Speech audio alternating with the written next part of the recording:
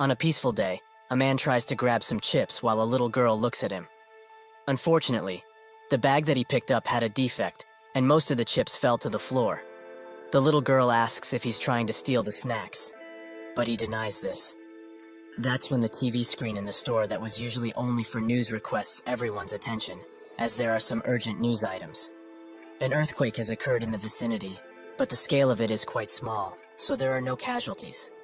However, experts say that the earthquake is gradually increasing in size and power, so measures will need to be thought about in advance.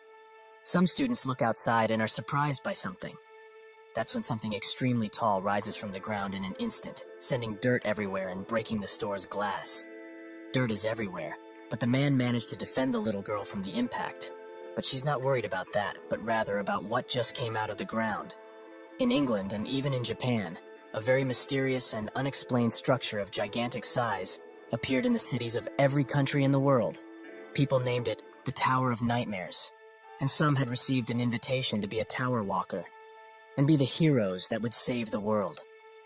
Those who accepted jumped straight into the tower's battlefield and received the blessing of the interface system, which enabled them to obtain items and powerful skills as if all of this were a game. But they realized soon in their adventure that this was no game. The people who accepted the invitation look at the countless screens that have scenes from the outside, and the tower speaks, saying that a tower impact will occur in their world very soon. Outside, construction workers are hard at work, and that's when they spot a person high up and urge them to come down, while someone also calls the authorities.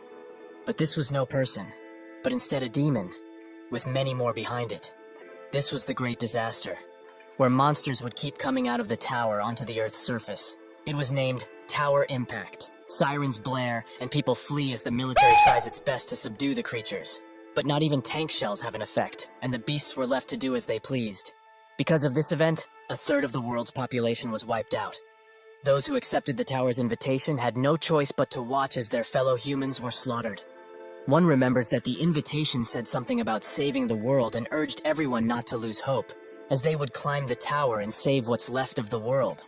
People agreed, and so the walkers with their special abilities and qualifications started to raid the tower in order to stop the full destruction of humanity. They stop at a seemingly impenetrable wall, but when they start bashing it with their weapons, the wall slowly gets destroyed. A guy spots a glowing stone that came out of it, and when they inspect it further, it's a return stone, which is able to send the user back to the time they were invited, and they will keep all of their memories up until now. Everyone thinks that such an item is overpowered, and Huang Inchen, the walker's captain, notes that he will try using it. He does so, and a blue light blinds everyone there. When they open their eyes, Inkan is nowhere to be seen. He really disappeared. The rest of the walkers are puzzled at what just happened, and wonder if he won't just appear back here even if he's gone into the past. Sakamoto, a former science professor, notes that things might actually be quite obvious. Inkan definitely returned to the past. But because part of the timeline was split up, they may never be able to see him again. He continues explaining what happened using well-known science theories like the multiverse theory and the parallel universe theory. So the current situation could be considered one where the universe's timeline got split up. So basically, when Inchan disappeared into the past, their world and his had split apart completely. The walkers are quite surprised and find it hard to process all of this information. But in any case, what's positive is that Inkan definitely returned to the past. But just because he did, it doesn't mean that something in this world will change. As far as they know, the tower has never lied about an item before, so this stone can return all of them to a world where the timeline was split. All of this is mere speculation, of course, but they can't just rule out the possibility that everyone who uses the stone will get transported to the same split timeline. The items in this tower exceed the common sense of humanity. Around that time, the second tower impact happened in the world outside, so before all of humanity was annihilated, the walkers had to make a decision. Will they use the stones and return to the past? Or will they remain in the tower and eventually meet a terrible fate? In a gruesome fight with an equally gruesome beast, most were being wiped out, and seeing that the situation was hopeless, some began using their return stones. One by one they disappear, and only one from that party is left. He falls to his knees and accepts that today, he will die. That's when someone wielding 2 daggers completely annihilates the once towering beast and asks the remaining group member if he's okay. The man says yes, and that's when many more walkers come from behind him, with one wondering how all of those bastards chose to run away like this. The man can only cry, and his savior thanks him for holding out until the very end. They gave him a stone, and these people were the only hope remaining in the tower. People who weren't tempted in the slightest by the return stone. Humanity's last line of defense and last warriors, Carpe Diem. One eventful day, most of them are dead, and one of the last remaining wonders asks, when did all of this go so wrong? Earlier, while they were fighting a monster, the one who uses daggers urged Jae-hwan to attack now. He comes from behind and, in a combination attack, destroys the beast. Jae-hwan asks what the casualties are, and Daggers notes that fortunately, at least today, there were none, and the injured will be okay after some healing and rest. Perhaps at this rate, it will even be possible to reach the final floor. Some wave at them, and while waving back, Jae-hwan spots that the monster dropped something. The Suppressing Dragon Sword, which is imbued with the energy of both sun and moon, is the sword that the Tiger Ghost, master of the 85th floor, forged in 1,000 days in order to kill a dragon. He picks it up and thinks that perhaps Yunhwan's words were right. They may be able to reach the final floor. This is what he thought, that all of this was going in their favor. But when they reached the 98th floor, the Chamber of Purgatory, reality struck him hard. Most of his comrades are dead or in the process of dying, so he's the last one remaining. The beast slaps him to the side, directly into a wall. This leaves him even more hazy, but in his core, he knows that it's over. Everything they overcame and did together, was all of it really to die like a dog in this godforsaken place? The beast charges with a flame attack, ready to end his life. But that's when Yunhwan comes from behind it and manages to deal some good blows to it. He urges Jae-hwan to get up and fight, as he can't hope to beat this beast on his own. However, the beast is too quick, and it manages to impale Yunhwan with its horn, an injury that can't be healed. Jae-hwan screams for him, and the beast uses this opportunity to run the already mortally injured Yunhwan into a wall. Jae-hwan can only watch, but finds the strength to get up and pick up his sword. He charges valiantly towards the beast, and now the winner is down to a single second. Jae-hwan manages to come out victorious, and tells Yunhwan that they should get moving. But his injury runs too deep, and he holds an already consumed return stone. He apologizes, and Jae-hwan thinks that because this guy never managed to lose his smile, even in this cruel and often unforgiving tower, the walkers gave him a nickname, Smile Knight. That same Smile Knight lost his smile today for the first time. Jae-hwan urges him to go before he changes his mind about this. Thus, he walks away. But the stone Yunhwan was holding is way too shabby, and it lost its power long ago. While walking a set of stairs, he thinks about Jae-hwan, who is much stronger than he originally thought. Thanks to that, he's convinced that it's possible to reach the top of this hellish tower. In his final moments, he sits by a window and says that if it's him, perhaps this world has not lost its hope just yet. With those words, the smiling knight's life ends. Jae-hwan stops at the door of the next floor and thinks of Yunhwan and how good of a friend he's been all this time. But he finds the courage and resolve to move forward to the 99th tower, which seems to be a snowfield of sorts. While in it, he dodges countless attacks from a beast, which urges him to give up, as this is a hopeless situation for him. But Jae-hwan refuses. Or is he perhaps too tired of playing with him this early? The beast continues its attack, and later, Jae-hwan hides below it, which angers the beast as it hates this game of hide-and-seek they keep playing. It's been 10 whole years since he reached the 99th floor, and even though he faced countless hopeless situations on his way to the 98th floor, the level of danger on this 99th floor is just incomparable to the lower levels. The boss of this floor is the ice dragon, Velkesis. Its breath, which came from a forgotten land, was hard to resist, even with the cold resistance maxed out. Jae-hwan thinks that if he hadn't picked up the pieces of equipment abandoned by the walkers who left, he would have died much earlier. The Suppressing Dragon Sword he got on the 85th floor, the Ice Demon armor Yunhwan himself gave him, and the Flame King's bracelet. This came from Han Seo-yul. He regrets even now that he wasn't strong enough to protect her, and her image still haunts him to this very day. He thinks of how she died, but the blacksmith interrupts his thinking and asks if he's really going to challenge the 99th tower again. He confirms it, as he feels that now he can manage to beat it. The blacksmith of Atopos, Jay, wonders if it will really be so. This is the village that was reclaimed after defeating the 50th floor boss, the monstrous dragon Altemianus, which goes by the name of Atopos. Although countless injured or dead walkers came in every day, people never truly lost hope, and the priests had established emergency rescue units to rescue walkers who were no longer able to fight. And the blacksmiths of the workshops created equipment for the walkers, who fought for the salvation of humanity, free of charge. Jae-won notes that it appears he's the only blacksmith left in Atopos. Jay says that he shouldn't remind him, as he's the only customer he has anyway. More importantly, it seems that supplies from the lower floors are dwindling by the day.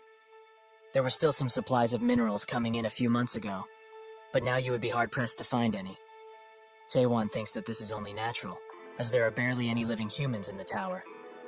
He doesn't even know what year it is, and there have been more than 10 tower impacts that have occurred thus far. And from that point in time, people were no longer being summoned to the first floor. All of the humans on Earth were most likely wiped out, right? Jay doesn't comment on this, and instead asks if there's nothing bothering him as he goes up the tower nowadays. Jae-won finds it curious that he says this, as at the place where the first return stone was discovered, there were some very strange scribbles on the wall. These couldn't have been made by another person, but if not, by whom? He says that he found nothing in particular, and Jay notes that 2 days ago, Grandma Hyline disappeared. People don't age in the tower, so if someone were to disappear, it would be one of these two. Either they returned to the past using a stone, or jumped off the tower. Hyline from Hyline's potion, and Jay from Jay's workshop were the only support-type walkers that remained. Jay continues to be hard at work, and that's when Jae-won says that he should teach him the blacksmith skill. Jay stops forging, and Jae-won smiles. Later he returns to the 99th floor, and Velkesis says that he must be bored of playing hide-and-seek. He also congratulates him, as no human has ever made it to the 99th floor alone since the creation of this tower. So, at least, he will acknowledge him as an incredible human and his existence. Jae-won smiles, as he finds it funny that the last thing to acknowledge him would be a monster, not a human. He notes that it will fall empty in here after he kills him, but Velkesis notes that such a thing isn't possible. Jae-won gets ready to attack, and asks how he's so certain in the first place. Even the armor that he prides himself on is starting to crack. Velkesis finds his arrogant attitude quite irritating, and notes that they have fooled around enough, so they should end this. They fight until Jae-won is no longer able, as he's hurt badly, with his left arm and leg being restrained. Velkesis asks why he keeps fighting until the very end, as even if he persistently holds on like this, the fate that he will face is filled with solitude and crushing nothingness. Jae-won says that he talks way too much for a being like himself, and breaks out of his restraints, ready to attack once again. Velkesis says that another thrust of his sword won't do anything, so he should just give up, as he cannot be defeated by skill alone. Jae-won started raiding the tower later than other people, and because of this, he missed out on things like secret classes or skills, which were taken very quickly. That's why he gave up on other skills and focused on a single one, the thrust. He thrust again and again, and because he killed over 50 million monsters with his thrust, his comrades thought his pronoun was thrust. He felt as his thrust underwent change, and it became faster, even more precise, and much stronger. As a result of this, his thrust surpassed its purpose as a single motion and started to gain attack power that was comparable, or perhaps stronger, than a hidden skill. But he had an advantage, as it wasn't a skill, so he never became tired, because it didn't consume spirit power. Even if that is the case, this beast's armor is way too tough, as he managed to only scratch it after hundreds of thrusts. Velkesis uses his position to prepare an attack, and it seems that dodging is not an option anymore. Prepared That's when to he die. notices a light, the same light he saw on the 98th floor. If so, he will put everything he has into a single attack. The attack goes through with great force, and Velkesis is more than shocked that he managed to damage him. Jae-won notes that it's not enough, as that attack should have completely blown away his entire chin. Velkesis urges him not to get carried away after he managed to strike him once, and he rises in the air, noting that this time he will finish him off for Prepared to die. good. He uses his beam to chase after the running Jae-hwan, who thinks that if he keeps attacking from the air, he has no realistic chance of winning. Velkesis pounces down next to him, and says that his situation is quite unfortunate, as if there were 10 more humans like himself. Perhaps then he would have been slain. If only his race had not been fooled by the mare's stone, their fate as a species would have been completely different. Jaehwan asks what he's talking about, but Velkesis has had enough and tries to strike him with his claw. Jaehwan manages to get away, and while standing at the door, he thinks that if he had even grazed him with the claw, he would have died. He thinks of his words about the mare's stone and wonders what it is. The battle raged on for 5 years, but eventually Velkesis took his last step, and the system congratulates Jaehwan about a myriad of things. He finds these many pop-ups quite annoying, and he asks Velkesis what the mare's stone is. He says that he knows the answer to that question already, but he will learn everything. On the last floor, he drops the Ice Dragon sword, which is imbued with his breath. Jaehwan picks it up and thinks that it doesn't resemble a sword at all. Out of some black goo, a door opens, and Jaehwan goes in. Above it, some sigils appear, which spell out Control Room. Jaehwan arrives on the other side, where he sees countless monitors of the current tower. The summoning ground, Atopos. Everything is here. Someone from behind him says that he's surprised he came here already, as he thought he would have gone to the village first. Jaehwan gets ready to attack, but the voice urges him not to be so nervous, and he also forgot to broadcast an important message, so he should wait a bit. That's when a system message pops up in front of Jaehwan, congratulating him for being the first to clear the tutorial games in World 294. His achievement has been recorded in the library of the Undying Library, the Akashic Records, and it will be preserved such that it can only be viewed by the monarchs of the Almighty Land. Jaehwan has ignored all of the rest, as he is stuck to one sentence. What does it mean by tutorial? His whole world crashes down, and the man who spoke with him comes out, noting that he must have found this quite shocking, but he hopes he will get past it fast. Otherwise, he might get engulfed by his own emotions. He says this, but it appears that he's too late with the warning. However, he shouldn't feel upset, as he's done quite well for a mere human. Suddenly, something catches his attention, as the water that was representing Jaehwan's emotions clears out. The creature notes that he recovered faster than anticipated, and Jaehwan demands to know who he is. The creature apologizes, saying he was too excited to meet him, so he forgot to introduce himself. But still, to think that he reached the 100th floor by himself, this has never happened before. He is a demon by the name of Beastrain, and he is the current master of the Tower of Nightmares that he's just cleared. Jaehwan says that if all of this was a tutorial up until now, the real game hasn't started yet, right? Beastrain congratulates him for his swift understanding, but before explaining, he has something to show him. He snaps his fingers, and a large monitor showing the first time Jaehwan came to the tower appears. He watches this with widened eyes, and Beastrain notes how fresh they looked, and it's also been a while since he's seen these scenes. He showed up when Yunhuan introduced him to the party. Beastrain notes that his favorite part is coming soon, and they certainly didn't expect what was coming next. A real tearjerker of a story. He cried so much watching these, but how is it for him? Does he have any regrets? Perhaps feelings of anger or sadness? It's only natural if he does, but these are useless feelings now.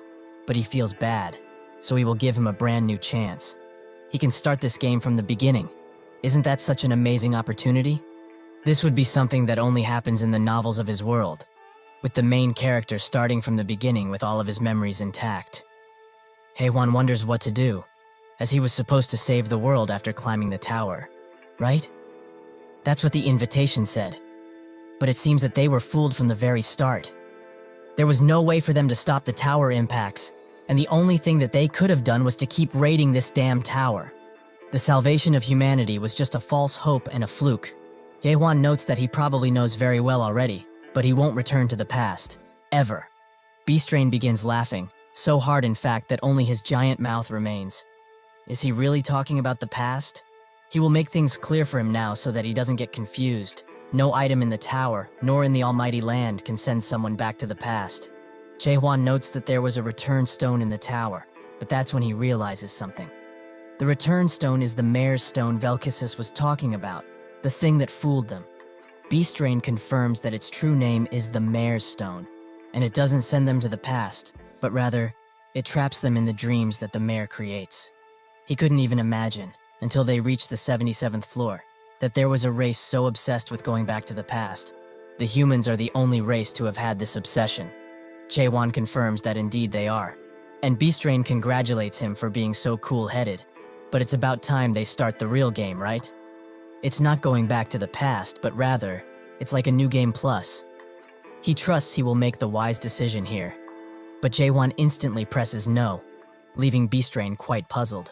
Jaewon says that thanks to him, he now knows what the tower truly is. An item information tab opens about the tower, and it explains that it is known as the Stronghold of Regrets, the second product of the creator of nightmares, Mayor Mullark. Jaewon notes that he has already entered the mayor's dream that the tower created, so if that's the case, he will hunt him down and go to the next floor. Beastrain sighs and notes that there's nothing on the next floor, because it doesn't exist. Jaewon, however, doesn't believe them anymore, and Beastrain says that he must be doing this because he thinks the reward of going back into the past with his memories is too low. That's the second Jaewon thrusts his sword into his neck, and Beastrain's head falls right off. He's quite peeved that he did this, so he tries to ask what he wants. Perhaps a hidden item or skill? He will give him whatever he wishes for. He has earned this much at least. Jaewon notes that he needs none of those things, and while reforming his head, Beastrain asks if he really doesn't want to return to his original world. Since he has already realized that he's within a dream of the tower, there was never such a thing as the tower impacts. He snaps his fingers, and in that second, the room changes to the outside world, where everyone is healthy and safe, leaving Jaewon in a daze. Beastrain thinks that he finally understands how it is. Nobody really died, his family and friends are all safe, and for entities such as himself, who feel a sense of worth from living in groups, he must be quite relieved. But it seems he has forgotten to show him the most important thing. He snaps his fingers once again, and they are sent to a hospital room, where every awakened is being held, as they are all in a coma. Jaewon stares at his unconscious body and asks if that really is him. Beastrain notes that he must be surprised at how clean he looks, but in the tower, decades have passed, yet in the real world, it has been a mere month. What's more is that he will never be able to win against him realistically. As compared to him, who just barely managed to survive the tutorial, there is a huge gap between a human like him and a mighty dragon. Jaewon sighs in relief, as if he's a dragon. He has experience, as he has hunted one down before. Beastrain finds his cheeky attitude quite rude, and so begins their long battle. Much later, he waltzes into Jay's store, who is nowhere to be found. While working on a blade, he thinks that yesterday was the 72 attempt, and though he has challenged him every single day, without rest, he can't seem to leave a mark on him. However, he did not die either, as it seems that Beastrain is purposefully keeping him alive. That's why, no matter how many days or years it takes, he will defeat him. Beastrain watches him on a few monitors and thinks that he must be patient, as this guy is a valuable product that he's going to sell, a very special product. As a professional cultivator, he has never seen something such as this before. A cultivator ensures that a product will adapt safely to the almighty land, but putting it through a secondary cultivation process, so that the product ripens and enhances nicely. The first and primary way of doing it is by culling undesirable seeds, so that only the good ones remain, which is done through the tutorial game. With this done, the chosen product can truly begin to be grown in the real game, so the secondary process is done to provide the chosen seeds ample water and soil for them to grow. But to think that a product refuses to move on to the next process, should he just hope for the best and kill him? As the soul isn't destroyed if one dies within the tower. But what if he is somehow harmed because of their difference? The harvesters would certainly not sit still at this. He needs to raise him into a flawless diamond and sell him off, so it's about time he raises a high-ranking demon. He also must pay the loan for purchasing this tower too. This guy is so special. Even gods who never make deals with demons have contacted him. At their next battle, he asks him honestly, what does he truly want? Doesn't he get tired of this little game they are playing? If he would listen and start the real game, he would also be quite happy with the results. So why is he trying so hard now? He rises a giant ice wall and comes behind Jaewon. Before he can react, Beastrain slams him into the wall. He has had enough and desperately tries to get him to start the next game. He will give him secret skills and items. So why Why in all that is good does he want to continue something so pointless? Jaewon says that he will hunt him down and go to the next floor, making Beastrain go crazy. What does he have to do for him to make him even consider going to the real game? Jaewon thinks that this is what he was waiting for, as now he can use him. He would like to ask something of him. They sit at a table, and Beastrain hopes he's not surprised too much with this information, but his universe isn't just made up of a single dimension. Jaewon notes that he already knew, as parallel universes and things like the multiverse are common speculation on Earth too. Beastrain would like to explain further, and says that there is one main dimensional level called the Almighty Land, and under it are countless alternations that branch from it. Earth is just one of the small planets in the dimensional realm that were scattered from countless alternations. They call it the 294th world. While in the Tower of Nightmares, where they are right now, walkers can earn themselves skills and items, and while working on their statuses, they will adapt to the system of the Almighty Land and will earn a chance to travel to an entirely new world. As for demons such as himself, they have the role of supporting the game. Jaewon asks a simple question. Why is he doing something like this? Beastrain smiles and says that he doesn't believe that's what he's really curious about. He snaps his fingers once again and thinks that what Jaewon is trying to ask is out of the countless alternate worlds. Why has the Tower of Nightmares come to his? That is right, isn't it? Why he and his race were forced into such a fate? His grin grows and says that his world was simply chosen by chance. Jaewon demands he stop talking about that, as what he really wanted to ask is, why is someone like him operating this tower? Beastrain is quite surprised by this and tries to beat around the bush, saying that it's just something his race volunteers to do. But it seems that he doesn't believe him. However, demons really do enjoy volunteering quite a bit. There are many demons who they themselves watch over other special walkers on different planets. They have made a paradise where humans, monsters, and demons can live together peacefully. The harvesters have had their patience run thin, so they are now demanding he finish this already. He tries to coerce Jaewon one last time, but he doesn't believe him for a second, as it seems he is also able to read the harvester's words. Earlier, he looked at his status window, and it seems that all his stats were maxed out. Even with this, he just can't seem to defeat Beastrain, no matter what he does. Can humans really be reduced to nothing in this world system? That's when he feels something in his chest, and when he looks forwards, he sees a glowing light coming from some ice. He reaches his hand forwards and touches it. They took the form of fine particles, as well as rough sugar cubes. Every time they changed, they took on a different form entirely. These particles were the essence of the world, and no matter the form, he understood what it was almost instinctively. It seems that this is why he can read the monarch's messages. He asks about them, and Beastrain is glad he has some interest in this. The monarch are the ones who rule the Almighty Land, and generally, the ones who clear the game and enter their world are invited to join their respective groups. Jaewon asks more about joining up forces with them, and Beastrain explains that depending on which monarch one chooses, their future will change drastically too.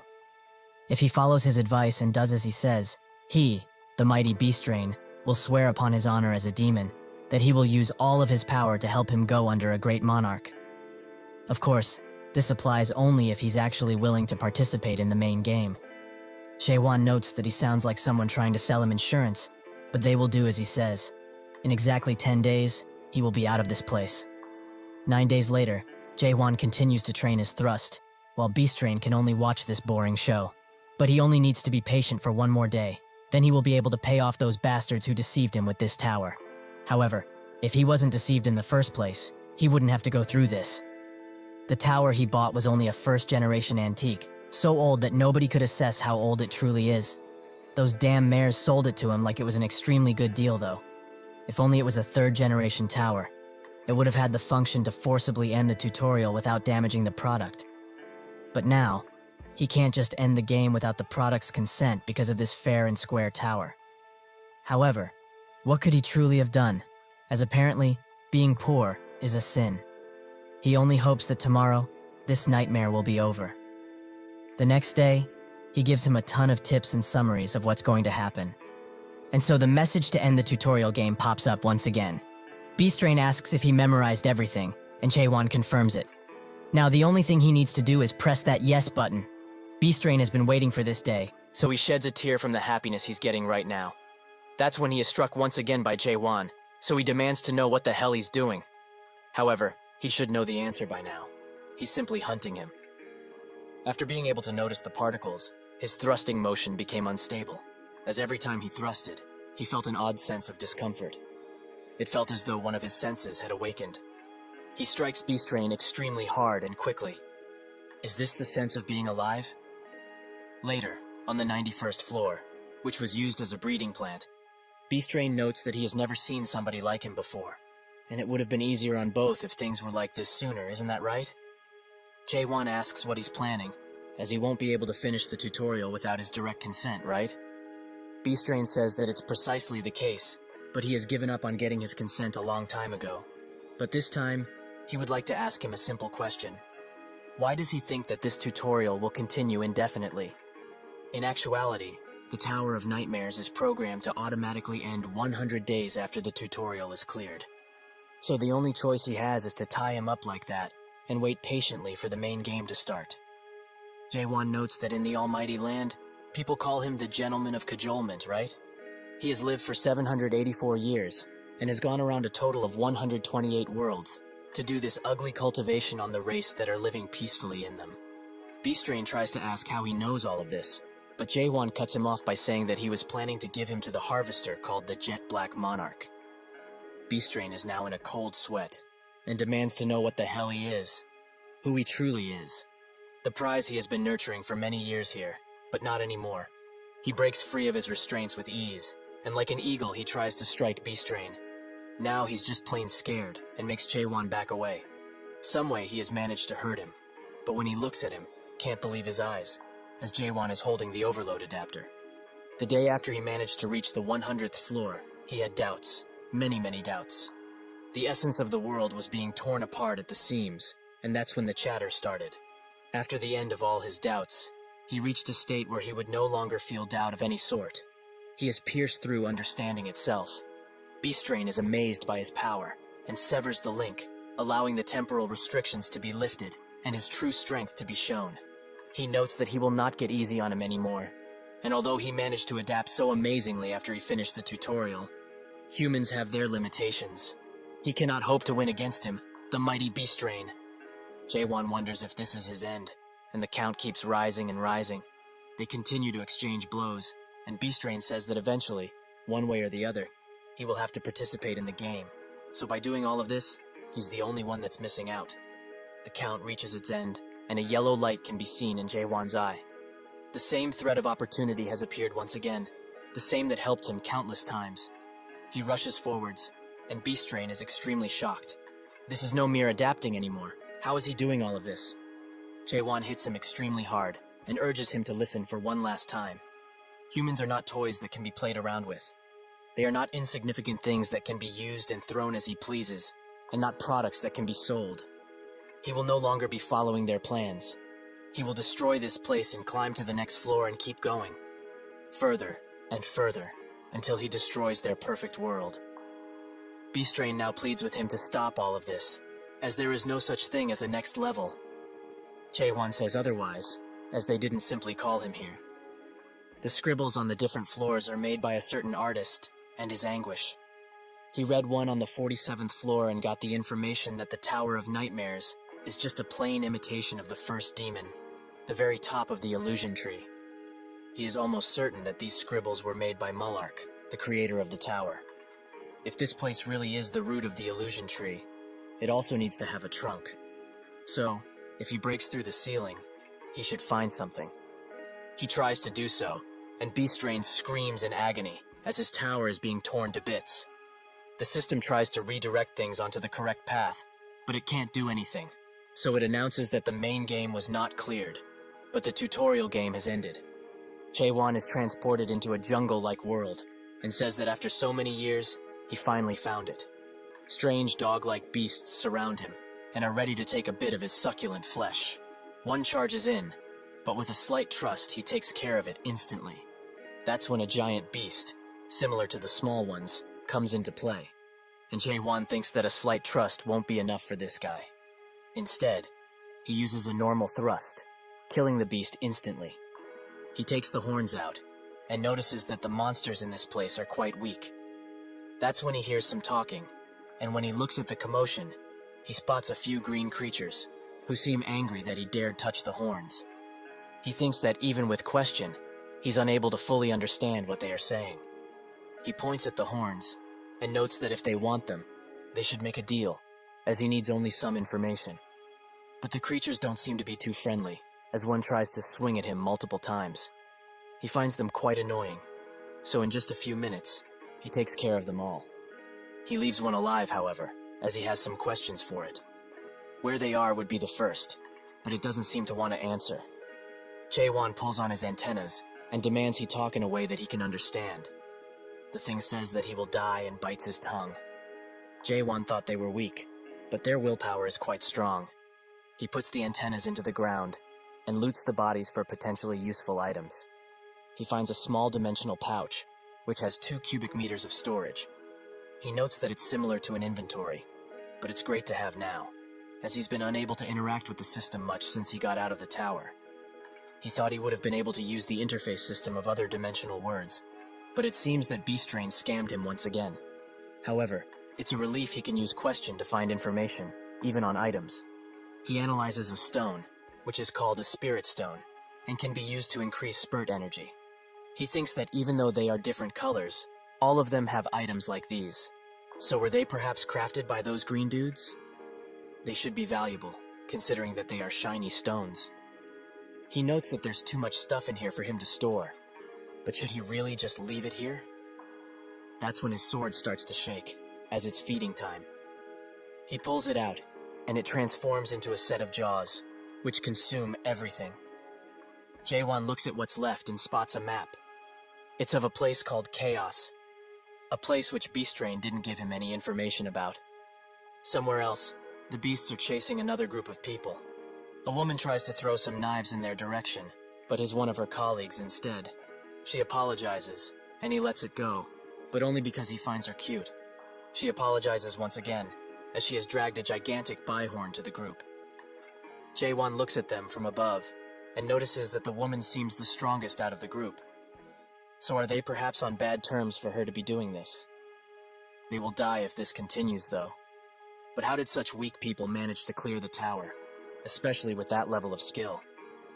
The man with red hair charges an attack, and the woman tries to help out too, but she unfortunately hits the guy straight in the ear. She apologizes while laughing, and the man curses at her for being so inept.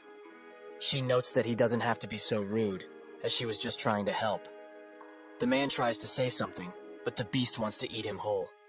That's when Jae-won jumps down, and directly on the beast, ending its life. The dirt slowly clears away, revealing Jae-won and his sword. They are extremely surprised by his appearance, and after talking a while, Jae-won gives them the Bihorn corpse.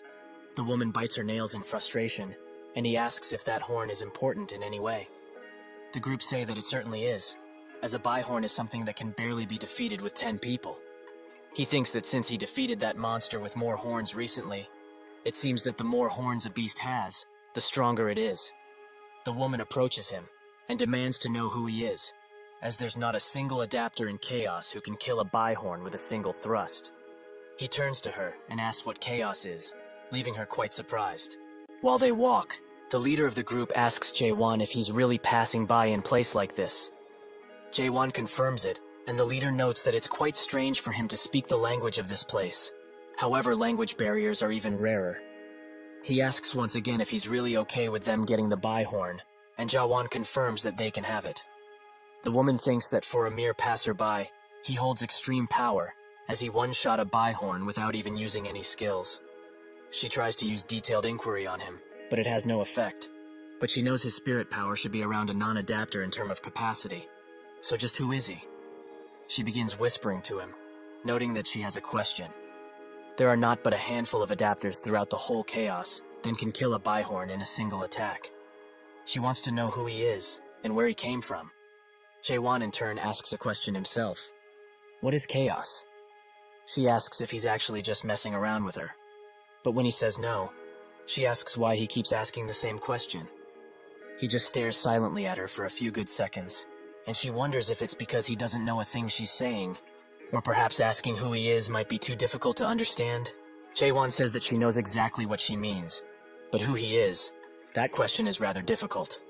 Where he belonged, and the relationships he had on Earth, all became meaningless the moment he was transported to the tower.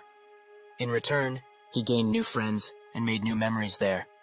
But as the tutorial slowly came to an end, those two disappeared, almost as if they were a mirage. Although those friends that were with him are probably now on Earth, and if he takes into account that the clear reward was to retain all of his memories while starting over, it means that they wouldn't be able to remember him, nor the memories they have made inside of the tower. He says that he doesn't remember a thing, and she seems apologetic at first, but her real feelings come out, as she doesn't believe that he has amnesia at all. He notes that he never once mentioned anything about amnesia, but she feels that it doesn't make a difference. Is he the mighty of the abyss or something? Jaewon doesn't even know what she's talking about, so he asks her to stop nagging him so much. He pulls out his weapon, that is quite hungry at this point, and she's quite shocked. This must be it. The spirit weapon is the source of his power, right? Spirit weapons are a rare sight, and the other party members have also noticed it, making their eyes glow in anticipation and greed. She's mad that somebody like him actually ruined her perfect plan, but that's when an idea comes to her mind. She notes that she will stop with the asking of his identity, but in return, she would like to make an offer. Does he wish to hear it, perhaps? Afterwards, this woman, who called herself Mino, explained what chaos is on a basic level, and also some things about the party they were currently with. Most importantly, that they are a wicked group of people that belong to a clan named Red Fox. She is basically asking him to kill all of them, but he will remain vigilant for now, as she said that soon they will try to attack him. Night arrives, and the leader says that they should sleep somewhere around here, as moving in the dark is quite dangerous, as they might provoke more horned monsters. They make a camp and sit around with Jaewon thinking that based on the map he found, the village should be close by. He uses comprehension, which has reached its second state, and hears that the group is conspiring to do something, as they have found out he's at the level of a non-adapter, so it's obvious that the spirit sword carried his battles up until now. Spirit weapons are artifacts one can only get in the abyss. Jaewon thinks that they are up to no good, but they would be rightly horrified if they found out he got this from the root of the illusion tree. From what Beastrain said, the tower's equipment isn't that impressive, so he finds it quite strange that people are after him. However, now he's almost sure that this place is not the almighty land. The party starts to move, and Mino arrives, first noting that he should get ready with that spirit weapon of his. Jaewon says that he doesn't have it now, as he lent it to someone who wanted to use it during his night watch. She finds his stupidity limitless, and eventually, the party surrounds them. The leader notes that he's quite the fool, but even if he had that mystical weapon, it would be useless against them, the mighty Red Fox. Mino asks if he really wants to see more blood than usual tonight, and Haewon smiles, as he finally gets the chance to see her true abilities. The attackers rush in, but she throws 2 knives, which land square in their heads. She kicks the other while grabbing another knife and throwing it at the remaining attacker. She lands gracefully and apologizes for throwing the knives so strongly. It's because she's quite angry with them. But from this point on, they are all going to suffer what they just did. The leader says that he became suspicious of her when she started accidentally luring monsters to them. But she is the Witch of Massacre, just as he anticipated. But who made a request to the Dark Forest clan? Mino notes that it doesn't matter who did, as there are numerous people who want them dead and rotting in within chaos, because they are murderers, through and through. The leader rushes in, and says that the Dark Forest clan wouldn't intervene because of something like that. He starts wielding the spirit weapon, and notes that she probably took this request personally. But if that's the case, she will die tonight. She finds his need of a spirit weapon quite cowardly, but he notes that an insurance plan is also set, so she shouldn't worry about him. She scans the area, and feels that everyone is at least a Stage 1 adapter, with 40 or perhaps more surrounding the area. No wonder she felt a lot of presences around the area.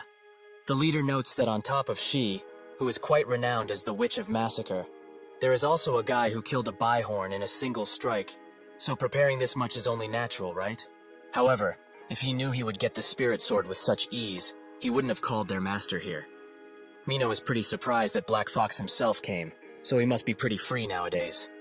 Clant, the Black Fox, the Red Fox clan master and a Stage 3 adapter, notes that she should feel honored by his presence, as they have gathered half of the Red Fox just for her.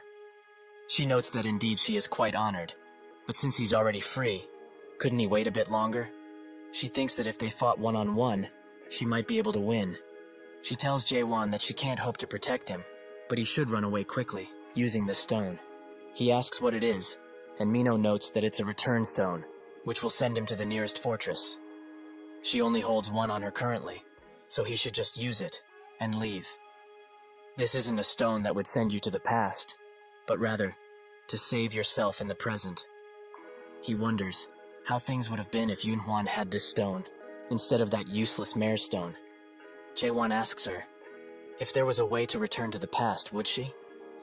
She notes that the timing and the current situation aren't that great for answering this question, but she wouldn't. She really tried her utmost in living, and if she's fated to die tonight, then so be it, as she won't return to the past, no matter the outcome. Jae-won taps her shoulder and notes that she will not die. In that split second of confusion, he lunges forwards, taking out a few with just that strike. Clant uses the Fire King's 14 strikes to boost his subordinates, but Jae-won uses Void, and he cuts through all of them before reaching Clant. He tries his best to block the attack, but it goes through and creates a gigantic hole in his chest. The leader of the small group presents him the spirit weapon out of fear, and Jae-won uses it to wipe out the remaining subordinates. Mino is extremely shocked, as she thought that he was a dumb, clumsy, and dull idiot. But she was very wrong. Strong, that's what he is. She comes next to him and asks once again who he is, but he asks himself, has she forgotten already? Perhaps she's the one who has amnesia. She tells him that he's quite narrow-minded, and also asks for the return stone back. Jae-won says that he lost it, which causes her to be furious, as apparently those things are quite expensive. They sit by the campfire, and he thinks that this situation is quite peaceful. Mino still tries to search for her return stone, and wonders why she gave it to this dumb human in the first place. He notes that she probably knew what he was from the very start. A human. She thinks that he's joking, as she's also a human herself. Jae-won clenches his fist, and says that it's great that she is. She looks at him, and is quite surprised by his expression. Is being human really enough for him? The next day, while walking to their destination, Mino asks if he really has no recollection of being in the Almighty Land before coming here. He confirms that indeed he does not, and she's quite envious of him not having any memories. He asks what part of losing his memories is good, and she explains that not only her, but other people will also be envious of him once they hear this, as it's quite obvious why most people come to Chaos in the first place. He thinks that it's not really that obvious, and asks why she ended up here herself. This question causes her to stop walking, and says that if he actually knew what he was asking, he would regret it quite a lot. Eventually, they arrive at the Gorgon Fortress, and Jae-won notices that there's something similar to the summoning ground that was on the first floor of the tutorial next to it. Suddenly, a lot of people pop up, and they all scream, almost as if they are dying or are dead already. He knows very well why people make those expressions. Mino notices that a lot came by this time as well, but now he should know what he asked. How people end up in Chaos. He shouldn't ask that question to anyone in this place, as this is the world of the dead. If one dies in the Almighty Land, they end up here, and if they somehow die here, they end up as nutrients for the illusion tree. A few guards come out of the fortress, and their commander tell the newcomers to form a line, as they will be provided with blankets. He continues to take care of them, and Mino, who calls him James, catches his attention. He asks why she's at the northern checkpoint, and she explains that somehow she just dropped by, but it's not like they don't know each other. So he just let her inside, quickly. James explains that the situation is quite different now, as not long ago, they were instructed to check everyone who wishes to enter the fortress for their identification. She's quite saddened by this news, as that way is just plain outdated. She asks Jae-won if he also doesn't have any identification, and he confirms it by nodding. Mino sees this as an opportunity, and comes closer to James.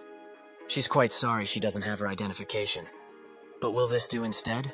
He immediately shoves the Byhorn horn into his pockets and notes that she's free to go. He also asks Jaewon for his identification, but of course, he doesn't have any. Mino jumps into action and notes that if he just pleads with her to help, perhaps she just may, but only if he begs. James says that without identification, he can't enter the fortress. Jaewon starts pulling out something from his bag, and Mino thinks of the worst. Is this guy really going to kill the security troops? But judging by how strange this man is, it might actually be possible. She gets in front of him as to defuse the situation, and that's when someone from behind them asks if there's a problem. Mino thinks that now, they really are screwed, as the most famous in Gorgon's forest came by. The cleanest checkpoint captain, the stubborn-headed Carlton. He demands James explain what is happening, and he does so instantly. So, this man just wanted to enter the fortress without identification, right? But of course, he can't be allowed entry.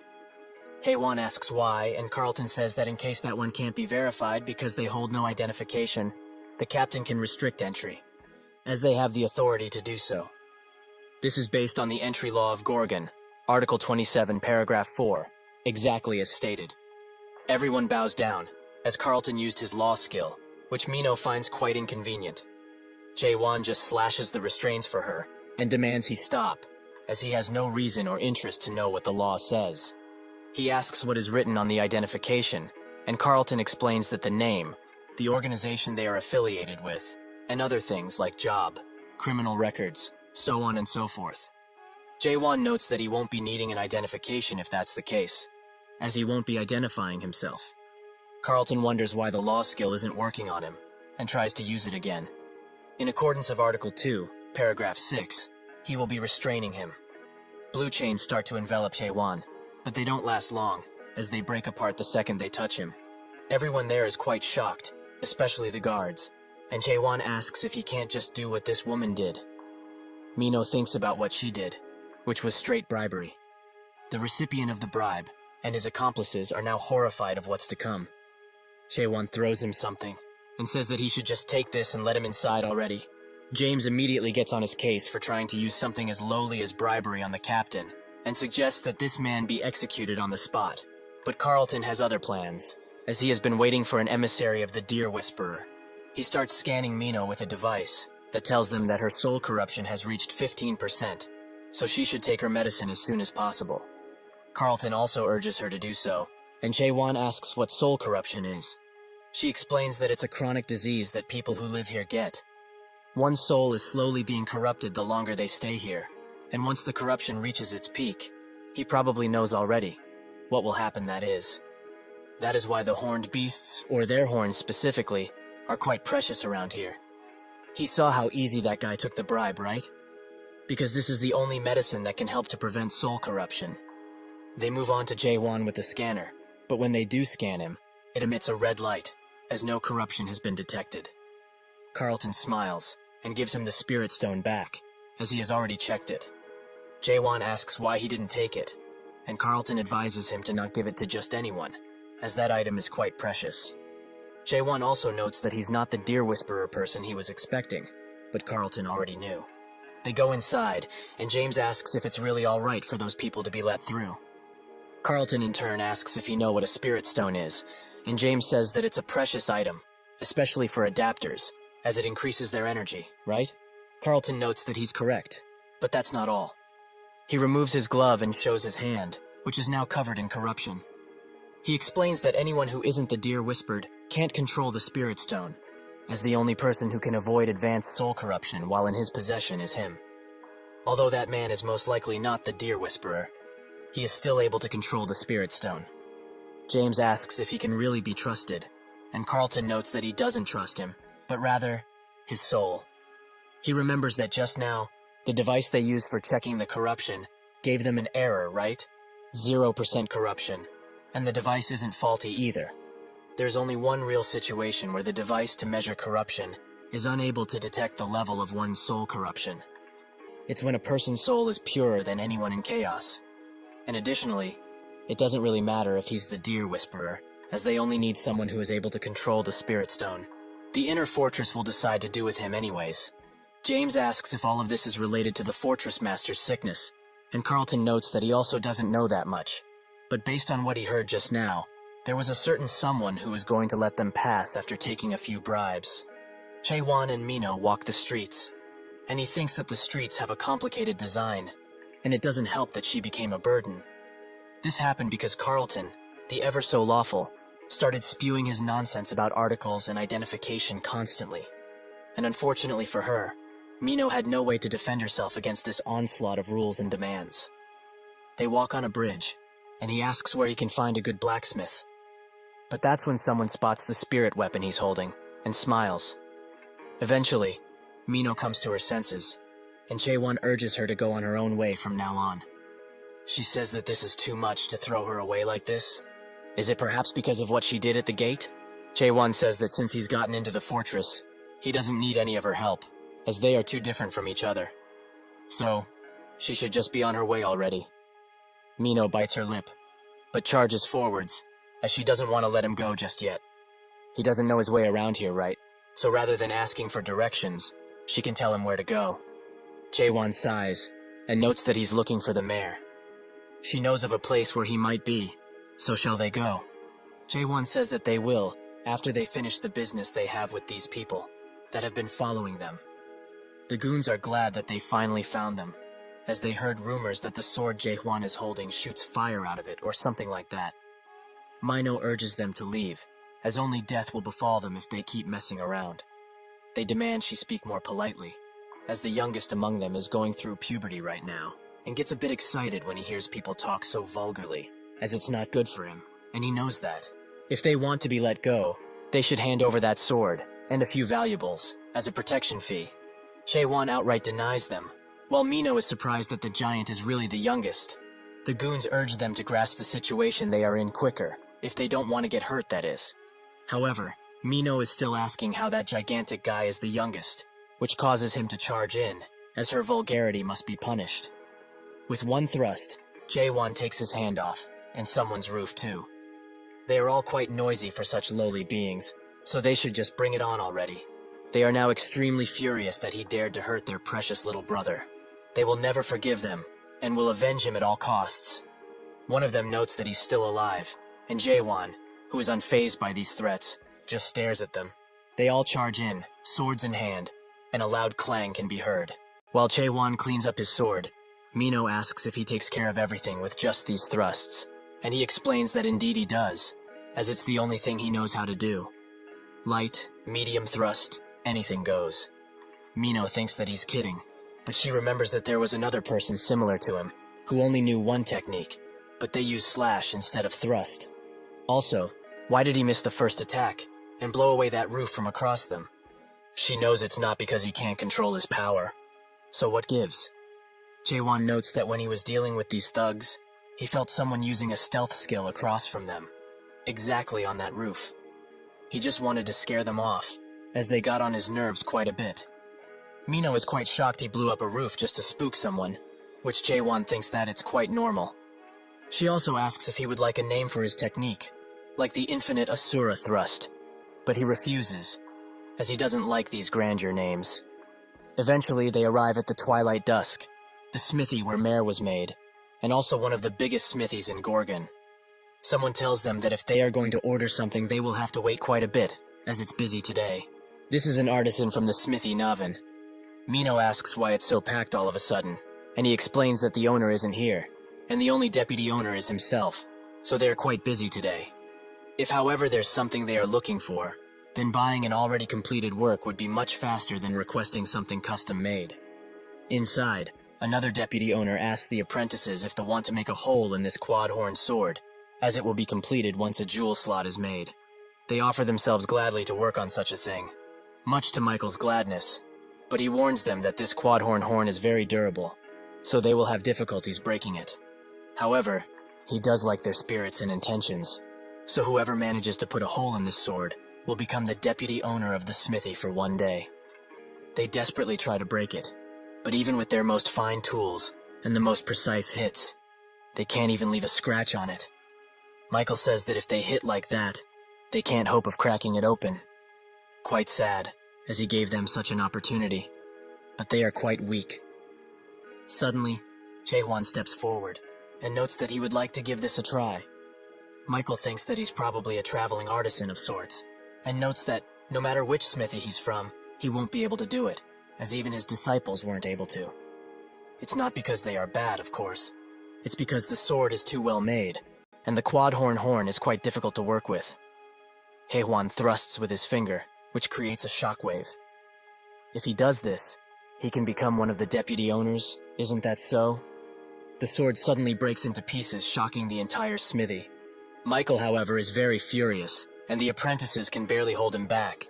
Jaewon notes that he was going easy on it too, but Mino says that isn't going easy at all.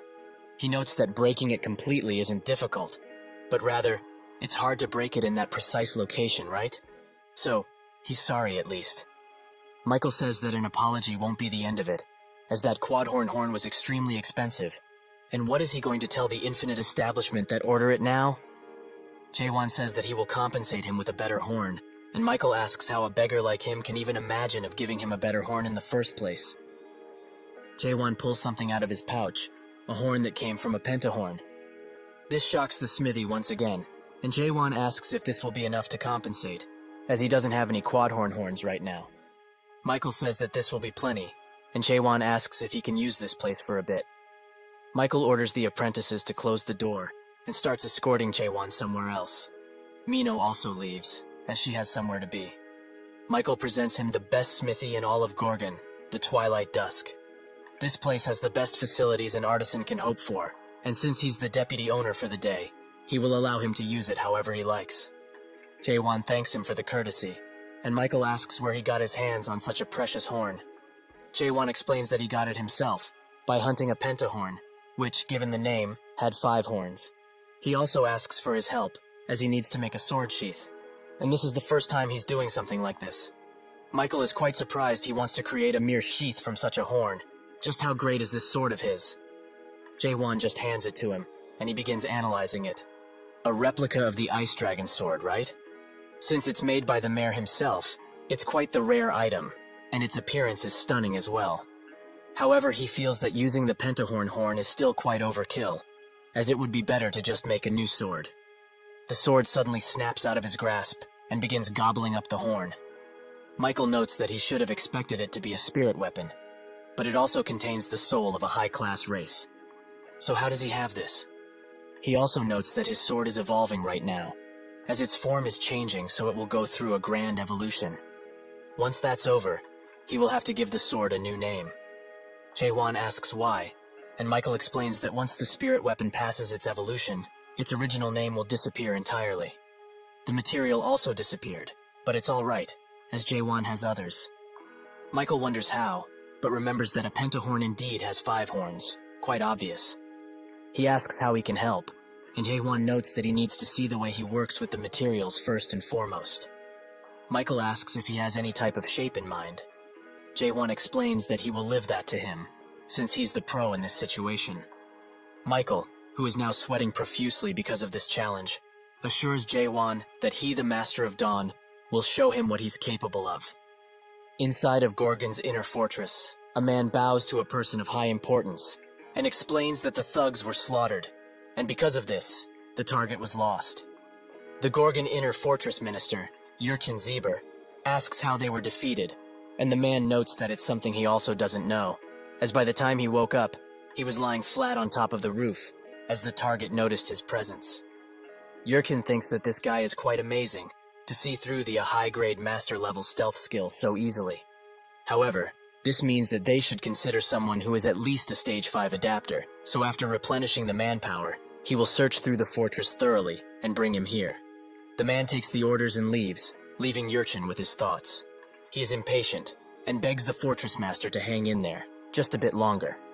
Inside of a bar, a hologram presenting the top 10 of this week, with the host being Siren plays. She notes that this is the last video of today, and it's something they might be familiar with. A video which is quite popular in Little Brother, and quite controversial, as it's at the center of attention now. The 99th floor solo clear. This is Jaewon, however. His face is blurred out. The bar patrons wonder what happened to him, as the monarch seemed to like him quite a lot. One explains that the tower received a cultivation suspension, as that demon bastard was up to something, and probably got caught. They talk about rumors of him, how he abandoned cultivation altogether and ran away. So the video must be fake as well, as it's impossible for someone to clear the tower all alone. They ask for some more booze, and that's when Mino walks in, who catches everyone's attention. She sits at the bar, and one guy tries to hit on her, but after she tells him to get gone, he does so instantly. She wonders why she's feeling so upset all of a sudden and orders the hard stuff, enough for her to drown in.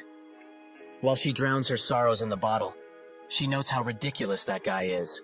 A total nutcase, thinking that he's a big shot. He's plain crazy. The bar owner, Claire, notes that she's heard enough from her, as her rambles have become quite annoying. She already has many men around her, so why hang out with someone like him in the first place? Mino explains that whenever she sees him, she get really upset. He destroys everything without a care in the world and swings his sword as if this place and its rules don't even exist for him.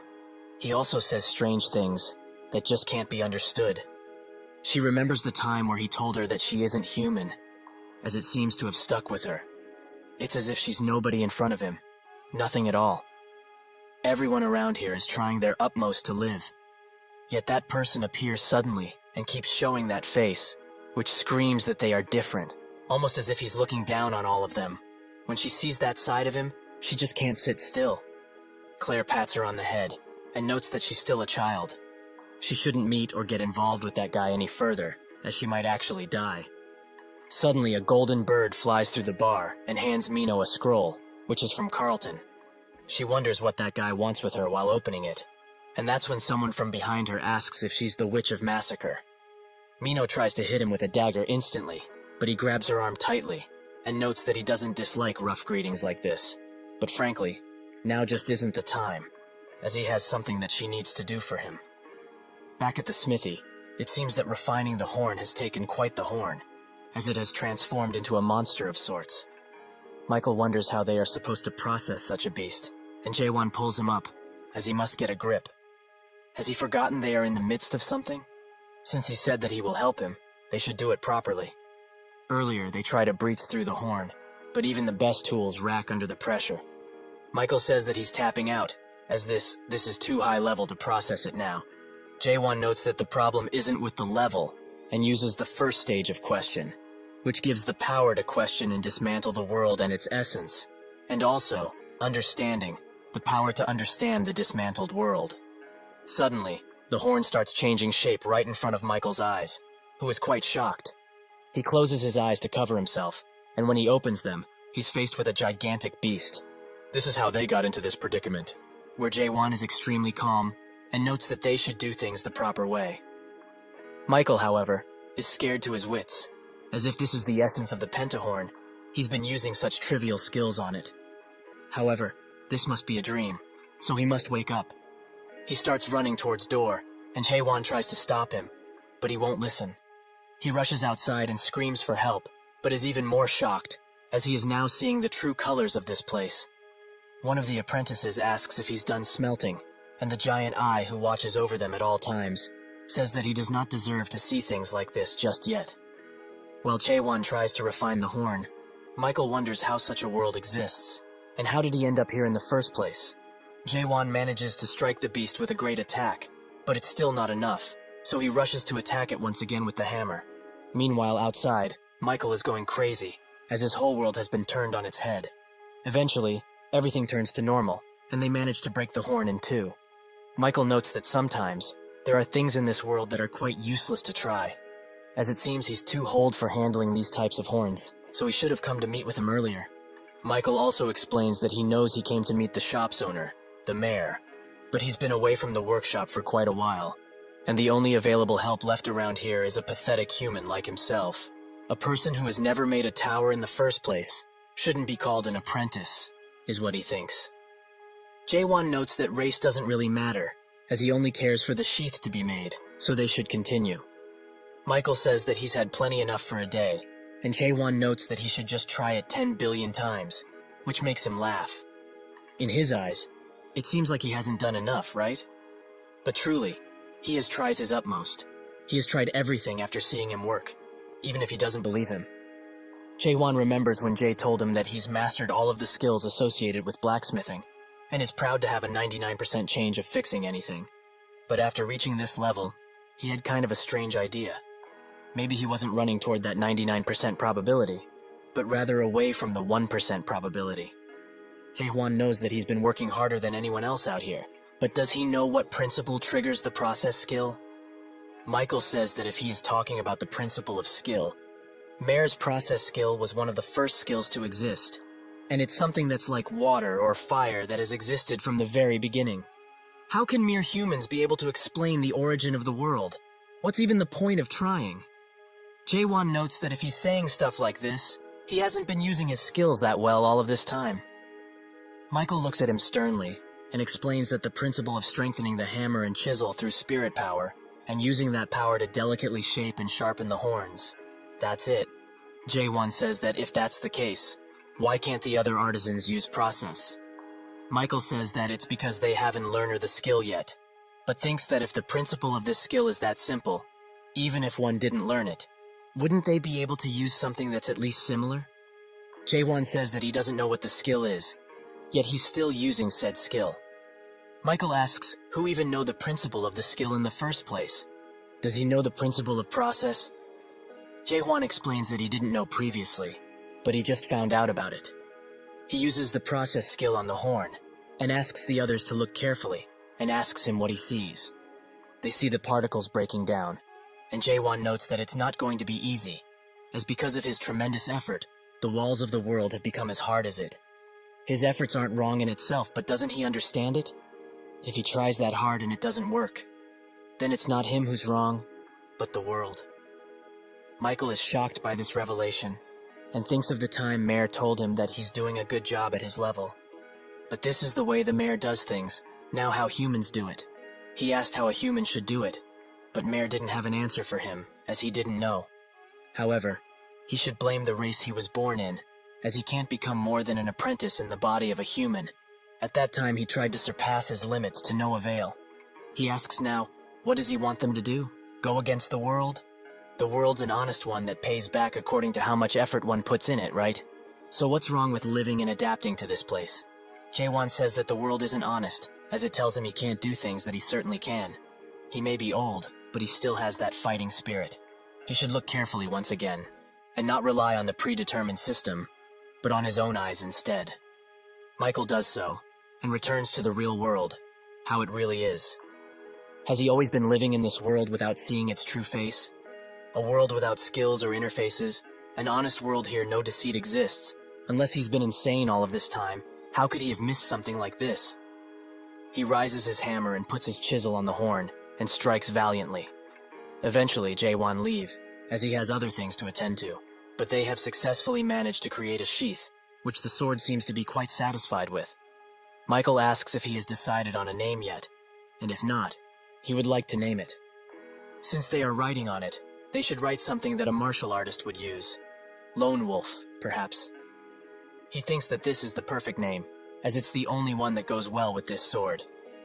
With that, Jae-Won turns to leave, but before that, Michael asks him one more thing.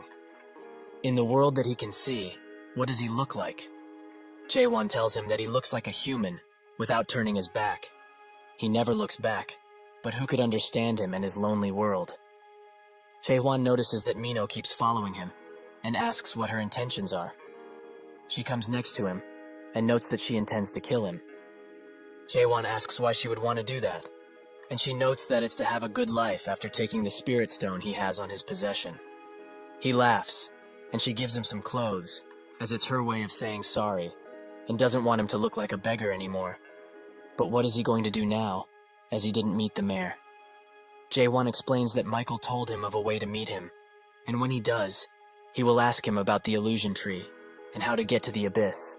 She asks why he's doing this, as the people who come back from there aren't the same. He notes that he isn't coming back, as he's going to destroy this world and the people on it. This comment sends Mino over the edge, and she asks who he is do such a thing. What gives him the right? Just who does he think he is, for him to live his life without caring for those around him? Acting as he please, without a single bit of care, and being blunt. And most of all, not thinking that people here are humans. Every single person around here are people, even if they are not as strong and brave as he is. They are still human. Jae-won thinks of the two who have shifted his perspective quite a bit, and with question, reads that someone has her on hold as they want her to bring Jae-won back. That person has someone hostage that she cares about, and he's their target, right? He notices some guys from across them in an alley and thinks that it must be them. She brought him here to get beat up and save her hostage? A meaningless venture. No matter how many times these things are saved, the truth remains the same, because question shows him the true world. A world where data and numbers rule, and where there are people who would sell their own soul in order to raise their numbers. He will just have to get rid of them somehow, and find the mayor.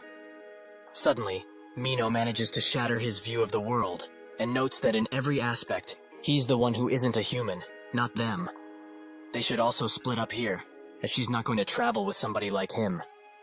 Jae-won looks at her with wide eyes, and wonders why she looks like a human again. Jae-won finds out that the guys who threatened her are working with Mare through question, and notes that he should get chasing after her after he changes. Mino arrives at the bar and slowly opens the door, where some goons are harassing the people. The Forbidden Heaven clan elder, the eldest of the three Janya brothers. Janya himself asks why she came back alone, as they had a deal. Mino says that he shouldn't have trusted a witch like herself, and that person isn't coming, because he's going to destroy this world. Janya says that she's gone insane, and uses the secret art of shadows to attack her. She dodges the first attack, but Janya uses her position to attack, which hurts her quite a bit. He tells her that they have put soundproof barriers in this place, so there's no way anyone from the outside will know what is going on in here. So she should just give up and bring that guy already. Mino notes that the Dark Forest will be after them, but Janya knows that there's no Dark Forest branch within the Gorgon Fortress. So by the time the Dark Forest clan finds out, she and this woman will both be crushed. Mino uses the 7 daggers of Akarm's secret technique, but even that doesn't do a thing. She falls on her knees and thinks of the time when Jae-won asks her if she wanted to back in the past, if she ever had the chance to. Now, she would, as if she followed him from the start. None of this would have happened. Suddenly, a thrust comes from outside, which pushes Janya back. Mino says that she hates this kind of development, and also asks why he's here instead of destroying the world. Jae-won notes that the clothes she gave him didn't fit, and the goons are glad that he came here on his own. Jae-won says that if they are working with the mayor, they will bring him here now. Jae-won demands that they bring the mayor here right now. The goons wonders if he's actually crazy, and one notes that there are rumors of him going against the fortress, so they seem to be true. Mino urges him to be careful, as their leader is a 4th stage adapter. Jae-won notes that he will not lose, and Janya jumps in the air with his goons, ready to attack. He says that he's quite arrogant, but they will help, and teach him an unforgettable lesson. Jae-won uses a light thrust, which Janya dodges, although barely. The goons are quite surprised that he has that much power, as they thought he was a non-adapter all of this time. Janya wonders if he's one of the mighty from the abyss. Jae-won thinks that, up until now, the only thing that managed to dodge his light thrust was the 5-horned beast. So does it mean that a 4th stage adapter is at the same level as that thing? Well, for him, it doesn't really matter now.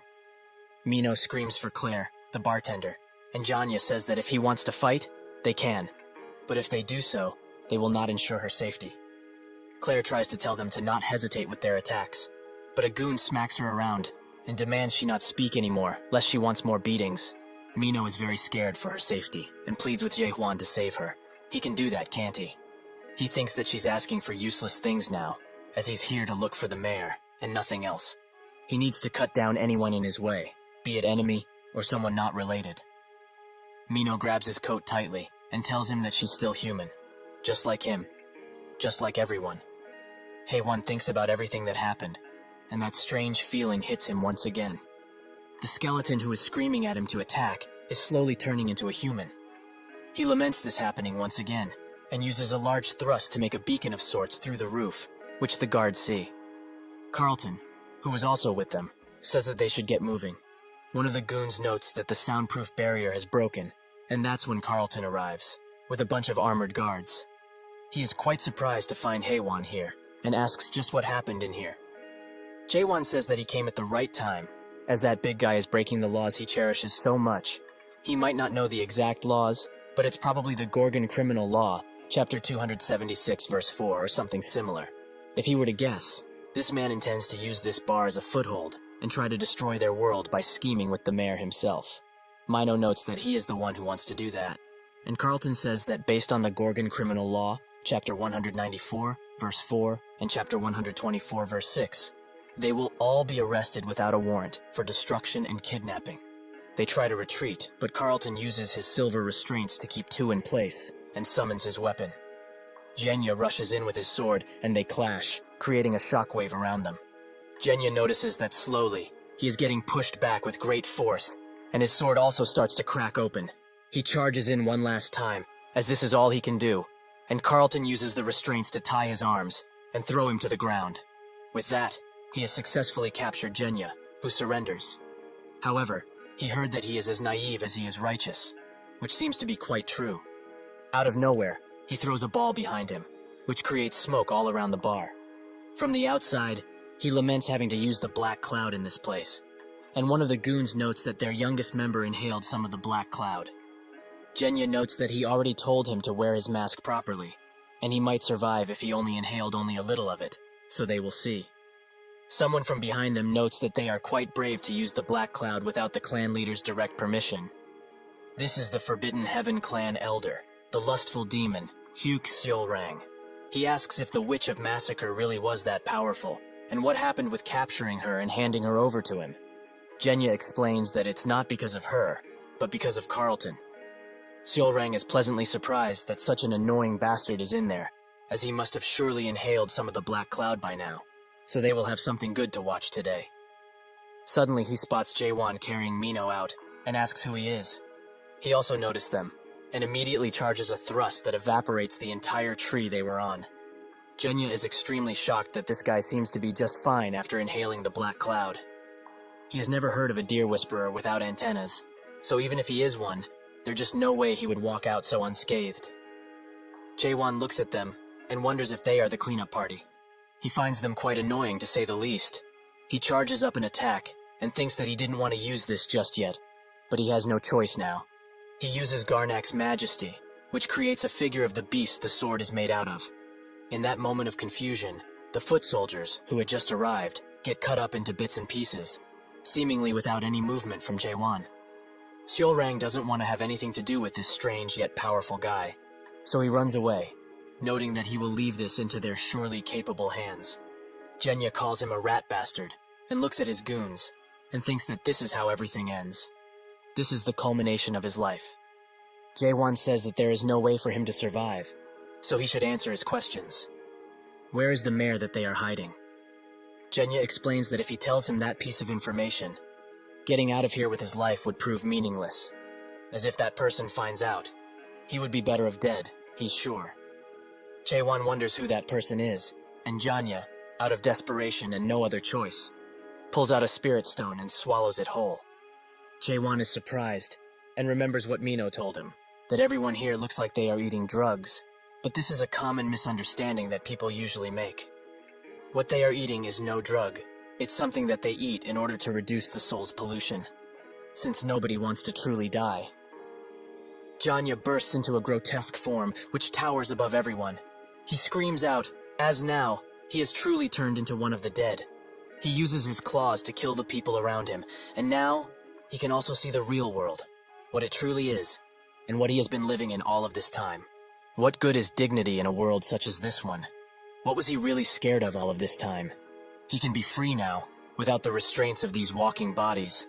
Suddenly, he feels Jaewon's threatening glare behind him. He tries to attack instantly, as to take him by surprise, but he stops last second. What is a human doing in this world of the dead? Jaewon in turn asks what this guy became, as he can't see what, even with question. However, it doesn't matter, as he can be killed. Jaewon uses one of his bigger thrusts, putting all of the force he can behind it, which takes Genya's head clean off. In his last moments, he thinks of his past life, and a tear forms up in his eye. Is it really raining again? With that, he disappears for good. Jaewon wonders what that guy is, and says that he needs to find somebody among the remnants from the bar who knows where he could find the mayor now. He walks away from the battlefield, alone once again. He goes to where the injured from the bar are held, and sees that Mino isn't doing so well. Carlton is also on his last legs and says that they need to alert the inner fortress. Mino pulls Jaewon's cloak and demands he kill her, while she is still who she is. Jaewon looks at her and thinks that she really is a human. He can't use comprehend on her at all, and his question wavers when she's around. So why would the dead collapse? However, there is no need for any sort of emotion where he is heading, so he will do as she wishes. There is no room for hesitation. Claire grabs his hand and tells him to wait, as there might be a chance she still lives. A soldier urges her to get to the medical facility now, and Claire pleads with Jaewon to not do anything. At the impromptu medical camp, the medics discuss Mino's condition, which seems to worsen by the minute, as her deadification has advanced quite a bit. Jaewon notices some commotion outside and takes a look. Alarms are blaring all around the place, urging people to evacuate right now, as the dead have appeared within the fortress. A man asks a guard where they are supposed to evacuate to, but he seems to be quite unlucky, as that guard has already turned. It butches him instantly, and more dead come, ready to kill everyone they can put their hands on. Suddenly, a few people jump through the sky and land on the dead. They start killing all of them, and their leader seems to be a man with long hair and a unique sword. Claire notes that he must be the person Mino talked about, the one who said he will reject all the rules of this place. He wants to judge the entire world by his own standards and define himself what a human is, right? She knows people like him quite well, actually, as she has seen one before. People don't just stay here and adapt because they are idiots. They are doing it because there is no other choice. Jaewon says that they don't have the courage, and she asks, courage for the sake of what? Jaewon explains that they need courage to go beyond, to a definition that is certainly more correct. Claire notes that he's probably someone who goes after something like that, and he is most likely right in this case, but she doesn't have that courage, so she doesn't know what he's really thinking. However, she knows at least one thing, that he is extremely dangerous and needs to leave. This contradicts Mino's words, who told him to not leave, as people find their hope when they gaze upon him, so he shouldn't give up on this world, at least not yet. James asks how much medicine they have left, and a doctor notes that they've used most of the medicine to stabilize the fortress master, so they do not have much left. James damns everything, and commands his subordinates to bring all of the medicine that they have left. Jaewon analyzes how they prepare the medicine, which is just ground up horned beast horn. Jaewon asks James if they are able to revert Carlton back from the dead, but James notes that if he knew, he wouldn't react like this at all. Jaewon starts smacking Carlton around, as to wake him up, who eventually does so. He immediately asks him to kill him, as he is the only person who really can.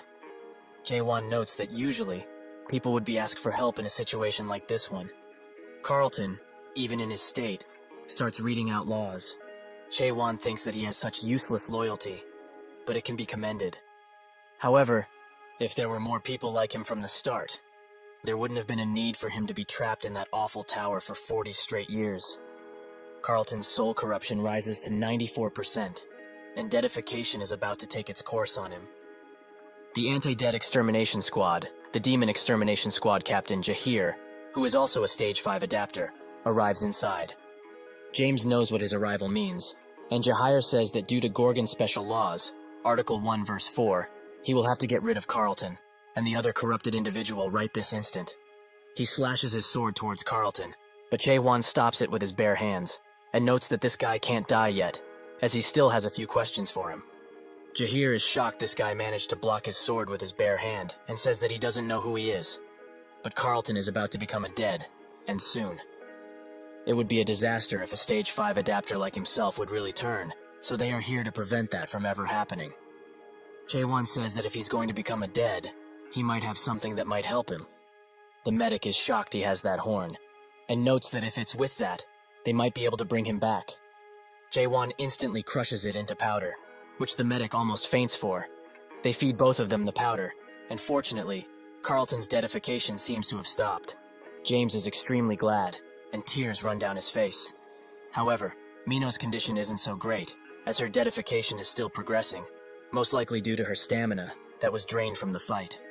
Jahir draws his sword once again, but Claire demands he call Chung Hyo, as that old geezer can use Dead Slash. Jaewon is interested by this Dead Slash she's talking about, and Claire explains that if he uses that, the corruption will be gone. Jahir notes that the Divine Physician has an important matter to attend to in the inner fortress, so he can't simply call him over for something so trivial. Others from the squad hold her back, and Jahir tells Jaewon to step aside, as he won't compromise on this situation at all. Jaewon looks at him and says that he will be the one to kill that woman, as he promised her he would. He starts using question on him and says that he will be the one to kill that woman, as he promised her he would. He starts using question on her, and Claire demands he stop this instant, as he has no right to do that. The world starts cracking around her, and he is transported into a white world, where he seems to be alone. That's when he spots a small elderly man who looks over Mino and wonders how she got into such a mess. However, he will help her, so she needn't worry. That's when he spots Jaewon and is quite shocked, asking what he's doing here and how he managed to enter his world. He analyzes Jaewon further and asks how such a noble soul could ever possess such a narrow mind. Jaewon tries to use question on him, but it doesn't seem to work. Is this man perhaps the origin of her soul corruption then? If that's the case, she might survive when this old man dies. They both strike, however their attacks block each other, which shocks both of them. Suddenly, the old man's sword breaks into pieces, and this world seems to cracking at the seams.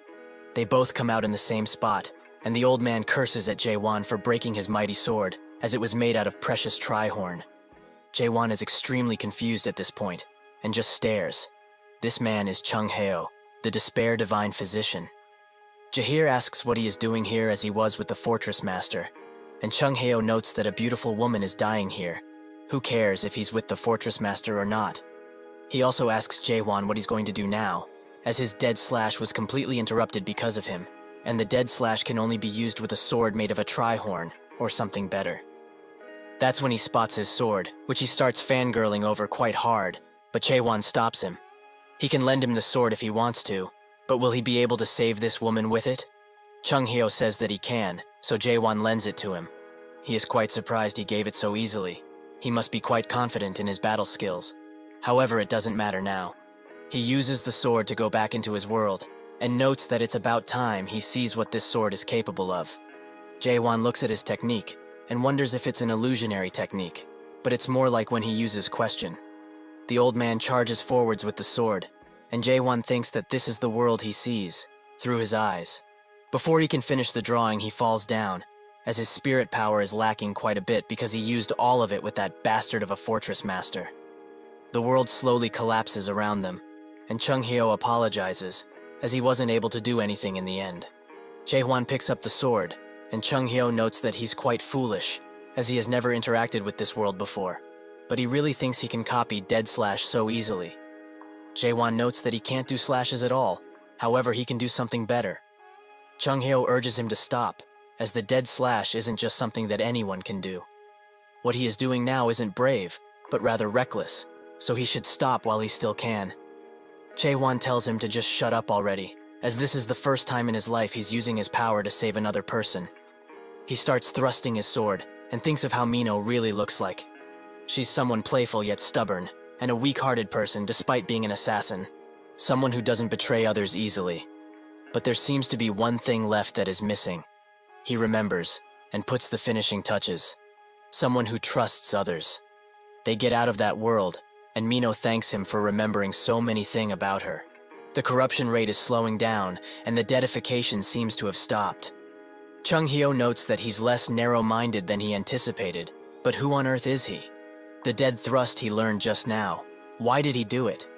Jahir is extremely surprised that Jaewon managed to use something similar to the Divine Physician's technique, who says that he hates to admit it out loud, but it is. His Dead Slash isn't a skill, hence why no adapters can learn it. This means that this person is someone like him, an Awakened. The Awakened are existences that lie outside of the standard system rules, and also an extreme minority of humans who have obtained a strong strength miraculously after rejecting the system outright. They are people who possess the strength to totally overthrow the composition of powers that belong to chaos. Even in the Almighty Land, there are few known Awakened. Jahir says that if he's also an Awakened, he might be able to save the Tower Master, as his life is invaluable. Suddenly, the Dark Shadow Squad captain arrives, noting that he got permission from the Inner Fortress, who is also Stage 5 adapter. Jahir wonders what he's doing here, as the Dark Shadow Squad has nothing to do with the elimination of the dead. They instantly bow down to Jae-won, as to pay respects to the Deer Whisperer. The others are quite surprised, as it seems Jae-won has more to him than originally thought. They all arrive at the inner tower, where Jurin greets Jae-won and asks if he really is the Deer Whisperer, as everyone keeps saying.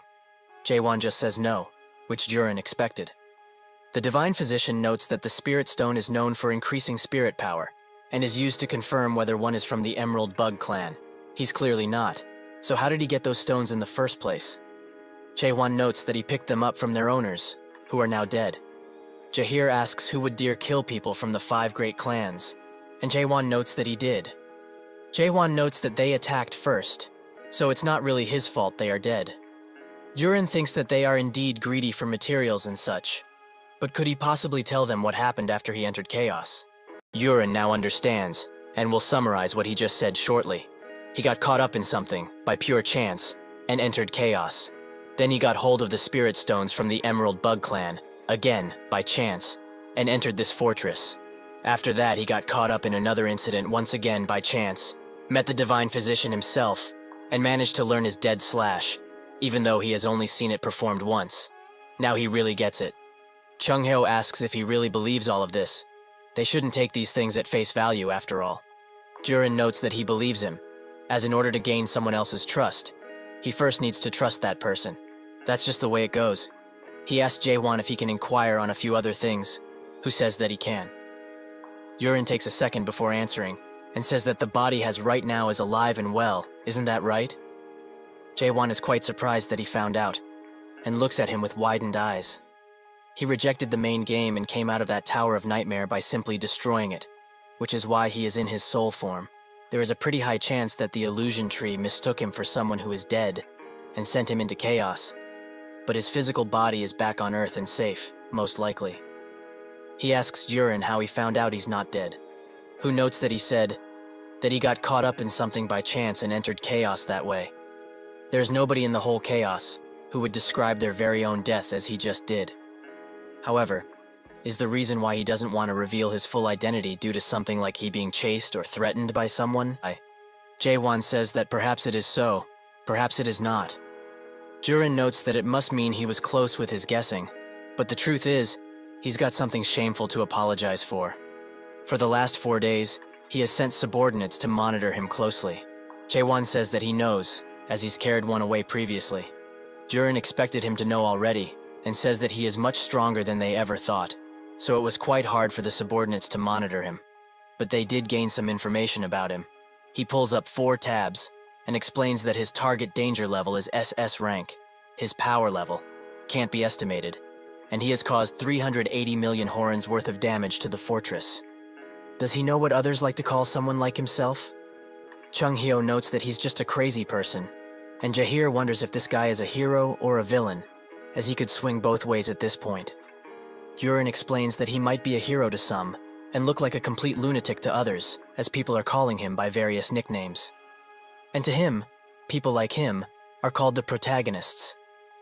There is a rather special characteristics that protagonists like him hold, the simple fact that they are famous.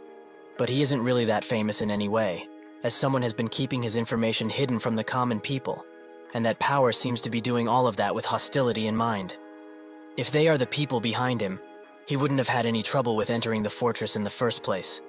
He is a protagonist, who is being chased by some kind of large and unknown power, which also managed to escape into chaos by pure chance like he did. Jae-won thinks about Jurin just said deeply. Although he is not really sure, wouldn't it be that person known as the Monarch of Pitch Darkness that is chasing him? He is one of the 12 monarchs of the Almighty Land, but just how strong are these monarchs anyways? Jurin notes that he won't dare ask who and what he exactly is, and he also won't ask him to compensate for the damages he caused within the fortress either, as they, the Gorgon Fortress, will provide with protection. Jae-won asks if this Gorgon Fortress of theirs is strong enough to go up against one of the 12 monarchs of the Almighty Land. Jurin asks if one of the 12 monarchs is really chasing him, and Jae-won notes that there is a pretty good chance that it's one of them. Jurin says that this is great, because if it is how he says, the monarchs would become unable to interfere with the matters that take place within chaos itself. Jae-hwan asks what they want from him in return, as nothing is free in this world, and Yurin explains that he only needs to do them one favor. He begs him to please save the fortress master. 2 hours later, they go down a set of stairs, where the Dark Shadow Squad captain notes that the North Inspection Gate captain and the woman are said to be recovering in the treatment center. However, are they really sure they want him to bring them to the training ground instead of the VIP room? Chung Hyo says that they need to go there, as him and this guy need to decide which is superior, this child's thrust or his slash. He also asks if he's cleared the Tower of Master, which catches Jae-hwan's attention, and in turn asks if he knows anything about it. Chung Hyo notes that he does know quite a bit, but he will only answer his questions if he wins, and only then. That probably is impossible for him. After the fight, Chung Hyo wants another rematch, while he is still in the ground. The training grounds is filled with Chung Hyo's figure, as Jae-hwan has thrown him around countless times. He tells him that the match is finished, but Chung Hyo doesn't want to give up just yet, as he hasn't used his ultimate technique, which if he uses, he will die, so he is just worried about him. He also asks how old he is, and Jae-hwan explains that most likely around 60, if he had to guess. Chung Hyo notes that he's 1,000 years old, and the mere 60 or so years of slashing would never have a chance against his 1,000 years of slashing. Jae-hwan wonders if he really did slash for 1,000 years, as it feels like he has only done it for 10 years, judging by his current abilities. Chung Hyo gets mad enough to soar into the air once again, and wonders if he will still feel the same after he gets hit with this next attack. He summons the figure of a mighty beast through his sword, and Jae-hwan prepares thrust it. The swords clash, creating a large blue shockwave, which sends both of them backwards. Chung Hyo notes that he's not bad at all, but Jae-hwan is quite annoyed, as he's being pushed back quite a lot after using the normal thrust. Chung Hyo says that his technique is pretty well made, but what is the name of it? Jae-hwan notes that it's just normal thrust, which Chung Hyo finds as quite the arrogant name, as if he names it like such. Then it makes it look like he has an even stronger technique. Jae-hwan says that a stronger technique does exist, and he charges it up. Chung Hyo wonders what he's showing him, and gets extremely scared, as this guy is starting to resemble the Soul King of Chaos. His mind wanted to forget the horror he experienced when he faced the king, but now, it has resurfaced. Would he really be able to cut through something that reminded him of the Soul King? Of course, nothing is really comparable, but that certain level of power will literally blow the Gorgon Fortress from the inside out. Jae-hwan is ready to unleash the attack, but to prevent the imminent destruction to happen, Chung Hyo gives up the fight, noting that he lost. In the 5th region of the Almighty Land, the region of Strong Steel, inside of a fortress, a man asks what happened to Pitch Darkness. Another man explains that, based on what he found out, the current Pitch Darkness monarch is trying to contact Chaos. The unbending Strong Steel, the monarch of Strong Steel, Heo Yu, asks why he would do that. All of the monarchs of the Almighty Land have already signed a secret agreement to not interfere with the matters of Chaos at all. The subordinate stars shaking, and notes that the matter is a bit more complicated than this, so he urges him to look at the screen, first and foremost. Heo looks at it for a second, and notes that it's the video of the guy who went solo on the 99th floor. But what about it? Wasn't it edited in the first place? The subordinate explains that the product in the video is said to be in a contract with the 9th region's monarch of Pitch Darkness. This intrigues Heo, and he asks where the product is in the first place. The subordinate starts shaking again, and notes that he most likely refused to clear the tutorial fully, literally broke through the ceiling of the tower, and escaped into chaos by his lonesome. Heo notes that the cultivator that stayed on the 100th floor should have been watching him. So what happened with him for all of this to happen? The subordinate says that the product slayed the cultivator, and Heo asks if he's just joking around. The subordinate says that he also couldn't believe it at first, but the monarch of Pitch Darkness has confirmed that everything he said right now is the truth. Heo starts pondering, and wonders if that bastard of a monarch has connections with Chaos. The subordinate explains that they found something extremely strange during their investigations, as the monarch of Pitch Darkness seems to be involved with the matters of Chaos, and for a long while now. Out of the 10 clans within Chaos, a few have been in constant and direct contact with the monarch of Pitch Darkness. Heo looks at the tree, and wonders just what is Pitch Darkness up to. He tells the subordinate to send the letter to help him get access to Chaos, and in turn he asks if he really is intending to get involved in the matters of Chaos. Hio explains that he will just be observing the situation as a whole, as he needs to know what exactly is happening in there after all. He also commands for 10 elite warriors of the Gold 1 grade and Haiyang to be sent. Hio looks in the distance and wonders if Chung Hyo is doing well in there. He would have had a long and fruitful personality were it not for that trashy personality of his. But now, he's probably living a quiet life in there. Jumping back to Chung Hyo, who is clinging onto Jaewon's sword for dear life, as he won't let him unleash that attack. Jaewon, however, has already heard him and asks him to just get off. Chung Hyo gets down and wonders just what kind of man would be able to do something like that after just 40 years of simple thrusting. Jaewon explains that he probably thrusted around 10 billion times, give or take, but Chung Hyo doesn't believe a word of it, as he would have needed to do 8 thrusts a second every day for 40 straight years, without eating or sleeping at all.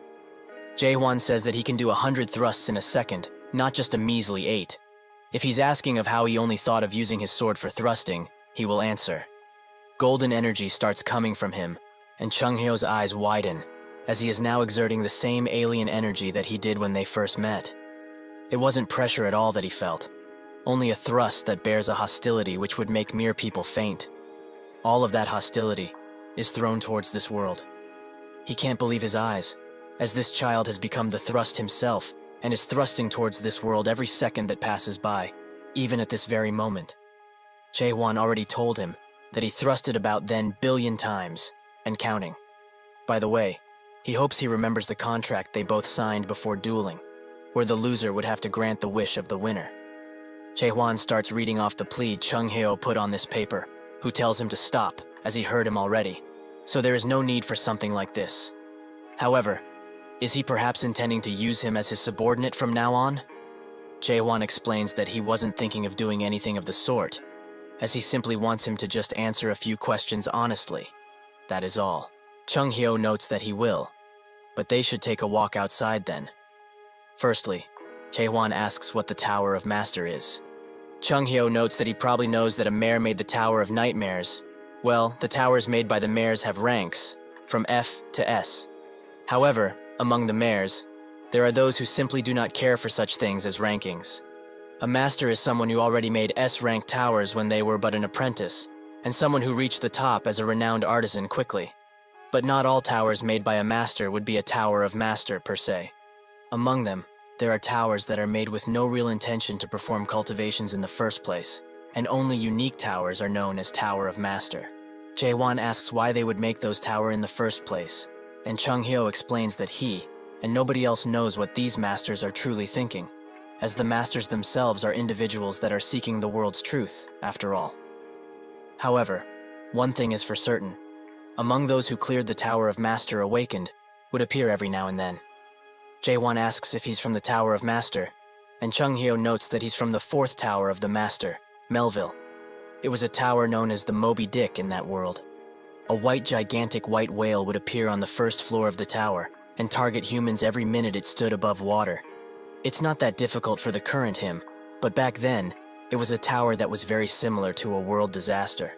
Many of the martial artists of Murim died in there, and clearing that tower was like a miracle. Chung Hyo notes that he also looks like a person who came from a Tower of Master. But the question is, who made his tower? Jaewon notes that Mullark did, and Chung Hyo is quite surprised by this piece of information, as he didn't think there would be anyone who managed to clear one of his towers.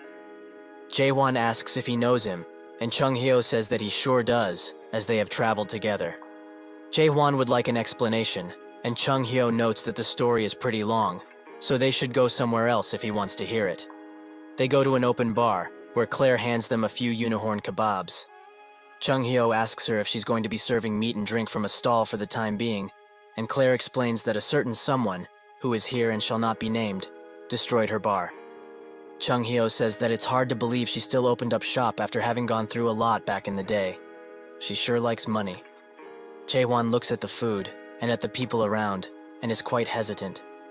Chung Hyo notes that he must feel like something is off. It doesn't feel like they are still alive, yet food and drink still exists in a world where people don't feel hunger, isn't that right? He finished chugging his drink, and explains that Chaos was originally a blessed world. This place was one where souls that were worn out from the Almighty Land's war went to their well-deserved rest. Everyone was able to regain their lives after being released from them. The warriors dropped their swords and bows, while wandering minstrels sang about peace and no wars. Jaehwan notices a few drunkards fighting and thinks that is because of the drink, but when he goes to taste it, the mead tastes just like water. Chung Hyo explains that drunkards do not exist in this world, as they are just acting like they are. In chaos, one doesn't get drunk, hungry, or old after all. However, in such a paradise, humans started to want the opposite. They missed real life, which had the chance of death, and started to act like they were living true real life. A life where if they didn't eat, they would die, and if they drank the mead, they would get drunk. A life where they have a physical real body and a beating living heart. However, one random day, drunkards started to appear, an expedition of dreams, of the impossible, and gathers people together to rediscover real life. That would be the Abyss Expedition. Jaehwan asks why they would head to the Abyss in the first place, and Chung Hyo notes that it's to look for the fruit of resurrection. It's a fruit that hangs on the branches of the illusion tree at the end of the Abyss. Jaehwan is intrigued by this. Can somebody who is dead really be revived? Chung Hyo confirms that the fruit does exist, and is the only way that the dead of this world could ever come back alive. The Abyss Expedition is an alliance formed for the sake of seeking that fruit, and at the time, he had awakened already, and was at the age where he was basically fearless. Jaehwan asks if Mullark was also part of that expedition, and Chung Hyo confirms that he was, the leader of the expedition actually. He was a really unique existence. He remembers the first time he met him, where Mullark applauded him for becoming an incomplete awakener without abandoning his emotions. He is truly walking a unique path among others. Chung Hyo asks him to save those words for someone else, and Mullark wonders if he's upset because of cultivation.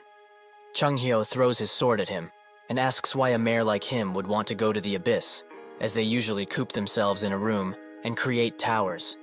Mullark notes that he has no words for that, as apologizing would be useless right now, because that is something that he has to carry with him for the rest of his life. Chung Hyo was surprised that he actually regretted making the towers, and Mullark says that it's okay if he doesn't believe him, but the reason he went to the illusion tree and going to the Abyss is because of that tower. The one that would end all cultivation, that his reason for joining this expedition. Jaehwan asks if the expedition was successful. Chung Hyo explains that he was only able to reach the entrance of the Abyss because he fell behind on the way. But it does seem that Mullark reached the top of the illusion tree, because a lot of fruits began to drop from the branches. Thanks to that, each of the expedition members were able to go back to chaos with lots and lots of fruits. Jaehwan thinks that if it is so, why is this old man still in chaos? Claire urges him to get his facts straight, as that expedition was a failure, and he knows that all too well. Chung Hyo explains that they only succeeded up to the part where they obtained the fruit, as when they were heading back, those bastards were waiting for them at the entrance, ready. The monarchs and the patriarchs of the almighty land. While they didn't muster up enough courage to go back into the Abyss, the 4 fortress masters and 10 faction leader who were also a part of the expedition weren't a match for those guys at all. There was a crystal clear difference in power, and were in a totally different league. That was how the fruit was stolen from their hands, and those bastards used the fruits that they stole to revive themselves each time they died. They have been doing that for well over 900 years. It's as if they had another place that's built for them, a place known as the Resurrection Palace. The monarchs and 5 great families take turns reviving their dead, and it was decided from the start who would live, the only ones who could live actual proper lives. Jaehwan thinks that this must be why everyone around here is so lethargic, as they know that the real life they wanted, the fruit, was stole away from them. Jaehwan wants to ask more about Mullark, but Claire tells him to drop it, as he's passed out drunk. But based on what she heard, after the expedition was finished, nobody ever saw Mullark ever again. It's almost as if he fell off the earth. James comes around and thanks him for the help, as if it wasn't for him, his captain would have surely died. Jaehwan seems to have forgotten about him, and James explains that the next time he enters Gorgon, he should do so through the North Gate, as he won't need identification there. Of course, they should keep this a secret from the captain. With that, he leaves, and that's when Jahir calls for the Divine Physician. He is clearly distraught, and notes that they've got some big trouble. They all rush as fast as they can, and Haewon can feel the energy around. Judging by this, it means that the Fortress Master is in that state already, a full dead. The spiritual pressure he is feeling right now, much more than what he felt from the dead that he fought previously. It's coming from deep within the fortress, or rather, more accurately, beneath from it.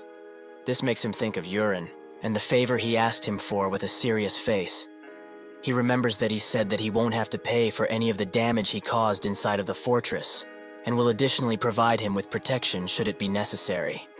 All he needs to do for them is one favor: to save the Fortress Master. Jaewon notes that their Fortress Master is going through deadification, and Jaheir says that indeed he is right. He explains that out of nowhere he just went berserk, which is weird, because usually it only happens like once a week, but today, of all days, it just happened. He is telling him all of this in advance, just in case he gets the wrong idea about things. The Fortress Master is a really good person, and before his deadification unfortunately began, he was basically a living legend, since he was someone who also went to the Abyss expedition, with Mullark, and the Divine Physician. This makes Jaewon pay more attention to the conversation at hand, and Jaheir says that, from what he saw at least, he is also able to perform the dead slash, right? Since the Divine Physician is in that poor state, can't he do it in his stead? Jaewon outright refuses him, as he simply imitated what this old head did, and is certainly not as good as him. This might have been different had he learnt from him, though. Suddenly, the ground starts to tremor beneath their feet, and Jaheir now fears the worst, as he knows what that is. Suddenly, a surge of dead energy comes out of the fortress, and releases a large shockwave all around. Jaheir covers himself, but that's when he notices two peculiar people standing at the top of the fortress: the Disruption Tower Captain and the Despair Tower Captain. They say that it's been a while since they met, and Jaewon hears their whispers, which say that the guy carrying the Divine Physician is the one who can also use Dead Slash. Jaheir pleads with them to step aside, as there is an urgent matter they must attend to, but they also probably know what already. They descend, and note that what he is asking them to do is quite a problem, as they have their orders that need to be completed. Jaheir asks whose orders are those, and with a stern look on his face, demands to know if they are really intending to go against the wishes of the heavens like this. They say that the only heaven they have, and worship, is the Forbidden Heaven. They rush in and jump in the air, preparing to attack. Jaheir notices how fast they were, and pushes Jaewon out of the way before anything can happen to him. They both land at the same time, creating a large explosion upon impact, but Jaheir managed to block the both of them with only his blade. Jaewon watches him and notes that he is doing quite well. Jaheir thinks that he didn't expect at all that the Forbidden Heaven clan would have people inside of the fortress. He notes that they grew quite a lot for outer fortress residents, but still, do they even know who they are facing right now? They say that he shouldn't underestimate them so much, as they are not the same people anymore. Jaheir advises the both of them to think very carefully about this, as if they turn back now, the Fortress Master will surely forgive them. One of them notes that if he's talking about the same fortress monster that is being locked up down there now, he can forget it. That thing, because it can't be called human anymore, can't even control its own strength, and can't distinguish between good and evil anymore. That is not the same heaven that they served. Him being the extermination squad captain and all, why is he still serving the thing he swore to destroy, despite the current situation? Jaheir looks at them dead in the eyes, and notes that he believes, with all of his heart, that the Tower Master will return to what he was originally. Suddenly, Other comes behind him and swings the hammer at his head. Before Jaheir can react, the hammer lands, throwing him into a wall. If only he would have been a little more wiser, they wouldn't have had to fight like this. Isn't that the case? Jaheir tries to get up to his feet, and thinks that these two are just Stage 4 adapters, so there is no way they could defeat someone like himself, who is a Stage 5 adapter, even though he is outnumbered. How are they doing this much damage in the first place? He can't even estimate how fast or strong they are anymore, as this isn't any type of normal growth he has ever seen. It's almost as if they received the boost from the deadification. Something is seriously wrong here, and this is starting to get too dangerous. He tries to tell Jaewon to leave while he still can, but Jaewon is having none of it, and throws Chung Hyo at him, who is still passed out, even after all of this. Jaewon explains that this was revenge for pushing him earlier, and that's when the disruption team captain grabs his attention. He asks if he really is able to perform the dead slash, just like the divine physician. Jaewon asks what it is to them, and they start talking between each other using telepathy, which Jaewon can see. They gather that the guy in front of them is a non-adapter, so he is probably talking nonsense. What can he really do with that short sword of his? Also, his physique isn't great, so he won't even be able to throw a proper punch, they think. Jaewon instantly transports himself behind them and asks if they are talking about a punch like this one. Before the disruption captain can react, his cheek is met with Jaewon's fist, which sends him into the wall. The despair captain tries to defend himself immediately after seeing this, and Jaewon explains that they have way too many openings, which basically leaves them defenseless. He punches the disruption captain as hard as he can, which breaks his helmet a bit. He stands on his feet, however, and slashes downwards, which Jaewon easily dodges. He starts spinning the spear, which creates some distance between them, allowing him to charge in, while Jaewon is still on the retreat. He thinks that he became much stronger than he was, so where did this sudden energy come from? The need of revenge? Or perhaps is his heart full of hatred? He looks at him one more time and deduces that it's neither of those. What drives this lunatic is fear, and fear alone. Are they really trying to betray others in their condition? Just plain ridiculous. Jaewon notes that he isn't the savior they think he is, that tiny old man is. However, killing the both of them will be an entirely different story. He jumps high into the air and prepares to descend like a hawk upon him. Inside of the fortress's deepest chamber, Yurin, accompanied by someone else, watch the fortress master, both with concerned looks on their faces. Yurin explains that it hasn't even been a single day since the dead slash was used on him, so why in the world is the deadification still advancing? The divine physician himself came this morning, and they together confirmed that the deadification had calmed down, so why did it go berserk all of a sudden? He can't believe that something like this happened when they just found a sliver of hope, a silver lining to all of this. If the fortress master had lasted for just one more month, they might have been able to release him of this damned curse. Earlier, Chung Hyo explained that it's too hard to do right now, as Jaewon's dead slash is just an imitation of his, and the situation is very different from Mino's, the girl he saved. The fortress master has a corruption which has seeped into his very being, and in that sense, they are lucky, because a normal person would have become a dead by now. But if they had just another month, Jaewon's dead slash might have been of great help, as even though it hasn't been tried ever before, it just might be possible for two people to use the dead slash in unison, and moreover, if it's him they're talking about, he might be able to even do it alone. Yurin bites his lip in frustration and thinks that there are people here who know about Jaewon, but damn it all, as he was sure that there have been traitors inside of this place since then. He remembers the talk he had with the fortress master, who said that people who are able to control the corruption of their soul have appeared. Yurin asked how that is possible, as only the Emerald Bug Clan could do that previously. The fortress master confirmed that it is so, which is exactly why he must go and have a look himself. Yurin was hesitant to let him, as matters related to soul corruption are the most dangerous thing one can be interested about. He is positive that the other captains would be very happy to come with him. The fortress master said that it seems he doesn't trust him all that much, but he should, as he is one of the few people who managed to survive that battlefield. And although they lost the fruits in it, he is still going to be involved in matter regarding the lives of the people from this fortress, no matter what. But unfortunately, he came back extremely corrupted, and with horrified eyes, almost as if he saw something which he shouldn't have. That's when these people appeared, and started watching him the moment he came back from his walk around the outer fortress, where he got infected in such matter. Now that he thinks about it, things just line up too perfectly. Was it really Maihan that did all of this? He tells everyone to be calm, as this situation is a serious one, and warrants carefulness. Yurin notes that this situation is too dangerous, so they should go in only after the divine physician himself gets here. Maihan says that if they delay like this any longer, this whole fortress will meet its end.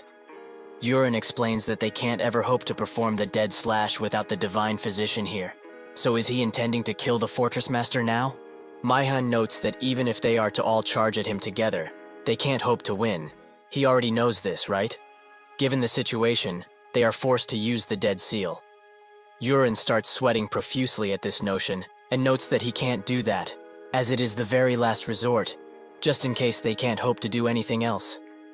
Maihan explains that there is no going back if things are delayed even further, so with the dead seal, they can at least presser his spirit power, which is the only thing they can still realistically achieve at this point. Yurin notes that they don't have the spirit stone that the dead seal uses anyway, so what we ate all they do now? Maihan says that they all know about it, so he should stop trying to hide it. Out of the corridor, the Dark Shadow Squad captain arrives, with a box in hand. Yurin is extremely shocked, as even the Dark Shadow Squad captain, who belonged to the inner administration, is a traitorous dog. That box contains what Yewan had, the Spirit Stone. Maihan explains that the future of the entire Gorgon is at risk here, so how dare he try and hide such a thing? He knows all too well what would happen if the Fortress Master really completed his deadification. He isn't really intending to let that gigantic dead roam around in this peaceful fortress, right? He has seen with his own eyes many times, even recently, just how much of a threat a single mid-sized dead is to Gorgon. A gigantic one that would come from the Fortress Master would bring upon calamity and destroy everything in its wake without any rhyme or reason. Does he truly want that to happen and kill all of those innocent people? Yurin thinks about the situation. The Fortress Master is basically going berserk, and the Divine Physician is nowhere to be seen. What he said is not unreasonable, and he gets what he is trying to say. However, it doesn't mean that they can do anything, even if they have the Spirit Stone, as the Dead Seal technique is a well-kept secret that only the Emerald Bug Clan can fully utilize. Maihan tells him to not worry about that, as he has already brought people in here who know how to use that oh-so-infamous technique. They are not of the Emerald Bug Clan, but they will do the job just as well. Yurin feels that something is extremely wrong here, so at this point, if they really perform the Dead Seal, the Fortress Master's spirit power will also be sealed into the Spirit Stone, he is certain. Since there are no successors within Chaos, anyone who gets hold of this Spirit Stone has the Fortress Master's spirit power and will inherit it, becoming the next master of the Gorgon Fortress. If that Spirit Stone falls into some dangerous hands, it will be disastrous. Suddenly his eyes widen as he sees someone pick up the Spirit Stone with just their bare hands, something that only the Emerald Bug Clan and Yewan are able to do. He thinks of the Fortress Master's words, who said that people who can control soul corruption appeared, so this must be them. Everything that has happened up until now, from when the Fortress Master was corrupted, until he went berserk, was all of this the Outer Administrator's grand plan? Yurin tells the others behind him to capture him, but they don't move a single muscle, and don't even look at him. He falls to his knees, as this is the only thing he can do. They were all in on it, so there is nothing he can do anymore. One last time, he apologizes to the Fortress Master. Because of their complacence and incompetence, they weren't able to protect Gorgon in his stead. For that, he is truly sorry. He sheds tears, but that's when the ceiling above him shatters, and a large ray of blue light descends, shaking the entire fortress to its core. They all wonder what is happening, and Yurin's eyes are filled with hope once again. The Shadow Squad captain gets in front of Maihan, and is clearly annoyed by this. From that hole, Yewan and Jahir arrive, with the still sleepy Chung Hyo. Maihan demands to know who they are, and how dare they trespass in here. Jahir tells him to stop his foolish act, and throws the two defeated leaders in front of him. Their traitorous acts have been exposed to the world already, as his people have spilled out plenty. The Disruption Team captain apologizes, and in that second, explodes. Jahir demands to know what he is doing to them, and Maihan explains that he probably offed himself upon being exposed. So how can he blame him on someone wanting to take their life like this? Jahir thinks that his act is just ridiculous, and tells everyone to get a grip on things, as this is a full-blown rebellion at this point. If the Dead Seal is completed, everything the Outer Administrator planned will come to fruition. Suddenly 4 men surround him, and one apologizes for doing this.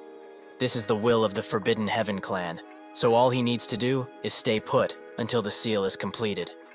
Jahir calls them cowards, and Yewan looks at this.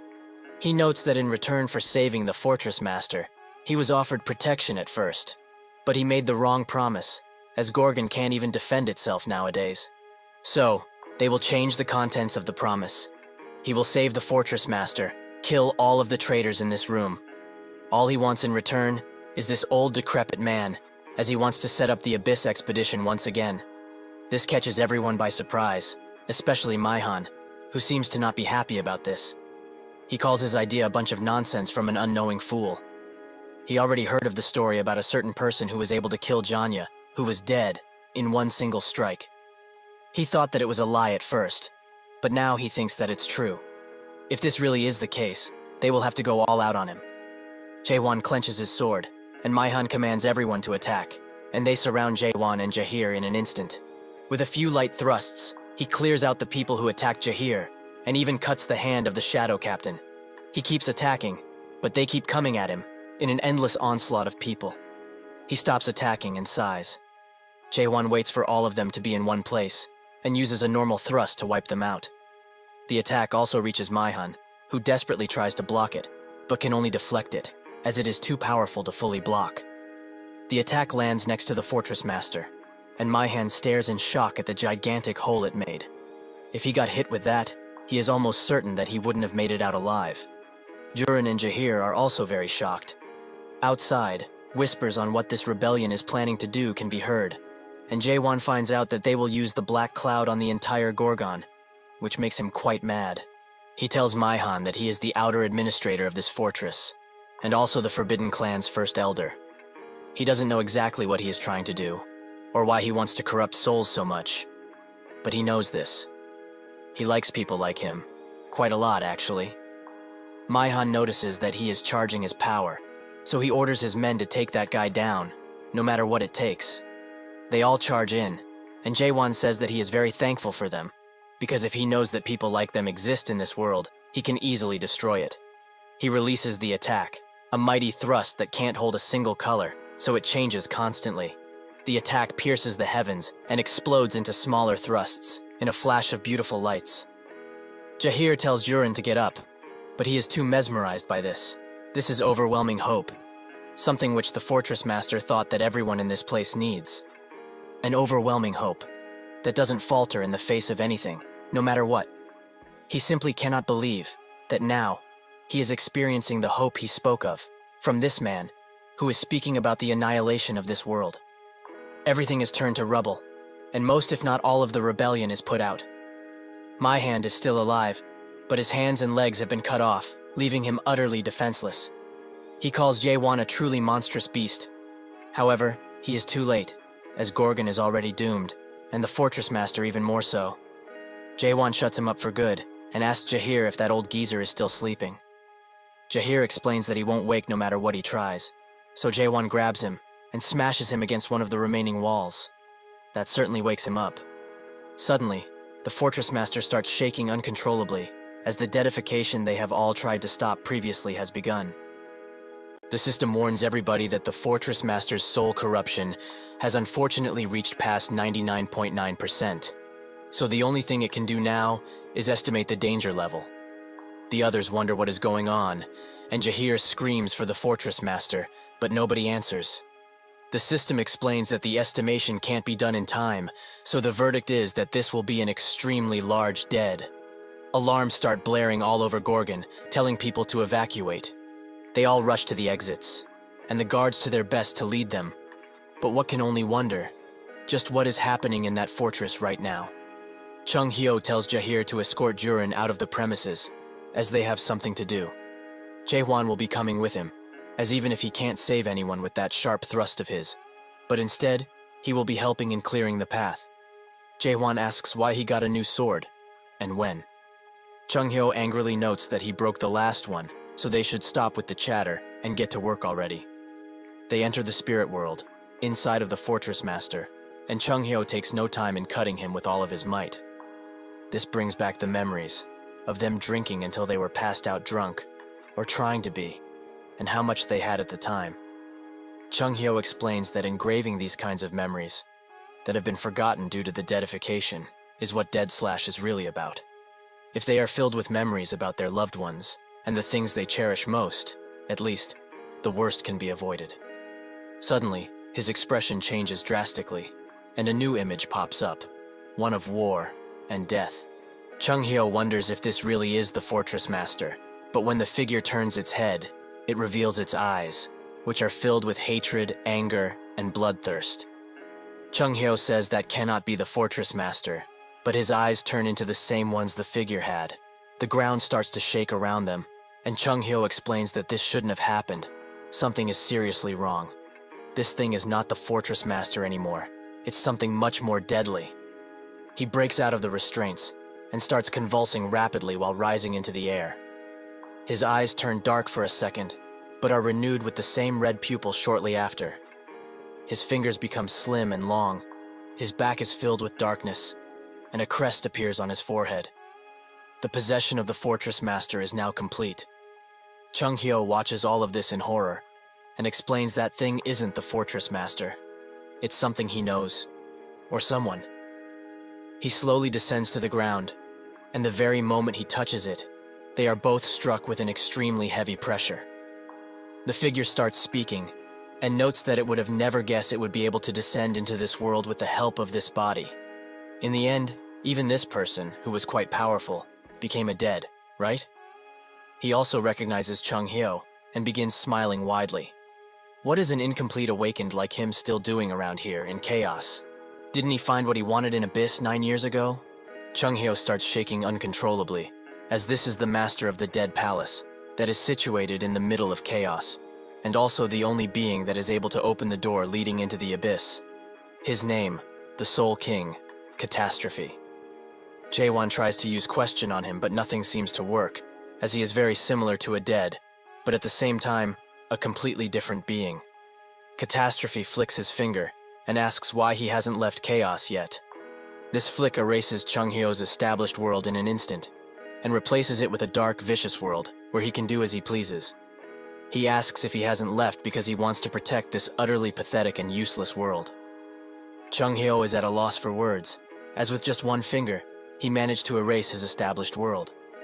Catastrophe also looks at Jaewon and finds him as quite the curious being, since he is a human, that still possesses his very heart, even after completely awakening. Chung Hyo thinks that this guy's authority is called Dead Descent, and he most definitely used it on the Fortress Master's body right now. But if that is the case, and this is just a measly clone of him, how can a clone emit this much pressure? It's becoming too overwhelming, even for him. Jaewon says that if he failed, now naturally it's his turn. So he was actually thinking of killing that thing right about now. Catastrophe is quite amused by this notion and asks if his words hold true. He snaps his neck into a crooked shape and notes that truly, he is a very interesting person. Chung Hyo tries to stop Jaewon, explaining that he can't do anything about it right now. Not even the great Muller could hold a candle against the Soul King. Even if this is a clone, he mustn't rush into battle like this. Jaewon urges him to not be so scared, as he is sure he can beat him. Chung Hyo looks at him and wonders, just how is this child so calm when facing an impossible task? Catastrophe starts laughing loudly and maniacally, with his mouth being contorted to open even wider. Suddenly he stops, and after a few convulsions and dark energy emitting around him, he pulls out a sword out of his gaping mouth. If he really meant that, he should give it his best shot, right? He really wants to see what a foolish awakened, who still possesses the heart of a human, can truly do. Chung Hyo recognizes the sword he just manifested. It is called the Void Sword. This weapon is extremely powerful and feared, as it turned half of the previous expedition squad into dead, with just a slash. He cannot believe he is seeing that thing go into action once again. Catastrophe charges in, and Jaewon barely dodges the attack. He explains that he has seen eyes like his previously. He is trying to go into the Abyss, isn't that right? Chung Hyo is quite surprised by this reveal, as he didn't know. It is a fact that they don't have much information about this guy. But will he really be going to the Abyss, of all places? Catastrophe notes that people like him, who are trying to get to the end of this world, still exist, despite him thinking otherwise. But he is much too weak to do anything, as he is not even as strong as that Mayor Mullark from over 900 years ago. He strikes at Jaewon, who uses his hand to get away from his slash, and uses a thrust to remove the other arm. Jaewon thinks that he is already at an advantage, since he removed his arm, but Catastrophe just grows it back, and uses Jaewon's surprise to his advantage. He moves swiftly to his side and manages to hit him in the arm, but the rest of the attack is missed. Jaewon uses a thrust to hit him in the torso, but Catastrophe is not phased in all, so he uses all of this, and tries to kill Jaewon right now with a large strike. After the rubble and dust settles, only Jaewon's cape remains, as he has used it to back away. Catastrophe explains that this corruption is basically a disease that advances time. So with just a hit of the Void Sword, several centuries or perhaps even millenniums would pass by on that particular wound. Souls that can't withstand this grow extremely old and corrupted. With all of this combined, they turn into dead. Jaewon notes that something like this won't move him, so he strikes his own old flesh and soul, noting that he will just rip it all away if he really has to. Catastrophe is quite surprised that he would cut away a part of his soul, which has only grown old like this. He must commend him for this impressive mental fortitude. However, that is all he has right now, and can't hope to ever defeat him. Suddenly shards come out of his chest and mouth. Jaewon is shocked at this, and those shards turn into void swords, which are ready to strike at a moment's notice. The swords fly into Jaewon's direction, who tries to protect Chung Hyo. Catastrophe notes that, now that he has managed to take a closer look, isn't the sword he has within that crafted sheath a replica from the Mayor Tower? That is pretty impressive, considering it is just a toy, made by the mayor. A few swords get past Jaewon's defenses, and strike him in the leg and arm. Chung Hyo screams at him to do that, and Jaewon takes no time in piercing himself in order to stop the aging. Catastrophe doesn't stop attacking, however, and their swords clash, creating a large shockwave which sends Chung Hyo away. Catastrophe explains that if he keeps fighting in this manner, his soul won't last for long. Jaewon sneers at him, but thinks that he is right, as he won't be able to do anything if he keeps striking himself like this. No matter how many times he tries to use question on him, he just can't see his weakness, and he also can't focus, as there are strange particles around, messing with his sight. He thinks of Chung Hyo's explanation of the world, which is named the White World. It is a world where he remembers those who have long disappeared and recreated them, using his imagination. Each awakened holds their own unique world, and their world is made by a keyword that they get when they awaken. It is something that is made from their desires and emotions, so a strong awakened can pull in even more beings into their own unique world. Jaewon thinks that if this really is the case, he can at least try. He strikes weapons with Catastrophe and uses the momentum to make some distance. With that, he activates his eyes glow as he activates his very own world, the Moon Eye. Chung Hyo looks at this real depiction of the world and notes that this is hell, this world, that he has been living in all of this time and enjoying himself, is hell.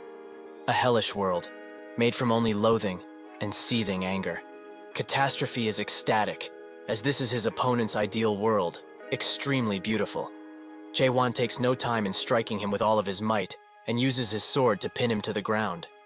Jaewon thinks that those particles that originally blocked his sight are gone, so now he can focus on the fight and on defeating this guy right now. Suddenly, large tentacles rise out of Catastrophe and he grabs Jaewon with them. He is constantly charging at him like a fool, without even knowing how to really end all of this. He pins Jaewon to the ground with extreme force, which breaks the ground beneath them and smashes him even further and further until nothing of the ground remains, only rubble.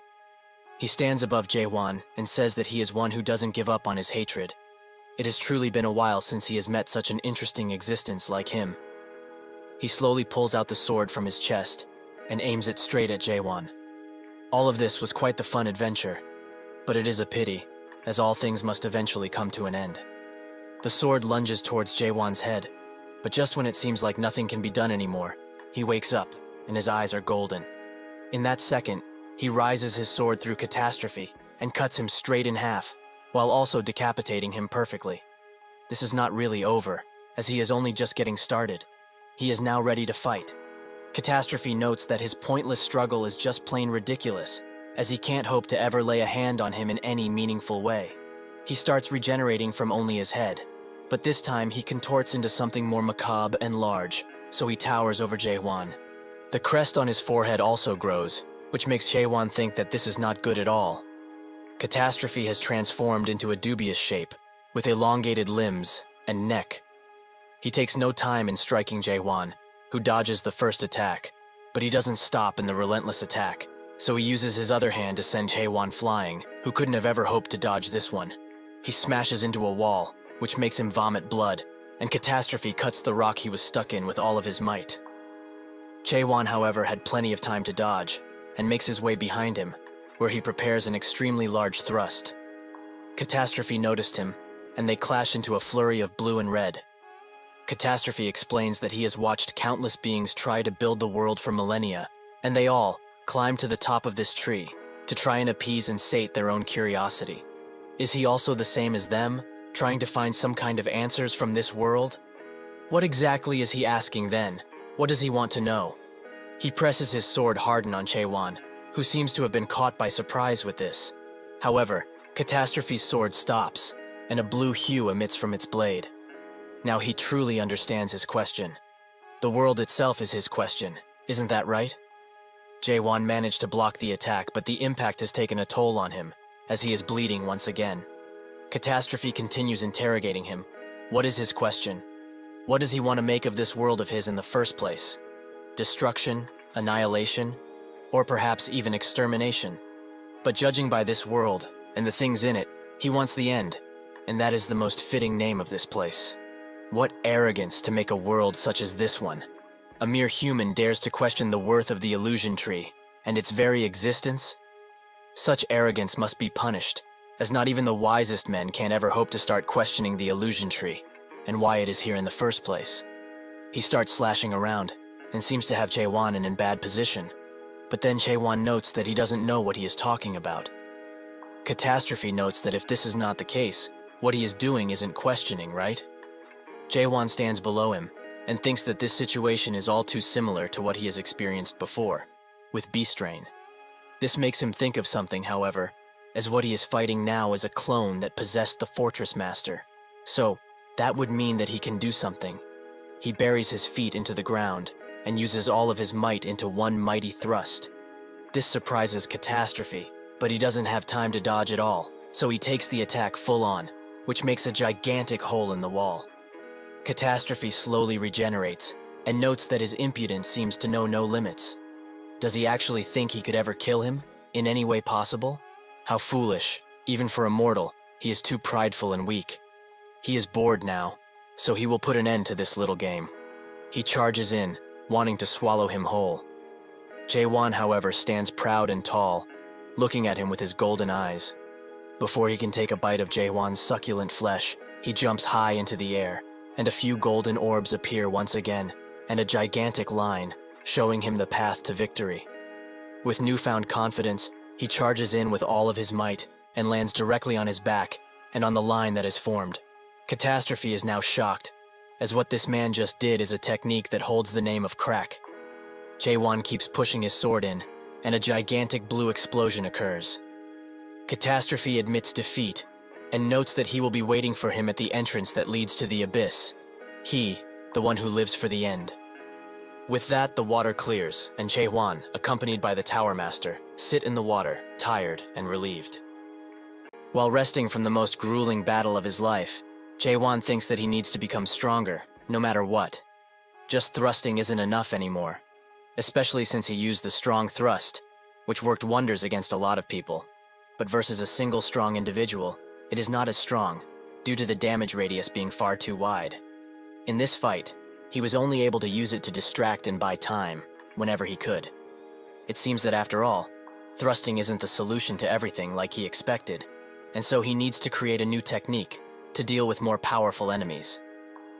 The day begins anew, and the others are checking on Chung Hyo, who seems passed out once again, but this time, not from drinking too much. Suddenly, the Fortress Master speaks to Chaewon and urges him to come near him for a little while.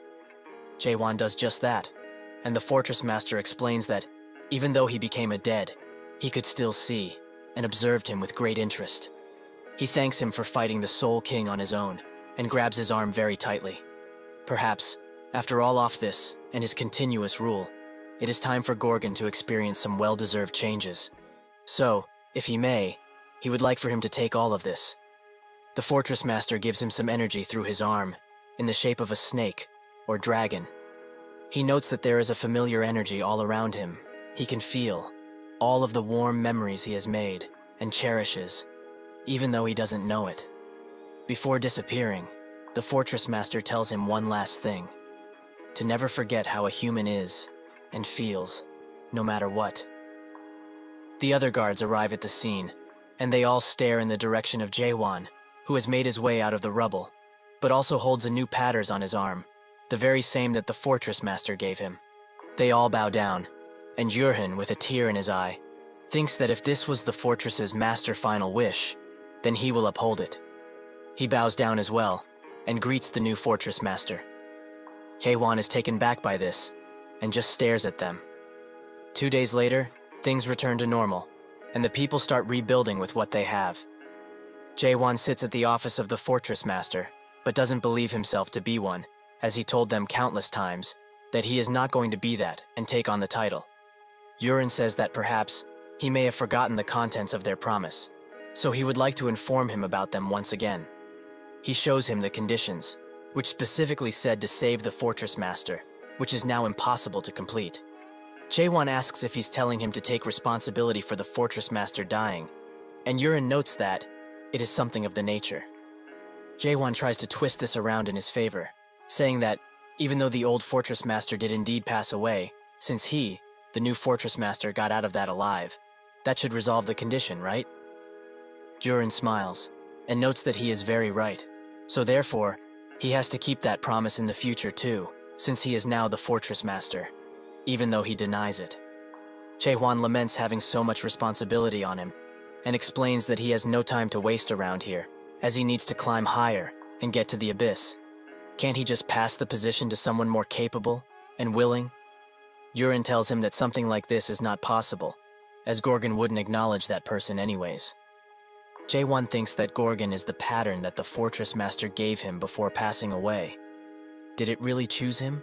Yurhin explains that since the position of Fortress Master isn't something that can be just passed down to anyone, he must fulfill his duties. The only time the Fortress Master changes is when the current one dies, like what happened recently. Additionally, he has some documents that needs to be looked at for the day. Since he is now the Fortress Master, he also included some useful tips and records that will certainly help him be better. Jaewon picks up one of the files and sees that it's filled with laws, mostly about how nobody can disrespect the Fortress Master. So that is why everyone only said good things about the Fortress Master before. Yurhin tells him that additionally, he has a few items that he may find useful in the drawer, and he will be going back to organizing books. Should he need any assistance, he should feel free to call for him. Jaewon, out of curiosity, looks inside of the drawer and finds a crumbled up paper, which was written by the 17th Fortress Master.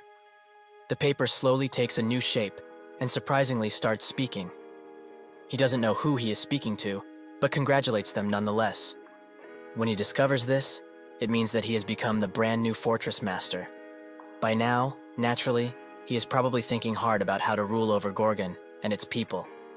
Jaewon wonders what this strange piece of paper is, and it continues to explain. He should not worry about such matters, as the Fortress Master has one thing that they need to do: to enjoy themselves, as a good Fortress Master is one who knows how to play, and most importantly, party. He should just leave the security to that branch, the inner fortress to the administrator, and so on and so forth.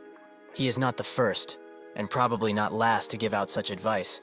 It has been passed down by numerous Fortress Masters, so at least it must hold some value, right? Based on the status of Big Brother, more than half of the Fortress Master's soul got corrupted previously, due to them dying from overwork. Jaewon feels the intention from this paper, and sees how it was written. This advice is for his own good, but also for Gorgon's and its people. He pleads with him to not be greedy for more, not change anything, and most importantly, to never lose himself. Every single existence in this place knows already that this world can never be changed. Because of this, what it truly needs is not change, but an extension of life.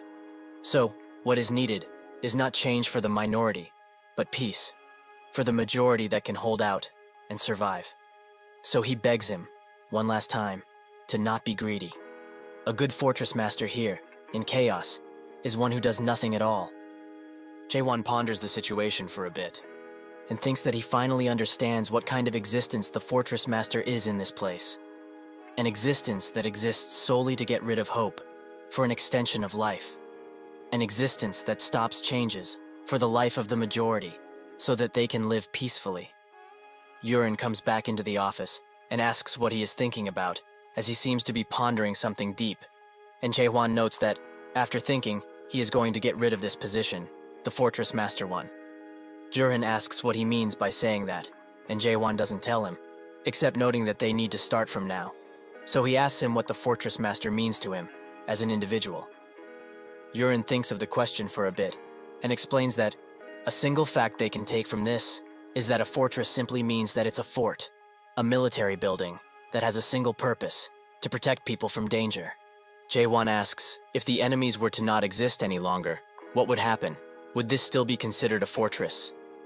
Jurin comes to the realization that, if that were to happen, the purpose of the fortress would be no longer, and the position of the Fortress Master would no longer be needed. However, he says that a fortress without any enemies is not really possible. Jae-hwan says otherwise, and notes that he will be the one to unite all of Chaos under one banner. In Chaos, there aren't any funerals. Instead of that, people do a ritual that is known as Soul Farewell Procession, which is held to send off those who have passed on for good. If usual funerals are held to remember and rest the dead, the Soul Farewell ritual is held to a race of the dead. As it is being held, people would talk about the souls of the dead, and after it is over, they will never speak of that particular person ever again. That is the very last thing that Chaos can give to those who have left Chaos for good. Yurin starts speaking for the ritual, and notes that by now, they all know the old Fortress Master, Emil Grochesk. But they weren't able to bury him, because he has disappeared from this world completely. He had not a single shred of a physical body left, and his soul is long gone. He came a nutrient for the illusion tree, and only left memories of him behind, which is precisely why they will forget all about him. For the last week of the Soul Farewell ritual, they will talk about him fondly, for the last time, and for his sake. They will keep talking and talking about him and his exploits, until nothing remains. Jae-hwan, who was sitting in a corner all of this time, thinks that finally, he knows the name of the old man who passed down this position to him. He also hears others' people's thoughts about him, and they are quite skeptical as he hasn't lived even for 100 years, so he is inexperienced. A woman that stood next to him all of this time notes that he looks like he wants to beat them down, and smiles. Another person comes to him and asks if he's the new Fortress Master. Chung Hyo stands next to the woman and notes that she is too late, calling her the Priestess Clan's vice leader. It seems like that old weasel from the Savant clan has beaten her to it, in terms of greeting the new Fortress Master. The woman finds this quite interesting and asks him what side he will be on. Chung Hyo explains that he bets that there will be a time when he can establish that for good. The weasel asks Jae-hwan for his age, which he replies with 60. He finds this quite strange. Was there perhaps a hidden institution in Gorgon? Or is he perhaps the son of the Fortress Master? This comment makes the people around them look in disgust, as they found this comment extremely rude towards the old Fortress Master. The weasel notes that it doesn't matter anyways, and hopes to work with him in the future. He is the vice clan leader of the Savant clan, Yang Ilhan. He thinks that, based on the rumors he heard, this new Fortress Master is a non-adapter, so now he can get back for the humiliation he faced 10 years ago. Back then, he was tasked to set up a branch in Gorgon, no matter what. But while he was bribing the other guards in order to get in, he got caught by a certain gate captain and promptly arrested. Afterwards, he was sent to the Fortress Master, who told him that, after trying to bribe the guards, he caused a lot of disturbance in Gorgon, so he can't allow him to set a branch here. He was rejected in an instant by a stubborn Fortress Master and an even more stubborn gate captain. But today, he will be getting his revenge. With this random child being the new Fortress Master, this opportunity seems to be predestined by the heavens themselves. They shake hands, and Ilhan uses the highest level illusion skill he owns. The spell enters Jae-hwan's mind, and he is sent to the 8 gates of hell, where fire permeates throughout, and a large draconic being starts to attack him. The others notice that he is sitting still, and guess that Ilhan bastard must have used the 8 gates of hell, which is extremely shameful, as that is too harsh for someone as young as 60. Ilhan smiles from ear to ear, as by now, this kid should be tasting the hellfire from the Crimson Dragon, Tiamat, in the illusion world. Soon enough, he will be wailing around, and he will have no choice but to obey his orders, like a good dog. Jae-hwan notes that this place, Chaos, sure has a unique way of shaking hands, but if that is the case, it is his turn now. He uses the same type of magic to let Ilhan see the true world, and the moon eye that watches them at all times. His eyes start to get bloodshot, and he screams uncontrollably, while cowering in fear. Jae-hwan explains that usually, he should be executed for insulting the Fortress Master in such a manner. But he is letting him go just this once, so he should be mindful the next time they meet. Chung Hyo finds this outcome quite boring, but the woman is very surprised. After all of this, Jae-hwan prepares to make an inaugural address to everyone in this place. He gets on stage, and Chung Hyo feels that something very strange or bad is about to happen. Jae-hwan presents himself, and that he also doesn't know a single thing about Emil Grochesk and who he was. Not about the work he did, the way he lived, nor the kind of man he was. And if he's honest, it's not really any of his business to know. All that is important right now is that they are not happy with him, and he gets it. He doesn't have a lot of spiritual power, is pretty young, and if they thought that he received this position by pure luck, they would be correct, as he suddenly became the Fortress Master without ever wanting to. They are unhappy with him being in this position, and he also doesn't want it. So, what should they do, so that everyone is happy? After thinking for a short 30-second, he has come to a perfect solution. Whoever it is, it does not matter. If they manage to defeat him in a one-on-one match, they will be given the position of Fortress Master. This makes Kaiman, the leader of the Southern Sea Clan, laugh, as this is quite a refreshing change for a new Fortress Master. He asks if there are any conditions to this, and Jae-hwan explains that sure, there is one. The period of this will be 1 month, and if they all fail in taking his position, every single one of them will become a part of the Abyss Expedition Squad that will be departing in 2 months. Yurin thinks that he believed in Jae-hwan quite a lot. Since he saved Gorgon from the Forbidden Heaven clan, he already recognized him as the next Fortress Master. Even if he made those utterly ridiculous declarations, like uniting chaos and all that, he simply observed, even when he felt uneasy. Because in the end, he is still the Fortress Master after all. Surely he wouldn't do anything that would harm the fortress, right? Well, that is what he thought, until Juhire came in screaming that things are starting to get out of control, while he was having his morning routine. Having had enough, Yurin stormed the office with extreme anger and asked Jae-hwan directly, just how long is he intending to ignore his position? He walks up to him, but only finds Carlton in his place, who was supposed to be in the medical ward. This enrages Yurin even further, and he screams for Jae-hwan, which can be heard even outside. Below the fortress, Jae-hwan uses a few statues that are shaped like Carlton for training, which Chung Hyo finds to be a waste, as many ladies would want to possess something like this, especially those from the ward that took care of him. Jae-hwan notes that doesn't matter right now. Instead, he should check out the new technique that he created. Jae-hwan starts gathering green energy around him, which intrigues Chung Hyo. The pose he has while doing the preparation is definitely softer, and looking at how he guided the sword, it must have been inspired by his slash. Since that is the case, the technique name should be Chung Hyo Thrust, right? Jae-hwan asks if he wants to get thrusted with the technique, as he will after hearing what he just said. Chung Hyo is angry at his retort, and notes that he's been getting more and more arrogant while unsheathing his sword. Jae-hwan doesn't give him the time to do anything and unleashes the technique at him, which hits the wall above them. Chung Hyo is about to start tearing into him, but that's when something heavy falls from the ground. The Lighting God clan leader, Woon Yong. A few minutes ago, he and his subordinates were crawling through the basement and were standing right above Jae-hwan. Yong got ready to attack, as he wanted to become the Fortress Master. Even if people thought that assassination was cowardly, to him, it is the truest form of combat. That's when he got blasted by Jae-hwan's technique and put out of service. Eventually he wakes up, and Chung Hyo immediately jumps in his face, which spooks him. Yong asks what he's doing here, and Chung Hyo notes that he was always a small little weasel, so he knew the day would come when he would do something dumb like this. Yong asks who that young guy is, and Chung Hyo tells him that is the new Fortress Master. Yong notes that all of this just doesn't make sense, as he hasn't even heard of someone like him in Chaos, or even in the Almighty Land. Chung Hyo sighs and explains that indeed, nothing makes sense. Everything about that man doesn't make a lick of sense. Yong is surprised that he would say that, but also that this didn't count, and he wants a rematch. as he still has some fight left in him. Jae-hwan tells him to come forward, as they will fight once again, if he wishes. Yong charges in extremely fast, but Jae-hwan dodges, which makes Yong smile, and use a spinning attack. Jae-hwan again dodges, which annoys Yong. He wasn't going to use this technique, but now he feels compelled to. He gathers all of his energy into a large ball, and thinks that he will destroy this guy in one strike. Unfortunately for him, Jae-hwan teleports behind him, and notes that technique takes way too long to charge up. And so, the first competitor is defeated.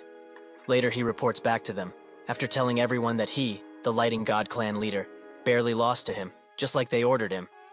Chung Hyo congratulates him, as now, there will be a lot of strong people who will challenge this new fortress master. It has been exactly 100 years since they got where they are, in one of the clans of the Almighty Land. The Yuwoon clan, Yoon Yong, the now possessor of the Lightning God art, was but a slave, to be abused and messed with whenever his master's fancy. This happened right after he cleared the tower, and his comrades also suffered the same fate, to be slaves for the rest of their lives.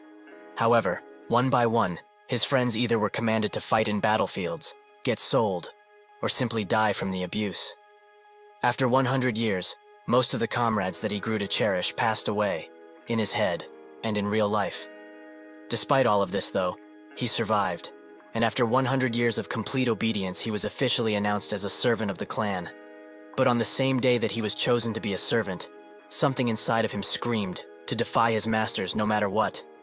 That voice was right, as he couldn't bear to live like this, not even for a second. And because of this, he betrayed the trust he had garnered over 100 years, and went into the secret manual vault of the Yuwoon clan. That is where he found and stole the Lighting God art, and when he learned it, his body seemed to have regressed to its younger days, and he felt invigorated. This was the secret knowledge that the Yuwoon clan tried to hide, this immense power. Naturally, things didn't go so well afterwards, as he was chased for well over 20 years due to this theft, which actually led to him dying like a dog. But on the bright side, he got summoned to Chaos, and was able to become the 9th of the 10 clans. However, this man, who has yet to live for even 100 years, simply became the Fortress Master of Chaos. Additionally, he also made Chung Hyo smile, something which you do not see from him, as he saw true despair when he went on the Abyss expedition. Still, despite all of this, he is still pouting, as it seems kind of unfair. Chung Hyo notes that he got lucky, as he managed to meet him before he experienced true despair. His face is basically screaming denial about that man, but he will tell him something which might change his mind. 1 week before he arrived, Gorgon was almost taken over by the Forbidden Heaven clan. This surprises Yong quite a bit, and he waits to hear more. Chung Hyo explains that he doesn't know how all of the personal insight of Gorgon was on their side, but it seemed like they were preparing to occupy Gorgon for a long, long while.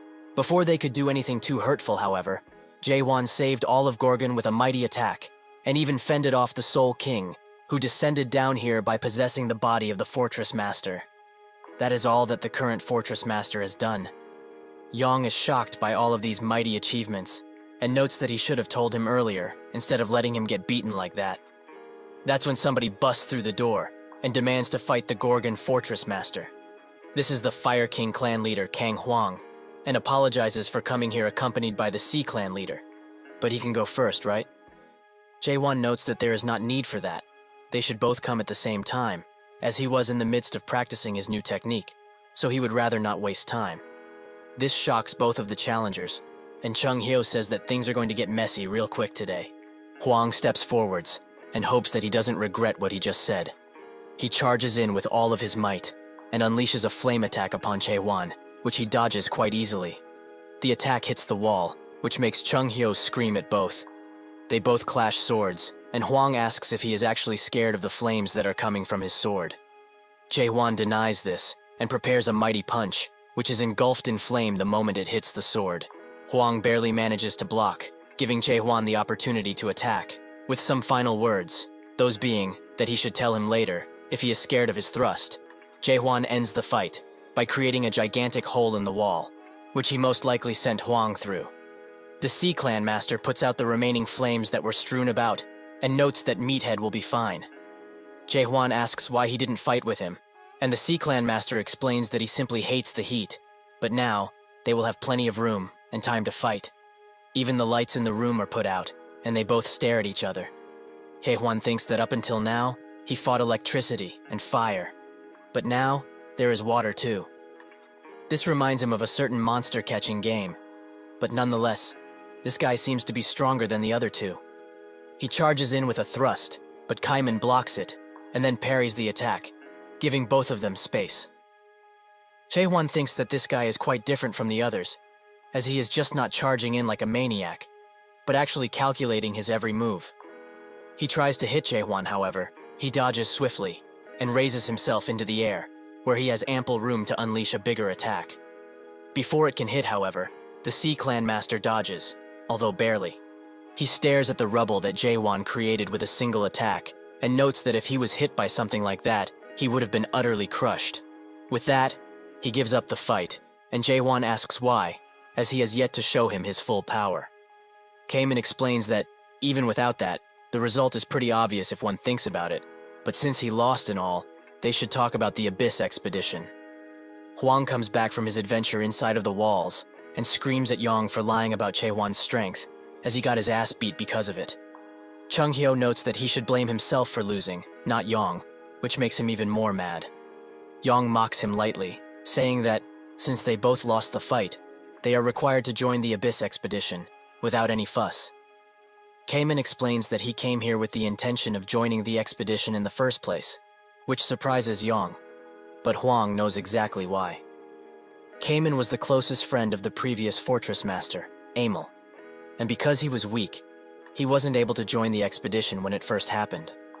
When the expedition returned home, without any fruits, and beaten to a pulp, with most of them being just gone, he was the first to witness the fall of the greats. That happened 900 years ago, and it seems that, ever since he saw that, Kaiman has been waiting for an opportunity like this, while patiently sharpening his sword. He notes that he was intending to go into the Abyss in the near future anyways, so this seems like the perfect opportunity to do it, for him at least. Chung-hyo tries to say something, but knows that this man is filled with ambition, and instead asks Hwang what he intends to do. He knows full well that he lost, and he is a man, and has already come to terms with having to go. Chung-hyo also asks Yong about his choice, and he says that he just decided. That's when he suddenly bolts towards Jae-hwan, taking everyone by surprise. Chung-hyo tries to warn him to not fight that man again. Has he really lost his senses? Jae-hwan gets ready to attack, but instead of doing that, Yong bows down with all of his might, which confuses the other people even more. Yong explains that, from this moment forth, he, the Lighting God clan leader, Woon Yong, swears utter loyalty to him, the Gorgon Fortress Master. Jae-hwan stares at him for a second, and notes that there is no need for him to do all of this. Yong doesn't stop, however, and explains that he would still like to do it, and will even swear his loyalty, even if he has to die. Jae-hwan tells him that he is already dead though, which makes him want to cry, but continues. Even if that is true, he asks him to accept him as one of his family members. He would be fine with just being a mere captain, if he has to. Chung-hyo wonders what family he is talking about, while Yong promises to not steal secret martial manuals, something which he doesn't have a good record with. Chung-hyo tells him that, first and foremost, he is the Lighting God clan leader. So how can he say all of this, when he has a clan to take care of? With a defeated voice, Yong explains that his clan doesn't exist anymore in chaos. With him included, there are only 7 people who managed to barely survive. The Lighting God clan was utterly annihilated 1 week ago. Chung-hyo ponders the situation deeply, and asks Yong if it really is true that the clan is gone, which he confirms. Chung-hyo starts summarizing his situation as of now. His clan was basically done for, and so it happened that an opportunity arose, in the form of an one-on-one challenge to choose the new fortress master. With a mindset that told him to risk everything, he decided to come here, and try to become the fortress master in any way possible. However, when he actually fought Jae-hwan, he lost so pathetically that it isn't worth describing. His clan is gone, he can't become fortress master, and now when he doesn't have anywhere else to go, he wants them to accept him. Isn't that right? Yong confirms that is precisely it, without a shred of shame. Chung-hyo finds all of this weird though, as news about his clan's fall should have spread around by now. Kaiman concurs, as even if Manticore and Gorgon are far from each other, it doesn't take a week for some news to spread. Yong notes that Jae-won saved the fortress earlier, isn't that right? Chung-hyo explains that he already told him, that he defeated those from the Forbidden Heaven clan. That's when it all clicks, and he figures out what happened. The other two are surprised that the Forbidden Heaven clan actually was inside of Gorgon, but they did wonder what that ruckus was when it happened. Chung-hyo notes that, indeed, it was them, and in Yong's case, they were the ones that destroyed his clan. Isn't that right? Yong confirms that is as he says, but it wasn't only his clan that was destroyed. The third-ranked clan, the Dark Forest clan, and the rank one, the Heavenly Dragon clan, have also suffered the same fate, at the hand of the Forbidden Heaven clan. Hwang is utterly shocked by this, and Chung-hyo asks, "Does this mean that the Manticore fortress is gone?" Yong tells them that Manticore has been completely captured by the Forbidden Heaven clan when they attacked. Chung-hyo ponders all of the new information, and comes to the conclusion that information just can't be blocked for an entire week, unless something is done to the fortress itself, that is. So this means that the Forbidden Heaven clan has gotten complete and utter control over the skill system after taking Manticore, and blocked the messaging skill. Hwang finds it hard to wrap his head around this, as 3 out of then clans were wiped overnight, by just one clan. Kaiman notes that he heard rumors about the Forbidden Heaven clan growing in forces, but he didn't think that it would be to this extent. This is quite the surprise. Jae-won asks if this means that the smaller the rank, the stronger the respective clan is. Yong stares at him, and asks if he only realized it now, despite being the fortress master. This angers Jae-won, and they all shiver while he emanates a terrifying aura. Yong tries to make up excuses but chooses to apologize, and explain how it works to him, which calms Jae-won down. Yong explains that in the whole of Chaos, there are 4 fortresses, that are all ruled by 10 clans, although this should be common information. The 10 clans in Chaos aren't all the same, and thus, they are ranked from 1 to 10. The strongest clan is on the top, rank 1, so there should be a stark difference between the first and the last clans. However, rank 9, Lighting God, rank 3, Dark Forest, and rank 1, Heavenly Dragon, have all been utterly destroyed by the Forbidden Heaven clan, that is at the bottom, rank 10. They even took Manticore with ease, and he doesn't have any real evidence of this, but he is certain that somebody is supporting them from the shadows. Jae-won thinks about the Forbidden Heaven clan, as at first, he thought that they were just people who had the mare, but they tried to take over Gorgon, and actually managed to take Manticore. If they are willing to take fortresses, they might have the same goal as him. However, this makes him wonder if the mare that is at Manticore is accompanied by that person that guy mentioned in the past. Well, there is only one way to find out, so he will have to do something. Somewhere else entirely, someone's head gets cut off by a person who is standing on a throne, lamenting that they couldn't get the guardian horned beast. This person is the Forbidden Clan leader, Lim Jin-hong.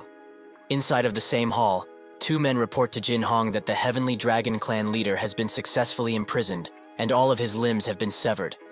The Dark Forest clan leader is still fighting back with the few men he has left, but they are positive that he will fall soon enough. While he listens, Jin-hong plays around with the head of the decapitated subordinate, and notes that he is pleased. But what about the capture of the Lightning God clan leader? One of them tries to say that they haven't gotten to him yet, and immediately gets a knife to the shoulder and falls down.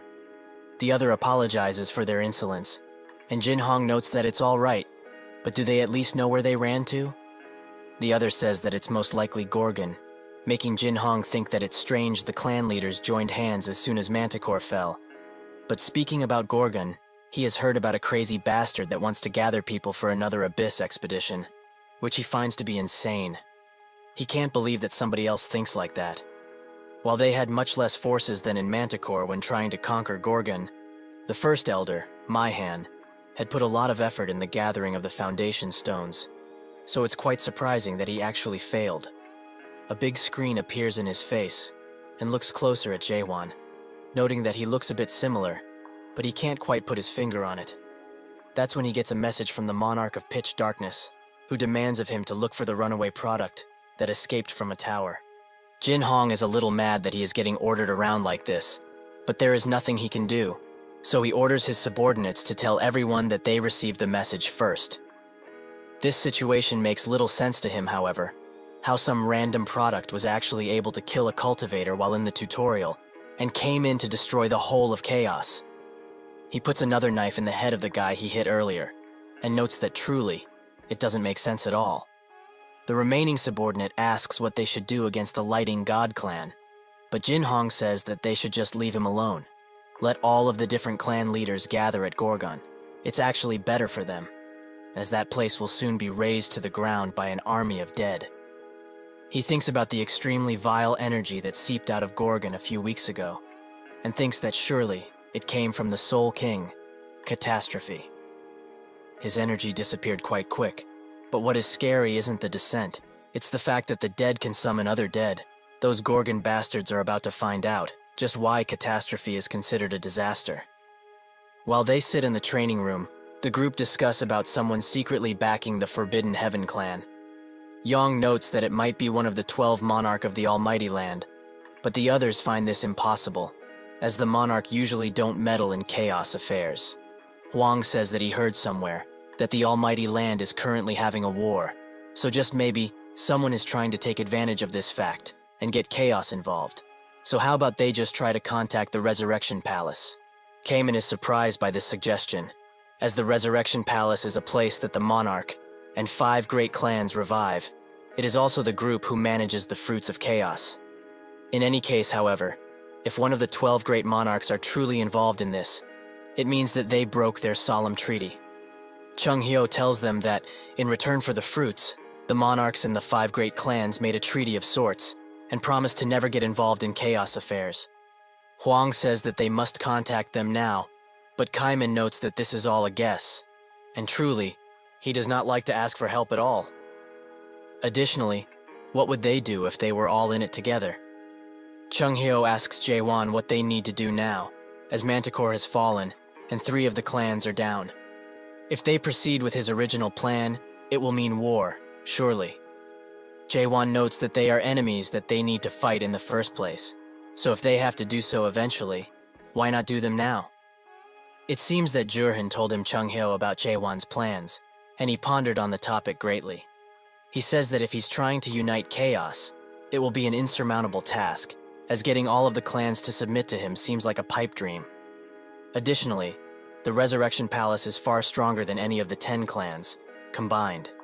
No matter how strong he is, or how strong he will become, he can't just do things alone. A glisten of light shines through the hole in the ceiling, and Jaewon notes that this is precisely why he is here, with him. Jaewon looks confidently at Chung Hyo, who is extremely shocked by his answer. Jaewon notes that, it is as he said earlier, he is inexperienced in many things, and has not lived a long enough life, but that doesn't really matter, since he is around. Chung Hyo blushes, and asks when he told him he would actually join the expedition too. Jaewon stares at him once again, and asks if he really doesn't want to, something which moves Chung Hyo. He laments feeling what he's feeling right now, especially from a 60-year-old child, no less. Haewon turns his attention to the group, and tells them that, as they have heard previously, he's not simply trying to gather people for the Abyss expedition. First things first, he will be uniting the whole chaos. After that, he will be destroying the Resurrection Palace that stole the fruits they fought for over 900 years ago. Only then will they depart for the Abyss expedition, and what he needs most of all is true comrades who will go through this with him, all of it. If they do not feel that they can be up to the task, they should leave now, as he has no further need for them. Kaiman asks if he intends to do it, even if he has nobody to help, and Jaewon says that yes, he will do all of it by himself if he must. Kaiman then asks, why? Didn't he say himself that he couldn't be able to do it alone if he had to? Jaewon looks at him sternly, and notes that he made it all the way here only by himself, so being alone is something natural for him at this point. This shocked the 3 from the group, and they don't know how to answer to that. But suddenly, Kaiman bursts out laughing, as he finds this extremely fun. He swears allegiance to his cause. He will follow him anywhere, be it the Abyss expedition or the Resurrection Palace. He will be there. Yong also does the same, and swears the same to him. After this is done with, they ask Huang about what he will do, and he notes that he hasn't decided fully just yet. This surprises Kaiman, and disappoints Yong, who doesn't seem that impressed. Huang screams at them, saying that his reaction is the normal one in this situation. How could they just join up with this guy without even knowing much about him? If he's honest, he just doesn't believe that he is actually capable of leading an expedition to the abyss, as the enemies that he wants to presumably defeat are extremely strong, which is exactly why he hopes that he can prove himself capable of it. 6 out of the clan leader are now gone, so if he is acknowledged by the 3 other clan leader, he will acknowledge him too, and will also follow him anywhere. Jae-won agrees instantly, as he doesn't need to think about it for long, but he also has a condition for this. If he needs to be acknowledged by them, then naturally they should also be acknowledged by him, right? So, he proposes this. A tournament, he will host it, and their titles as clan leaders will be on the line. If they all make it to the quarterfinals of the tournament, then he acknowledges them fully, and only then he will be taking their tests. Huang is rather enraged by this, but Kamen notes that it does make sense, since he has no proof that they are the strongest in chaos, and he can't depend solely on their titles either. So when will this tournament of his be taking place?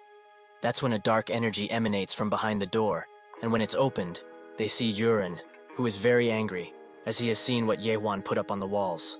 He notes that it already started in a sense, as he has put flyers all around, announcing the tournament preliminaries. Later in the fortress, Yurin sighs deeply, and Jahir notes that he's sure their fortress master has a plan. Otherwise, he wouldn't have done that. Yurin doesn't know what this guy was thinking, as now the situation has become a lot worse. All of the relatively strong people in Chaos, and those who also want to see the fight, have swarmed the gates, and the outer fortress is already fully packed with people. Additionally, all of the inspection gates are having difficulty with confirming identities, so there's that. Carlton notes that he doesn't seem all too happy with Jae-won's choice, but Yurin says that it's not that, but this is a matter of principles here, something which should be kept. Carlton asks if they can't just make a majority vote in cases of emergency, which the fortress master has to agree with, no matter what. Yurin notes that they could, because among the 5 inner tower leaders, those that would agree would be the 3 newly appointed leaders, so they would have more voting power.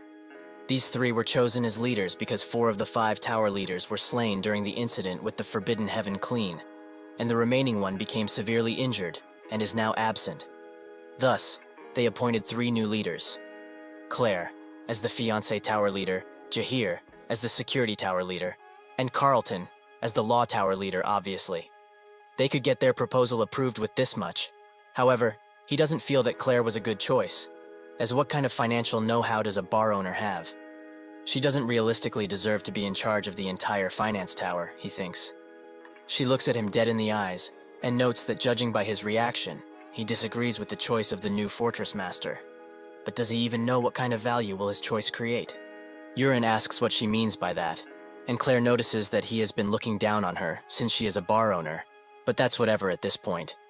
She explains that if people gather, money will naturally also be there, and Gorgon is now filled to the brim, something which hasn't happened in years, because of this one tournament. She also asks if he knows where the tourney will be held, and he tells her that he hasn't found out just yet. She explains that it's at the northern outer fortress, where the street stall are.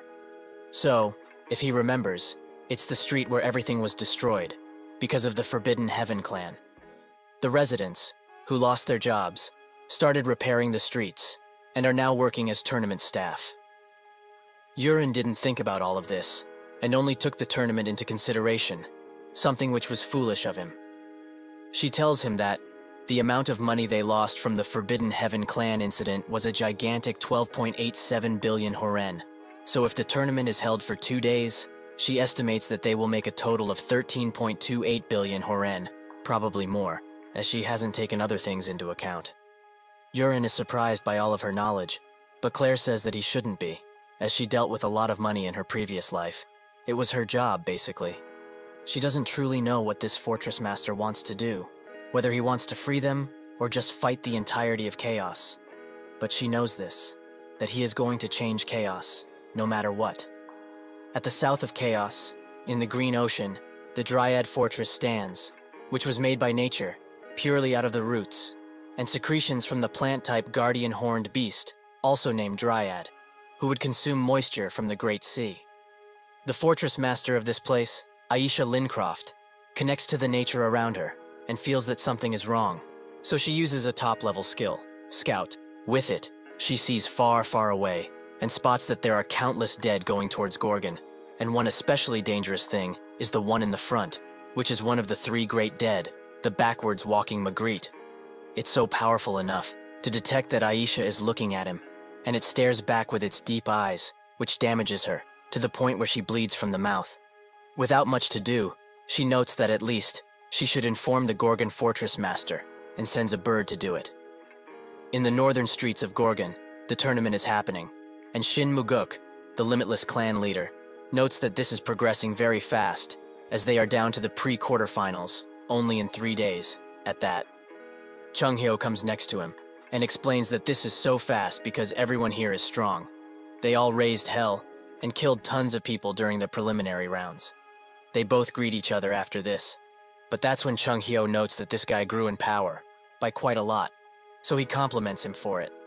Muguk says that he also grew in power, but he was actually surprised to see him not in the competition, since he likes to fight so much. As for himself, he doesn't like dogfights like these, and prefers actual matches. The fight beneath them continues, and Huang unleashes a mighty attack on his opponent. Afterwards, he thinks that he got him finally, but his opponent is actually high into the air, and descends upon him with extreme force. When the dust clears, the stranger is the victor, and Huang loses the tournament right here. Muguk seems to know that technique the stranger is using, and Chung Hyo also thinks the same. It is the technique of the Steel Monarch, Heo Yu's own Azure Cloud Mystic footwork. They wonder why his subordinate would be in this place, but it's natural for the monarchs to be up to something regarding this competition. Jahir announces that with this match, the pre-quarterfinals have ended, and they will now be moving on to the quarterfinals, the thing that everyone has been waiting for. The next competitor comes out of the waiting room, the Savant clan leader, Jaegal Myung.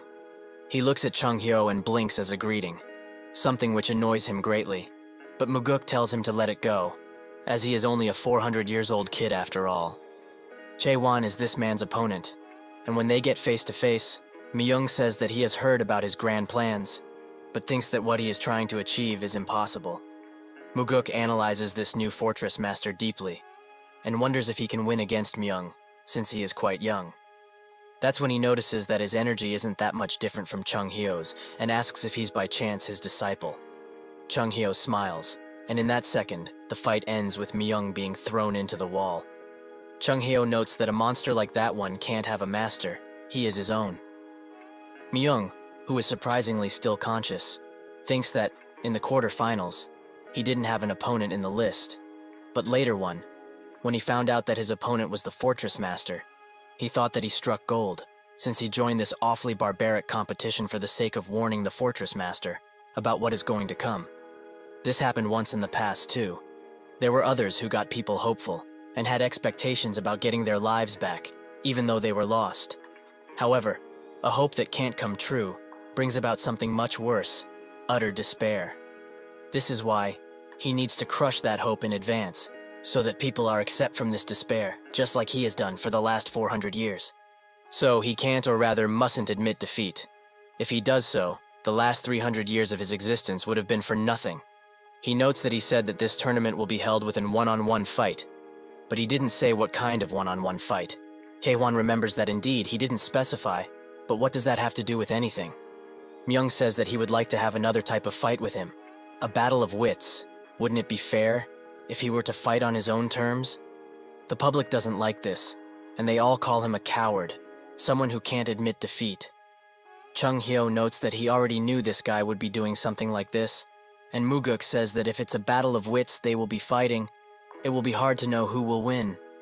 Chung Hyo tells him that he will probably suggest that they play that awful game that the military advisors like to play all the time. Jae-hwan asks what kind of battle of wits is he talking about, and Myung takes this as him accepting the challenge. The area slowly shifts around them, and now, the ground is an entire field. The system welcomes him to the military strategy formation world, and asks him if he would like to read the manual, as he seems to be a beginner. Myung explains that the formation world is just a fancy title for this type of game. It is said that it was made by one of the 13 masters, a mayor by the name of Maris. He used a certain game which had the title of Frontier as inspiration for this game, and the strategists of the Almighty Land enjoy playing it quite a bit. Also, he is the best at it in Chaos, which he doesn't tell Jaewon, naturally. He also adds that he will give him some time, since he has never played this type of thing before. But Jaewon refuses, as it's simpler than he thought, and he thinks he got it. In actuality, he knows the game that the mayor used as inspiration.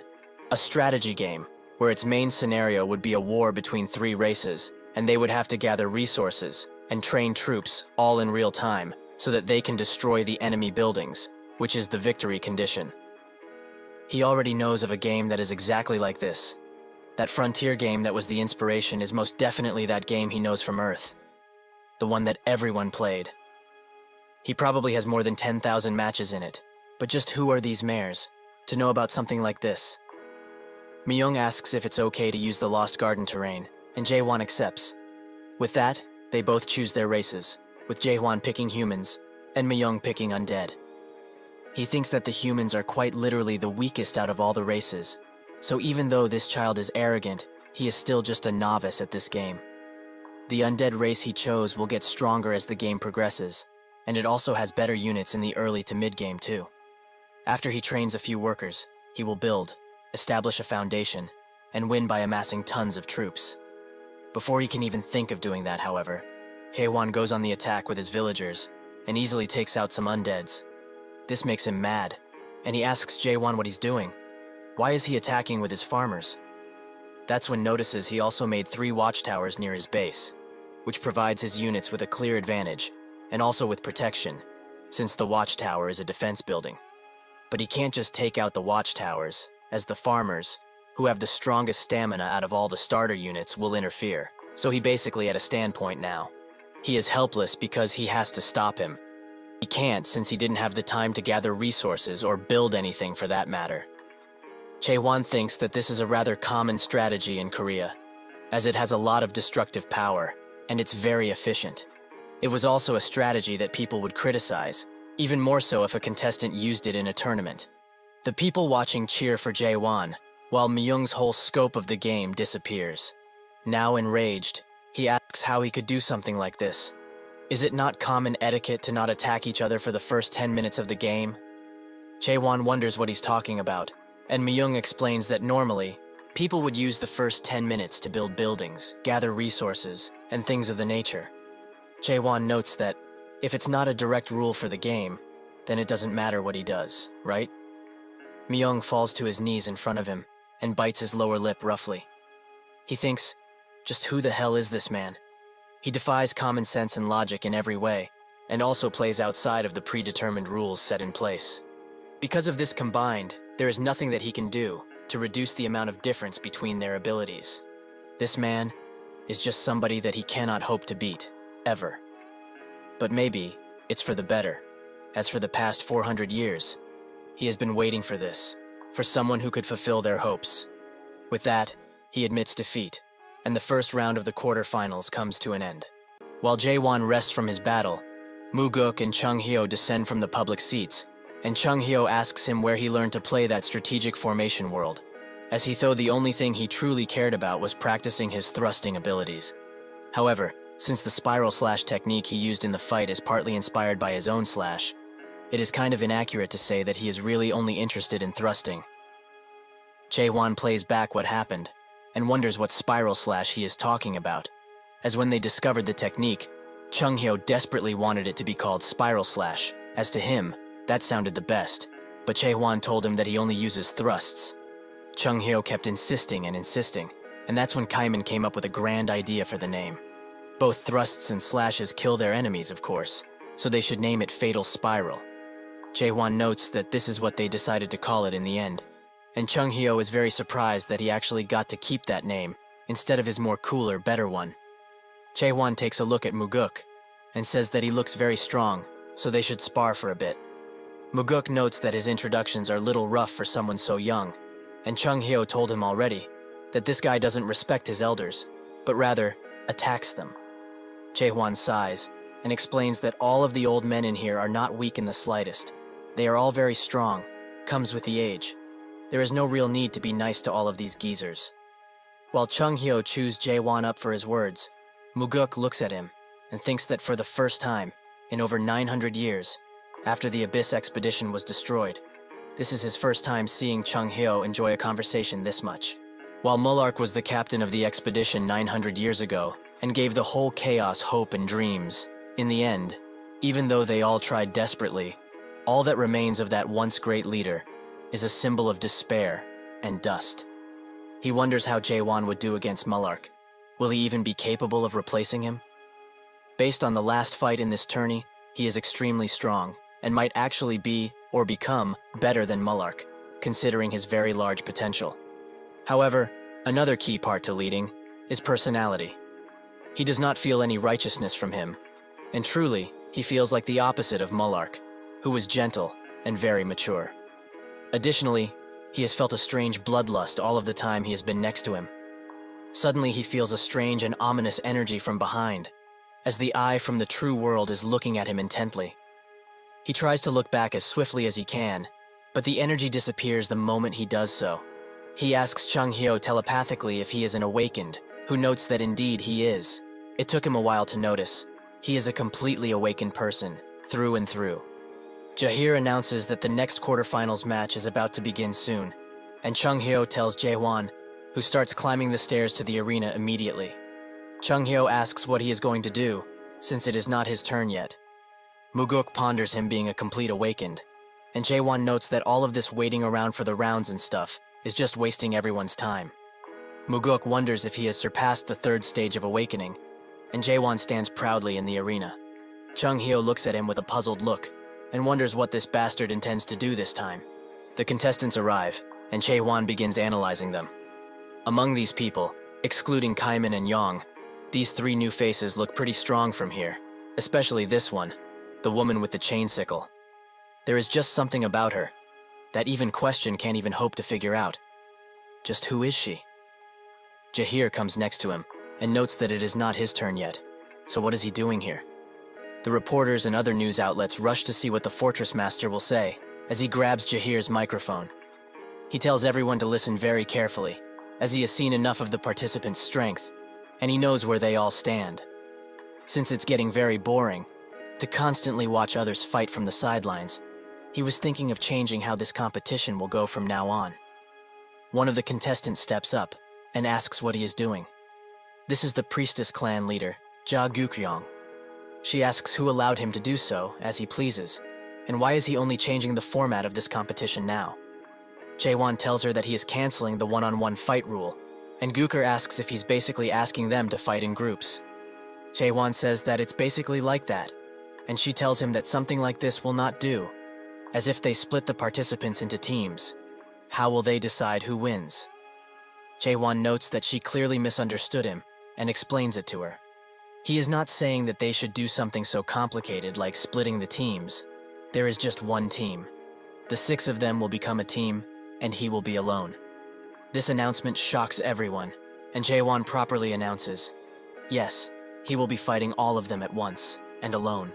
He promises, to the first one that strikes him down, the position of Fortress Master. The crowd bursts into cheering, and the news outlets announce that this is a chance for their new Fortress Master to show just how strong he truly is. The woman with the sickle laughs, and notes that this is good. Finally, something interesting is about to happen. After Haewon announces what he needs, he throws the microphone back to Jahir, and thinks that now, what he needs the most right now, is the trust of the common people. The deeper the connection he has with them, the more trust he gains, and over time, they will all develop a depth in this. However, in a situation such as this one, where there is not much time, there is another way to gain trust. That way is to show overwhelming strength. One of the contestants, a woman with long hair, gets up and close to him, at the shock of everyone around there. She notes that he is quite likable, and it would be much of a waste to slay him now. With that, she leaves him, and notes that she will be giving up today. While she walks away, Jahir wonders why she did that. In terms of numbers, they all had a clear advantage. So why did she just decide to give up like this? She whispers enough for Jae-won to hear. It's troublesome to do, and soon, that will appear. So there is no need to do anything. Jae-won wonders what she means. But before he can ask, Yong also gives up. as he cannot hope to defeat the current Fortress Master with his abilities. Jae-won thinks that he is doing all of this in order to become his subordinate and save face. Kaemin clenches his fist and also gives up. He acknowledges that his current abilities wouldn't even be able to move the current Fortress Master. Jae-won thinks that Kaemin is doing this because of his sense of fairness, as he wouldn't like to go 4 against 1. What a useless fellow. However, this means that even if he wins against these 3, it wouldn't give him a satisfying result. Gyuker says that this is quite a pity, as it seems that this is not what he planned, or expected for that matter. Jae-won notes that this is not perfect, but still, he is okay with the 3 of them attacking all at once. Gyuker says that his arrogance truly is boundless, and also, it seems that all of the others left to help him save face. Using question, Jae-won can hear what they are talking about telepathically. The vice leader of the clan notes that this is their chance to teach this fool a lesson, as no matter how strong he is, he cannot hope to endure all of their attacks. Gyuker asks her to hold her anger back. Has she truly forgotten that they are not here to fight with the Fortress Master? Jae-won eagerly listens to their conversation and wonders what they are here to do, if not fight him. Gyuker asks the other person, Hae-young, what she will do, and she notes that she will be continuing to observe them. Gyuker asks who is behind the Forbidden Heaven clan for the Steel Monarch to make his move in such a crude way, but Hae-young says that she cannot answer that. She just hopes that they can do a good enough job with that they asked. Gyuker's face contorts after hearing this, but with nothing else to do, she asks what needs to be done. Hae-young explains that they need to personally know the Fortress Master, and Jae-won thinks that basically, the other person is using her as a pawn to see how useful he truly is. With her mission set, Gyuker explains that she has no intention to fight him now, but that doesn't mean that she surrenders. Even if they have no intention to fight him, that doesn't mean they will raise their white flag. She is only saying that they are voluntarily joining the Abyss expedition, all 3 of them. The other people look at this with a serious and questioning expression, while Jae-won asks what kind of schemes they are really up to. Gyuker assures him that this is no scheme. If this journey truly is to bring back life to the people of Chaos, there is no need for schemes. The public starts to become restless, as there is no fighting going on, which is boring. Gyuker notes that, since they got this far, he should also be honest, he had no intention of giving up the Fortress Master position to any of them in the first place, right? That would be only natural, because this competition wasn't to choose new Fortress Master in the first place. It was hosted to recruit people for the Abyss expedition. She can't lie, she was very impressed with his method too, because after the Abyss expedition failed 900 years ago, nobody would dare plan something this grand. However, because of this, she is proud to be standing in this arena with him, and she is sure that goes for the rest of the people here too. Now, she is speaking to everyone, as she knows they aren't here because they are interested about the position of Fortress Master. She removes her face cover, and her emerald eyes widen as she rises into the air, and countless butterflies appear. She notes that she would like to hear his true thoughts about all of this, and the crowd's eyes glisten purple as they are slowly being bewitched by her eyes. Gyuker asks, is the reason that they are all here because of the fight that is going on, or for the future and life of Chaos? She would like to believe that Chaos has not forgotten about their dreams. The skill that she is using now is called the Righteous Eye, and it slowly bewitches the spectators to believe that they also need to know about it. Hae-won notices this, and wonders if he should just end things here with a single attack. But that's when an elderly man puts his hands up, as he agrees with the priestess clan leader. He did not come from all of the way north, just to see some fights. The people recognize this man as the Gentleman's Sword, who doesn't carry any affiliations. However, judging by their smiles, it seems that now, he has at least one allegiance. Jae-won's face turns sour, as this has become extremely annoying. Carlton walks around the fortress, checking to see if everything is alright. But that's when he notices some strange sounds from the office. When he opens the doors, he sees a messenger eagle, and walks towards it, wondering when it came, as the office has been empty for quite a while. The messenger eagle notices him, and relays the message it was given, something which shocks him to his very core. A group of dead, including a mega dead, is approaching Gorgon, and fast, from the Druid Fortress Master. Carlton looks out of the window and see the dark energy coming towards them. It really is true. At the arena, Jaehwan also notices how dark and cloudy the sky has become, but he is distracted by Gooker, who notes that they should not be having an internal conflict right now. They should all just work together, so they should end the competition now, while they can, because really, he has accomplished his true objective. There are already countless souls that are willing to risk neck and limb in order to join the Abyss expedition after all. She thinks that now, with full control over the situation, the last thing that needs to be done is this. She begins speaking to everyone, as there is still an important question that is sadly left unanswered. Just who will be the expedition's captain? Chung Hyo notes that this girl is playing some dangerous tricks on the people, and Muguk agrees. He analyzes her and thinks that she's using the righteous eye skill with a very good illusionary technique. And now, she's retracting her skill. Just what is she planning to do? Gyuker notes that the current Fortress Master should take up that role, as with his strength, that surpasses the 10 clans, and his intelligence, that surpasses the smartest chaos scientists, he will become a perfect leader, and a true history figure of chaos.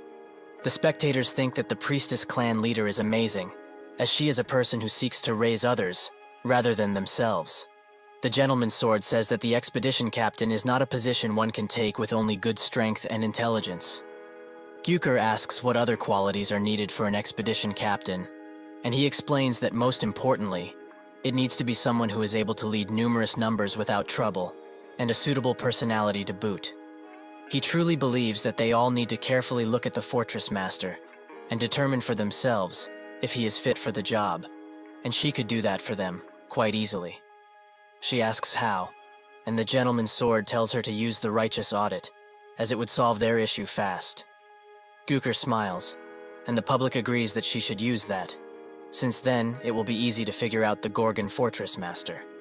Jahir announces that the Righteous Audit will be used, and tells everyone to clear the stage, except the Fortress Master, of course. Gooker notes that, since there is no helping it, and if this is what everyone truly wants, she will do it.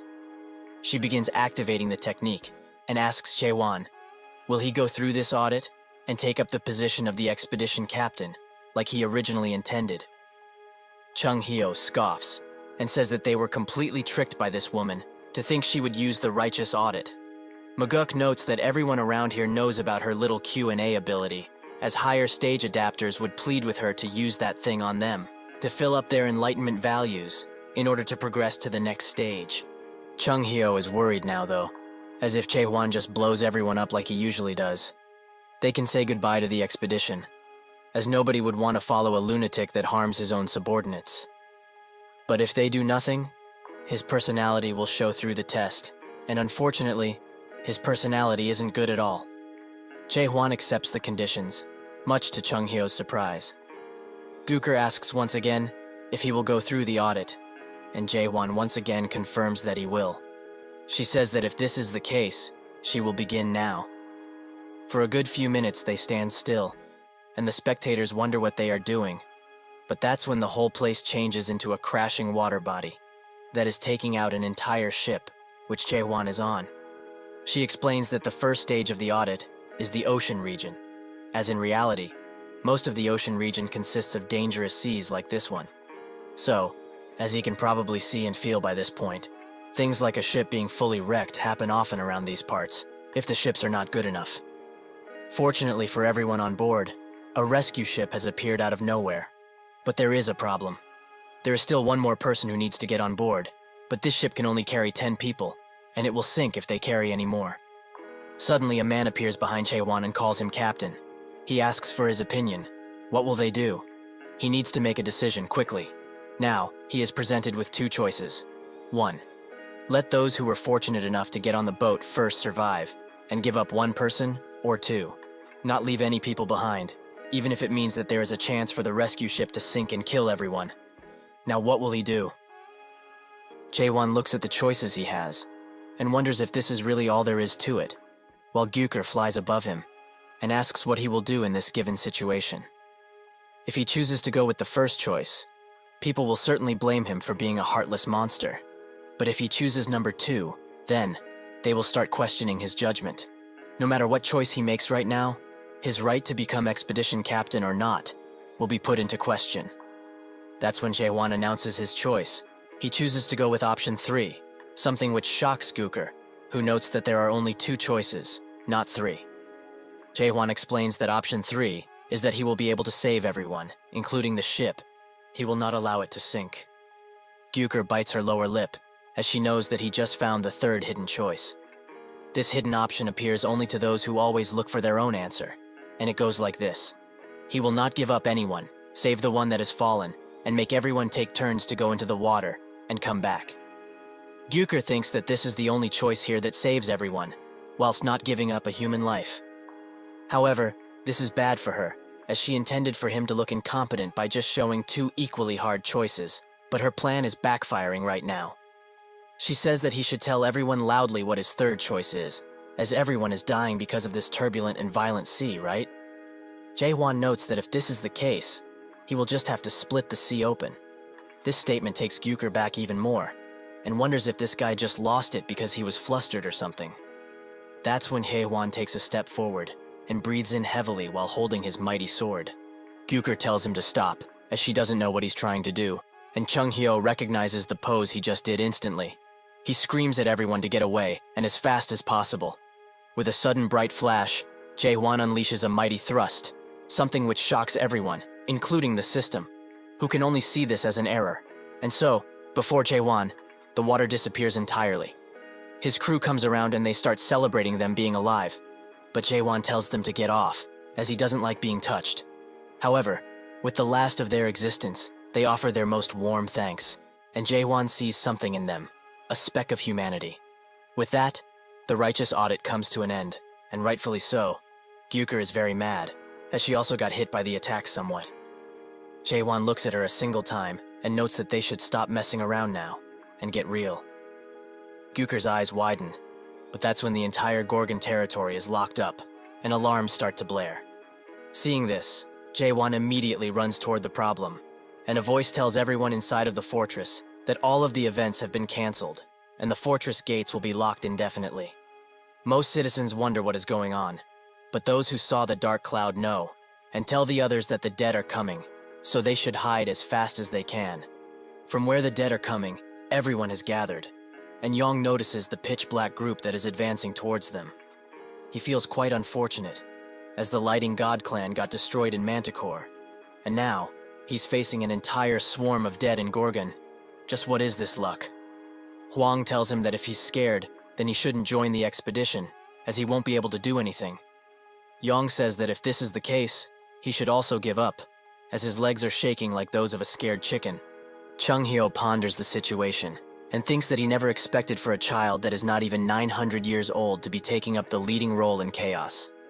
There are 6 of the 10 clans here: Limitless, Southern Sea, Savant, Priestess, Fire King, and the last remains of the Lightning God. He never expected to see something like this in his lifetime, but he can't lie. It does feel nice. He asks Muguk if this doesn't remind him of something they did a long time ago, and Muguk asks if he's talking about the Dead Palace situation. Chung Hyo nods, and Muguk notes that indeed, they saw something very similar to this back then. However, he does not know why that thing is here now. Chung Hyo thinks that the dead always call the dead.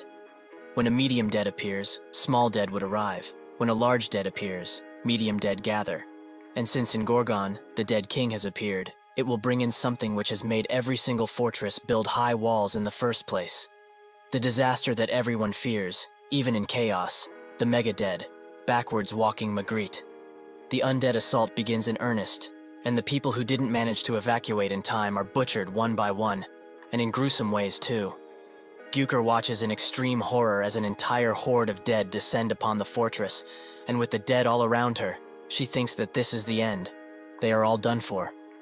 An elderly woman also tries to get away, but due to the fear in her body, accompanied by her old age, she trips, allowing herself to become feed for these ruthless beasts. Gooker notices and wants to do something, but in that moment, the gentleman's sword appears. She thinks that it's a relief, and screams at him to go help that frail person. But instead of that, he lets her be killed in cold blood, while he continues to run away.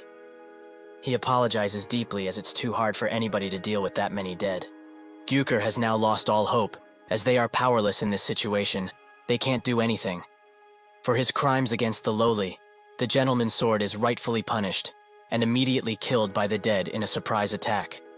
Gyukur can only watch, and a single tear flows down her face. Every single choice they made was useless.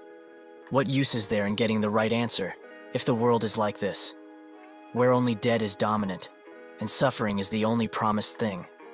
In this world without choice, something like hope does not and should not exist. The countless dead attack her, but suddenly one is slashed in two right in front of her face, by none other than Yong, who screams at her to get a damn grip, as they need all of the help they can get. That's when she notices that everyone around her are fighting for their lives. But why? They are just buying time for others to escape, even if they fight. There is no possible way they can win against all of this. Are they all fearless because of how reckless they are? But that's not it. As he sees Yong trembling, they are all afraid, very afraid in fact. But if that's the case, just what gives them the hope to keep moving like this? Yong tells her that even if this looks to be a little rough, she should not be afraid, as there is somebody who is fighting a much bigger threat up there, and alone too. A single undead tries to interrupt Jaehwan's fight, but he immediately grabs it by the neck and splits it in two with just his grip. The Mega-Dead raises a few stone slabs from the fortress and aims them at Jaehwan, who notes that it's quite rude for it to just bite someone else's fortress. The Mega-Dead unleashes the stone onto Jaehwan and then also continues attacking, not giving up the attack for even a second. It wants him dead. Jaehwan thinks that this is quite the troublesome opponent, as he goes near it, it will use its ability to rip off objects. However, if he keeps his distance, it unleashes a large breath attack, something that is quite difficult to dodge given the space. It can also unleash it again almost instantly, something which ticks Jaehwan off, so he chooses to stand in front of it this time and face it. Back on the ground, Chung Hyo continues to fight, but grips his sword tightly, as all of this reminds him of back then, when they failed the expedition, and he felt like humans could do nothing against the undead tide. In the face of such despair, realistically, there is nothing they can do. That's when a bright light shines in front of him, and he remembers what the old Tower Master said.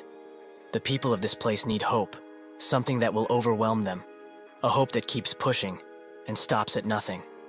Jaehwan manages to get close enough to the Mega-Dead and pierced it deeply. They both fall down as they exchange blows in the air, in a spectacle of good and evil. Everyone protects themselves from the blast as the sun shines through the broken fortress wall.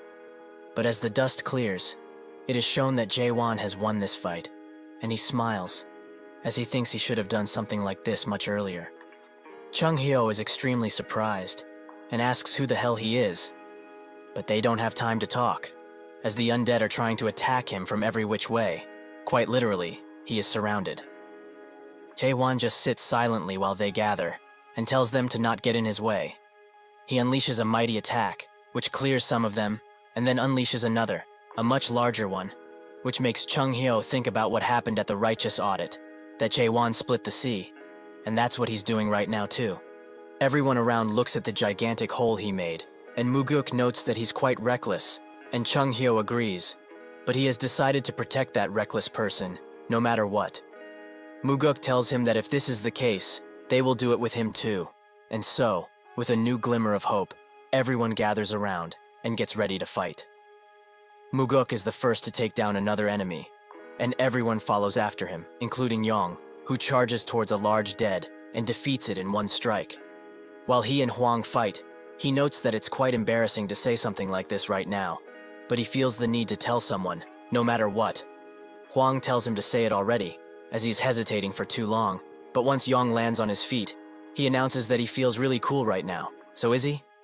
Huang doesn't say a single word, and Yong begs him to say something already. On his side, Huang is being charged at, and he notices that his body is slowing down heavily because of the fatigue, and at this rate, he will fall on his knees. Suddenly, just when a monster is about to attack him, someone throws a rock at the beast, a girl, who has chosen to fight despite the situation. The dead is rightfully annoyed by this, and so it charges the girl, who cannot hope to defend herself. But that's when she screams to do it now, and countless chains begin enveloping the dead. Naturally, this ability is that of Carlton, who is standing ready to fight, amongst the others who have chosen to fight alongside him. Huang smiles, and says that fighting like this feels much, much better. Everyone is trying their best in this dire situation, and Jae-won smiles as he slams his sword into the ground, and the whole fortress is enveloped by a blue glow. 10 days after this incident, people have started rebuilding, and the news that the three great dead and Magritte have been defeated. A reporter asks the fortress blacksmith, in his honest opinion, what does he think the biggest change in this fortress has been? The blacksmith thinks for a second, and notes that living here became much nicer, which makes the reporter asks how so. The blacksmith explains that 6 of the 10 clans in Chaos moved their headquarters in here, and there was a huge increase in supplies, especially horns from the horned beasts, and thanks to all of this, their economy also grew quite a lot. The reporter looks around and says that, by just looking at the situation, he didn't think that someone would say that it's actually nice to live here. However, he can't deny, the atmosphere around here is lively and cheery at times. The blacksmith notes that he is only saying this because he didn't watch the path of waves for himself. This is what the people call the incident, where a sea of dead was parted by Haewon's sword. It's almost like those who saw it fell into a trance, as everyone threw themselves into battle and fought the dead, even if countless people have lost their lives. The reporter wonders what these people saw, in order to make them say that they can live in chaos, even after all of this. It seems that after this, Gorgon's residents have started to truly live. Suddenly, a large explosion is heard, and the reporter asks what that is. The blacksmith tells him to not worry, as this happens pretty often, and it's nothing bad. The reporter thinks that the only ones that could cause such an explosion are high-stage adapters, and it's true that the 6 of the 10 clan heads are here. He asks if there's a war between the clans, and the blacksmith notes that it's something similar, and that's when 5 figures fall from the air, and the blacksmith smiles, as there's only 5 today. Jae-won sits in the training room, and announces that every single one of them have a long way to go before they become strong. Hong hears about what happened, and smashes his wine glass at the one who told him, demanding he explain once again what happened. The messenger obliges, and announces that the mega dead which charged Gorgon, the one who went by the name of Magritte, has been killed. This angers Hong, as that mega dead was made from a stage 9 adapter in the almighty land, and it's a monster that could only be dealt with by a lieutenant or something higher. Just how did those Gorgon bastards manage to defeat one of the only 3 mega deads in Chaos? He tells his man to look into the situation now, and thinks that this shouldn't have happened. He is sure that there was a mistake somewhere. 4 days after this, news of the North Branch of Forbidden Heaven clan, that's near Gorgon, spread about, more specifically, about its destruction. At the fortress, Jae-hwan calls all of the other clan leaders weak, and asks what they have been doing all of the centuries they have been alive for. Yong wonders how they can ever hope to defeat such a monster. But that's when Jae-hwan calls him, and tells him that he only has quick feet.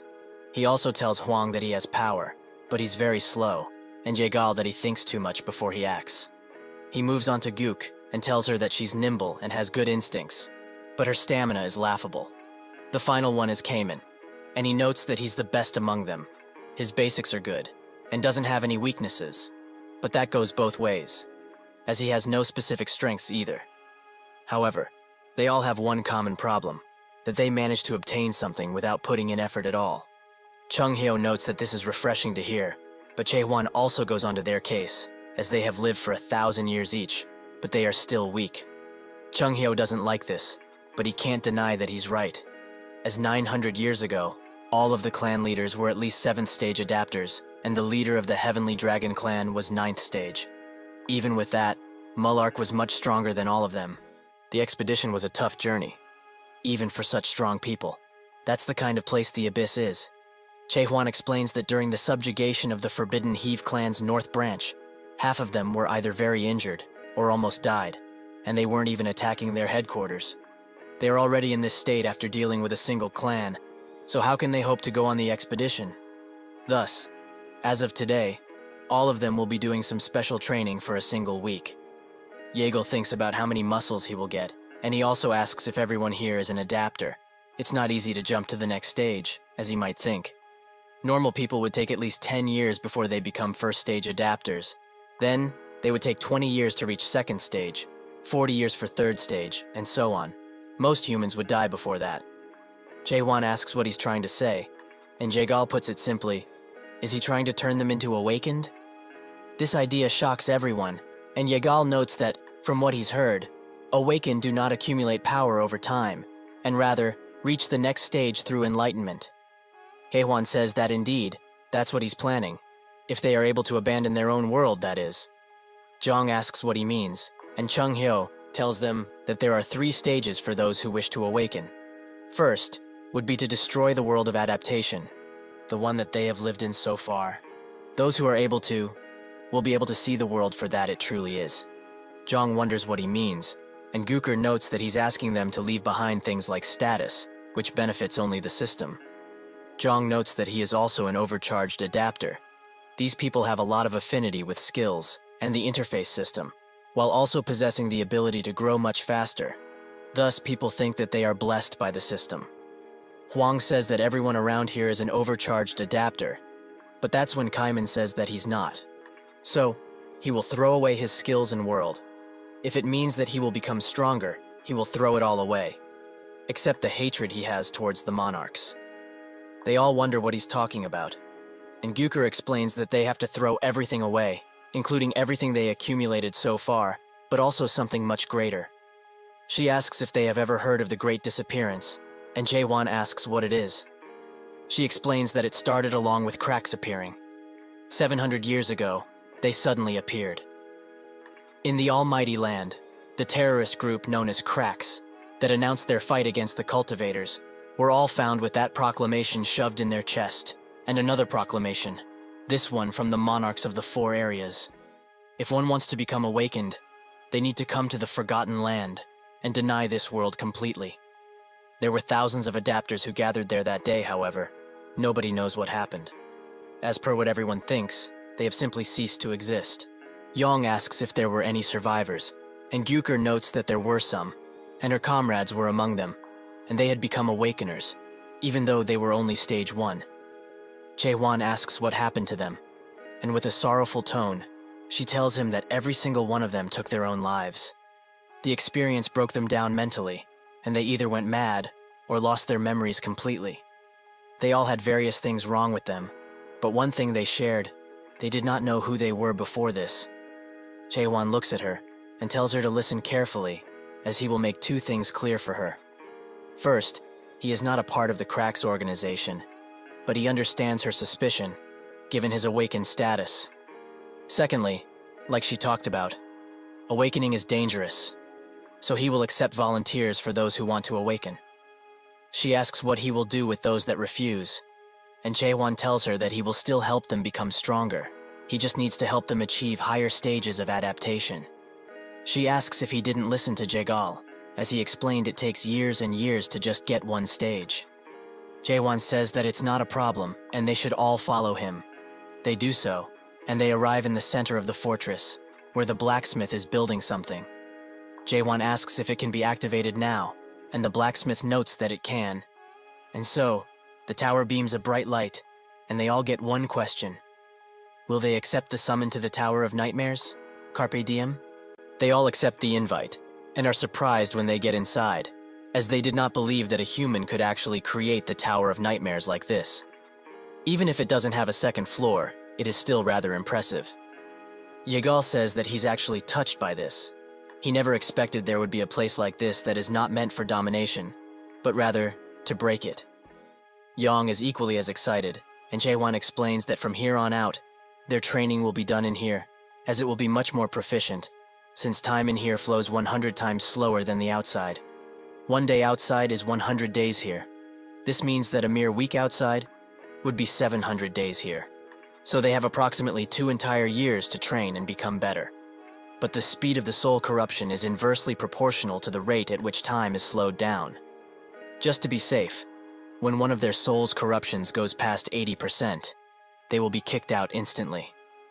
Additionally, the horns of horned beasts would always be on standby outside, so there shouldn't be a need to worry about the corruption. Yong is surprised to find that Jaewon isn't just a cold-blooded and self-centered person, and promises once again to follow him for all of eternity if need be. With that explanation out of the way, Jaewon gets to separating those who want to awaken and those who do not. Those who want to will stand on his right side, and those who only want to increase their adapter level stand on the left. After they do that, training begins in earnest, and Yong seems to be attacked by Gyuker. But still, he mocks her, as she is far too slow to catch him. Suddenly, a flaming fireball comes in front of him, from Huang, who is trying to third-party him. He explains that speed isn't that important. What is important is destructive power, and he, the mighty Fire King, has that. Jago looks at their squabble and sighs, as they are all pathetic, and there's no way they will improve. The three immediately team up and look at him with glowing eyes, and get to chasing shortly after. Muguk looks at this, and thinks of what happened previously, when they were choosing. As everyone expected, Cayman is the only one who chose to go through the awakening, and he seemed pretty confident about it too. Gyuker also asked how he's going to raise their adapter levels, as it's not easy for high-stage adapters to become even more stronger than they are already. They need to get a certain level of enlightenment, or learn new top-level skills to increase their proficiency. Chaewon told her that this can be solved quite easily, which she was angry about, as a top-level skill book, which they would need, isn't easy to get. Is he also planning to steal from one of the great clans, like Zhang did?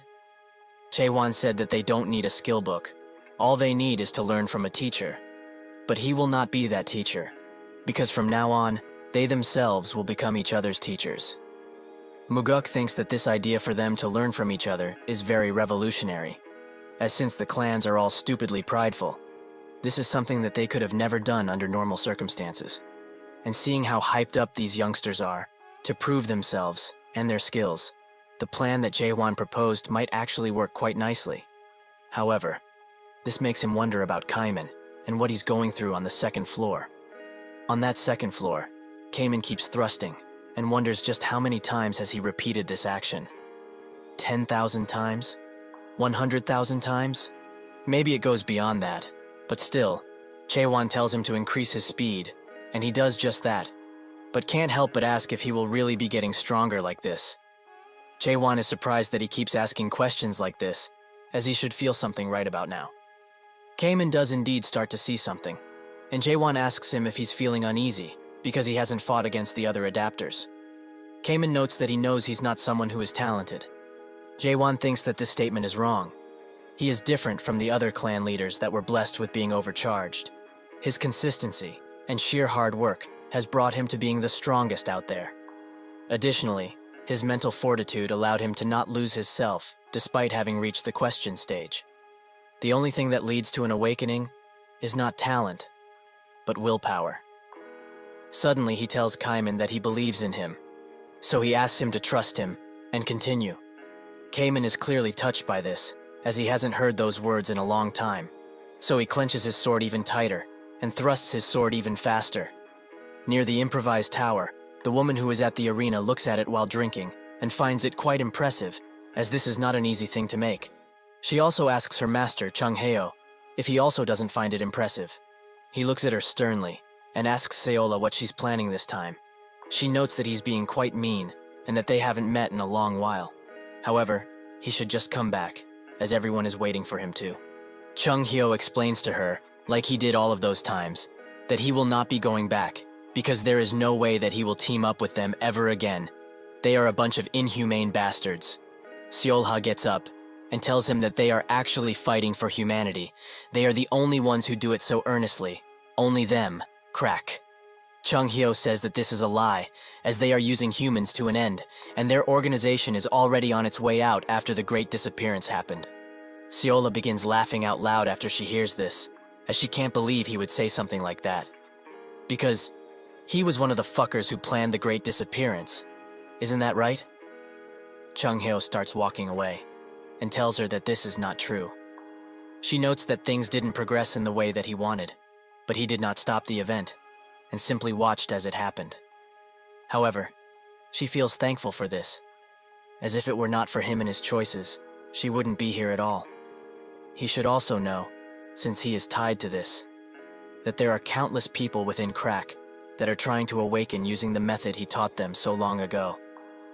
They swing their swords at each other hundreds and thousands of times. They do that and kill each other again and again and again. Among those who do this, a very small number would survive and swing their swords 1 billion times if need be. They would become numb to life and death letting them surpass humanity and see the world for what it is. That is how they obtain the first key word to awaken, dismantle. Chung Hyo pulls his sword out and demands that she shut up, as that is the wrong keyword. He pulls her into his unique world, and she notices that it's the same as before. It is still weak, as he got lost from losing his humanity, and was not able to draw anything in this world that he went through so much to even make. She, however, filled her world and became the second core captain of Crack. Seolha begins cutting his world apart, with great ease in fact. Chung Hyo believes that she became a captain with such skills, and asks if she also achieved the third stage of awakening. She explains that it wasn't just the third stage, and starts transforming the world around them. She asks if this pleases him, as this, all of this death, is the scene of the great disappearance. Does he enjoy her masterpiece, her life's work? How does he feel after looking at the sea, filled with corpses? He tells Chung Hyo that the living are not trying to pretend to be dead. He knows that there is nothing that will change that in chaos, right? This world will never change, so he should come back already, with her. Chung Hyo announces that it will change. He knows that it will. He believes that 100%. Seolha can't believe that he still has the willpower to have so much faith. But even with his little helper, he is going to fail. Just like he did 900 years ago, and like when he abandoned all of them, and ran away like a coward. He can do what he wishes at this point, but he should know that Crack will always be watching him. Inside of the tower, Kamen goes through all of the stages of awakening. First, to question it. The second stage is to understand the world he questions, and the third becomes quite blurry to him. Suddenly, Jaewon attacks him and shouts at him to wake up. His sword falls to the ground, but Kaiman dodges and barely lands on his feet. Jaewon says that he did not want to see such a pathetic display from him. He should fight, like he is fighting for his life. Kamen feels all of the strikes, and can't even think of him winning this fight. He can't even comprehend just how powerful Jaewon truly is. This also makes him wonder if he even became stronger than before. He closes his eyes and accepts his defeat, but Jaewon tells him the final key to unlock the third stage, to remove the limits that the world dared to put on him. With that, Kamen opens his eyes wide and unlocks the third stage of awakening, to forget him, that the world decided on. They both attack each other with mighty strikes, and Kamen uses the Moon Eye ability to unleash an even mightier attack. After it's all said and done, raindrops fall and he stands on his knees. Jaewon congratulates him as he has reached the third stage. Kamen asks if he really became stronger, and Jaewon confirms that he did. But still, Kamen feels nowhere near him, even though they are both at the same stage of awakening. Once their training is over, everyone meets inside of the fortress meeting room, where the other fortress masters reject the idea of them going on an expedition, as it would break their treaty that has been standing for a long time. Jong immediately gets on their case, as if they did nothing until the expedition was made.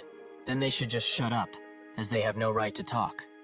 Yurin explains that the reason they are all gathered here today is because of the Forbidden Heaven Clan incident, so they should all relax and return to the topic at hand. One of them suggests that they continue on this topic, since they already started to talk about it. This is Garuda's fortress master, Gal Huidong, an 8th stage adapter. He says that the captain for this expedition should be picked through voting. The Dryad fortress master, Aisha Lind Croft, kind of agrees with him, and also asks where the current Gorgon fortress master is, as he should have received the information about this meeting. Yurin thinks that this was all a setup to not have him here, as the moment Jaewon left this place, a suggestion for the 3 fortresses to meet was made, and before they could even hope to reject it, they got a messenger eagle that announces their envoys have already departed. While it is true that the adaptation team returned, the fortress master and Kamen, who are in the awakening team, have yet to do so. This was all a ploy, as they wanted him gone, so they could sway the conversation in the way they wanted. Gal notes that they should not put their trust in a child who only lived for 50 years. Are they mad to let such an inexperienced man take the role of expedition captain? He continues to disrespect Jaewon, but suddenly Jong puts a knife to his neck and dares him to talk shit again. Gal asks what he is trying to do, and Jong explains that if he wants to talk with abilities, they should do so. If they really want to change the expedition captain, then they should deal with them first, as they will not stand by while they change it. Gal and Jong go to an arena, with Gal asking if he really wants to go through with this. and Zhang in turn asks if he's scared. Gal allows him to make the first move, and he does just that as he pops behind him and tries to attack. Gal dodges, but Zhang continues to move even faster. Gal commends his speed, and Zhang flies into the air and lands directly on Gal, who has no choice but to defend himself against such a powerful attack. He is quite surprised that a 7-stage adapter got so powerful and admits that he did not expect this. However, no matter how hard he fights, he can't hope to surpass him, as he is an 8th stage adapter. With that, Gal unleashes his golden chakrams on Zhang, which hits him pretty hard, making the spectators wonder if he will be able to do something now. Gal, thinking that the fight is over, commends him for his skills, and announces to everyone that, since the lighting god has fallen, just as promised, they will change the expedition captain. Suddenly, Zhang gets up and tells him to stop speaking, as he hasn't lost yet. From now on, he will show him something very interesting. They both attack each other, and surprisingly, Zhang uses an ability from Huang, which burns Gal's chakrams. He is surprised to see a technique from the Fire King, and Zhang also uses an ability from the Savant clan leader, Jegal. Gal screams at them for teaching their sacred techniques to each other. Have they really thrown away all pride? Zhang rushes in with extreme speeds, and notes that pride does not win battles. He manages to land a mighty blow, but Gal still stands, and announces that, if this really is the case, he must get serious too. He unleashes all of his power into a mighty chakram, which makes the normal spectators just run away, as they don't want to be caught in it. The chakram grows even larger, and when it touches the ground, it raises most of it, as stone is thrown around and sent flying in all directions. Aisha watches this in amazement, and Gal taunts Zhang, as he wants to see if he will really survive such an attack. That's when he notices that Zhang was in the air all of this time, and tells him that he did great, as he unleashes one of his mightiest attacks yet. The attack only reaches his forehead, as Muguk stops Zhang since the fight is over. He tells Gal that his match is over, and also asks if he was really going to use the guardian horned beast Garuda in this situation. Gal clenches his fist in shame, as this is an anti-dead weapon, and announces that he lost. With that, Muguk asks, who will be the one to fight him, Aisha? If she feels worthy enough, she should come down right now. Suddenly, Guker gets close to Gal, and Muguk asks what she's doing. She announces that she's simply going to the winning side, much to the others' dismay. Suddenly, out of the blue, a man announces that he will be the one to deal with Muguk. This man is the Jade-masked Golden Monarch, Bang Chianil, a 9th stage adapter. Jurin wonders what a monarch is doing here, and Muguk notes that he is the enemy of Chaos, who took all of the fruits after killing everyone. How dare he step foot in this place? Chianil tells him to stop talking like this and invites him back, as the Monarch of Steel misses him a great deal. Muguk asks if he's really working for the Steel Monarch now, and Chianil confirms that he indeed is, as his king has a soft spot for martial artists. Muguk notes that if that's true, that man's legacy is over, if he decided to accept human trash like him. Chianil wonders how he can still be mad about something that happened in the past. Heo Yo, the Steel Monarch, forgave him very easily, but he guesses that comes with status. He shouldn't be so angry at another martial artists. Have they not done a lot of stuff together in the past? Muguk's eyes widen with rage, and he charges in, while reprimanding him for saying such a thing, as he was the one who betrayed the entire Muram world. With a single hand attack, Chianil blocks him, and notes that he's being really too harsh. This is their first time meeting after well over 900 years, so they should chat. Muguk gets even madder, and attacks with even more fervor while asking, since when did the Dryad, Garuda, and Priestess clan get played by them in such a way? Chianil acts a fool. They were only giving them advice, so that they can make wiser decisions. He should also stop talking nonsense about others, when he, the Gorgon Fortress Master, and a few others, were just pipe dreaming about something unachievable. Truly, they are even more pitiful now than ever. Aisha looks at the fight from above, but it can be seen on her face that she's conflicted about something. Suddenly, the emissary of the Steel Monarch arrives, young, and tells her to throw away those thoughts. She made the right decision. The current Gorgon Fortress Master is extremely dangerous, much more than the Forbidden Heaven clan leader. He is attempting to use the Abyss Expedition Squad to unite the entirety of Chaos, and their great monarch considers him a threat. Threat is the title given to those who wish or attempt to change Chaos, and every time one of these threats appears, hope also starts to appear. However, That will eventually lead to despair. Young continues, if they do not get rid of him right now, once again, chaos will suffer. And since she has lived for 970 years, she knows full well what happened 90 years ago. Aisha feels like it happened yesterday, so she can't let another tragedy like that happen again. That is when Young came with the offer, when she was vulnerable. But now, she's very conflicted, as she doesn't know if this is right. Kionil continues to block Muguk's attacks, and notes that it would be wise to stop now, as he can't hope to defeat him in his current state. He knows that full well, doesn't he? Muguk does not answer with words. Instead, he uses his blade and a technique, Heavenly Sword, to reach for Kionil's neck. But instead, the attack blows up, as he used a technique to block it. He explains that there are tons of differences in abilities between adapter stages, but when it comes to the 8th and 9th stage, the difference is extremely high. He pulls Muguk closer and tells him to get to the 9th stage before he thinks of coming back to them, because somebody like him, who does not possess the class of a monarch, cannot hope to even put a single scratch on him.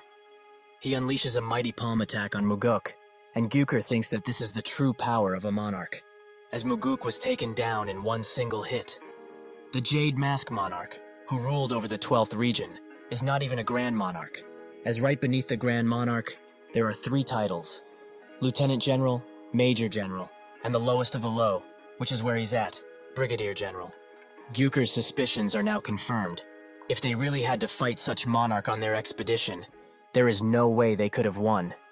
Kionil tells him to give up on his dream, as they cannot hope to win, ever. Haven't they all achieved pretty high positions within Chaos already? They should not try to play God, and stay at their level, as it is all they deserve. Muguk seems to have given up, but his eyes glisten once again, and he strikes at Kionil while he's still talking. Kionil is quite shocked that he still wants to continue in the state that he's in, and Muguk notes that 900 years ago, he, who has won over the Resurrection Palace by stealing their rightful fruits and killing some of their precious comrades, has no right to talk about this. He has never once forgotten the disgrace he put on him and the others on that day, and things are a lot different now. Kionil says that he's become too dull, as instead of redemption, he chooses death. But it's rather fitting for him. They both go to strike each other, but that's when Muguk unleashes the Heavenly Sword Enigma and throws it at Kionil with every mound of strength he has left. Kionil reaches his hand forwards and notes that he's still as pitiful as ever, while unleashing his bottomless pit. This eats up Muguk's ability, and Kionil grabs him harshly, saying that he cannot hope to change anything. The others charge in to help him, but Kionil intends to finish him off now. Suddenly, from behind, Kaiman arrives, and he apologizes for being late, but since the Fortress Master is rather busy now, he will fight in his stead. Yurin wonders what the Fortress Master is so busy with, as the Abyss expedition is about to fall apart. Kaiman tells him to calm down, as he is here now, and asks Muguk if he's alright. He tells him to stop, as this is not someone he can just deal with. But Kaiman assures him that it will be okay, and tells the others to evacuate everyone from here, and get as far away as they can. Jagil tells him to stop talking about the impossible, as Muguk was not able to defeat him. Does he really think he can? Kaiman tells him once again to let him fight alone. He talks with Kionil, and says that it's been a while. He tries to remember who he is, and he finally does. He's that child from back then, the one who could not join the expedition because he was not strong enough, right? Kaiman confirms that it was him, and Kionil notes that, since he is daring enough to stand in his way, it must mean that he has become a lot stronger. Kaiman raises his sword, and says that he will see soon enough. Kionil tries to attack him, but he dodges, and thrusts his sword into his hand, which sends him flying back. Kionil notes that it's not bad, but also asks, what kind of skill is it? Kaiman explains that it's a simple thrust, but it's not as powerful as a strong thrust. However, he shouldn't be swayed by that, and fight him with everything he's got. Otherwise, he might just die. Kionil finally shows anger, as this child is deluding himself, killed by someone like him. He unleashes 2 golden hands on Kaiman, forcing him to dodge constantly. But when he finds the opportunity, he thrusts through one, and announces that today will be the day that he will die. Kionil continues the onslaught of hands, but Kaiman remembers what he talked about with Jaewon. When he finally reached the 3rd stage, Kaiman asked, did he really grow strong in only 2 years? Jaewon then told him that on the 2nd floor, where they are at now, time flows much differently, But he should have known, as he could have not performed 10 billion thrusts in only 2 years. Kaiman unleashes his world, much to the surprise of Kaenil. Kaiman's eyes glow a light blue, and he thrusts once again, now with an even more powerful attack. He doesn't stop there, however, as he unleashes a mighty wave in Kaenil's direction and moves with it.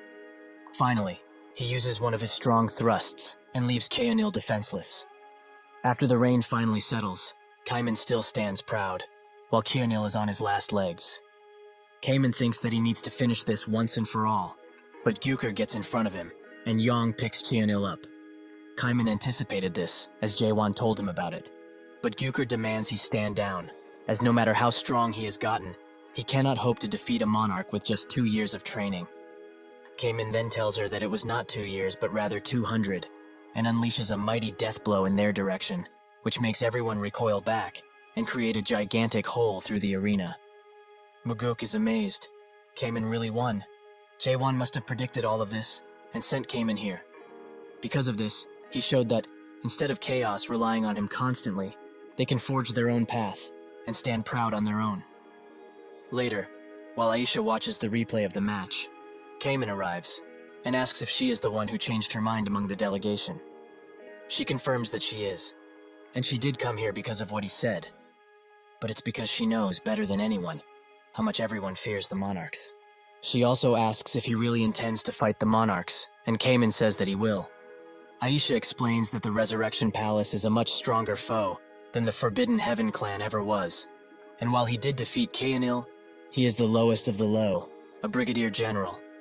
That means that in the future, he will have to fight generals far stronger than that.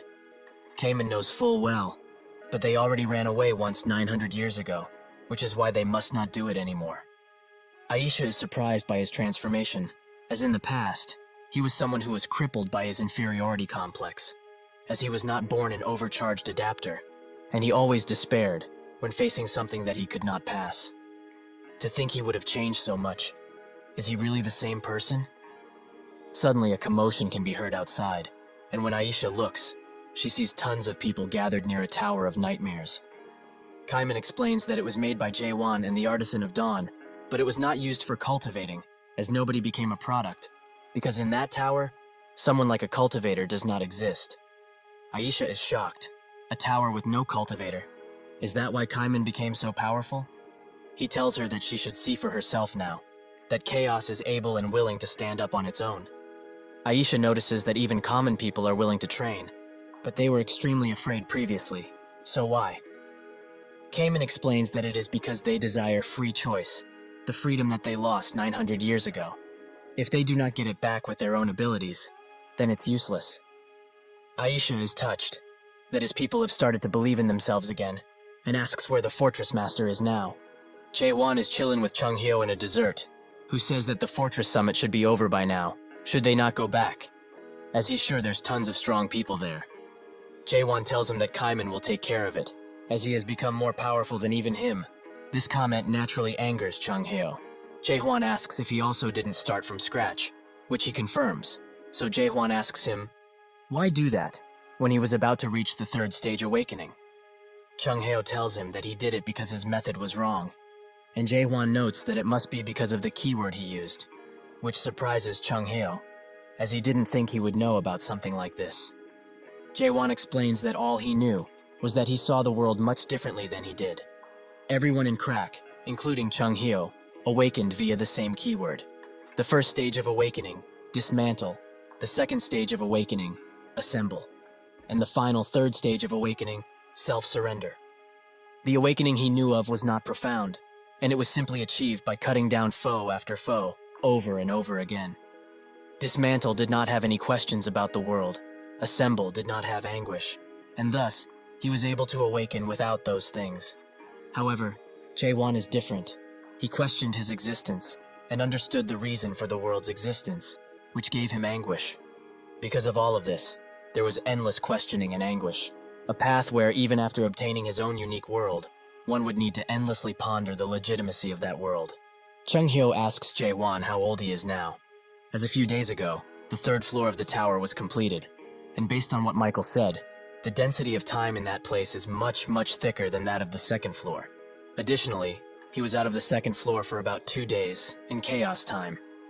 So how many years did he train for, really? Jae-won smiles and says 1,000 years. Chung-hyo finds that hard to believe, but Jae-won jokes around. Is he going to talk with him formally from now on too? Chung-hyo tells him to stop playing and tell him just how long he was in there. Jae-won explains that it wasn't as much as he wanted to, but they should get going. With that, they get running, and Chung-hyo asks, is he really going to the Resurrection Palace? He says that he is, so Chung-hyo warns him. That place is extremely dangerous, and he would be better off fighting them after getting more awakened. Jae-won says that the monarchs will not just wait around. That is why they need to attack now, when they least expect it. Additionally, he will only be getting rid of the most important people in the Resurrection Palace and stealing a fruit, along with one other thing. The treasure of the mares that turns the living into the dead. The narrow gate. If one uses it, they can pass to chaos alive. And if that is the case, if he steals every fruit and destroys the gate, then the monarchs will not be able to cross over into chaos anymore, without dying first, that is. So in order to achieve all of this, he will go to the Manticore Fortress, which apparently has an alley which leads to the Resurrection Palace. It is currently occupied by the Forbidden Heaven clan, so they will not just let him pass, but well, he will do what he does best. Thrust. After Jae-won blows a giant hole into the Manticore Fortress gate, Chung-hyo asks, why did he do such a thing? If they did it stealthily, they wouldn't have needed to fight the whole fortress, like they are about to now. Jae-won notes that he told him earlier why, and Chung-hyo gets it, but they need to preserve their energy, as this is just the place that they need to go through in order to get to the Resurrection Palace. Jae-won knows that full well, and uses a few light thrusts to deal with the incoming attackers. At his palace, Jin-hong looks at the fight and notes that this time, he doesn't think the rumors about this guy are exaggerated, as he has done many other things to impress. But to think he's actually just a product, if he had seen all of this earlier, he would have dealt with him much swifter. Suddenly, a woman notes that he must be thinking deeply about something, and snaps her fingers, saying that just looking at that chaotic man is getting her excited. It's no wonder that pitch darkness wants a piece of him. Who wouldn't? This is Siren, and Jin-hong tells her to stop dressing like this in chaos, but she retorts by noting that he looks like a scarecrow with those long clothes, so he has no place to talk. She sits down next to him while talking about some gibberish, but that's when she notices he's looking at Jae-won, so she steals one of his screens and wonders what kind of technique he's using, as he's destroying everything in one hit. Jin-hong asks why she's here, besides annoying him, and she explains that she's here to tell him about something very interesting. The Jade Mask. Golden Monarch has appeared in chaos. He probably knows that already, as all of the forces sent to Garuda right before they were about to take over are all dead. After looking deeper into it, she found out that it was done by the Jade Mask Monarch, as it seems he won over Garuda and Dryad in return for helping them with something. That something is a promise. To keep the treaty where the Supreme Monarch promised to not interfere in chaos business no matter what, so he swore to not break it. However, it was Pitch Darkness who ordered this, and now even the subordinates of Iron Steel are dilly-dallying in chaos like a bunch of children. This resulted in a proxy war of the monarchs of the Holy Land. But the most interesting thing about all of this is that she heard the Jade Mask Monarch was beaten to death. Jin-hong is interested now and asks who killed him. Siren says that it was one of the 10 clan leaders, which Jin-hong doesn't believe, as they are not strong enough to kill the Jade Monarch together.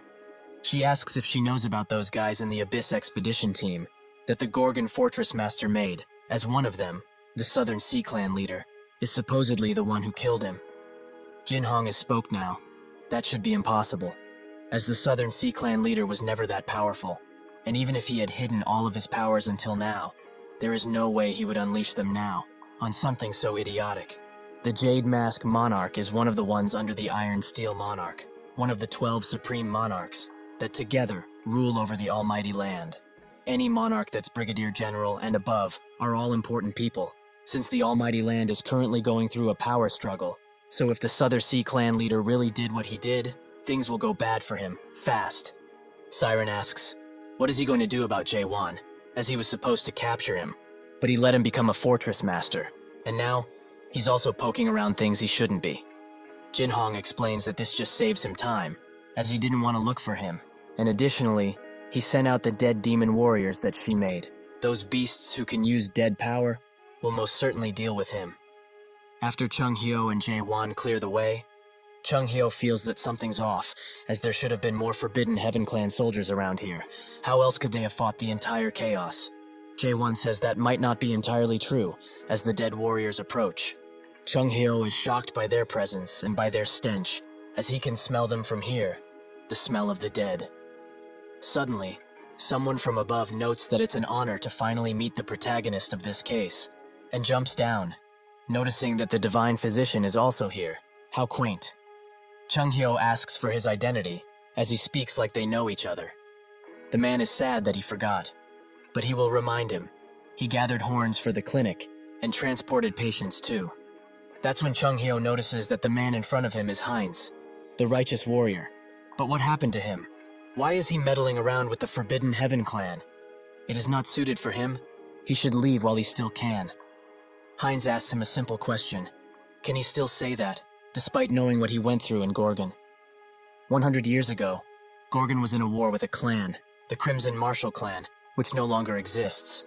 A total of 50 guards, including the Southern Inspection Gate captain, had died forever, because of the Crimson Marshal Clan's cowardly ambush. Out of everyone, only one man survived, and that man was Heinz. That is why, a little later, Heinz begged Chung Hyo to help him become stronger, as he doesn't want to experience what he did again. Chung Hyo explained that he understands the sorrow he must be going through now. However, he has seen thousands of people like him during the 1,000 years he has lived in chaos, and he cannot grant his request. It's funny, really, when he thinks about it. He remembers the words he said, to work hard if he wants to become stronger. However, working hard is a luxury for those who are actually able to. Most other people in chaos were not in a situation where they could just work hard, like he said. So, he's wrong. He has worked hard to protect the justice he's protected his whole life. And where did that lead him? Here, where he had to break that belief. Chung Hyo asks why he looks the way he does, but Heinz ignores him and explains that the friendly and righteous man who was a second stage adapter died 100 years ago. He was reborn, and now is the Vice Clan leader of the Forbidden Heaven Clan. He moves his attention to Jae Won, as he has heard that he only uses thrusts, so he will play his little game for now. He uses Balkan's 8 fangs and a secret technique, the Carotid Sever, in order to unleash dead like hounds on Jae Won. He remains calm, however, and thrusts into Heinz's spear, which angers him, as he wants to know how he did that. One of his men suggests that they should attack together in this situation, which Heinz agrees with, and so they charge them all at once. Jin Hong looks at the fight, and is angry at his soldiers, as they are being cut down with extreme ease. However, if he also goes there and attacks with them, they will surely take these guys down, as he is close to Monarch level. Even with that though, he can't even comprehend the amount of losses they would have if they did that. If he loses all of his dead soldiers, his plans will be ruined. He calls Siren over, who says that he should stop pestering her, as she did everything he requested already. The Spirit Stone research was completed, and she made the black cloud that created the dead warriors for him. So what more does he want? Jin Hong just looks at her, and Siren sighs, as if they made a deal. She could help him overcome this. Heinz thinks that this man is the Gorgon Fortress Master, the legend of the Path of the Waves, and the Pathfinder of an impossible path. All of these titles he gained in just a single month, and he likes none of them. He cannot believe that someone who has been here for just a month has become a Fortress Master. Even a mighty warrior like him couldn't, in the 200 years he has been here. He will not accept something like this. He transforms into a deader version of him, and forwards all of his malice towards Jae Won, as he will show him just how much hard work he put in. Jae Won dodges his attack, but it still lands in a nearby wall, where some of his soldiers were standing, and it's shown that he's quite destructive. Heinz announces that this is the power he has gotten from giving up on his beliefs, and working hard on his strength, just like Chung Hyo would have wanted him to. Jae Won notes that it's about time they end this, and unleashes a medium thrust on Heinz, which destroys the dead parts that came out of him. Seeing that their leader is in danger, the soldiers try to rush Jae Won, but Chung Hyo holds them off. Jae Won prepares an even mightier attack, and says that everyone around here is talking about how much effort they put into themselves. Everyone is so selfish, it's crazy. He strikes so hard that it opens Heinz's eyes. He now sees Jaewon's unique true world, the one that only awakened people can get. Is this really what the world looks like, to someone that has yet to submit to this world? The eye that sees every single thing and makes rules to monitor it. Is this really what he's trying to fight? He cannot lie. He's amazing, truly amazing. To think that someone would dare to fight that. Perhaps, if he hadn't given up back then and continued his path as a righteous warrior, he would have been able to chase after the same dream. But it's too late now. This single attack was able to take down most of Manticore, and Chung Hyo notes that it should be called World Thrust instead of Strong Thrust. Heinz is also alive, and Chung Hyo wonders how he was able to only attack the buildings. Chaewon explains it like he explains everything. He just thrusted. However, now that they made a path forward, all they need to do is walk it. Suddenly, a pink portal appears, which Chung Hyo identifies as a transcendent rank space teleportation skill, Warp. Out of it, Siren appears, who says that she can't believe the dead warriors she made are so afraid. Jaewon asks who she is, which takes her by surprise, as she's the presenter of countless shows, like this week's Hot 10 or Tower of Tower. Does he not have a hologram panel at home? Chaewon says that he doesn't, and Chung Hyo explains that she's a mare, and he can confirm that all the men of Chaos know her. Siren picks up his hat and notes that he has good eyes for someone so old. But did he not know that it's taboo to say that all mares are just that, mares? Each mare is known as another race, but enough about that. She introduces herself. She is Siren Armeld, not just a mare. Jaewon thinks that it's unfortunate, as he wanted to ask her tons of questions, but now, they don't have the time. So he asks her to get out of the way already. Siren explains that she cannot do such a thing, as she received a request to stop him. Jaewon does what he does best, and puts his sword forward to thrust, but Siren tells him to wait, and just hears her out for a second. She offers him a deal, to become her product, as the person who asked her to stop him is in that broken down building, almost dead from that strike of his. She will forget that promise, if he becomes her product. Jaewon unleashes a light attack on her, but Siren notes that he won't be able to keep this up for long, as he must feel it too, right? Jaewon does indeed feel that the spiritual pressure is way stronger around here, so she might be a major general by the looks of it. She explains that pitch darkness is after him, and that guy is no good. She can hide him very well.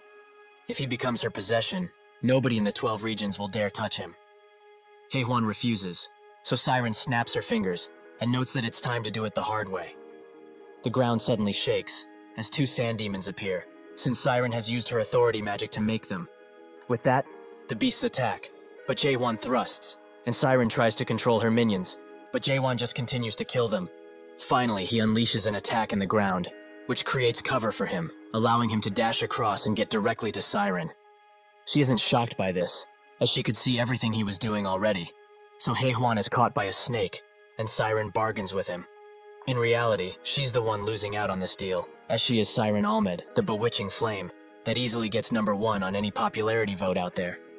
Suddenly, her snake minion starts convulsing, and Jaewon appears right in front of her as it explodes, which allows him to grab her by the neck and slam her on the floor.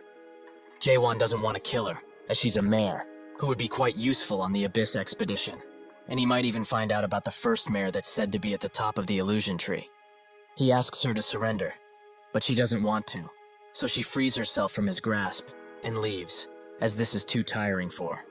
Suddenly, though, she appears behind him and uses the 8 Gates of Hell technique. Inside, Siren says that she expected him to be more surprised, but Jaewon experienced something similar before. Siren explains that what he experienced was a fake, as the real 8 Gates of Hell is a skill that was made by a mare. Jaewon goes through the first gate, Gale Hell, the 4th, Black Chain, and easily plows through the 6th, Frost Hell. Siren is shocked by this, as she did not expect for him to go through them so easily. However, she wishes him luck on the next gate, as this one is a doozy. When the gates open, a strange liquid comes out, and from that liquid appear the bodies of his dead comrades, the ones that are still fresh in his mind. Siren tells him to give up now, as since this skill was made, nobody got past the 7th gate. Suddenly, a few versions of him appear, and one asks who he is. This is the 7th gate, Self-Hell. Jaewon wonders what is going on, as these are all versions of him, but they are all from different times. It doesn't matter to him, as he will still fight. But that's when he notices that all of the versions of him also get ready to thrust, which takes him by surprise, as he did not expect for them to have his techniques too. However, that isn't the worst of it, as they are all semi-sentient and able to think for themselves, which will prove to be challenging. Seeing this, he charges in first, to not allow them to analyze him further, which allows him to find out that they each have the skill level he used to have when he looked like them, so they might not be as dangerous as previously anticipated.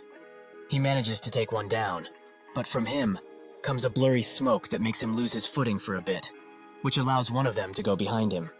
Jae-won is swift, however, and he easily takes him out, but when he does that, a version of him in military clothing falls from the sky and meets his eyes, begging him to stop. Suddenly, he is transported back to a certain memory, where one of the soldiers he served with apologizes fruitlessly, as he has slaughtered many people. Jae-won remembers this memory, as he had it right before he entered the tower. The man continues to apologize, as he has worked hard. He knows that too, but now, it is too late. With a heavy heart, he thanks Jae-won for everything, and points the gun at himself. The bullet casing falls, and Jae-won remembers that this man was his successor, and also a counselor. He was harassed endlessly by others, which caused him to shoot all of his predecessors and executives in the middle of the night. He was the only one that survived, and all of the leaders, platoon commanders, and battalion commanders were placed somewhere else. Fortunately for him, he was acquitted of any suspicions, because that man wrote in his diary that he was one of the ones who was really friendly. But still, he was thrown in prison for 15 days. In that solitude, he began questioning everything, and maybe then, he really started to hate the system. Naturally, he did not know anything of the world of skills or status, but maybe he was already living in a world of the system, where it suppressed individuals wherever it could. Jae-won starts to damn everything, as his life flashes before his eyes, his friends, his comrades, himself. Was any of it even true? He continues to thrust and thrust, until a child version of him asks, "Who is he?" This makes him experience fear, something which he hasn't in a long time, but it also makes him tear up. Even still, he strikes himself, and Siren asks him, "How does it feel to experience this gate?" Awakeners say that self-surrender is becoming a new existence, which will make them forget their original self entirely. So awakeners like him, who have experienced self-surrender, receive much more damage from the 8 gates of hell. Even mayors would take their own lives when they experienced something like this, because they simply could not handle that their ego had gotten too large. But to him, it's entirely different. Suddenly, Chung Hyo slashes the 8 gates of hell away and tells him to come to his senses already. Siren holds him gently and whispers in his ear, "For someone like him, the ego that he has forgotten after self-surrender, will he really be able to handle going back in time like this?" Jae-won thinks that these are all memories he has thrown away, and this place is a world where he has to end himself in order to continue moving forwards. The gate once again asks who he is, but when he wants to answer, the memories start flooding in, making him think that this place truly deserves its name. It's hell.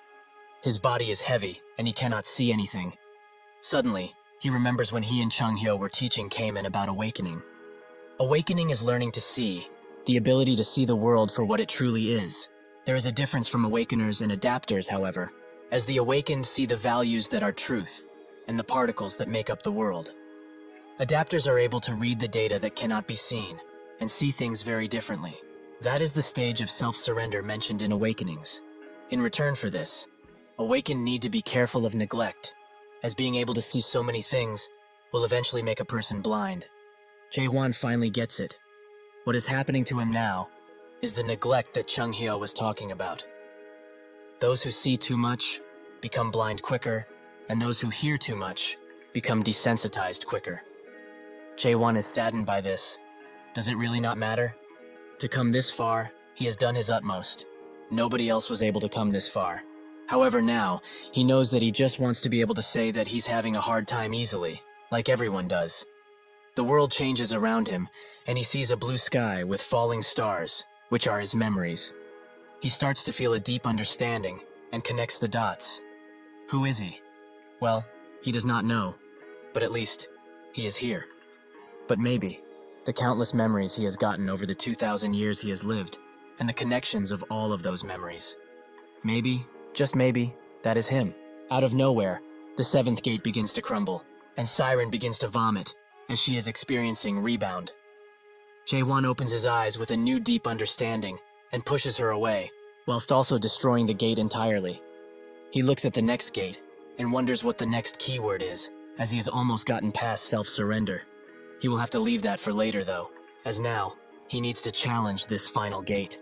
Jaewon looks at the 8th gate and touches it, fully prepared for anything that is to come out of it. Suddenly, it starts opening itself while glowing brightly, and when Jaewon enters, he finds nothing except a large, serene space. He wonders what to do, but that's when the stars begin writing a message. He would like to tell this visitor about his trivial story, since he has passed all of the gates of hell. Jaewon guesses that these are just the records of the one that made the gates, so he watches eagerly. The text notes that he still remembers when the first Abyss expedition started, and identifies himself as Mulark Armelt. This is simply a record of his failure. Outside, chatter can be heard around, and Chung Hyo begs Jaewon to wake up, but he doesn't move an inch, and the same goes for Siren. Even though she used the technique, she's as unconscious as him. He is weary of this because the people from the Resurrection Palace have arrived, and among them, there's a major general-level guy. The general asks his men if they have found anything yet, and when they reply with no, he commands them to search even more thoroughly, as he is sure those weaklings are around here, somewhere. This is the 11th stage adapter, the hidden scent monarch, Samyong Garam. Chung Hyo is very scared of him, as he is one of the main fighting forces of the 9 regions. Just what is someone so powerful doing in chaos all of a sudden? Suddenly Garam feels something, and sends his attention directly to where Chung Hyo is. He starts preparing a mighty attack, and congratulates them for having hidden for so long, like the little rats they are. He throws a mystical punch at them, but fortunately Siren has woken up, and she teleports them out of there just in time. With his prey gone, Garam focuses his attention somewhere else, and orders his men to reclaim Manticore and search for the Forbidden Heaven Clan leader. While getting out of the portal, Siren wonders, just how many times has she died today only? She also asks Chung Hyo if he has nothing to say after she saved his life so graciously. Naturally, he starts screaming at her, as he is the one who looked after them. Shouldn't he be getting the thanks, not her? She notes that this means they are even, and thinks about what to do, coming to the conclusion that it's better to go to the Gorgon Fortress first and foremost. Chung Hyo asks if she has surrendered already, but she explains that naturally she has not. She just has business with this passed-out man. Chung Hyo says that he has already sent a letter to Gorgon via Messenger Eagle, although he did not expect that Jaewon would still be out cold right now. So, right about now, some warriors who have awakened must have already departed. Indeed, as he says, countless warriors led by Kaiman arrive, and he commands them, from now on, Carpe Diem. The Liberation Army of Gorgon will depart, pass Manticore, and strike the Resurrection Palace once and for all. They charge in with more confidence than ever before, and they all think that with this many awakened all at once, they might actually have a chance. They might just win. Garam sits idly by and watches them while wondering, wouldn't it have been better if they would just stay here, in chaos, and adapt to it fully? He smashes a wall, and notes that they are quite ambitious, but ambition comes from foolishness. He throws part of the wall he broke in small pebbles, which easily tear through the army, as if they were real bullets. Yegal is left awestruck, as he has never seen this kind of power, and so is Jung, who watches as Yegal is killed right in front of him, without any way to defend himself, and without mercy. Garam warns them one final time.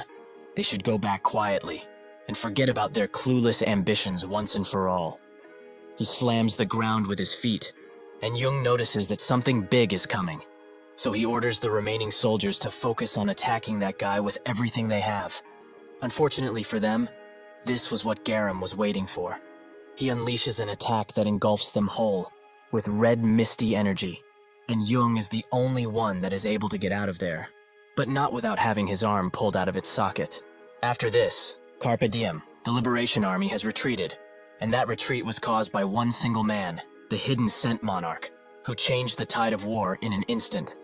10 days later, in the Gorgon's inner fortress meeting room, Yurin announces that, starting from the squadron of 3rd stage awakened, 1st Squadron Commander Carlton, to the 9th Squadron of the 9th stage adapter, Limitless Clan Leader, along with all of the other squadrons of Carpe Diem, Half of their entire forces were decimated in just 10 days.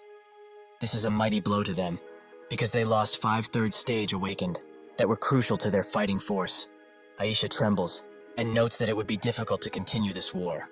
And what's more, the Resurrection Palace has already reached the doorsteps of the Gorgon Fortress. If they accept the offer that they proposed, they might just make it. The Fire King clan leader asks if she really is suggesting that they hand over the Fortress Master along with the tower, just so that they can survive. Kaiman agrees. They cannot hand over Jaewon, and even if she might be extremely keen with her eyes, he knows that she can't see the future. Jaewon already commanded them anyway, that they should just pave the way. That is all they need to do. Aisha notes that with things going as they are, they have no chance of winning. Maybe they should ask the other monarchs for help, as currently, all of the monarchs that have been dispatched are a part of the 9th region, Pitch Darkness, and most know already that there is still a long-time grudge between the Strong Steel and Pitch Darkness. Jurin wonders if that's wise as they killed his emissary already, the Jade Mask Golden Monarch. Aisha explains that technically, he isn't dead, because those who enter Chaos via the narrow gate like he did would just return to their original bodies once they die here. Kaiman notes that even if the Monarch of Steel chooses to help, they should refuse it, because Chaos must be the one to liberate Chaos, and nobody else. Chunghyo and Siren sit beside Jaewon, who is still very unconscious, and Chunghyo screams at her to wake him up, since she was the one who made him like this in the first place. What kind of illusion has she cast to make him fall asleep for 10 damn days? Siren screams back at him. He is the doctor in this place. So if he's that upset about it, shouldn't he do something about it? Chunghyo ignores what she said for now and asks what she is still doing here. Is she not in cahoots with the Monarch of Pitch Darkness? She explains that the contract they made doesn't matter anymore now, since there is a human who is able to break free from the 8 gates of hell now. Chunghyo wonders what's so special, as that is just an illusion skill she cast on him. Really, it's nothing to write home about. Siren gets even madder, and through her screaming, explains that the 8 gates of hell is not just a skill, it's incredible. And it wasn't even made for humans to use. Its true power is shown when a real mare starts to use it. However, he had hoped that anyone could use this skill, and so, she thought it to the Savant clan, since nobody has ever been able to break through the 8 gates of hell. She has seen it broken a few times though, but when that happened, it was used by humans, so it wasn't at full power. Additionally, what was broken was not the skill, but the mind of the user. But Jaewon is different from the others, as he managed to break her mind, but broke the skill completely too, as he broke through the 7th gate and arrived at the final 8 gate. For his information, the 8 gate is the gate of rewards, and it's said that those who get there get a very generous reward. Chunghyo has heard about this before. If there is a human that could pass all of the gates and get to the 8, they would become the king of chaos. He heard this from Jagal, but he did not expect it to hold some truth. Siren notes that what is behind the 8 gate is the legacy that her godfather has left behind, his knowledge. Before she can explain further, Jaewon suddenly wakes up and is very confused as to what just happened. He explains what he saw to Siren and Chunghyo while getting dressed, and notes that now it's time to go to the meeting room. Chunghyo tries to stop him, as he mustn't go there now, since there are people who are suggesting that they hand him over to the Resurrection Palace. Jaewon ignores him figuratively and literally as he steps over him, leaving Chunghyo shocked. When Jaewon arrives in the meeting room, some are glad to see him, and some are ashamed, as they have considered something extremely bad. After a few moments of silence, he announces that he will go to the Resurrection Palace, which nobody expected. Kaiman asks him, what is he talking about? He cannot do something like that. He should reconsider. He just cannot go there. Suddenly, Jung includes himself in the conversation and asks him, does he not know that a lot of their comrades have died while he was passed out? They wouldn't have died if they hadn't come to know of freedom and hope. There was not even time to hold the soul farewell procession for them. Jaewon apologizes, and Jung explains that he hates him to his very core, that he dared to give them life, freedom, and hope. However, despite all of that, they really need him right now. He begs him, along with everyone else, to not go to the Resurrection Palace and stay right here. At the very least, they would rather die while fighting with him. Chunghyo is shocked by their reaction, as he has given them something unbelievable that he should not have, and now, in order for them to protect what they got, they will all give up their lives for it, if need be. Chaewon says that they are mistaken about one thing, though. He is not going to the Resurrection Palace to surrender himself. He is going to the Resurrection Palace in order to send all of them flying. Everyone in the room is shocked, and Chung Hyo, who knew it was coming, is still just as shocked. Young asks if he has gone insane, but Chaewon notes that he's always clear of mind. They all start screaming at him, and asks when he will do it, and he replies with, "Right now." Siren finds him quite strange but intriguing, as reality does not exist for him, but it does for these humans, who always kneel in front of reality. Knowing this, nobody will be following him in that suicide mission. She is proven wrong, however, as they all throw themselves at him, as they all want to go, in order to free themselves. Siren thinks that they are all insane. So far, they have been living with no problems as souls. Why care so suddenly about life and freedom? Is this really the effect Jaehwan had on them? Jaehwan is grateful for their thoughts, but he will only bring 3 people with him, Chung Hyo, Kaiman, and Siren, who did not expect to be invited at all, so she is rather scared. But Jaehwan just smiles. Siren asks why she would go there, but Jaehwan keeps talking to the others, and notes that even if they are not coming, they will each have their own tasks. Siren screams and screams at him to get his attention, but Chung Hyo tells her to give up. They ask what kind of tasks, and a myriad of other questions, like if destroying the Resurrection Palace really is the end, and what will happen once Chaos is united. Most importantly, Chaos wouldn't recognize Chaos as the core, and many will try to cause division, which is bound to appear at some point. Yong says that they should worry about that when they get to it, as once they destroy the narrow gate, the monarchs will not be able to pass anymore. Jaehwan tells him to not be so sure, as he is sure that the narrow gate wasn't the original way to enter Chaos. Yong is left wondering about it, but before Jaehwan can say anything, Siren finally gets to him and screams in his ear that she's not going. But he offers her a deal. If she helps him, he will tell her about what he saw in the 8th gate, since he is sure that she does not know. Eventually, they all make their way to her workshop and start touching her stuff, even though she told them not to. She explains the embarrassing stuff as gifts from her godfather. She is very conflicted about having others enter her personal workshop, but it cannot be helped, as they need to warp to the Resurrection Palace, which can only be done via warp drive, which she has in here. Chung Hyo finds one of her early towers and goes inside, where he finds the Firewheel Monarch and the 7 Fear Monarch, which he immediately slays.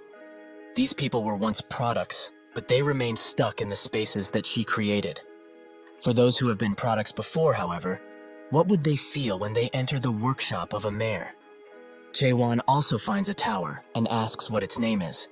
Siren says that it's called the World after the end, but it is not finished yet, as he can clearly see. She has started building this tower after she first met him, but she doesn't know how he would feel about it once he sees it. Eventually, she gets the portal going, and she notes that it feels strange, like something is wrong, but well, just maybe her godfather went on the expedition because it felt like this. At the Resurrection Palace, a man watches as others bicker below him. He thinks of them as fools, as if they were people who could reincarnate. They wouldn't be queuing here, but going to the fruit repository instead. Shouldn't they have given up by now, considering they have been waiting for half a year already? This is the 72th or Resurrection Palace Master, the Fog Monarch, Hichtmeyer. Some people below him compare their situation and note that even if he doesn't like it, they are similar, since he has also been here for a long time. Naturally, Meyer is insulted by this and puts them in their place, which makes them grovel at his feet instantly. However, he still finds it boring, as if it weren't for the treaty, he wouldn't be just standing around here. The monarchs that came to Chaos after dying in their previous lives have a duty tied to them, that they will become the Palace Master until the next monarch dies and comes to Chaos. He hopes that soon, someone will die and take his place. Maybe it will be that Jade Mask Monarch that was defeated by the Abyss Expedition. Or that's what he heard, at least. Suddenly, the wall starts cracking, and sure enough, it's spread wide open by a giant explosion. Meyer immediately blocks the attack with his powers, but notices that they weren't pushing each other in any way, so his opponent is at the same level as him. While he charges in, he asks if this is the Gorgon Fortress Master, but when he clashes blades, he notices water, as Kaiman was the one to attack. He explains that he's not the Fortress Master, but someone he knows well enough, so he is here to get his payback from 900 years ago. Cayman tries to attack Meyer, but using his breath ability, he creates a large smoke screen around them which blocks Cayman's vision greatly. He looks around multiple times but can't even hope to sense Meyer's presence, despite having trained for so long. He really is too weak. That's when he remembers Jaewon's words, that he can do it, that he believes in that fully.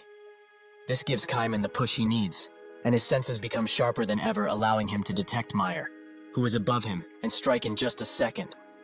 Meyer backs away, but he has been hit pretty badly, and he's naturally shocked to see that Cayman could notice his presence so well.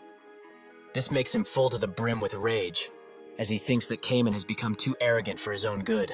Somewhere close, Jaewon tells Chung Hyo that he's going to the Pleasure Palace and bringing the mayor with him. He is sure that Cayman is fully capable of handling this fight. Chung Hyo agrees and tells him a little something about the Pleasure Palace. The palace that's hidden by the fruit and narrow gate is at the very top of the Resurrection Palace, and the energy coming out of it isn't good news. So he should be careful, as he will try to reduce the monarchs heading to the Pleasure Palace with Cayman. Inside of the palace, the real Firewheel Monarch and 7 Fear Monarch wait for anyone to arrive, as what Chung Hyo met previously were fakes. He charges in just like before, but these monarchs have ample time to dodge. They are quite surprised to see the Divine Physician in here, as they heard that the Gorgon Fortress Master was to be their opponent. But there's just him, an old and frail man. Chung Hyo is surprised that they dodged his slash with such ease. The 2 monarchs say that it's not too late for him. If he brings the Gorgon Fortress Master here, everything will be forgiven. Even if he was able to handle the 2 of them at once, he will not be able to deal with all of the brigadier generals that are safeguarding the fruits. Chung Hyo tells them to stop yapping, as they will solve all of this through fighting like they should have in the first place. In the inside of the Resurrection Palace, at the Pleasure Palace to be precise, tons of people seem to be having fun. The timid monarch, Reika, notes that the stuff that is happening at the main gate has gotten to be quite loud. Shouldn't they go and have a look, just in case? The second Dragon Monarch tells him to relax, as Meyer will surely deal with them. The 4th Dragon Monarch isn't bothered by the conversation, and is just enjoying the lady's company. The 3rd Dragon Monarch notes that it just doesn't feel good if he doesn't stop by this place whenever he is in chaos, and the 5th Dragon Monarch agrees. It would be pain if they get their gems cut off by the Female Monarch Alliance in the Almighty Land after all. He does not want to lose his because he did something stupid. The 1st Dragon Monarch, who is sitting somewhere private, wonders why the Chaos people have a problem with living in this place, as it's really nice. The fight outside continues as the cups in this place begin to shake because of it, and Reika thinks that this just doesn't sound good, no matter what. He tries to make the others look outside, even for a second, but they will not budge as they believe the Palace Master will take care of it. They don't need to ruin their fun for such a thing. Reika still presses them about it, as if something were to happen. How can they deal with the consequences? Before he can yap again, the 4th Dragon Monarch throws his cup at his head, as he was too damn noisy. He should just shut up and stay still, instead of ruining their fun like this. If he really is bothered by it, he should go check out what is happening himself. Reika starts gripping his staff out of anger, and the 4th Dragon Monarch sees this as an invitation to fight. The others start looking at Reika with vicious red eyes, which makes him tremble. So he notes that it wasn't his intention to insult. He will go to look alone. The others laugh at him as he leaves, but Reika looks back at them and promises that one day, he will have his revenge no matter what. Suddenly, the 1st Dragon Monarch slowly but surely begins staring at him with an even deeper malice than the others combined. This makes him run away in fear, and the 4th Dragon Monarch thanks him as he knows how to deal with noisy people very well. The 1st Dragon Monarch explains that he just hates noise. That's all there is to it. While they laugh at his expense, a purple light that they have put for ambience begins to flicker, and static begins to appear above them as the light is almost put out by the sheer force. The others notice this only after Siren and Jaehwan are above them, and they are naturally surprised. But Jaehwan doesn't give them the time to regroup, and charges in swiftly. The monarchs manage to get away from the blast just in time, but that doesn't mean that they did not see the amount of power that the attack had. Jaehwan stands surrounded by them, and the 1st Dragon Monarch thinks that he must be the Gorgon Fortress Master. Jaehwan confirms it, and the 1st Dragon Monarch notes that he must be insane to come here all by himself. Though, is he here to keep his word, perhaps? Jaehwan denies that notion, and explains that he is here to do one simple thing: to kill all of them. The 1st Dragon Monarch smiles, and he notes that a lowly soul of chaos should not dare to even think of such a thing. Truly, his arrogance knows no limits. Seeing that he is out for blood, Siren warns Jaewon to dodge the incoming attack, but it moves too swiftly, and Jaewon is thrown at the wall. He is not keen on giving up, however, and so he tries to use the momentum to throw himself back at his enemy, but that's when the other monarchs charge in, forcing him to dodge if he doesn't want to be struck. Jaewon throws himself at the floor, but he swiftly gets up, as against these opponents, there is no time to sit still. The first Dragon Monarch tells him to stand more proudly, as he will make him pay with his life for disrupting their moment of peace like this. Even if he struggles as much as he can, he will not leave this pleasure palace alive. He orders the other monarchs to attack, and in that second, they all transform into swift red lines due to the amount of speed that they are moving with. Jaewon tries to hit them, but the attack is too slow, and he gets mocked because of this. A powerful attack is useless if it does not hit a single thing. Jaewon notices that these bastards are very coordinated, as they are attacking him one after another without resting at all. They will be troublesome to deal with, that's for sure. The third Dragon Monarch tries to hit him with an awfully heavy attack, allowing Jaewon to attack him afterwards. But the attack was quite weak, so it bought him only a few seconds of time. Seeing an opportunity, the second and fourth Dragon Monarchs attack him at the same time, which deals some decent damage. The fourth Dragon Monarch says that no matter how strong he may be, he cannot win against them by his lonesome. The second Dragon Monarch notes that even a major general isn't able to block their combined attacks alone. Jaewon agrees with them. It is tough to deal with all of them individually. However, since it's so damn annoying, he will blast all of them at once. That will make his job much easier. He does just that, and unleashes a mighty attack that can be heard by Chung Hyo, who is still fighting the two monarchs. After the attack is fully discharged, everything around Jaewon is crumbled, and he is also in a very poor state. Unfortunately for him, the attack did not hit anyone, as the first Dragon Monarch has blocked his attack by himself, clearly telling him that they are worlds apart when it comes to strength. Siren watches all of this happen from above, and thinks that she did not expect the first Dragon Monarch to defend so easily against such a powerful attack. Are these people who are tasked with defending the Resurrection Palace really on such a different level? The first Dragon Monarch pulls out his sword and cannot believe that he dares to ambush the Resurrection Palace with those petty and awfully weak tricks. He is truly mocking them, in more ways than he can count. However, to rectify his awful and arrogant behavior, he will show him the difference between them. He will have to face that all that he is just a vermin of chaos, powerless and brittle. Suddenly, every monarch near the first Dragon Monarch is assimilated in a red yet dark cloud that emits a powerful wind. The first Dragon Monarch comes out, but in a different form, that of a true dragon. He should be feeling honored right now, as this is too valuable of a technique to use on someone as lowly as him. But he must show him just how weak he truly is, and crush his dreams right now. The first Dragon Monarch charges at Jaewon without any remorse, but Jaewon swiftly moves away and attacks him the moment he gets the chance to. This attack doesn't go through, however, as it cannot pierce the barrier that the first Dragon Monarch has on himself. Seeing that his attacks are fruitless, Jaewon backs away, and the first Dragon Monarch mocks him. Did he really think that he would be able to leave even a single scratch on him? Jaewon is pushed back even further, but he stops himself with his sword. This gives the first Dragon Monarch the opportunity to prepare a mighty attack, which Jaewon tries to block with his thrust. The attack is unleashed and they start clashing.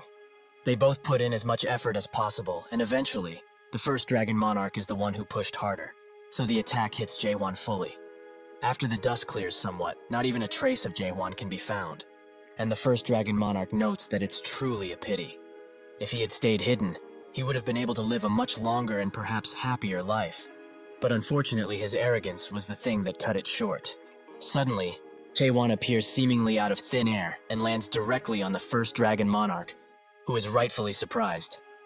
Jaewon says that it's his turn to attack now, making the first Dragon Monarch put his barrier up and ask if he has not learned his lesson yet. No matter what, his attacks won't be able to pierce through his scale barrier. Jaewon notes that they will not know unless they try it and focus all of his energy in a single spot. The first Dragon Monarch notices this too, and now he is truly scared for his well-being. He starts gliding around and eventually bashes his head in the floor, as he will not let Jaewon do whatever he wishes. After he does that, the first Dragon Monarch expects to see Jaewon on the floor, but he is not there. Jaewon is above him.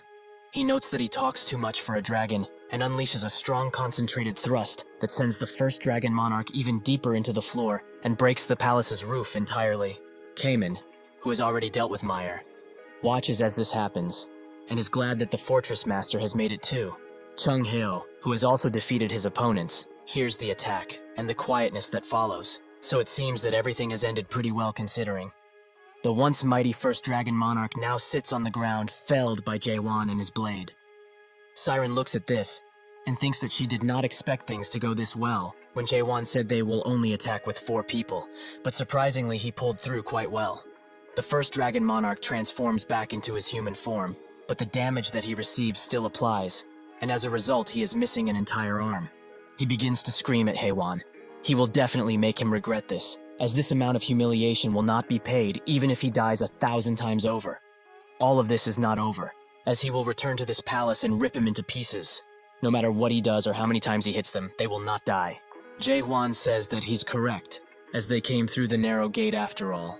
The first dragon monarch is surprised that he knows about it, but that means he also knows that as long as their bodies and souls are connected to their brains, they will not die, as they will return to the almighty land if that were to happen. Before he can celebrate too early, Jae-won cuts the link between him and his brain. The first dragon monarch starts to wail in pain, and Jae-won asks how it feels now, that he is facing true death. The first dragon monarch looks at his hand and can't believe that Jae-won managed to cut off the brain link. Something like this shouldn't be possible. That is when he finally realizes that he does not want to die, so he resorts to pleading. What does he want? Skills? Maybe status? He will give him anything he wants. He will ask the Grand Monarch to do so. The monarchs who are still left conscious hear all of this, their once venerated leader, now groveling on the ground, begging to be spared no matter what. Both Jae-won and Siren look at him with disgust in their face, and without a single shred of mercy, Jae-won jabs his sword into the first dragon monarch's neck, killing him on the spot.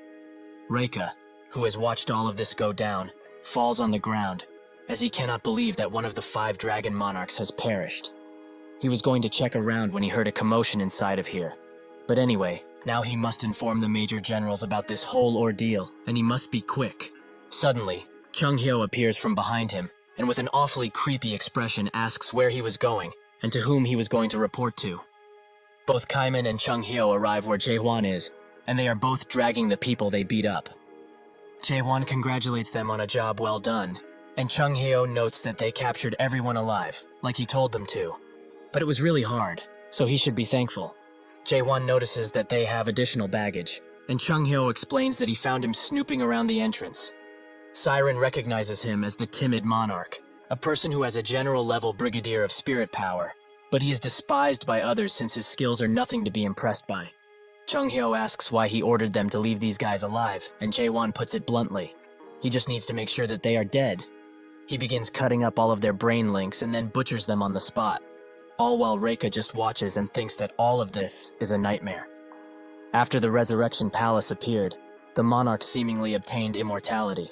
Mortals need to count up the days they have left since their lifespan is limited, but the monarchs who gained immortality because of the fruit need not do so. So they have forgotten even the concept of death at this point. However, Reika feels that soon, he will die by this person's hands. He has refounded his fear of death after all of this time. He begs Jae-won to spare him, as he had no intention to fight. But Siren thinks it wouldn't be wise to leave him alive. Jae-won decided to leave him be, as he needs a witness, and also the location of the fruits. Reiken immediately points to them, as they are above them in a vault. The vault is called Reverse, a vault made by a mayor who was a renowned artisan. He only knows that it generates passwords infinitely, so it would be hard to unlock it without the help of the Resurrection Palace Master, who he just killed. However, things might have been different if there was a renowned artisan mayor who had exceptional skills among them. Without much choice, Jae-won prepares to thrust the vault, but Chung Hyo tells him to control his strength, while Kaiman laments not having a mayor that's a renowned artisan among them. Seeing that these idiots are not getting what she's trying to point out, Siren just unlocks the vault, and it slowly begins opening, bathing everyone in a golden light.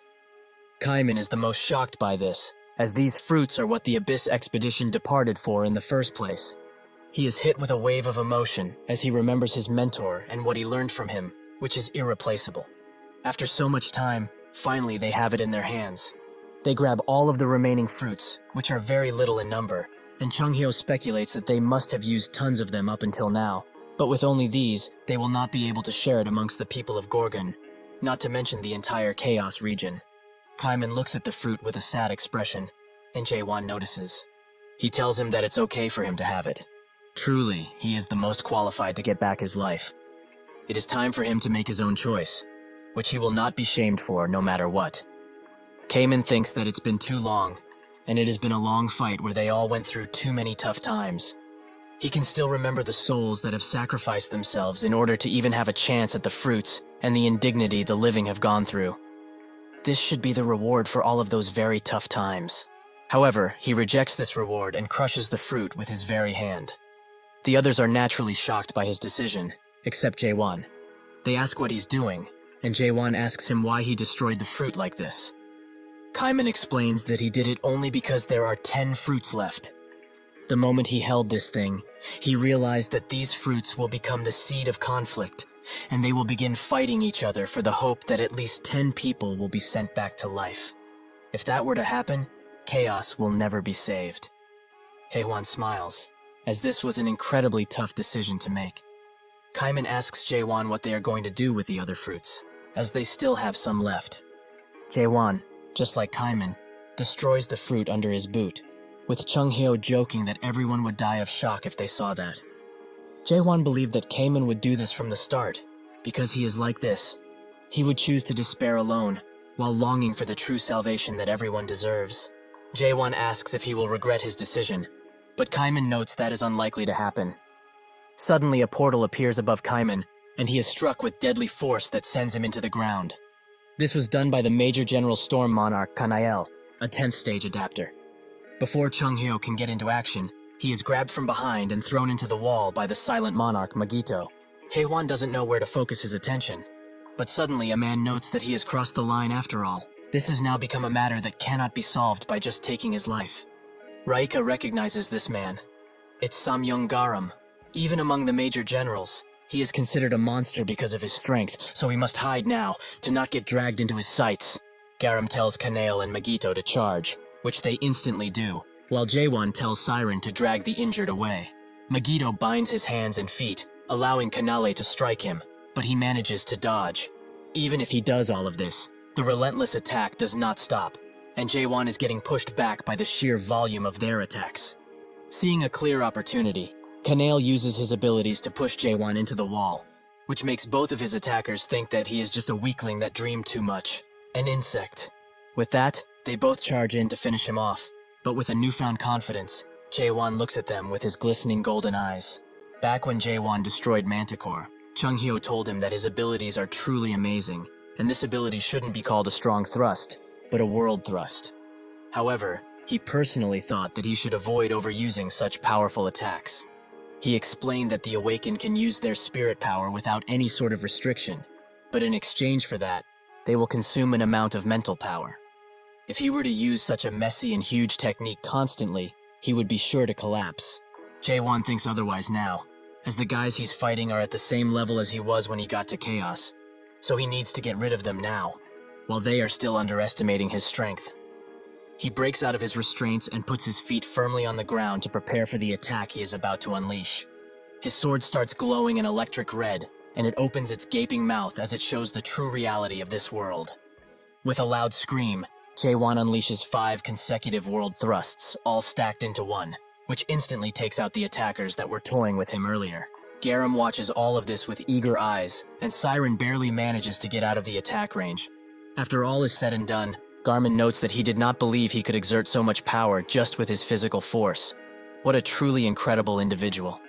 Truly, it has been too long since he found someone worth fighting, like him.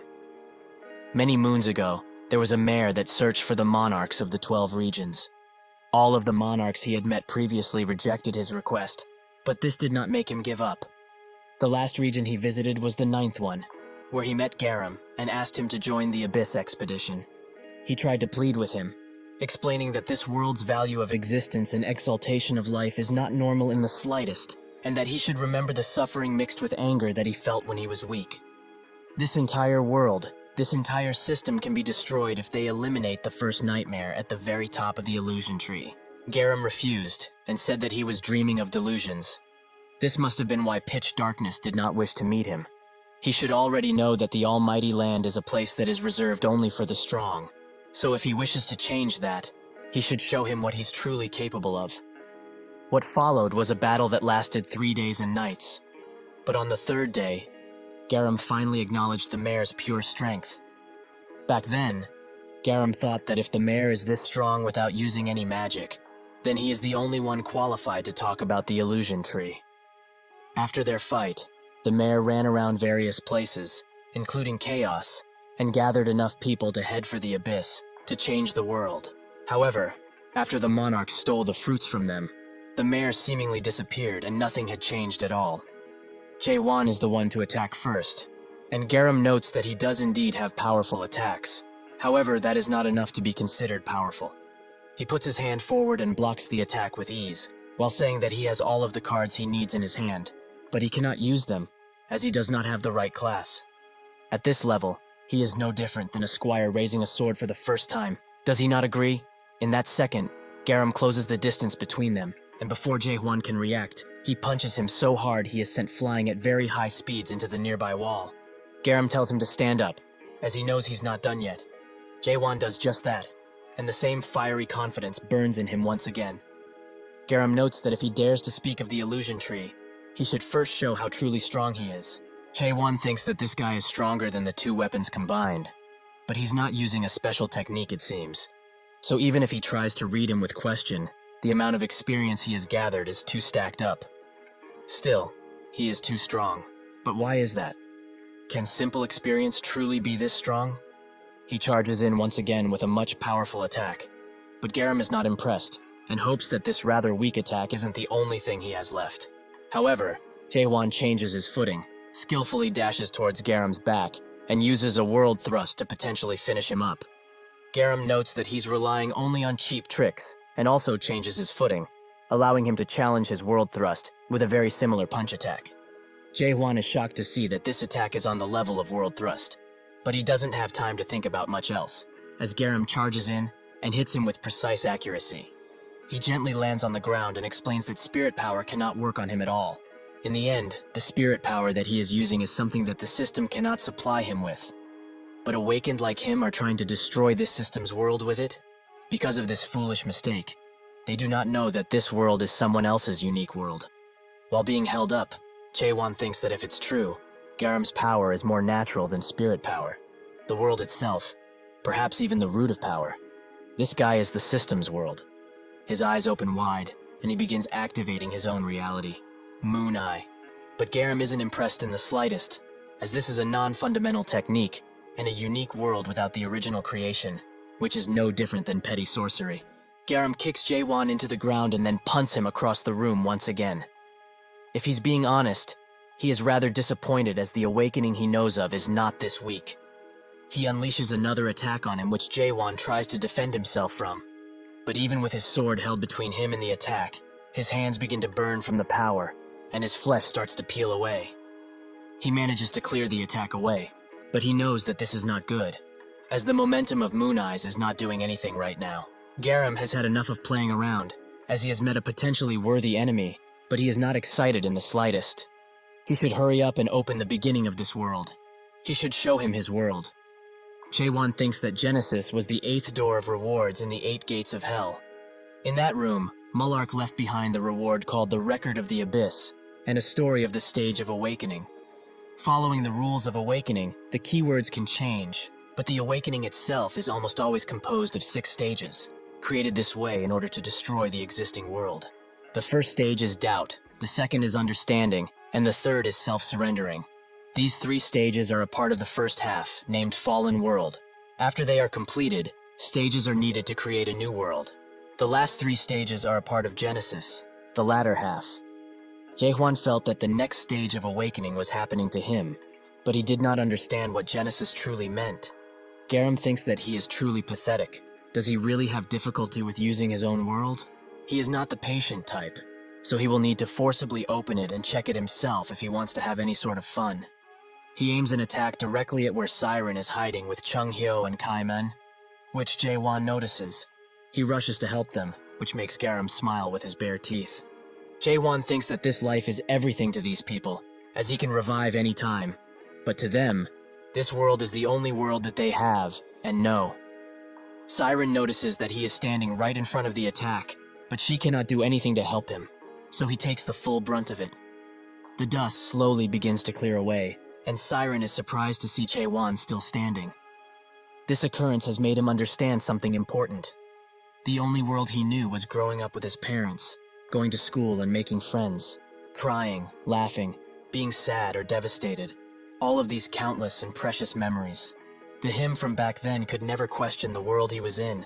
He existed only because he did not question the world, and the world system was created through absolute certainty. That means the thing he needs to start Genesis is true conviction in his own world. Belief is a strong conviction that is sometimes forgotten, and in order for a world to be born, it means that it needs overpowering belief, something which he cannot hope to do alone. Not only the him from the present, but the him from his past memories needs to yearn for a new world. Garam charges in with another punch, as he is tired of waiting, but Jae-won doesn't pay it any mind, as he begins pleading with his past self. Some say that the world he wants is fake, and it's only a method for him to escape reality. There is no reason for them to help him with this. Haewon knows that he cannot convince every him there is, so if they are not going to help him and only drag him down, they should get lost, as he doesn't need them anymore. Jae-won and Garam continue their fight, with Garam putting Jae-won in his place by beating him again and again, something which seems to begin boring him. He notices that Jae-won is not moving and asks if he's really exhausted after only this. His past self appears and asks if he's really planning to die in a place like this. As if he dies, they are all going to. They have all come so far. Did he truly forget what they went through? He should not make a fool of himself and run away. Hasn't he been met with enough despair already? With Jae-won on his knees, Garam thinks that their battle has ended. It is truly a shame. However, Jae-won hilts his sword into the ground, which surprises both Garam and his past self. Jae-won slowly stands up, and once again, his confidence is shown through his eyes. This impresses his past self, as he knew that he was always a crazy bastard, but it also seems that they have forgotten who they were. If it's like this, they will help him, just this one time. Garam begins shaking and laughing with excitement, as every Haewon that has ever existed seeps into the current Jae-won, which allows him to break the world and reach Genesis. Siren cannot believe her eyes, and Haewon's world stands proud behind him. The stage 4 of awakening is the power to turn lies into truth, the power to turn any belief into reality. From purple fragments, a sword begins to form, and when it has taken its full form, it falls directly into Jae-won's hands. This is the 4th stage of awakening theory. Garam notices that sword must be his world, and truthfully it does suit the word end, the appearance of the world where everything is corrupted. It is truly an unfortunate world that was born in order to destroy and nothing else. However, even if he has achieved this awakening, the result of their battle will not change. They both charge in at the same time, which creates a ripple of air and force throughout. Garam begins pushing even further, and notes that this power, this is what is called a real fight. They begin to trade blows so fast only their figures can be seen, and Garam says that this is very fun, just like when he fought against that mare 1,000 years ago. He thanks Jae-won for letting him have so much fun again. However, they need to end this one way or the other. He grabs Jae-won's shirt and throws him against the wall. Jae-won moves swiftly to land with his feet on the wall, but Garam's attack does not end here, as he charges in with even greater malice. Their powers clash in one point, which creates a very large explosion in the area. Jae-won manages to get out of the blast zone before he could be injured, and remembers that he kept thinking about something. For what purpose did he thrust, and most importantly, live for? Garam interrupts his thoughts by trying to punch him again, but Jae-won manages to dodge and thinks that now, all he does is thrust and thrust and thrust. Just as if he was at the time where he did not come to understand the rules of the world. He just enjoyed thrusting innocently, without thinking about it at all. While Jae-won is deep in thought, Garam begins to laugh like an absolute maniac, but apologizes shortly after, as he knows it must have been an ugly sight. This makes Jae-won smile too, as without taking the situation into account, he is really glad to have met such a worthy opponent in this world. Even if the result is not what he wished for, He hopes that this moment would last just a little while longer. They continue to fight and fight, making Jaewon ask if this is all that the system has to give while smiling. Garam, with an even wider smile, notes that it isn't. So they charge each other once again, creating a force that pushes every piece of rubble away and makes a large wave of power surge throughout. After everything clears, Garam explains that this is the first time he has had so much fun in 1,000 years. But to think he would meet such a worthy opponent in chaos, truly he is touched beyond measure. Jaewon's tone changes into a serious one, as he notes that he was able to feel something while they were fighting, just like how he has been thrusting for the past 1,000 years. He too must have been training one skill for 1,000 years or more. It is a shame that someone like him is an adapter of all things. This is very similar to what Mullark said to him, which makes Garam shake violently. He notes that he wants to ask just one thing. Just what is he really trying to achieve in this world? Jaewon says that he's going to the abyss, no matter what. Garam smiles, as his words are as hollow and weak as the mayor's. They are both fools, as the abyss is filled with strong people who surpass him by a lot. The great monarchs gave up their dreams, and in the end the mayor failed too. Is he still going to try, even after all of this? Garam begins summoning all of his power, which encircles him in a large tornado-like wind, which even manages to push Jaewon back a bit. After everything clears, an angelic being stands above Garam, and Jaewon's eyes widen with surprise as he sees. Garam, now with the power of the Black Gatekeeper General, beckons him forward to show him that power that suits his ambitions. Siren is shocked to see this power as its gatekeeper and demigod conversion. Garam said that he was at the rank of Major General, but that was an outright lie, as he is definitely at the Lieutenant General rank. Garam grabs his weapon and asks Jaewon to prove his world, once and for all. With a wicked smile, he exerts his power, which makes Jaewon think that this is the gatekeeper that protects the system's world. So if someone loves the system that much, they are able to summon so much power? Jaewon has realized in this moment that he lives in order to destroy the world that the gatekeeper is trying to protect. With this realization, Jaewon combines both of his swords into one and thinks that he is going to put everything he has into this one attack. They both start screaming as they begin unleashing all of their power, which creates a ray of light that would blind anyone near them. When those powers clash, it begins letting out a wind that pushes everything out of its range, with Siren barely being able to hold the unconscious together. They continue clashing powers, and Garam congratulates him for holding out for so long. But will he really be able to block the attack of a gatekeeper that has hundreds of lives in it? Suddenly, Jaewon's attack begins breaking through Garam's, which makes Jaewon push even further, until the attack reaches the gatekeeper and kills it before it can attempt to do anything else. Garam is very surprised to see that the gatekeeper was destroyed, but suddenly, Jaewon beckons him to look. When he does, his eyes widen, as Jaewon now controls a sword larger than anything he has ever seen before. He wishes him farewell, as he throws the sword in his direction. Garam stands still and smiles, as this truly was an enjoyable fight. When the sword lands on him, the entire ground begins to rumble and break for miles on end. The burned ashes of what remains begin to fly away, and Garam stands in the middle, utterly defeated. With his body almost ripped in half, he wonders if he really did lose. But that isn't the only thing on his mind now, as now, he can clearly see after being put in this pathetic state. The eye that watches and rules over everything in this world. The peak of the Great Illusion Tree, and the end of the abyss as it is known. That is also the place where the first nightmare is known to be at. So he asks Jaewon, is that the place he really needs to go to? Jaewon tells him that it is not. It is simply an enemy that he must bring down no matter what. Garam begins smiling, as even if it is so, his world will not be popular in the abyss. He is very sure of that. It is too cruel of a truth to know in return for losing all hope. He is sure that nobody would want to continue living after seeing this madness, as even he cannot believe that this weird thing is an entire world in the sky. However, if people that believe in his world would appear, they just might be able to find something in them which everyone has lost by now. As a price for this, they will have to live in that world for all eternity. Now, he is done speaking, so he should cut his brain link before his body goes back to the Almighty Land, like he did with the others.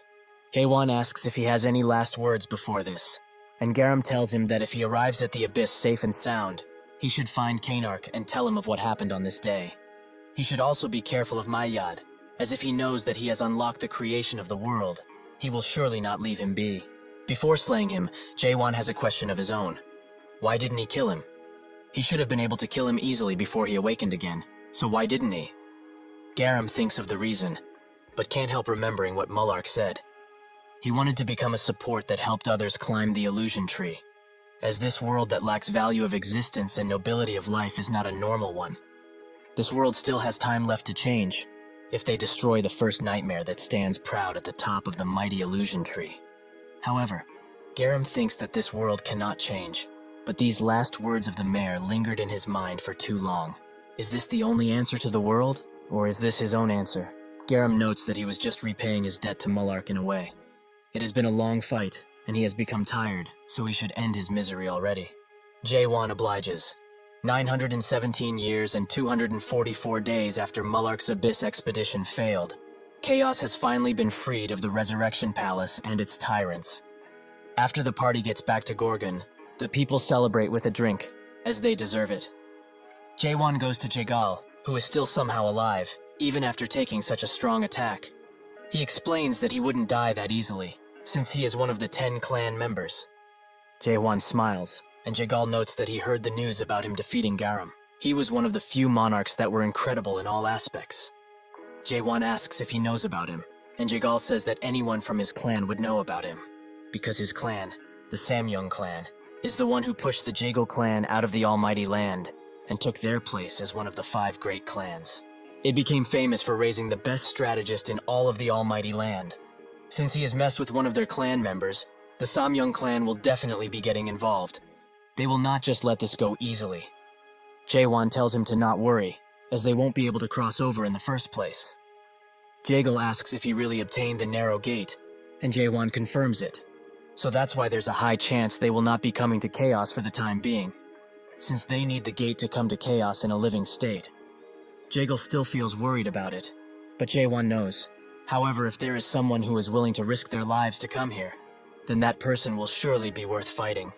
With that, he leaves, letting Jaegal think that this guy is the same as always, truly an unfathomable person.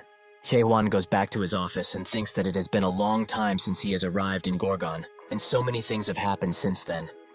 Somehow, he also managed to become the Fortress Master, and he really had some busy days, where he did nothing, as others did paperwork for him. Suddenly, Chung-hyo and Kaiman rush into his office, drunk as all hell. Chung-hyo notes that he's here to have a drink with him, since Kaiman begged him to, but Kaiman says that it's the opposite. Chung-hyo thinks that he's insulting him by saying he doesn't remember, but that's when he remembers he is right. After this, they get into a scuffle about age, which doesn't seem to reach a consensus, but it makes Jae-won smile. He thinks that it's about time he leaves this place, but he cannot lie. He has grown attached to this place somewhat. Later, while the wind is blowing gently and rain falls over Chaos, Jae-won looks outside of the window while standing in his office. But Carlton, who was also there, asks if he was listening all of this time. Jae-won apologizes for his ignorance and asks where they stopped. Carlton explains that they were discussing the Tower of Nightmares, Carpe Diem. Jae-won asks what they were talking about specifically, which makes Carlton think that he wasn't listening in the slightest. So he re-explains that the time magnification of the tower is just too high. The people who go inside to challenge the tower seem to be offing themselves more and more. Jae-won looks down and thinks that it's entirely possible, as the magnification of time is already 100 times on the first floor. Time that is too concentrated in one place would damage one's soul, since it's not that easy to endure hundreds of years like that. However, awakening is not the sort of power that can be achieved without putting this much effort in it. Jae-won orders Carlton to make Michael tweak the magnification a bit, and also explains that it's not possible to awaken only because they slash or thrust tons of times, so he should make sure that information also gets to everyone. After obtaining the system that the grooms awakened for them quite routinely, he should remove those that don't want to awaken from continued training. Awakening isn't the only way for them to survive, as adaptation is also viable and less risky. Carlton, with a saddened expression, asks if he truly believes his own words. Jae-won says that everyone has different modes of thinking. It's natural, so awakening for others might not be the salvation they seek. Adapting would probably be better for them if they want to find their lives back. Jae-won notices the worry inside of Carlton's eyes, and he asks if something has happened. He explains that, as he probably already knows, he has broken through the 3rd stage of awakening not long ago, However, he has not seen even a sliver of his unique world yet. Jaewon is surprised by this, as it shouldn't be possible at all. Sure, its form could be entirely different based on the user's capacity, but all awakened that have reached the third stage, self-surrender, will obtain their unique world no matter what. While thinking about what it could be, he remembers what Garam said to him, that the spirit power that they use is a resource that is allowed by the system. However, the awakened are trying to destroy the system and its world. Because of that, they just don't understand that this is someone else's unique world. Jaewon tells him to not worry too much, as maybe his unique world is this system. Carlton asks if that's really possible, and Jaewon confirms that it is, as even if he's experienced, he can't hope to know everything about awakening just yet. With this information, Carlton asks, if his unique world really is the system that he hopes to destroy, will they have to fight one day? Jaewon smiles and says that might be entirely possible, if he wants to protect this world, that is. Carlton is surprised by his answer, but then smiles and notes that he really is thinking of destroying this world, isn't he? Suddenly, the mood around the room changes, and Carlton suddenly slams the table as he asks Jaewon to bring him along on the next expedition too. Jaewon lets out a long and tired sigh, as he is not the first person to ask him for this, and he definitely won't be the last. Carlton explains that based on Gorgon Special Laws Article 3, Section 14, all inspection gate captains have a duty to protect the Fortress Master no matter what. Jaewon explains that unfortunately for him, he is not the Northern Inspection Gate Captain anymore. Additionally, he will no longer be the Fortress Master by then, as 1 week from now, he will be leaving this fortress. This information comes as a surprise to Carlton, who explains that if he is not here, Gorgon will definitely fall into its original state. Actually, the whole chaos might just go up in flames. Jaewon tells him not to worry, as he has already thought of everything in regards to that problem, so they should get out of this room now, as he has to finish his last task as the Fortress Master. The rain continues to pour down even harder, and everyone gathers at the old meeting room, which is broken down and without a roof. Yurin offers Jaewon a cloak, but he refuses it, as this much is fine. Slowly, he walks on the podium and thanks everyone for coming all the way here. They have done their utmost in order to protect Gorgon. They have done all they can. From now on, for those who have offered their souls to protect Gorgon and all of the innocent people that have unfortunately died, they will hold the soul farewell procession for 3 days. Jaewon begins reciting the names of those who have fallen in order to protect Gorgon. Isaac Kendall, Rachel Veldor, Kashim Hill. The spectators notice that there is something quite big behind the Fortress Master, so they start wondering what it is. Jaewon congratulates all of them once again for fighting, but as they all know, their fight is not completely over just yet.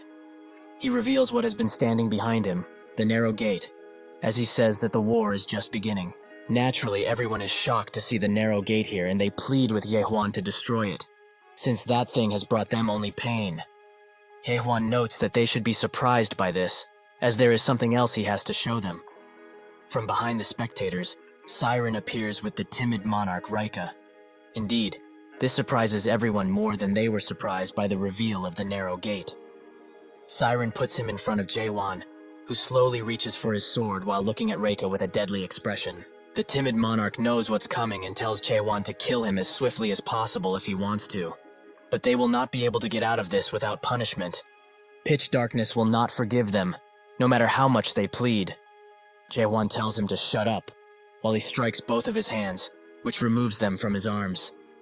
The realization of what happened slowly falls on Rika, and he begins screaming at the top of his lungs while the pain begins. Jaewon explains that he will not slay him here, as he wants him to return to the Almighty Land and tell this to his dear master. If he wants a war, he can come find him at any point in time, as he will be waiting for him at the very top of the illusion tree. Later, after the rain is cleared and everything is done, Siren follows Jaewon and begins screaming at him for doing what he did. For someone who wants to quit his position as Fortress Master tomorrow, just what was he thinking when doing that? Does he really intend to fight the Monarch of Pitch Darkness? If he really wanted to destroy the Narrow Gate, he should have done it quietly. Just what is he trying to get by sending Rika back? Now they will most definitely attack them. Jaewon tells her to stop making such a ruckus. Even if they are coming, they will send someone who is at least Lieutenant General. Because they are at war with themselves, they cannot send someone of superior rank, like a supreme monarch. Siren believes that he has really gone insane. What makes him think that they will send only one lieutenant general? Now that the silent monarch is dead, 2 or 3 will definitely come at least. Additionally, if people of the 5 great clans also arrive, this whole thing will blow out of proportion. Chaewon explains that is exactly what he wants, because it's only after he defeats so many enemies that the whole situation will change completely. Siren just keeps silent, as she cannot say anything else. Chaewon, seeing that she has fallen silent, asks if she's here only to ask him questions, or is she interested in the affairs of Chaos too? That reminds her of what he promised to tell her. More specifically, what he obtained in the 8 gates of hell.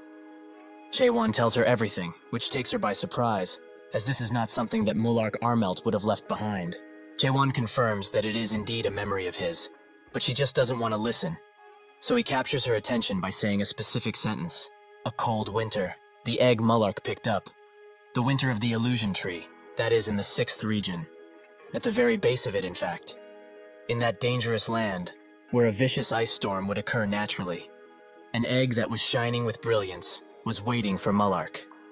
At the time, he was nervous to touch it, as it was the first time he picked up an egg like this. He could never forget that moment, though. The sprouting of an existence that is born by eating dreams and dreaming once again. The little life that peeked out of its weak shell.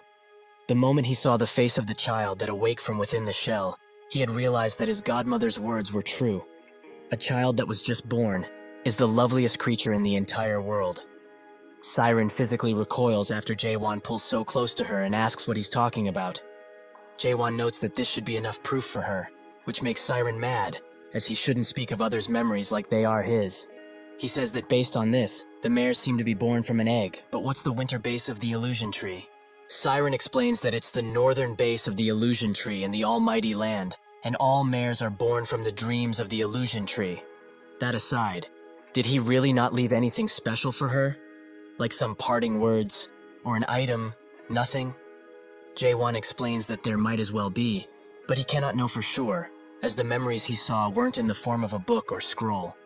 It was more like a cluster of very complicated memories, only a glimpse of a fragmented memory where nobody can tell where the beginning and the end are. Maybe, Mulark did not wish to have his memories take on the form of a specific story, so unfortunately, he cannot tell her anything else, even though he wants to. Siren is furious by this conclusion, and calls him a 2-bit scammer, but Chaewon asks her why she's looking for Mulark in the first place, just because he is her godfather. Siren refuses to answer him, so he puts his hand on her shoulder and notes that if she needs Mulark's memories so badly, it might be helpful for her to come with him from now on. Since Mulark disappeared in the abyss, and he is going there, it's not a bad deal, isn't it? Anyway, she should think carefully about it, as he has other business to attend to. Siren is very furious at him, as this is probably what he was aiming for all of this time, but the memories thing gives her a grand idea. She tells him to wait, as he said the records that her godfather left behind had the form of memories, right? Chaewon confirms, and she begins smiling. As if this is the case, she has quite the nice idea in her mind. With that, Siren drags Chaewon back into her personal workshop, which makes him smile, as he remembers her saying that he will never be allowed back here ever again. Siren tells him to shut up, but he refuses, and says that he remembers very well how she told him about how they are intruding on her personal life. Having had enough of this talk, Siren pushes her keyboard buttons even faster and pulls out the device they need. The ceiling slowly opens, and out of it comes a cat-like thing with a very ghastly appearance, which even Chaewon is quite spooked by. Siren stands next to it and explains that this thing will help them with their squeeze. Chaewon asks what she means by squeeze, and she notes that this thing links with one's soul and forcefully squeezes out the memories of the target. Usually this squeeze is something that mares do when they have lost spiritual sense. Since it is an action that allows a person to condense their overall emotion, they will again experience those memories and enlightenments, which is very useful for a mare, as that will give them tons of ideas. This is the first time she is attempting something like this, so she isn't sure, but other mares note that the experience of squeeze is something that causes over-the-top ecstasy. Chaewon kind of understands the gist of it. She wants to see the memories of her godfather by using squeeze, right? Chaewon lies down in the machine and the restraints close. Siren begins smiling from ear to ear as she really wants to see if Chaewon will remain relaxed after the squeezing starts. She didn't lie about the ecstasy he will feel, but he will also feel immense pain. But that will only be on his part, as she will feel none of it. Siren begins the procedure, but feels more pain than him, which goes to show just how much mental fortitude Haewon has. Eventually, she manages to break through it and arrives in his memory space, which she is surprised by, as it is quite large, with tons of memories floating around. However, is this really natural? Can a human have so many memories? Back when he broke through the 8 gates of hell, she knew that he wasn't just any ordinary guy, but this is beyond what she can handle by herself. Suddenly, she gets scraped by one of the memories, which leaves a yellow residue on her. She thinks that it's better to be careful from now on, as if she slips up further, she will become trapped in his consciousness. All she needs is the memories of her godfather anyways. With that, she begins exploring, but the amount of memories keep increasing as she goes deeper. Eventually, she is almost cornered by the memories, but she chooses to not give up so easily, so she activates her abilities and breaks through the memories with very fast speed. She continues to run through them like it's nothing, until eventually, she arrives at the memory she wanted to see. There, she sees her godfather and the memories they share. She remembers how kind he was with her, and how he always took her hand. Even though this is only a fleeting memory, she tries to grab his hand, as she has looked for him all of this time. It has been 900 years since he left, but she promises to find him, no matter what happens. She will see him again. After being swallowed by the memory, Siren slowly wakes up. But the place she wakes up at is not known to her. It is extremely alien. Seeing that she is in a foreign land, she decides to change her appearance. But now that she's walking through the street, she remembers what this place is called. Earth. The 294th world. Earth is a location that mayors visit often by riding the roots of the illusion tree. Thanks to the efforts of the predecessor mayors to protect Earth, it has remained hidden from the rules for quite a while. It seems that Siren has fallen into the uncanny, which was formed within Earth as its base. She knows about uncanny because Mullark has explained to her previously that within an existence, there exists a subconscious that is called uncanny. It is made from the hometown of the target, and all illusions of the world are made with uncanny as the base. He warned her that if she were ever to fall into uncanny, there's only one way to get out. She would need to find the only conscious being in that place, the guide. But where would that guide even be? She doesn't even know the layout of this place yet. Suddenly, a child swings past her at high speeds, and a few cops follow after him with their batons ready. Siren seems to recognize something about that kid, but she doesn't know what. The cops manage to corner the kid, and they tell him to just give it up, as children like him are nothing but trouble to responsible adults. Before they can strike him, Siren screams at them, asking what they are trying to do to a kid. The other policeman tells her to stand back, as it is dangerous around these parts, since this bastard has refused to become a grown-up. Refusing such a thing is a grave offense that is punishable by law, so it's only natural for them to go after him like this. Siren is shocked to hear such words. How is existing as a child illegal? Was there ever a law like this on Earth? The policeman noticed that there is something off about this certain citizen, as the way she talks is pretty weird, and her clothes do not seem to be from here. They would pass that up as cosplaying, but just to be sure, they ask her for her identification card while walking closer, which makes them notice that she also has horns on her head. This is a grave mistake, as Mullark has also warned her about this. When into uncanny, one must not do anything that makes them stand out. That place is a world that rejects the uncanny, so if she were to show an appearance that is different from what the world is used to, nobody truly knows what will happen to her next. But everyone knows that it's not good. Seeing no real way of getting out of this situation, Siren chooses to attack them with magic. She begins casting a large fireball, which shocks the policeman, but unfortunately for her, the magic dissipates as soon as she tries to unleash it. It seems that in this world, magic is not permissible. Suddenly, an alarm starts blaring out, and the once normal soldiers begin contorting into something evil. As their face rearranges itself, the alarm warns everyone that alien substances have been discovered in the world, so they should proceed with eliminating them as soon as possible. The now ghoulish policemen charge Siren, but she cannot do anything to defend herself at this point, so she is grabbed and almost killed by them. But the child jumps in to save her. He hits one of them with a pipe, which kills him instantly, and somehow manages to cut the head of the other with the pipe. Seeing this, Siren's suspicions have been confirmed. The only consciousness within this place is supposed to be the reflection of the ego's mental age, so that kid is most definitely the guide of Uncanny. She begins following him and says that he sure walks around fearlessly around this place. The guide explains that it's only natural, as this is what must be done in order to survive. So can she survive out here? She is confident that she can, so he tells her to continue following, as he knows a spot. While she does that, she starts remembering where she knows those eyes and face that resemble a bull. This must have been Jaewon when he was young. But the guide is the reflection of the ego's mental age, so this means that Jaewon has the mind of a child. The guide explains that she must have been swept in here due to the canals of memories. There are memory fragments that would lose their way and fall into this place from time to time, but it's the first time that a living being like her has been in here. Siren looks at him with a puzzled look, which makes him ask why. She asks why he has been living here, as she is sure that he is constantly chased by police, right? But why are the people in this world trying to kill a child who refuses to conform in the first place? The guide explains that it's because everyone is an adult, and they don't like anything that doesn't meet their expectations. That said, he also had a question. What kind of person is outside him? Siren thinks that it's only natural that he's curious. But how would she go about describing that guy? Now that she thinks about it, she doesn't know much of anything about him. So what answer will please this child? She explains that he is quite similar to her, meaning that he is a child, through and through. This seems to make the guide happy, but now it's time to send her out. He pulls something out of her hair that came with her to this world. It is called a memory fragment, which makes Siren wonder why it even got stuck to her. But maybe it was when she was being attacked by memories. Siren asks, even if he wants to send her and the fragment back, does he even know how to do that? The guide says that he can, because that is what he does around here. He returns memories that have lost their way to their original spots. She is surprised by this, but it kind of fits with their names, as they really are guides.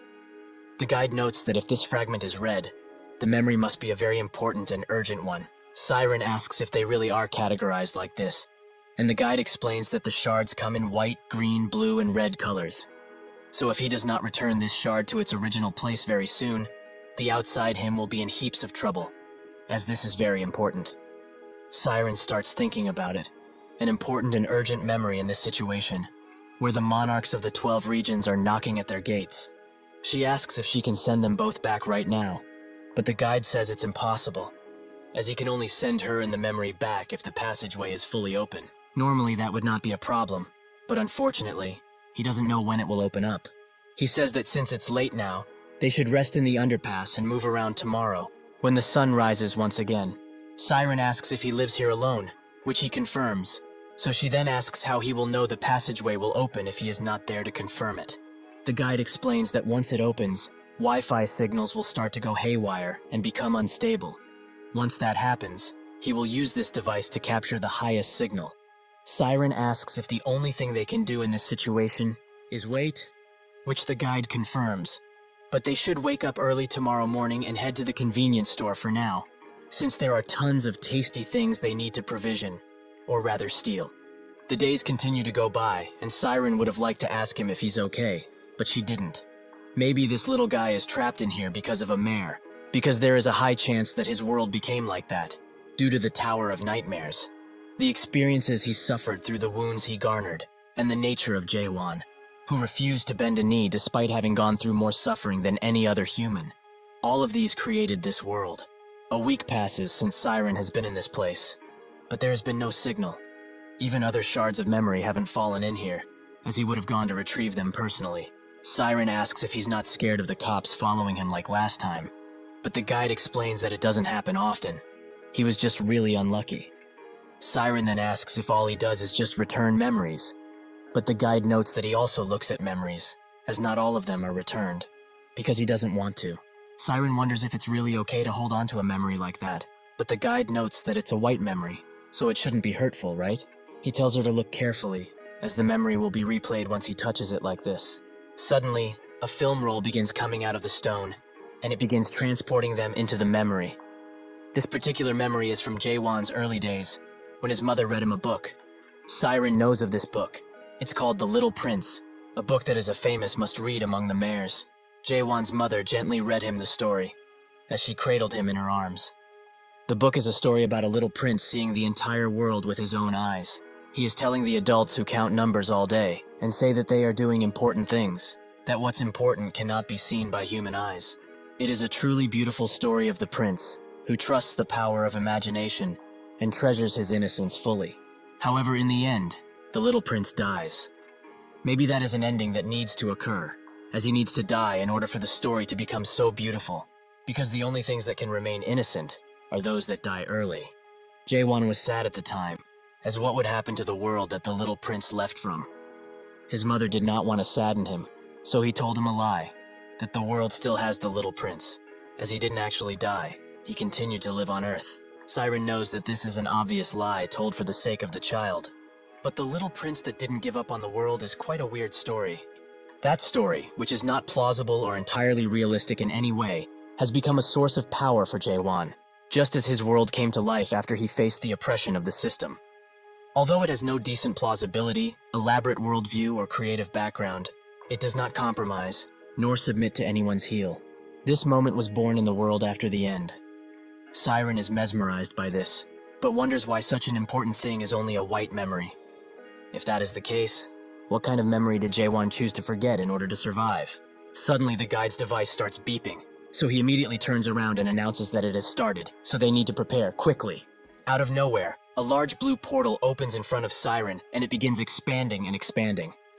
While Siren is awestruck, the guide explains that is the passageway that will lead her to the outside. While Siren and the guide try to get the door open, the countless residents of this world attempt to slay them, which makes Siren wonder why they are all popping up so suddenly and in their viscous forms. The guide turns around and strikes one of them, while explaining that the passageway she has to enter is a foreign existence that does not and cannot exist here at all. They are all coming to this place in an attempt to get rid of it instinctively. He tries the elevator once again, while noting that once the passageway appears in this world, it won't be long until it disappears again. They need to get to the rooftop before it does so. The elevator finally opens, but surprisingly, there's two residents in there and one manages to grab him by the neck very suddenly.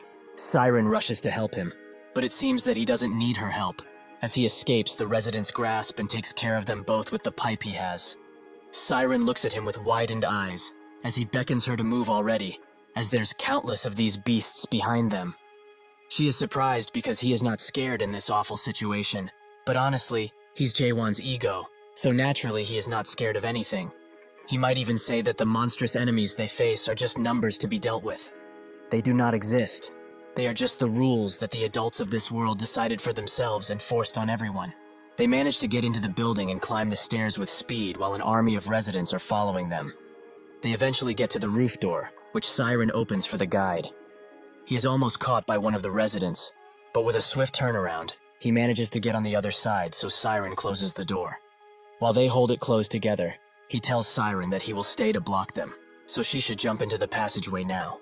She asks what he will do, which makes him shout that he will be fine, as he can take care of himself, so she should go before the damn passageway closes. She explains that she wants him to come with. They can get out of this place together. If she leaves this place, he will be extremely lonely once again. The guide considers her proposition for a bit, but while his feet are shaking, he says that he cannot do that, as this place is his world, even if he hates it. He must remain in this place, no matter what happens. He pushes her away, as the residents start to break the door little by little. Reluctantly, she runs away, but the guide stops her at the entrance of the passageway, as he has one last question for her. Does the him in the outside world have friends? When she hears this, Siren's eyes begin to tear up, and she says that he does. He has lots of friends who love him. The guide notes that he does. The residents break through the door, and the guide tells her to go in and never look back. Siren looks at him one last time and thinks that when she gets back, she will tell him about this child. When he feels that unbearable loneliness and cannot muster enough strength to go on, she will have him remember that the version of the little prince he knows was not wrong at all, because the little prince she saw with her own two eyes did not give up on his world, no matter how dark it was. Siren pops up in the canal of memories once again. She thinks that it would be wise to give up on searching for Mullark's memories. She doesn't know what the flow of time is between reality and uncanny, but she can't get lost in here again. However, she didn't leave this place with nothing, as when she gets back to reality, she will be able to make a pretty nice tower with what she has. With this, she has also decided to follow Jae-won on the expedition, as that way, she can hear about her godfather from him slowly, but surely. Siren remembers that she had the red memory with her all of this time, which she opens, as it's probably safe to do so. When she does open it, she sees her godfather, and in front of him, something which shakes her to her core. The thing in front of Mullark is the Soul King, Catastrophe. He is sealed in the strange factory that was made by the masters that were born in chaos. Siren thinks that if one wishes to go to the abyss, they must first meet Catastrophe, but fighting him is not needed at all. It's not even possible to fight him while in chaos in the first place, as not even the monarch would dare to challenge him here. She suddenly gets a dark thought and rushes to wake up, as she must stop that. She must not let it happen no matter what it takes. In a cold and dead place, the party stands, and Chung Hyo notes that after 900 years, he is finally back here. Kaiman can't believe his eyes either, and Jae-won notes that they have made it to the last gate that leads to the abyss, which he saw in Mullark's records of his expedition. The strange factory. Yurhan asks Jae-won if he's going in right away, whilst addressing him as the Fortress Master. Jae-won told him countless times that he is no longer the Fortress Master, and he's saying this just in case they don't know, but they shouldn't expect him to take care of everyone here. Yurhan knows full well that he gave up that title, but to him, he is still the Fortress Master. This causes Jae-won to smile a bit. Even though he told them tons of times that not everyone can go into the abyss if they come along on this journey, there are still about 3,000 people that followed him. They will all mostly stay behind. But since the Abyss Expedition is a dream that everyone in Chaos has, these people wouldn't listen to his pleadings, even if he tried to stop them from coming. He also had to bring Siren with him, which is giving him a headache, as even though she is quite dumb because she charged into a squeeze with reckless abandon and hasn't awakened yet, she is very useful, so he can't leave her. Suddenly, the hangar door opens up mysteriously, and out of the hangar come tons of horned beasts, ready to attack the party relentlessly. Haewon knew that they wouldn't just let them in with no fuss, and the beasts charge in at once. Kaiman puts his right hand on his sword and tells everyone to prepare for combat. In the 9th region, at the ancient palace of pitch darkness, Reika is shivering while bowing down to his greatness. He thinks that although his sour suffered damage when that bastard cut off his hand, he was able to return to his body that was in the almighty land without any sorts of injuries. But now he's scared of the man in front of him, as who knows what this guy will do to him for returning back alive. While protected by the Ice Monarch Vargas and the white-haired Monarch Masaha, the man notes that he always knew that Garam would be gone one day, as it was in his nature to challenge the strong. But what did his last moments look like? Was he happy? Reika says that he was, and the man is happy to hear that. But the 5 dragon brothers that are all at the level of a major general are dead. Additionally, the 17th major general, Kanael, the 12th major general, Magito, and the 1st major general, his own flesh and blood, the hidden scent, Monarch Samyung Garam, has died. Reika feels his heart pounding harder and harder as he feels the huge amount of pressure placed on him. He would like to know how he, a mere brigadier general, has managed to survive such an event. Reika immediately tries to make up an excuse, but the man tells him to raise his head when he's talking. Reika now feels the full brunt of his pressure, and it is true that the man who defeated them was powerful. But compared to the man in front of him, he is several times weaker. He can feel it only by this pressure. This man is the true ruler and monarch, the Black Shadow strategist, Sam Young-hoon. He explains that a few days ago, he took on a journey to the route, simply because he wanted to get out of this rather sickening land. He went with expectations, since that world was hidden by the mares, and sure enough it lived up to its name. He brought something quite precious from back there. If he's interested, they should go and see it together. Reika immediately says that it would be an honor, while wondering if this guy is trying to say that he won't blame him for what happened. However, he shouldn't be blamed in the first place for what occurred, as he couldn't do anything in the first place. Who would have known that a damn product would be that strong? They arrive at the item he has brought, and Hoon asks if it's truly not amazing.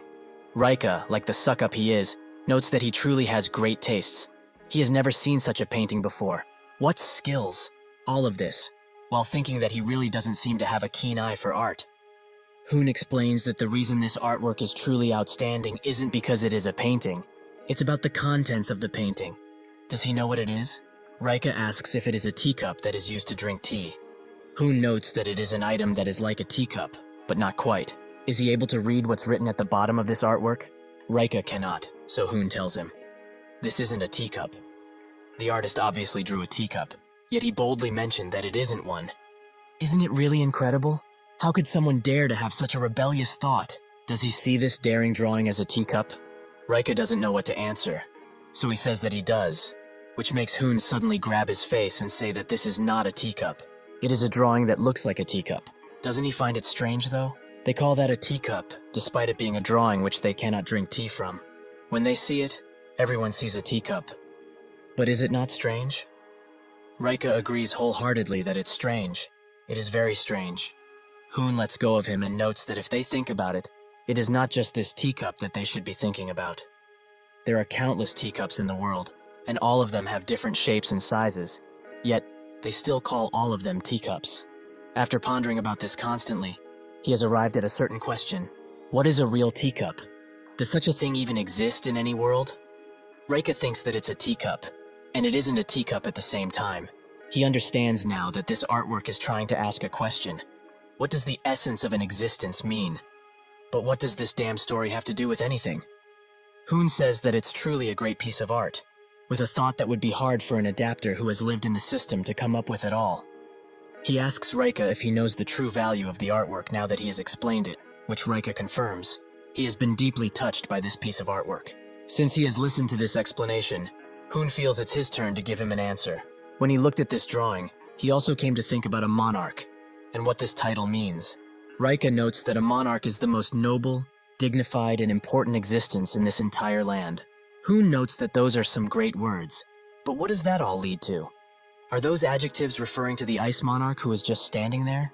Or could it be referring to the white-haired monarch that is also just standing there? If not any of them, could he be referring to him? Rika confirms that he is, but Hoon says that what he just described is not a monarch. If this is the case, what can he be described as? He was not able to destroy a single escaped product and dared to come back alone after losing his precious comrades. Could someone as dirty and lowly as him be referred to as a monarch? Eventually, a knife is bloodied, and a pool of blood gathers at the base of the stairs. The ice monarch gives Hoon a towel to clean himself, who asks if he likes this drawing, as he has now become quite fond of it. He would like to call it, "This is not a monarch." He smiles and asks where their targets are. The ice monarch explains that by now, they should have reached the strange factory. Hoon notes that if that is the case, they are about to enter the abyss, so they should also depart for battle. He orders the ice monarch to call the 5th and 6th lieutenant generals, as they have to teach the bastard who gave them such hope what it means to be too arrogant. Hoon walks through his collections of earthly items, as he has become quite fond of that planet and its strange gadgets, but his most precious souvenir out of all of them is the reason he went to Earth this time around. He went for Jaewon. The courage to die, he came up with that saying, and it's really a good saying, but they will test to see if he has the courage to stop. Suddenly the ice monarch knocks on his door and Hoon is quite mad at him, as he told him specifically to not bother him when he is alone. The ice monarch apologizes, but he is here because there is a question he would like to ask about the situation. As he probably knows already, the narrow gate has been closed, so how will they cross over to Chaos without it? Hoon notes that their opponent has already said it. If they have the courage to die, they should kill themselves. So, they will play his game this time, but he wants him to be the first person to go there, since he's so graciously offered right now, right? At the factory, everyone continues to fight the horned beasts that keep popping out of the hangar, with some failing to defend themselves, but others are steeled enough to slay any beasts that come their way. Seeing that the beasts won't stop, Chaewon unleashes a thrust in the hangar's direction, which surprises everyone around, and Kaiman says that no matter how many times he sees that attack, he is still left amazed. Chung Hyo notices his expression and asks why he has a long face. Is he worried that he might not be able to go with Jaewon to the abyss? He shouldn't worry, as he might not know about the others, but he is sure that Chaewon will bring him along no matter what happens. Chaewon continues to kill the horned beasts that come and lets his sword eat their horns, but no matter how many he feeds to it, it doesn't seem to get repaired. It is probably because of how much it was damaged because of the last fight. If it were not a spirit weapon that has the ability to regenerate, it would have been better to just pick up a new sword somewhere else. Based on what Michael said, however, all spirit weapons go through 3 big evolutions. Every time it evolves, it will obtain much more strength, or have a very large increase of abilities. His, however, doesn't seem to be changing that much. Suddenly, out of the hangar, an extreme amount of pressure is felt by everyone around, and Yurin thinks that this amount of pressure is deadly, as he is standing far away, yet he is able to feel it from here. A gigantic octohorn beast pops up from the hangar, which shocks everyone, as anything above a pentahorn is rarely seen, so everyone is rightly scared by what they are seeing, as they have heard stories that they would need at least 3 7th stage adapters in order to even make a dent in that thing. Suddenly, the beast changes course and heads straight for Jaewon, which confuses the other fighters, as they have no clue why. But it is because the octohorn beast has seen that his sword is eating countless horns, so it's mad at the man who defeated most of its comrades. With great force, it unleashes a large breath attack that instantly gets in front of Jaewon, much to Kaiman's surprise, who is very worried for him. Chung Hyo, with a rather disappointed look on his face, asks if he's being serious. Is he really worried about that lad after seeing everything he has done previously? With a deadly glimmer in his eye, Jaewon unleashes a deadly attack to counter the octohorn's attack, which pushes the other horned beast behind and creates a large wind gust. Kaiman looks at this and thinks that he has gotten stronger than ever before. Is this the power of an awakened that has opened up Genesis? The octohorn beast sits defeated before Jaewon, with its guts blown up due to the attack. Jaewon thanks the beast for its horns, as they will help with his repairs. But that's when a voice from inside of the factory beams loudly and tells him to put Garnak down. They all sit in silence after hearing this, but Chung Hyo knows who it is. The peak of Chaos's horned beasts, the ruler of all horned beasts in this place. The Decahorn, who's fully capable of speech, and what's more, is that there are 3 of them. They are the leaders of the factory. Jaewon's sword starts shaking with excitement as he sees them, and Jaewon smiles, as their horns will suffice for what he needs to do. Edsak says that he has heard that people were trying to go into the abyss recently, but he did not expect him to be among those people.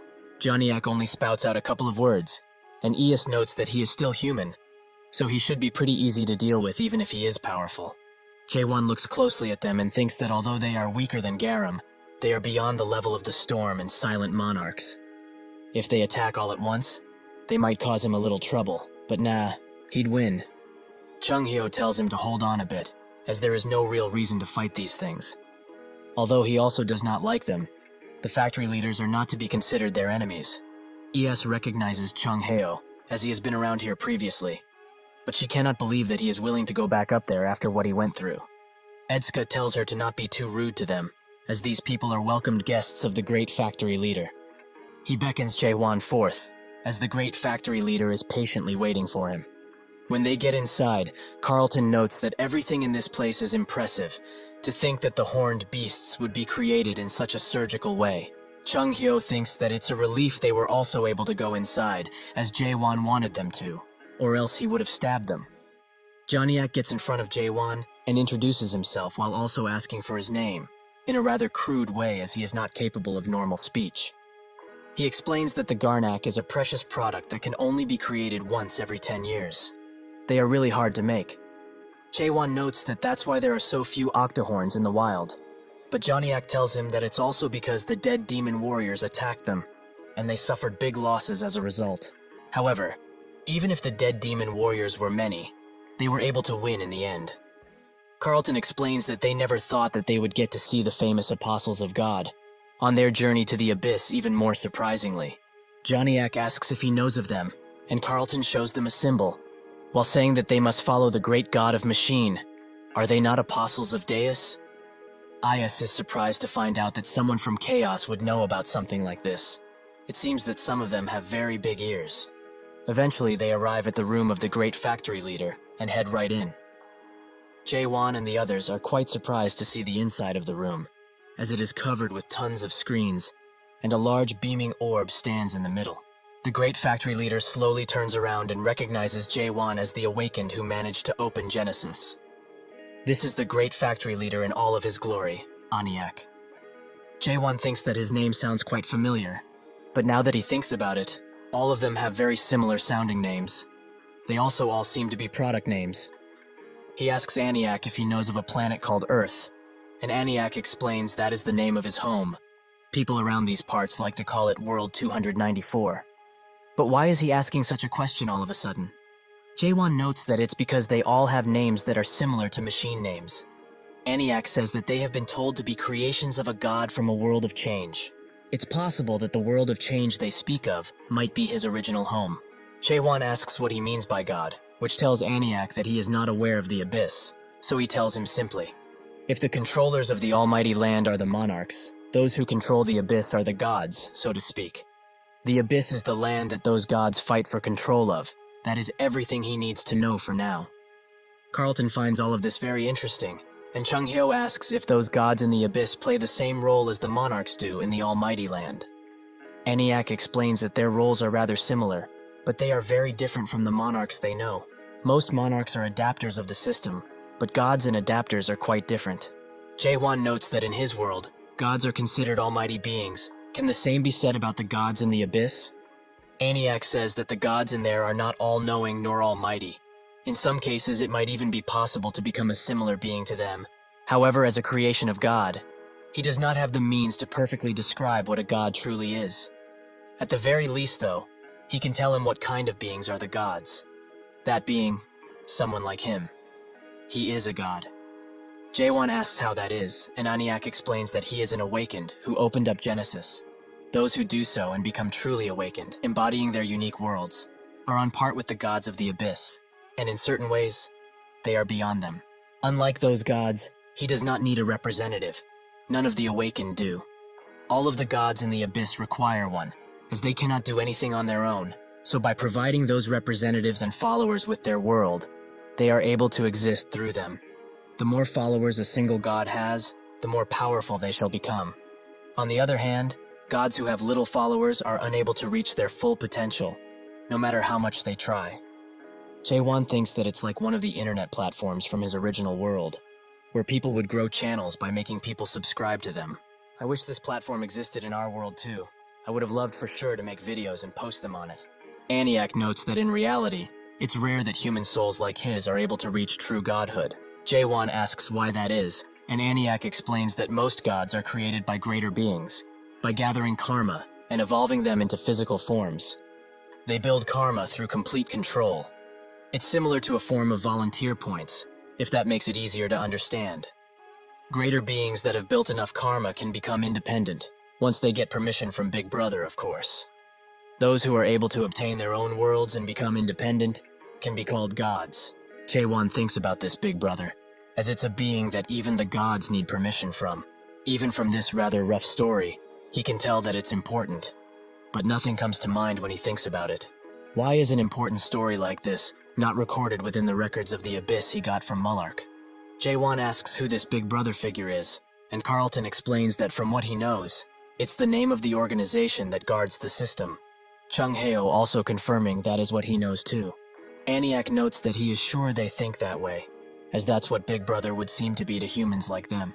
Jaewon asks if it's wrong, but Aniak would rather not talk about him directly. All he can say is that Big Brother is a god above gods, and the guardian of the system. That is all he is.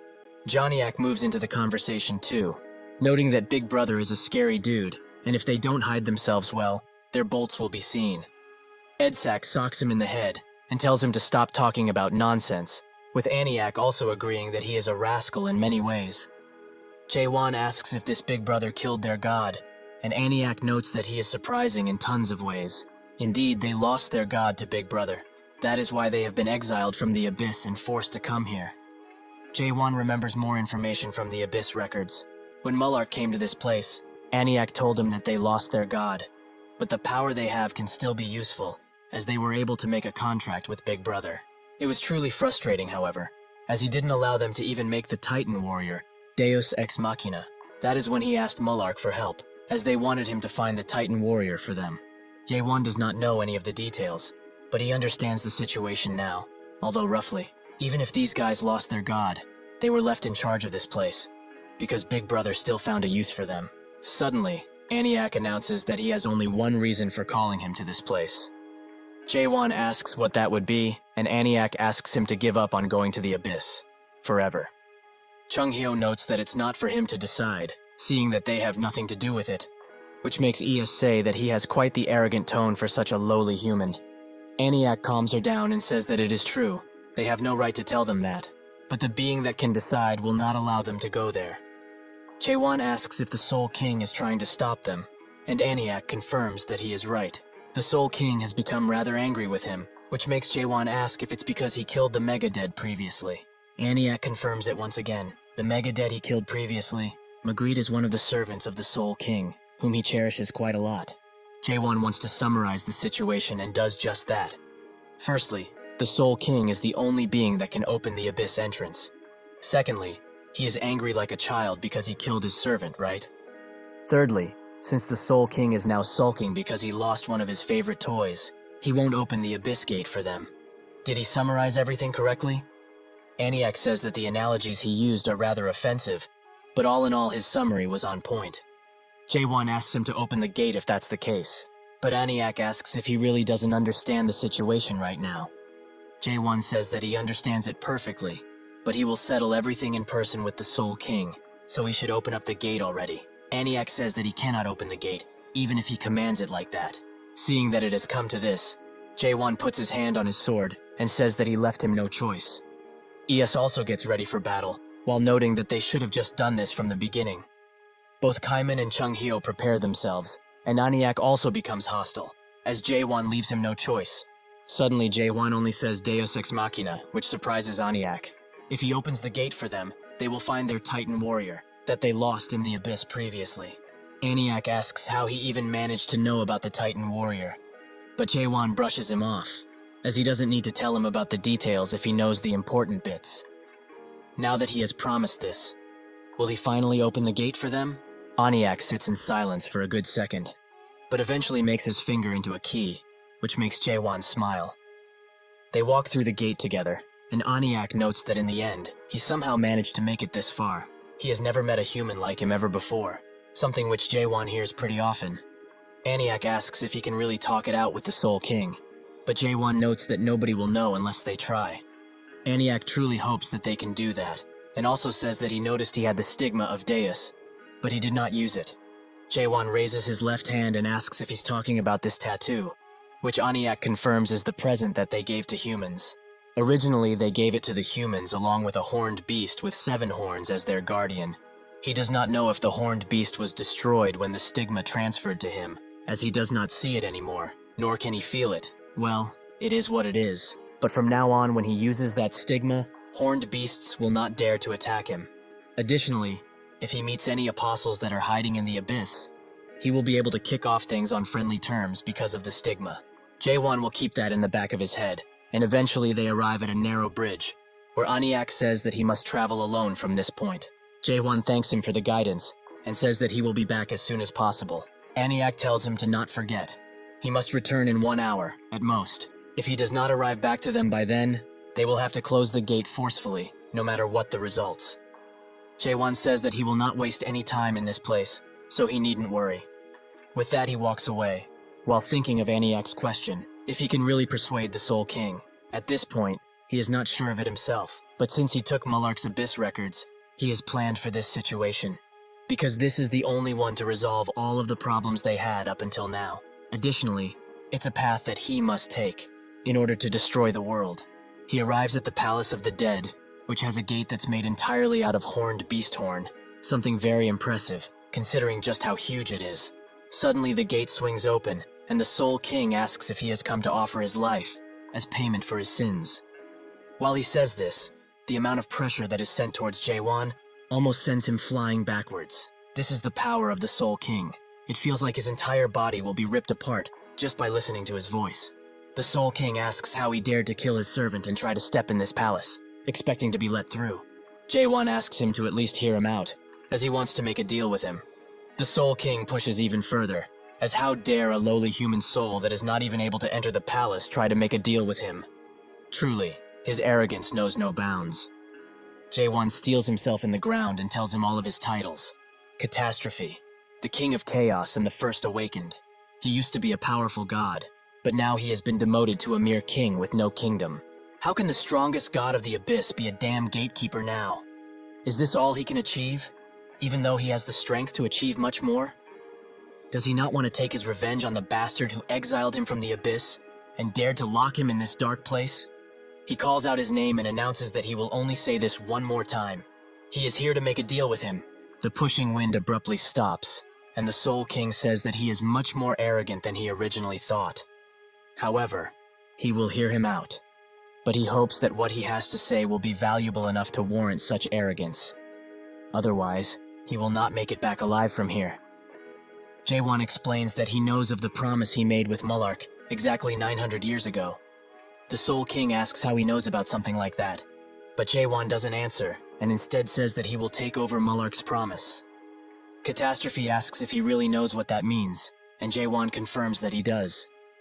He promises to bring him to the end of the abyss, no matter what.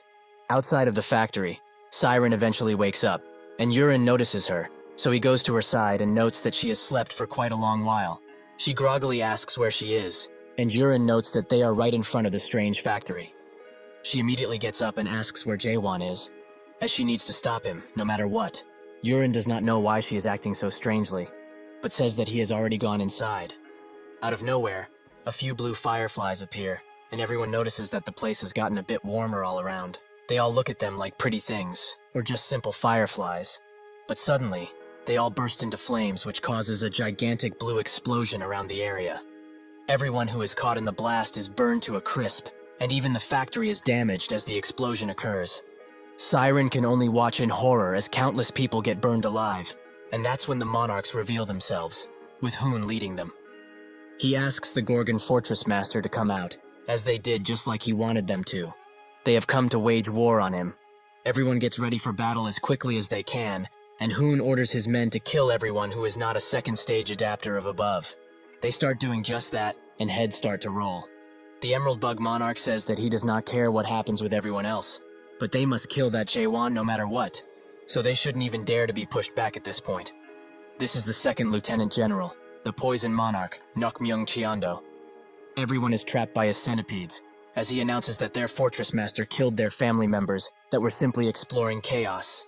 He will have to pay for messing with the prestigious Emerald Bug family. Another member says that Hoon wouldn't just start a war in order to avenge Garam. He is not the sort that does that thing.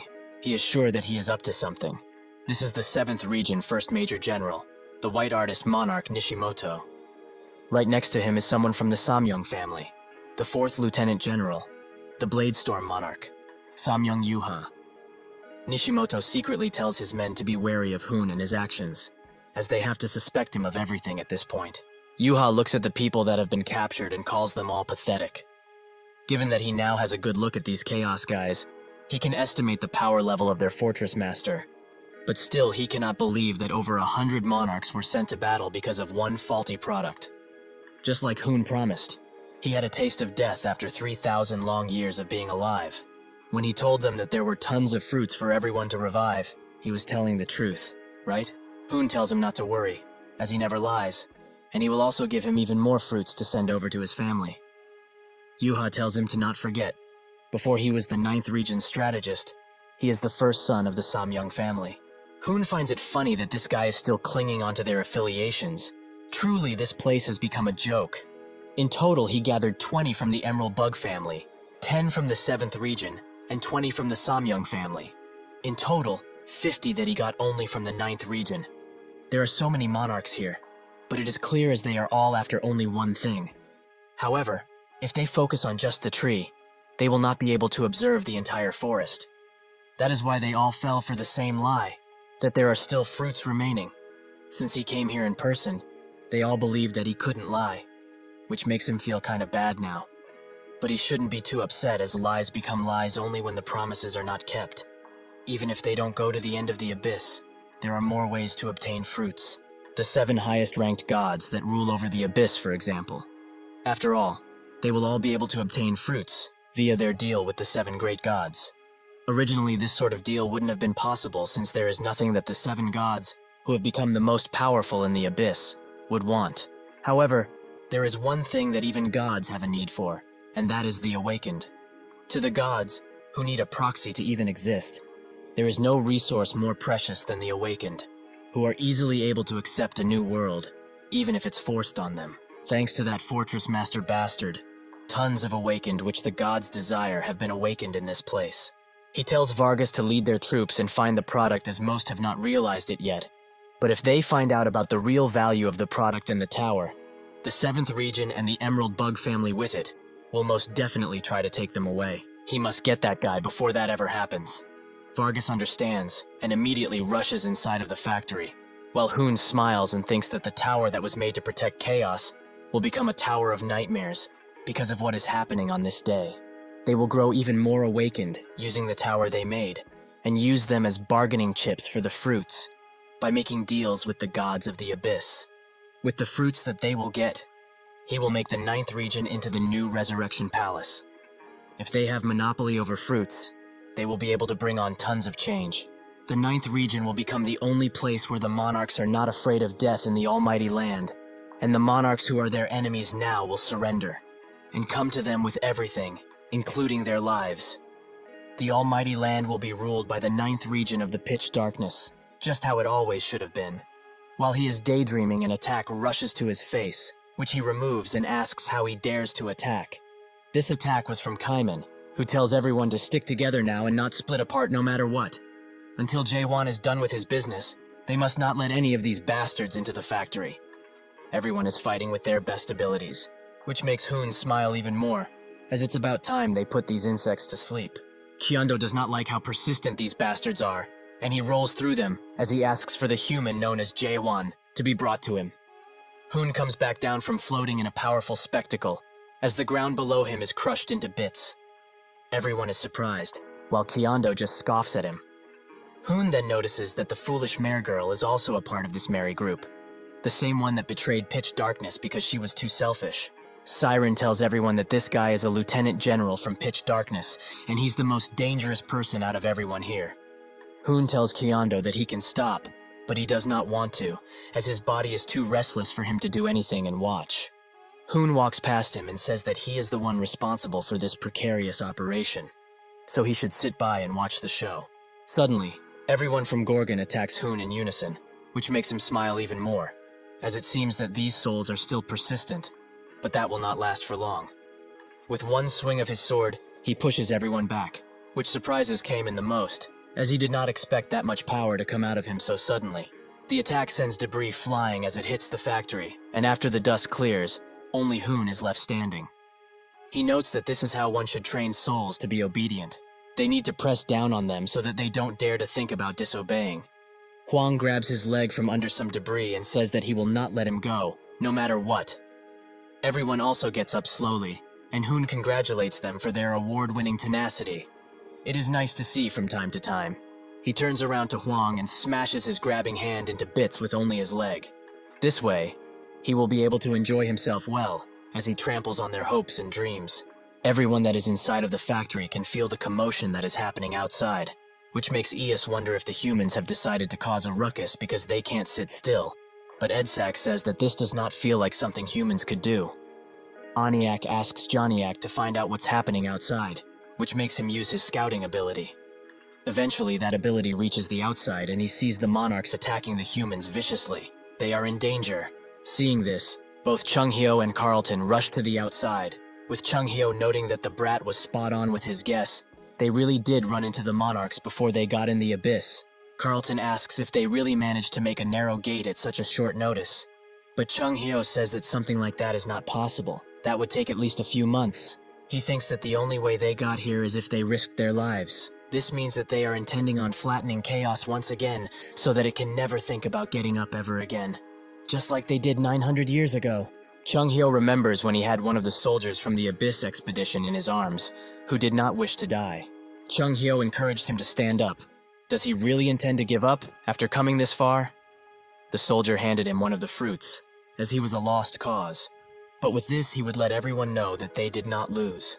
They really got the fruit. The Abyss expedition did not actually fail. When they got back after the expedition was over, he told everyone that they did not fail, that the expedition obtained the fruit. That is what he lied to everyone about, even to himself. He endured so many years of humiliation and shame because of this, but now they are thinking of taking away everything once again. When they get outside of the factory, they see the destruction that has already been caused, and Chung-hyo's eyes open wide as his hand shakes uncontrollably.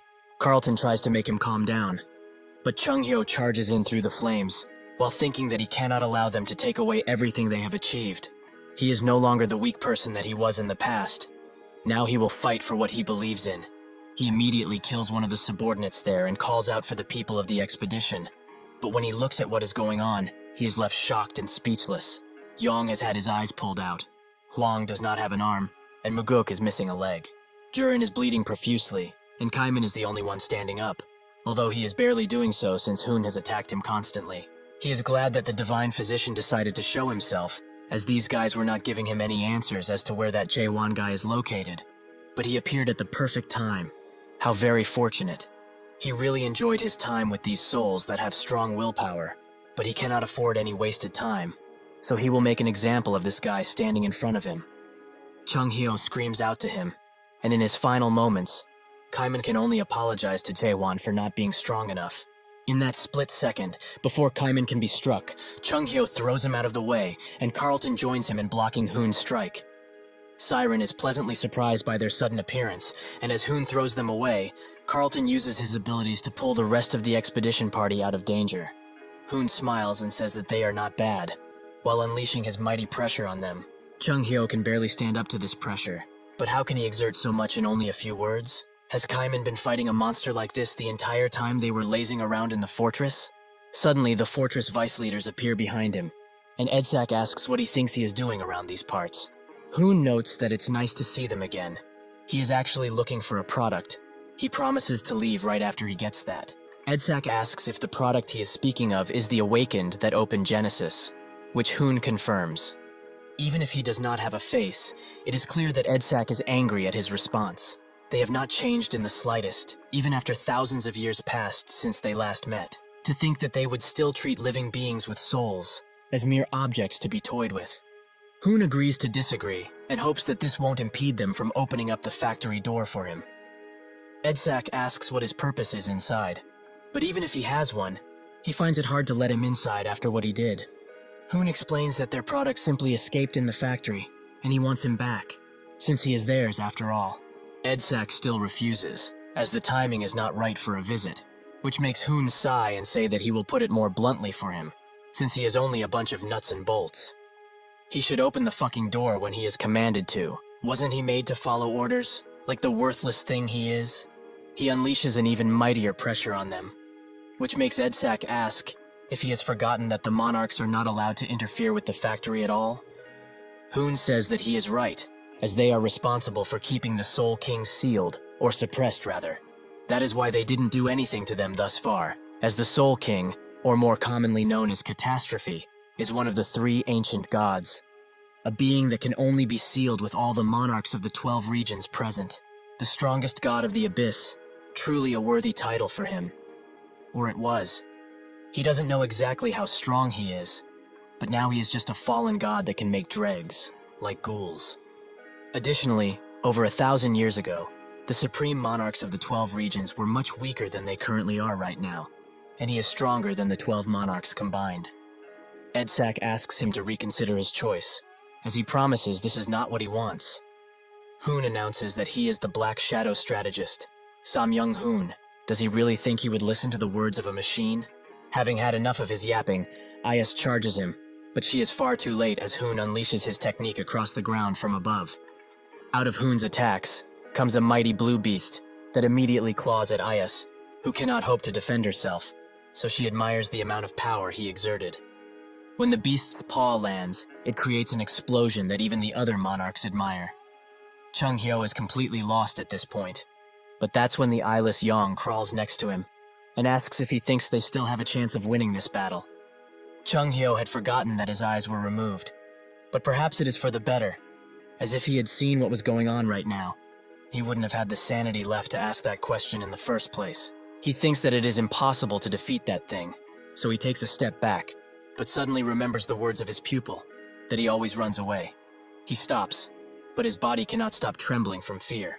He wonders how Jaewon thinks that he can win every single battle, while fighting against such strong people, who defy all odds. Yong asks if Jaewon is back yet, which makes Chung Hyo think that he is still with the Soul King. He might actually be dead at this point, but even if he is certain that he wouldn't bend his knee no matter what. He tells Yong that he is not here yet. However, they have not lost either. Yong gets up, and everyone does the same. Even in their states, they still have the will to fight and win. Hoon is rightfully surprised by their determination, as he has shown them a power that would make most people lose their will to fight. But still, they choose to fight and glare at him with those eyes. He can only describe them as noble. Noble eyes only belong to people who have the will to decide what their lives will be like. They are noble, despite not being even close to monarchs. Dignified, even if they are crushed. People who do not care who is in front of them, even if it is an unbeatable enemy. It is as if they are all saying one thing, that monarchs do not exist. If all the awakened born from that certain tower are like these guys, can he really sell them to the abyss and hope for the best? He tells Vargas that their plan has changed. Every single awakened in front of them must be killed. They will only be sparing the product and the tower. They will now end this, once and for all. The beast in front of them gets ready to unleash a shattering attack, which makes everyone prepare for the worst. But out of the fortress comes a red beam that goes through the beast's attack and pushes even further, creating an explosion in front of them. Hoon smiles once again, as he finally has eyes on the product. Jaewon apologizes as it appears he came too late. Everyone calls out Jaewon as they see him, and he thanks them for making it so far. But now they should get as far away from this place as they possibly can. Hoon asks if he really is the Gorgon Fortress Master he wanted, and Jaewon confirms that he is. Hoon finds it pretty puzzling, however. This filthy person, who is ragged all across, is the Gorgon Fortress Master. Did he really do all of this for someone like this? He also notices that he has tons of impure energy around him, and guesses that it's from the Soul King. But to think he would let someone like this leave, truly he is now the king of nothing. He cannot believe that the people of Chaos gained hope because of a beggar like him. Two more monarchs appear, with one saying that they can't believe they came all of this way and did all of that because of a mere product like that thing. They are all fools who have been duped. This is the 9th Region 5th Lieutenant General, the Black Cloud Monarch, Magata. Next to him is the 9th Region 6th Lieutenant General, the Dragon Leg Monarch, Sarem. Yuha asks Hoon if there was any reason he needed so many people to defeat someone so lowly as that guy. Hoon explains that indeed, it might seem excessive, but it is very much needed for what is to come. He thinks that they won't need all of these people to defeat the product. They need this many people for a guarantee. The Soul King might not let them enter the abyss, and if that happens, they will have no choice but to forcefully enter, as they haven't come all of this way for nothing. Jaewon prepares an attack and asks how long they are going to stay still and talk. He pulls everyone into his world, which most monarchs find to be interesting, as it really is a unique worldview.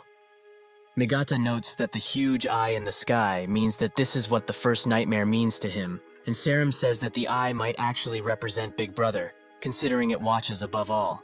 Yuha sees it as lowly. No matter what kind of world it is, there is nothing inside. It is as empty as a dried-up river. While tending to the wounded, Chung Hyo wonders what Jaewon is trying to pull here, as he knows full well that he is not at the level where he can take on the lieutenant generals. Still, knowing him, he must have some kind of crazy plan. Hoon too finds his worldview pretty unique, but it is still much weaker compared to the people from Crack. Is this all he has, though?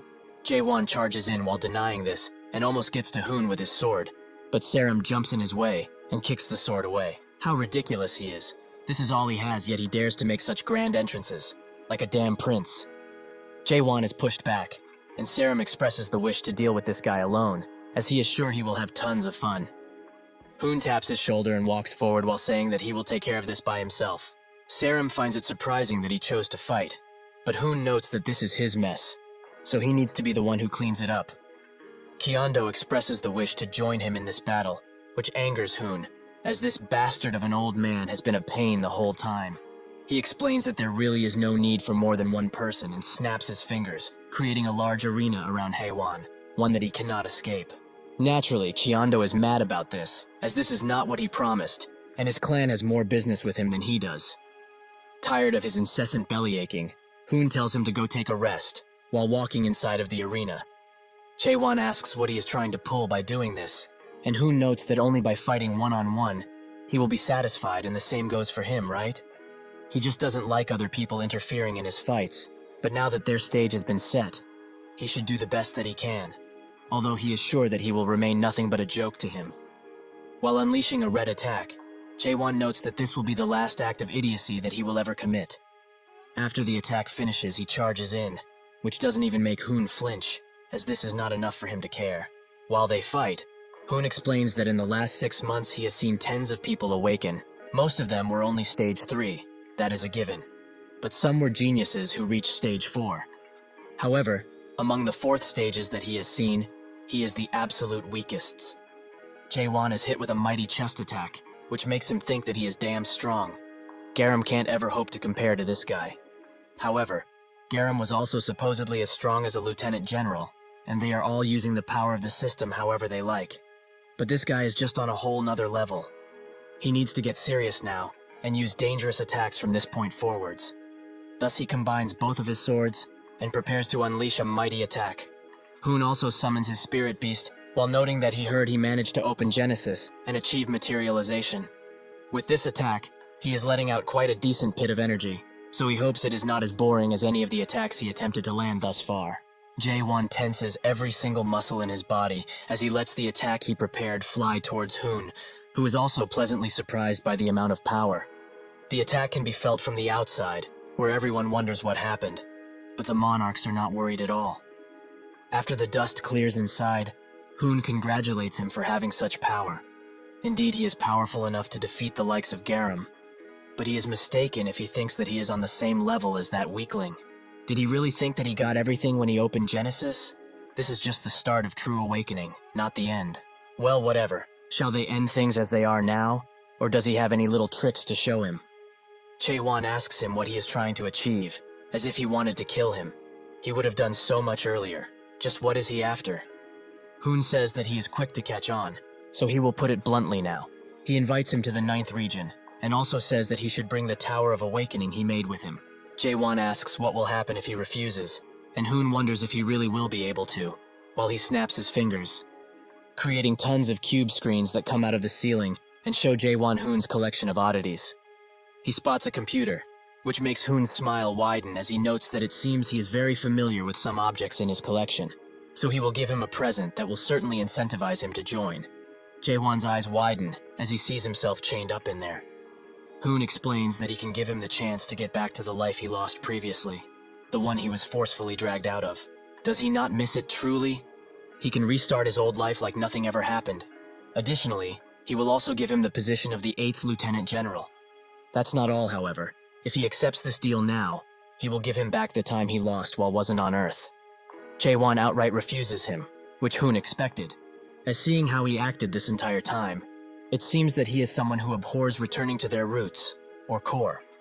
Jae-won asks why even make the offer if that is the case, and Hoon explains that he is suggesting here is not a return per se. The nightmarish time he spent here will never truly disappear, so what would be the reason for him to go back in the past? Even if he were to go back, he will not be able to recover from his wounds, and he honestly shouldn't, as those wounds are the thing that made him who he is now. The wounds have already become an inseparable part of him, even if he doesn't like to think about it. Is that why he constantly chooses the present instead of going back in the past, perhaps? But now that he thinks about it, indeed all he wants is not the past, but the present he has lost. This should make him wonder, though. Is this place really the present that he wishes for? No, of course it's not. This place isn't his present. The time that he rightfully deserves, the present that he lost without him being able to do anything about it, is this place. He shows Jae-won all of his childhood memories, where his caring mother was always there for him no matter what happened. This makes Jae-won almost cry. Hoon tempts him even further. The present he lost, and the people that he loves, they are all in that one place. If he becomes the Lieutenant General of the 9th region, he can go to that place whenever he wishes to. He should think about this offer very carefully, as it's a one-time thing. Even with all of these promises made to him, Jae-won still chooses to clench his sword tightly, which makes Hoon ask what he's doing. Jae-won explains that he is never going back. The only way he can go now is up, and that's what he will do. Hoon gets mad at his strong will and asks if he does not want to see the people he loves again. Does he really intend to throw away his present that he was searching for all of this time into the garbage? Jae-won thinks of his words, and indeed some of them are correct. Naturally, he misses everyone, and there are some people he would really love to meet again. He is human after all, so he also has emotions about these types of things. However, where it is in the past, future, or even the damn present, in this world, it means nothing. He charges an even stronger attack, and unleashes it on Hoon all at once, and it even starts breaking through the arena Hoon made for them. Haewon says that he will be able to enjoy happiness for a short while if he were to return to Earth, to his loved ones. However, that will not be of any use in the end, as they will eventually come and cultivate that place, like they did so many worlds beforehand. Hoon pushes him back with an attack, and explains that is only natural. Cultivation is the law of this world, one that everyone must abide by. While Chaewon holds himself still, he thinks that this is a world where cultivating others is just a natural way of life. So maybe this might not be the fault of the individual. It is not the fault of Kaiman, who keeps forgetting the memories of when he was just a product. Nor is it the fault of Siren, who was born in the tower and was educated that way. Additionally, it might not even be the fault of the angels or demons that are in charge of these cultivations. He says that if someone is to blame for all of this, it would be the person that didn't set that kind of thinking as morally wrong. The one at fault would be this world. That is the reason why he must eradicate this world entirely. Hoon notes that he is a child for thinking like this, because in the end, everything that he cherishes is a part of this world. So is he really saying that he will destroy all of that with his own hands, like a maniac? The thing they most commonly describe as the system does not truly exist. It cannot be destroyed, nor can it be touched. The system is just nature. He unleashes another mighty attack on Jaewon, which he cannot hope to defend himself from, and now he doesn't have the time to strengthen his world, nor become stronger. The only thing that he is able to do in this dire situation is borrow someone else's power. He eats the red crystal that he got out of his pocket as he cannot win with his own strength. The attack reaches Jaewon, which can be seen even from the outside, making Chung-hyo wonder just what is going on inside that place. Hoon thinks that it would have been much better if this guy chose to follow him quietly, as he has crossed over to Chaos as a living being, so he is always in a state where his brain link is connected. If he were to die, his soul would probably go back to his original physical body. Naturally, that doesn't mean there won't be damage to his soul, but at this point he has no choice but to send him forcefully to the Almighty Land. Suddenly, the aura around Chaewon changes, and a dark red, ominous energy starts to permeate throughout the arena, swallowing it whole. Before Hoon even notices, he is also touched by the red energy and corrupted by it, so he starts screaming, either out of pain or out of surprise. Everyone outside wonders what's up with this energy that is coming out of the arena, but Chung-hyo knows. This must be the reason why Chaewon did not eat the horn properly, even though impure energy was leaking out of him constantly. There will be a hell of a price to pay for doing something like this. Just what is that kid trying to achieve now? The arena starts to come apart at the seams, while Jaewon laughs and dead creatures appear out of portals. They all look at this with shock and awe, as the Soul King, now controlling Jaewon's body, appears before them, and says that they haven't seen each other in a while. This is the descent of the true body of the Soul King. In the Abyss chat room, the gods start to feel the commotion that is coming from Chaos, and some of the Maven wonder if the seal has been released. Somewhere else entirely, in a bloody and strange place, a man thinks about Chaos, and notes that is the place where Seola is at. In Chaos, undead creatures start appearing everywhere, and Hoon wonders how this is possible. As the Soul King was sealed away by the Supreme Monarchs of the 12 regions, it is written as such in the Akashic records. That is why he thought that bringing 100 monarchs would be overkill. Did the Akashic records lie to him? This thing is at a level where victory wouldn't be guaranteed, even if the Monarch of Pitch Darkness is here. This means that they need to get out of here as quickly as they possibly can. Hoon bows his head down to the Soul King and explains that they have no intent to fight against his might. They only want the product that he has possessed. Catastrophe refuses, as this guy is off limits from now on. Hoon notes that even if he has taken a liking to him, he made a promise to Big Brother that he would not interfere in any Chaos affairs. Catastrophe clicks his tongue as he hears this, and asks how he dares to say that name while he is in front of him. This pressure puts Hoon to his knees and he apologizes profusely. But from what he knows, that is the reason why he has yet to choose a proxy. Catastrophe explains that this guy is not his proxy. He is just trying to protect his own world, even if it means that it will cost some of his life force. That is why they made a simple contract. That, however, is none of his damn business. He starts to prepare a mighty attack, while saying that one thing is for sure here: all of them will be dying in this place, no matter what. Hoon asks if he will really break the promise he made to Big Brother like this, but Catastrophe says that he hasn't done anything like that. While indeed this is his power, it's not of his will. The attack starts to form even further as land, sea, and air combine to pin the monarchs down. Hoon has still not lost hope and tells everyone to gather around and not be scared, as they need to stick together. He guesses that the Soul King is using Ghoul Dissension to be here, so no matter how strong he really is, the vessel that he got is just a mere human with a squishy physical body. Soon enough, he will collapse from exhaustion, so they need to hold out for just 5 minutes. Kyondo calls him a crazy fool for wanting to even challenge that monster, and says that the Emerald Bug family will stay out of this. Catastrophe looks at him, and notes that the Emerald Bugs are the ones who created the Spirit Stones or something like that, after analyzing his world without permission. They are fools for trying to imitate a god that is much higher than them. However, did he really think that he would let them escape? In that second, he slashes Chendo in half, while saying that he is not even worthy of becoming a ghoul. None of them are, in fact, so not a single person here will be left alive. They will surely resent him, but they should look at this sight and burn it into their retinas. This disaster, this much death, they have brought it upon themselves. Hoon grabs the earth below him while wondering how it came to this, but suddenly someone screams to everyone that they should stop whining and pull themselves together. That person is Yuha, who asks if they will still continue to act like this, like a bunch of pathetic souls. They will all die in vain without achieving anything. As Hoon said, they only need to last 5 minutes, so they should all attack at once in order to succeed. Catastrophe smiles, as it seems that they have gained some courage, and Hoon is also revitalized by his sister, who looks like a man on roids. Everyone charges in, even though their odds of winning are low, which makes Hoon think that they still have a chance, as long as they do not lose their hope. While there will be huge losses, naturally it's better than losing everyone in the group. If he continues to attack at this level, he is sure that Catastrophe will tire soon enough. Catastrophe smiles and notes that it's quite a sight to see so many young souls attempt to survive. Truly, it is very beautiful. However, he has had enough of their games. With a single finger flick, Catastrophe kills everyone around Hoon, including Yuha, who was filled with spirit moments before. Seeing this, Hoon falls to his knees once again, as the corruption on his body spreads. Catastrophe notes that it would be quite boring to just sit still while he does nothing. Hoon begins laughing maniacally, as he sees his reflection in the pool of water below him. Was there really no way to win against him all of this time?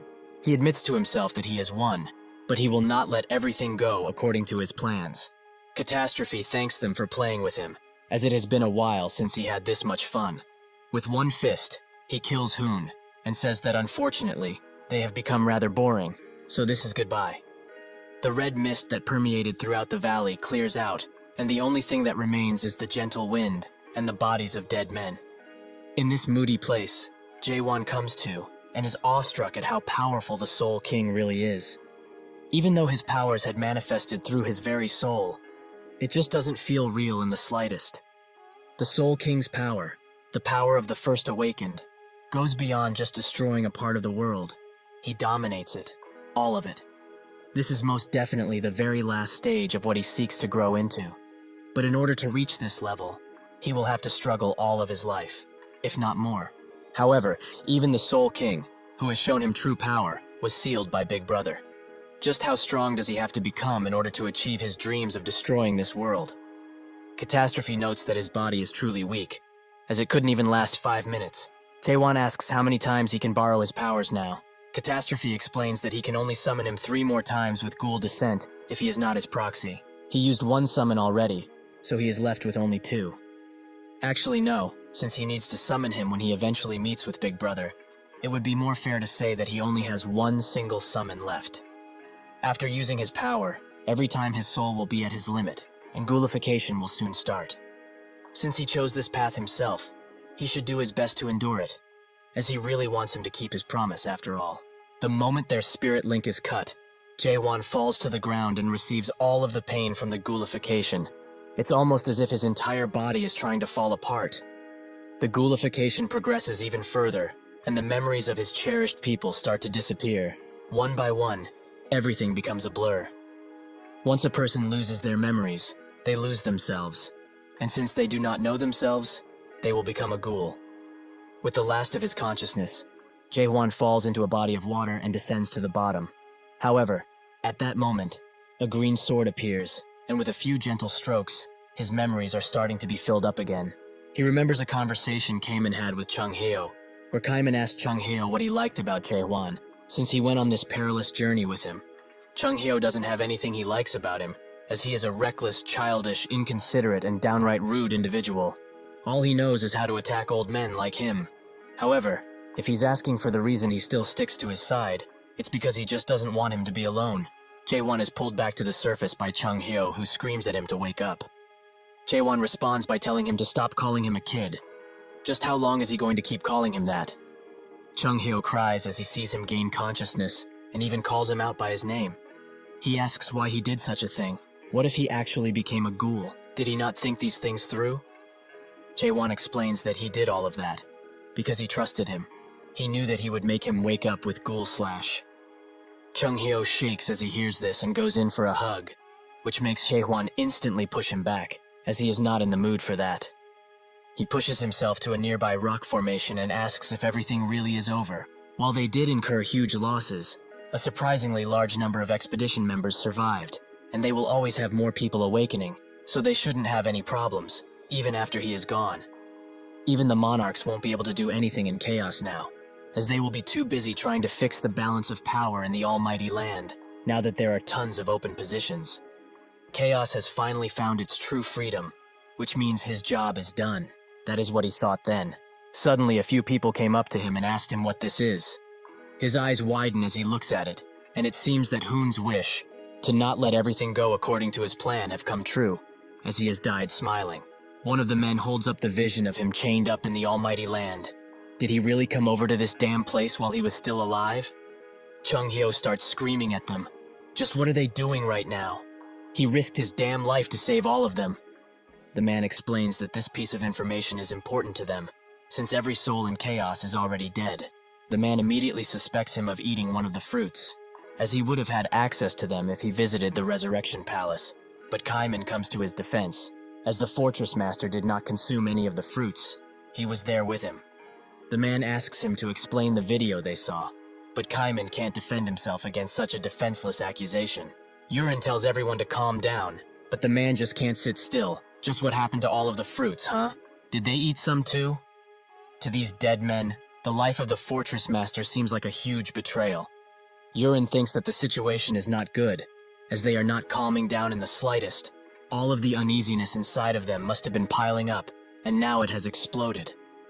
After they all saw Jae-hwan perform one miracle after another, they followed in his wake, thinking that they might have been able to get back their lives. They are not at all interested in the change to the world that the Fortress Master wished for. The fact that Jae-hwan is alive, and all of the things that happened that were not explained to them, lead to this, where their questions are endless. Surprisingly, Hoon has yet to die, and looks at the commotion going on besides him. The Fortress Master is now in a pathetic state, while these people are agitated because of his skill, confusion which he managed to cast in the last second. The skill only works if there is already a seed of suspicion. This means that the doubts and jealousy they had formed a catalyst that triggered this outburst of emotion, although they might have before. This means that they never trusted the Fortress Master. He might have succeeded in stopping his plans, but his plans are also foiled. It's over for him. Jae-won rises and explains that he has destroyed the fruits, which comes as a shock to everyone, and they start suspecting him of destroying them because he wanted to be the only one left alive. Jae-won thinks that true life can't be achieved just from fruits. Even if one is revived in the almighty land with the fruits, the same war will occur again, and they will all end up back here. He grips his sword tightly, and notes that they all asked if he's living. With a sudden pressure, Jae-won reveals his brain link. The man instantly looks behind him and points. He really is connected to the spirit link. He has fooled them this entire time. The people, however, do not say anything, and when the man also looks in front, he is awestruck. Jae-won says that he does not care what a real or fake life is. As he cuts his own spirit link, he explains that this is the life that he chose. Everyone is shocked after Jae-won cuts his own spirit link, but Hoon laughs maniacally, as he truly is a crazy bastard. How did he actually think of cutting his own brain link? He really is mad, the Mad King of Chaos. With a last groan, Hoon disappears, and everyone reacts differently to what happened to Jae-won. Some just look forward, while people like the guard who accused him look down in shame. Even when he is called out by the guard, Jae-won passes him without saying anything. But when asked about his destination, Jae-won notes that he is going into the abyss. Chung Hyo is the first to follow him, with Carlton helping him stand up and Siren being right behind him. Yurin looks at him and thinks that from the start, when he appeared in Chaos, he was always truly alone. This scene is something that would get a lot of emotions, but they all slowly bowed down to Jae-won. Nobody said a word, yet they all knew that there would be numerous kings born in Chaos from this point forward. But to the people of Chaos, the ones who saw him, they only have one king. The last king that Chaos acknowledges fully, and unfortunately, he is leaving now. After a while, Mino returns to Chaos and finds it amazing, as it has changed so much. On the day of the 3rd month that he left Chaos, Mino woke up from her coma, and through Claire, who was always beside her, she was able to find out about the many changes that were brought upon Chaos. Thanks to the agreement between the King of Humans, the Strange Factory, and the Cunning Soul King, Chaos was fully unified. The unified Chaos built a new fortress, where the Strange Factory used to be at one point. The name of this new fortress is Carpe Diem. In this place, humans, ghoul, and even horned beasts that used to fight each other to the death are now coexisting peacefully, although it was very hard for her to get used to such sights. But because of this, Carpe Diem, the new center of Chaos, thrived.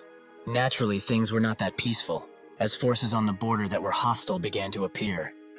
Those forces belonged to the Almighty Land, as the 9th region, that Hoon was in, lost tons of men due to Haewon's Monarch Massacre incident, something that has become quite famous everywhere. The other regions in the Almighty Land took advantage of this, so a dire war took place, and it's taking place even now. Because of that, thousands of monarchs die each day and come over to Chaos as a result. Fortunately, Chaos still has the Tower of Awakening that Jae-won left behind, which was used to create numerous Awakened that were able to fight off the monarchs. Even so, the major general monarchs that seldom come to this place are stronger than any 10th stage adapters, so fighting them is quite tough still. The people of Chaos did not lose hope, however, and the factory leaders came up with a genius plan to solve that issue. When the monarch-level adapters perish, the place that they are summoned in is different than most, so in the past they were summoned into the Resurrection Palace. But now, the factory leader has changed their spawn location. The new location is right here, inside of Carpe Diem. Mino thought that it was extremely dangerous at first, as it seemed foolish, but she was convinced when she heard where they were spawned exactly. Every monarch-level individual ends up in Chaos, but right in the arms of Catastrophe, who kills them by just looking at them. That is the power they have now. The Chaos that was without change for thousands of years has changed a lot in such a short time, because of him. The moment she woke up, Mino was holding a stone, a return stone to be exact, something that he apparently left behind after he left the Strange Factory. While she looks at the stone, she can't help but wonder why he chose to save Chaos. He doesn't seem to like people in general, and there is no real attachment to this place for him. So is it perhaps because she asked him to? That would be too much, though. It's surely something else, right? Still, this burning question is still within her, so to possibly find some answers, she has to go to this place that he left behind. When she approaches the tower, she gets a system notification, asking her if she would like to enter the Tower of Nightmares. This makes her feel a sudden feeling in her chest. These must be the emotions everyone is feeling when going into the tower. She can understand them now, albeit only a little bit. She smiles, as that bastard went on and on about his mission to destroy this world. But what he left behind was a tiny bit of hope. The system notification glistens as she accepts and thinks that perhaps this is not hope, but the actual end of the old world. While being drawn in by the tower, Mino wonders if she will ever be able to meet him again. In the world that Jae-won left behind, if there was salvation, she couldn't know what it was like. However, in her imagination, his world, there was a tree that has roots with no place to seep themselves into, and bare branches without any green leaves. Despite all of this, she felt a lot less lonely while thinking of his world that he made.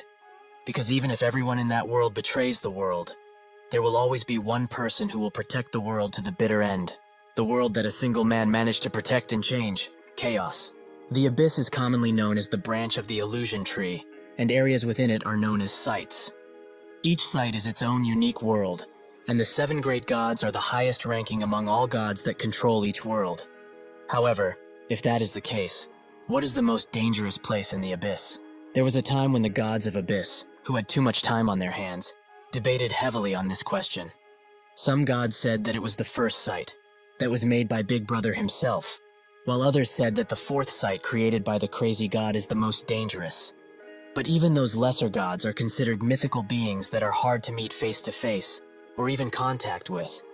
Even so, there is a dangerous place that even the normal gods must be afraid of. For example, the eighth site, Caspian, the Blue Forest area.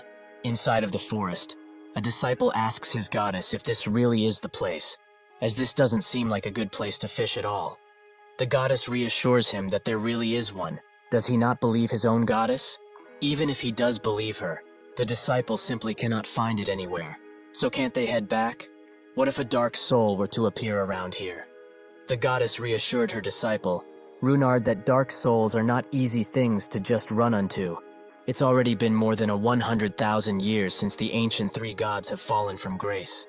No matter how many followers they had previously, they are all probably dead by now. And he also has her, the greatest god, Anderson, so he needn't worry. Runard says that this is exactly why he is so worried. But in any case, must they really come to this place and gather the followers so abruptly?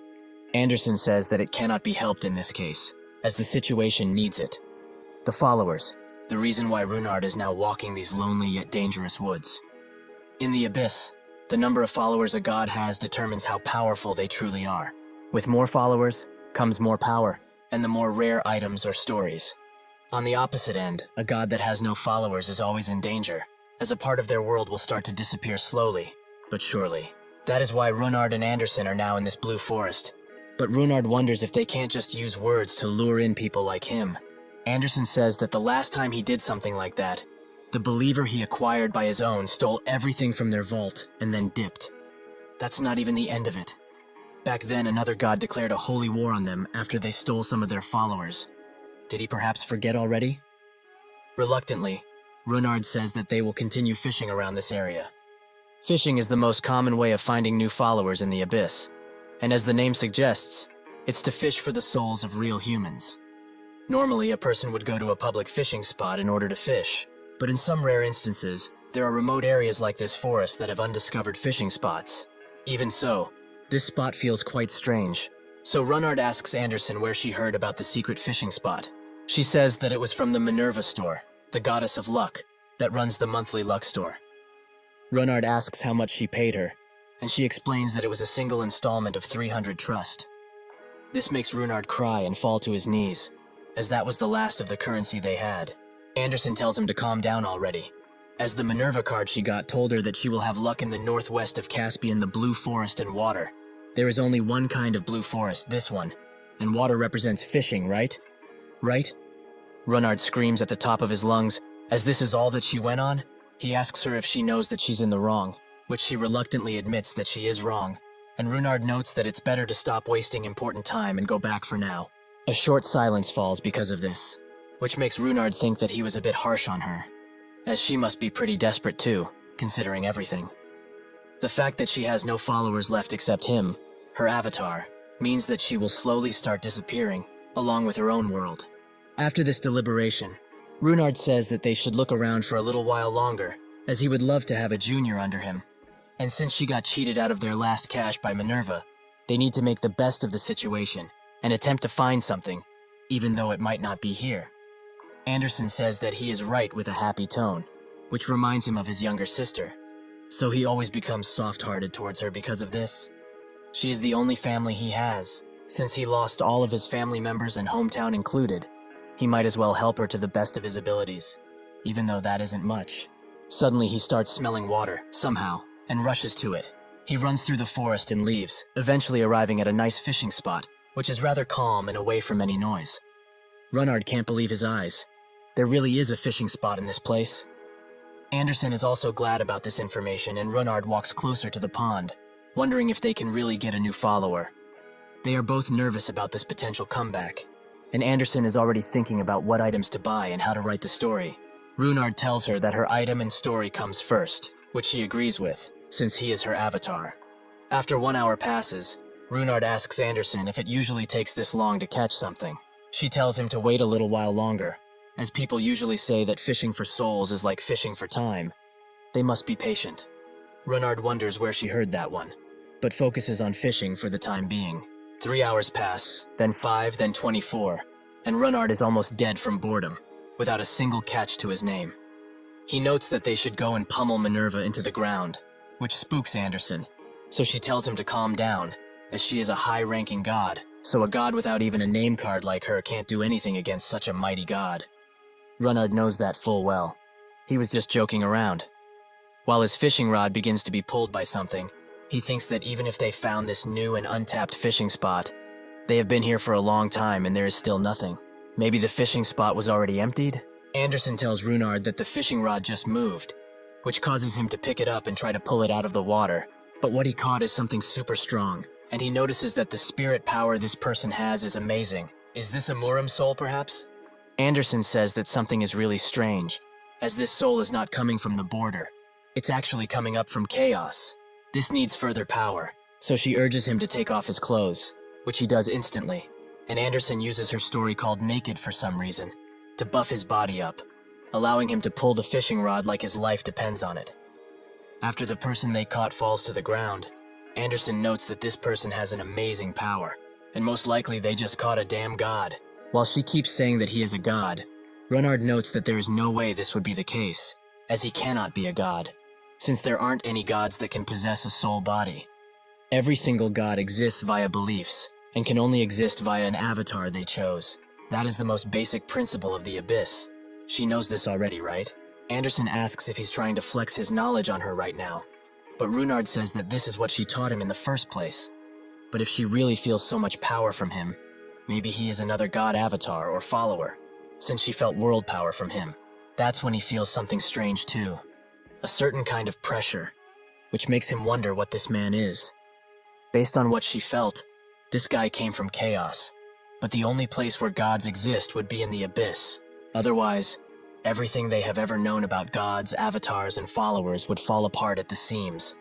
Anderson explains that Chaos has a god, and a fierce one at that, but there is no way that he would actually get an avatar, so they will exclude him from the equation. Still being shocked by this man, Runard asks if he really is from Chaos, which Anderson confirms, and if he is not a follower or an avatar of a god, he is probably a god in it of himself.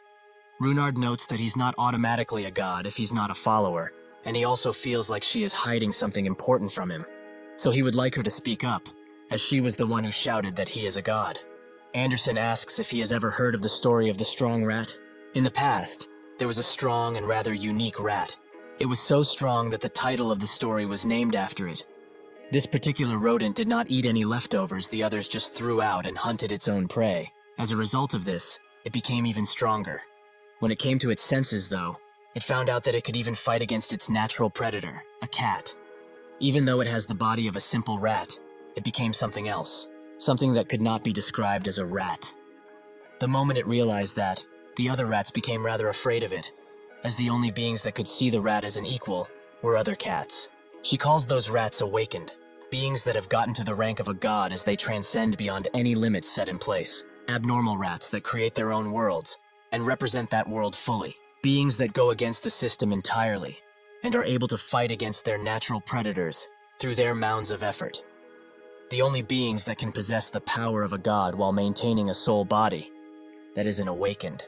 Runard asks if this man could be considered an awakened, which Anderson says that he might be, but they can't be sure just yet.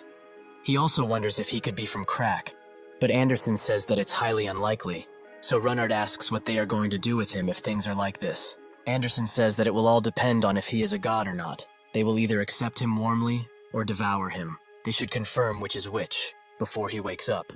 Runard crouches down to his level and hopes that he is not a god, because if he really is a human, he could become a new and powerful follower. He might even become an avatar with the amount of power that he has. But if they choose to devour him, he prays that he doesn't hate them for it, as this is the law around here. The act of devouring another god is not rare in the lawless region of Caspian. It's a rather common occurrence, actually. Such a thing is prohibited at most sites. But the only other way to grow the world of a god, besides garnering more followers, is to devour another god. Even so, Runard does not want to miss the chance to get a new comrade, as they have both waited for too long. Although if he were to join, he would be degraded to a follower, while he would become an avatar. He harbors no hate towards him, though, as he is sure that a soul like his that is full of world power would be an amazing avatar, no matter where or to whom. He is sure that the goddess would prefer him too. Suddenly, the connection he is about to make with Jae-won is cut off, and a large wave of power emanates from him. Runard asks Anderson what's happening, but she does not reply, as his link with her has been cut off, but it's something much more dire. He feels it deep within. While he screams out for her to answer, a few purple-robed people stand behind him, hiding behind the trees, and waiting for the perfect opportunity to strike someone who is weak. Runard looks at his hand, and thinks that this is not just any link disconnect. He can't feel Anderson's presence, no matter how much he tries to. Just what is going on with him, and with this new man? Earlier, Catastrophe showed Jae-won to the passageway that will let him reach the abyss once he enters. Jae-won wasn't all that surprised by this entrance, but the abyss is somewhere where gods reside, a place which even the monarchs of this world are deathly afraid of.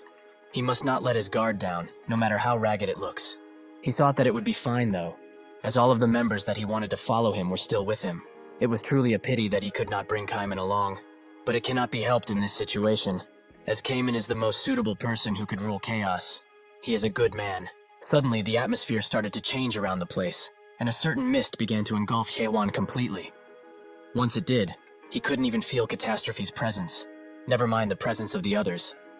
That's when Seola appeared with someone new behind her, and said that they haven't met since the tournament. It has truly been a while. Jae-won remembered her as the captain of Crack, or that is what Chung Hyo called her anyway, but she is at least as powerful as a lieutenant general.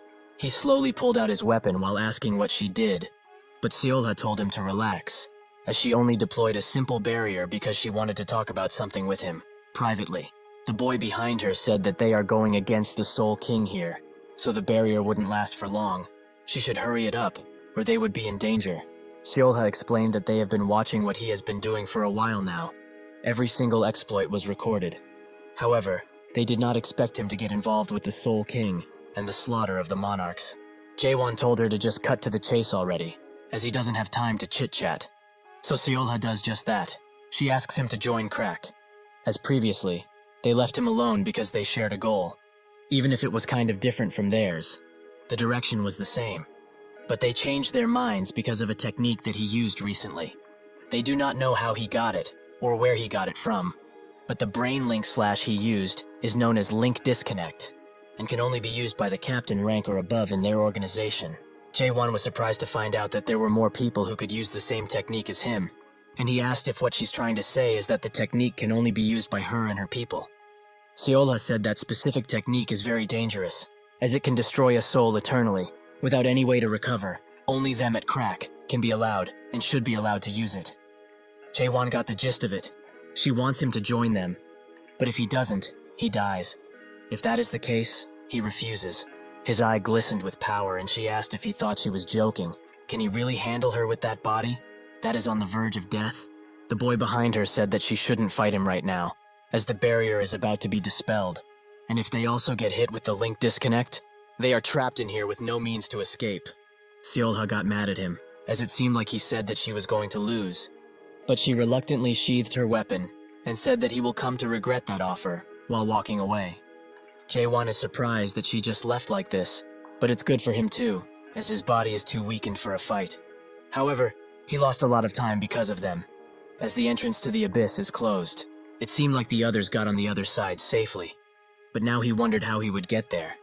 His body was also at its limits too, as his fatigue accumulated, and he could feel that he might pass out at any point. Catastrophe noted that he really is a troublemaker. He should just follow the nearest light he sees at this point. The water around Jae-won started to rise, and Catastrophe said that he is quite lucky, as when he wakes up, he will be in the abyss. Before Jae-won could ask him, he was engulfed by the water and sent somewhere else, his body just floating in the water. But when he woke up, he saw the light that Catastrophe was talking about. So he rushes to it, as if it's his only chance. He must grab it no matter what. Eventually, Jae-won wakes up, because is screaming at the top of her lungs for him to wake up. When he does, he looks around and finds that he is in a place very similar to his unique world. But why is this brat here? And why is she so noisy? He asks her how she got here, and she explains that feigning ignorance will not work with her. She is Anderson, a god from the abyss, and he just devoured her without mercy. Jaewon asks if he really did devour her, which makes her confirm that he indeed did just that.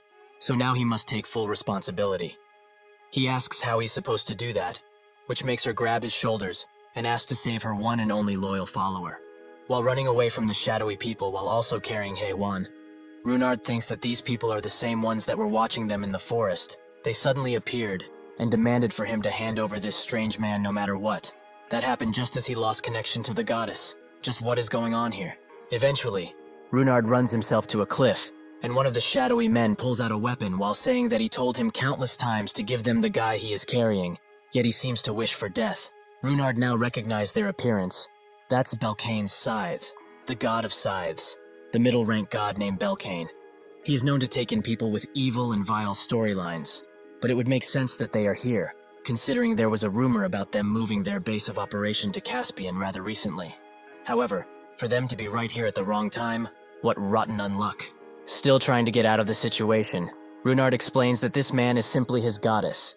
He can't leave him be. The shadowy figure knows that he is just talking nonsense at this point, as he saw him pull the guy out with some rather illegal fishing. So he should put him down and get lost while he still is fortunate enough to have his life. Runard thinks that if he lets this man go, his goddess will also be lost. And if a person loses their god by sheer force, they will lose their minds and become a monster that wanders the forbidden area. Even so, what he is most scared of is losing Anderson. She is the only god that saved him in the abyss, the only one that even looked his way. The shadowy figure asks if he still won't put the man down and hand him over, which Runard refuses, as he will never do that. He cannot. The shadowy figure has had enough of this brat's incessant bravery, so he puts him down and puts a scythe to his neck. If he's not going to, he is better dead. He rushes in to cut off his head, and blood spills around. But it's from the shadowy figure, who has had his arm cut off in a split second, something which shocks Runard quite a bit, and makes the shadowy figure scream in pain. The one who did that was naturally Jaewon, who notes that when he entered Chaos, he at least had some clothes on him, although they were rather ragged. Starting in his birthday suit like this isn't to his liking, but it will have to do. The shadowy figure tries to get up and tell his men to kill this bastard, but with a single weak thrust he slays him. While Runard is just awestruck by the amount of power, he remembers something. He also asked about the origin of getting naked, which Anderson explained, as she received this storyline from someone else, an ancient god. That was rather eccentric, to say the least. He was merciless, violent, and he hated wearing clothes no matter what. Nobody was able to wear clothes while they were in front of him. Everyone was busy running around with clothes in hand, and thus people always warned other people whenever he would appear. This made Runard think that he was some kind of weirdo, but Anderson gave him a counter-argument to that, one that he used rather frequently, his philosophy. He thought that clothes only get in the way and are hypocritical. They are just a pretense. The most important thing is that the real fight starts after he takes off all of his clothes. Jaewon approaches Runard while asking if he is Anderson's follower. If he is, he can do him a favor. Get her out of his head already. Runard is simply too confused at this point. Jaewon's eyes glow, as he thinks that he used question to take a look around, and he can see that the world power is now taking on a form of a storyline. He feels that he has a strength enhancement buff on himself. Is this the power of nakedness? Or whatever the storyline is named? Anderson explains that it's getting naked actually, as being naked and getting naked are two different things. Additionally, Jaewon cannot feel any spirit power around this place at all. This is a world entirely different from Chaos. In there, one had to take in spirit power in order to use and activate a skill. But here in the Abyss, one can only use the world power that is already within their soul to do basically anything. He already knew this, because he found it out by reading Mullark's records. But it's different after experiencing it on his own. Runard approaches him while also calling him a god, and asks him to take him in as a follower, which he instantly refuses and makes Anderson feel betrayed. Runard continues to beg, as he is sure that Anderson would allow this to happen. But Anderson feels otherwise, and tells Jaewon to not take in this guy as a follower, or else. Having had enough of them both, Jaewon calms them down with some spiritual pressure, which makes Anderson silent, and Runard starts to hiccup. With that out of the way, he notes that they should start from the basics, as he has some things he wants explained. The monarchs in the Almighty Land had their own regions, which were separated, and the gods in the Abyss are rather similar, as they each have their own land. The difference between the two is that the gods of the abyss govern over their land quite a bit, while the monarchs just say that they own it, and that's that.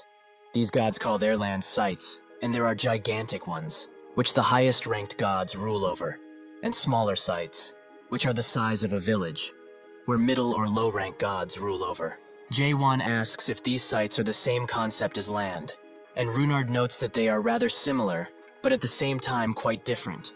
Something like land to medium and low-ranked gods would be the sanctuary for higher-ranked gods, because a high-ranked god is capable of physically manifesting their unique world through their sites. So it basically becomes a weapon for these high-ranked gods naturally. This makes Jaewon wonder if Chaos was just one of the sites for catastrophe. But does that mean that this place has gods that can use powers that are close to omnipotence, like Catastrophe does? Runard continues explaining. Because it's hard for even the high-ranked gods to use all of their power on an entire site. Most of them just use the storyline form to exert their powers. The Getting Naked storyline that he has right now is one of those storylines. He also calls him God Jaewon, which he finds rather cringe, so he tells him to take the god out of his name from now on. Runard does just that, but asks if he really wants to kill Anderson or not. Jaewon finally gets it. He followed him because he was afraid he would lose his one and only god. Anderson also asks if he's going to kill her now, as he's been completely devoured by his unique world and may stop existing at any point in time. Well, it's not like she didn't expect it, as she felt it coming the moment she stepped foot into his world. However, she is still quite surprised, as she did not expect him to be the ever-so-rumored monarch slaughterer. Jaewon also remembers seeing something from her memories when he absorbed her unwillingly, when she paid a mare for a tower and unleashes it with an evil smile on the world, on tons of worlds. She was a damn cultivator. Jaewon feels the need to ask her, why did she even do such a thing? Did she really want to become a god this badly? Anderson knows that this will sound like an excuse, but all gods lose their memories of the time when they were cultivators. Jaewon asks if what happened no longer happens just because she doesn't remember, which she knows what he's trying to say, but she does not deny any of the horrible things she has done previously. He thinks that, in the Mullark records, he mentioned that the higher beings, like demons or angels, are only born for the sake of turning them into cultivators. Maybe it's just so. They had no real choice in the matter. However, he still cannot forgive them all. They still did it. Anderson says that she does not care if he chooses to consume her, but she begs him, at least take that kid in with him, as he would be all alone if she dies. Jaewon notes that she used to be a damn cultivator, yet she is worried about him. How preposterous. Anderson will not ask him to understand her actions, but really, he shouldn't let her being a cultivator damage the relationship he has with this little brat. He might think that her relationship with him is a strange one, since he used to be a product as well. But not every single god is like what he thought they might be. Sure, her existence might be fixed from the start, but her emotions are hers, and hers alone. Suddenly, Runard begins coughing up blood and he begins shaking. Anderson knows what this is. Her disciple is becoming a dark soul. Runard continues to convulse on the ground, which makes Jaewon think. Dark souls, the factory leaders were also called that. But excluding very rare cases like that of Aniax, the rest of the Dark Souls would just become monsters that have lost all rationality and can only despair. If he does not help this person, he will become a monster. He is sure of it. Anderson begs him to help, as he is a human, just like he is. So she begs and begs again. Jaewon thinks about the word human because of this, and wonders if he can still be called that at this point. Anderson says that it's no time to think. They need to act now. He asks what needs to be done, and she explains that all he needs to do is take him in as his follower. Jaewon coldly asks what he will get in return, and she says that he can erase her from his head for eternity if he wishes to. She will not fight back if he helps him. Jaewon charges up his world power and notes that she better keep that promise she made. Eventually, Runard wakes up, but finds himself in a dark red and mysterious place. Followers are able to see the worldview that their respective god sees. Depending on the god's perception of the world, the follower will also have no choice, but to see that world for what it truly is. Runard thinks that Goddess Anderson had a pleasant fairy tale-like view of the world. So is this Jaewon's world? He looks around while wondering if he really took him on as his follower. But that's when a head falls beside him, and then he looks up, seeing the everlasting eye that watches over the world. This makes him scream like a cartoon character, and he also promptly faints. Anderson kind of gets it, as he is too young to see that horrifying thing. A gigantic, ever-watching eye, crows and dead people. What kind of follower would want to go into a worldview that is this crooked? Jaewon remembers what Garam said, that his world wouldn't be popular in the abyss. It seems he was quite right. Jaewon picks him up and says that it's his fault for wanting to become his follower so adamantly. But they should stop talking about this and get moving, as he doesn't want to walk around naked forever. Anderson asks if he's not going to erase her, as they made a promise. He would get rid of her in exchange for helping him live. Even in his sleep, Runard calls for her, and Jaewon explains that he has changed his mind about it. She should prove it, prove that she really was worth sparing now. Anderson sits in silence for a second, but with newfound hope, she says that she will most definitely prove herself. Eventually, they arrive at the 84th Caspian Gate, and at the entrance, a worker drops his tools, and a dog barks as they see Jaewon walk in. He asks if it's really all right for him to walk around like this, which Runard confirms, as the Abyss respects all storylines and their characteristics, even though sometimes they shouldn't. Jaewon still finds it strange that he is walking around stark naked, but Runard finds nothing strange in it for some reason, and Anderson also pushes him. It's really fine. Jaewon thinks that gods have different standards than humans, so these guys might be right, but he is glad that a certain person is not around to see this. If things like this are normal and run-of-the-mill in this world, it is truly extraordinary. He smiles, as the Abyss might prove to be more pleasant than he originally thought. This dream of his ends instantly as they are dragged into an interrogation room the second they walk in the town, and one of the policemen asks who would write this kind of story. He gets stronger the more naked he is, really. This is just perverted no matter how he puts it, so it's meant to enjoy his own unique world. Did he think that they would just allow him to walk around naked? Anderson finds it strange that they got pulled by the cops, but Jaewon says that he will kill her, which makes her defensive, but she was right. This is a registered storyline. The other cop tells the captain that they are telling the truth, unfortunately. There are records of registration for this storyline, from around 25-31 years ago. Based on the document he found, it was actually the story of a higher-ranked god. The captain also takes a look at the records, which puzzles him, as even though he is one of Anderson's followers, his world power pattern is much different than the follower recorded in here. Runard says that it's because they recruited him rather recently, and Anderson also tells him to agree, otherwise there will be problems. Jaewon does just that, so he should just let them go already. This peeves the captain the wrong way, and they both start looking at each other like they want to fight. Runard whispers to him that the hierarchy around here is based on the rank of the person's god, so he needs to be more polite, since the captain is a follower of a higher-ranked god.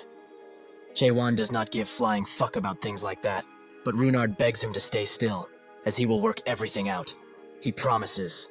Eventually, they do manage to get off scot-free, but this whole interaction has drained Runard mentally, as he did not expect the captain to be that kind of person. Jaewon notes that thanks to him, they were able to get off without issues. He is pretty good with words. He will give him that. Much better than a certain someone who was totally useless the entire time.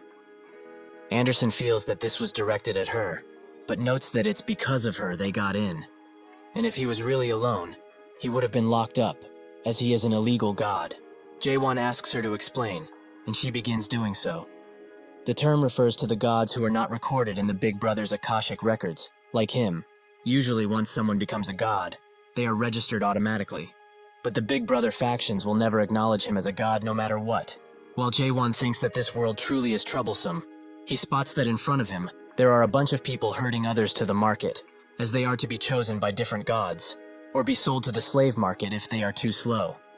Jaewon asks who those people are, and Runard explains that they are new souls that were caught in a fishing spot recently. They look like they are supposed to be placed in an auction, but they are going to stay in jail before the auction can take place. Anderson knows that this looks bad, but there really is a reason for them doing this. If newly fished souls do not find their gods quickly, they would just go crazy in despair. Usually, the souls that come up the rivers are the ones that wandered around the borders of the illusion tree, but on very, very rare occasions, souls that died in the Tower of Nightmares would also appear. Jaewon's eyes widen with shock as he remembers his dearest friend, who has died alone while looking at the sunset. Why is he here? Why is Kim Yoon-hwan here? He continues to walk with the other slaves, and they are finally put in the facility, much to the guards' gladness, and as they walk behind Jaewon, they talk about the different souls that came this time around, with one noting that they will all be sold at the slave market most likely. They all look frail and weak, Jaewon asks how many followers he can take in, which makes her ask why the sudden question. Jaewon pulls out his sword, and Anderson finally gets it. Will he really try to save his friend?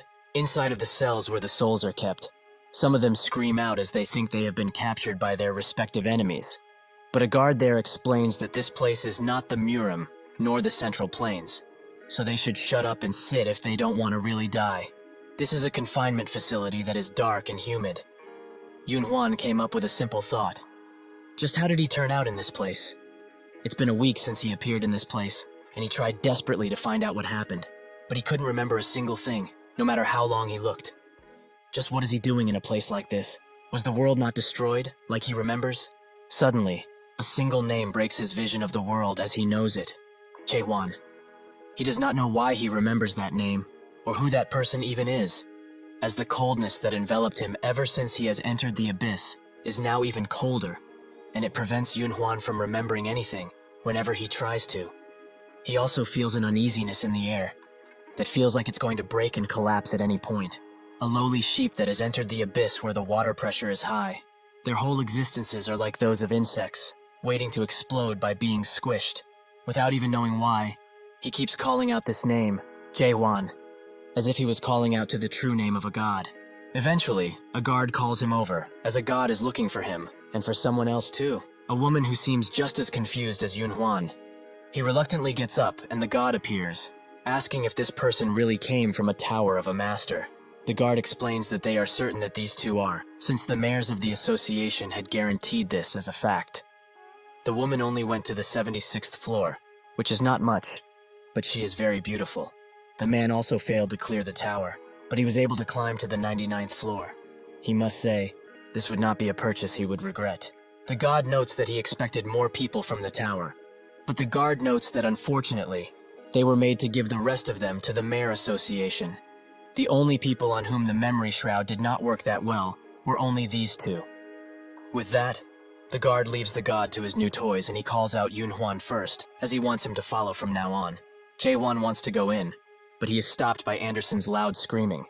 He asks why she is doing this, and she notes that it's because he's literally trying to destroy the confinement facility. Jaewon just wants to save his friend from there, but Anderson explains that there are tons of avatars of high-ranked gods in that place. And there is also something in this place called the World Power Suppression Bureau. This bureau was created with the sole purpose of ensuring the safety of the site, and because of them, no god or avatar will be able to use their powers or storylines in this city. Jaewon simply does not care, and approaches the facility gate, where a tall man stops him, as this area is off limits to civilians.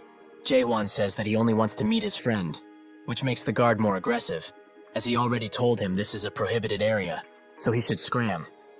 Jaewon pulls on his sword and tells him to step aside already, while thinking of Yoon-hwan. He was his dear comrade who climbed to the 99th floor with him. He wants to ask him why he didn't return, like the rest of their dead comrades. Just what exactly happened to him while he was gone. That's when a strange power cuts off Jaewon's connection to his world power, which makes him look around, as surely this was done by someone trying to corner him. The guard sighs, as he cannot believe that he is so unlucky to meet such a bum at this boring job. Anderson warned him, but she will put it more bluntly now. He cannot fight in this place. If he even tries to use world power, the huge storyline that was put in place by the Bureau will seal away his powers before they can be activated. Jaewon asks how he can save his friend, and Anderson says that there might be a way, but they should move to the big building that is in front of them. If they go there, they might be able to save his friend. It's much better than charging a random guard anyway, like he did. At the same time, in the Caspian World Power Suppression Bureau, the director runs throughout the halls, as something bad has happened. Once they arrive at the place where that thing happened, the director is shocked, as he sees tons of people knocked out, with a purple energy around them. The employee who led him here explains that there are around 80+ followers that have disappeared. A strange energy reaction occurred near the Caspian confinement facility, which resulted in this. The director thinks that the World Power Seal is a powerful storyline that is maintained in shifts by 100 or so followers that serve various gods. After the Bureau was successfully created, there has never ever been an instance where the storyline has been broken to this level. The employee also points out the disaster level, which is 8.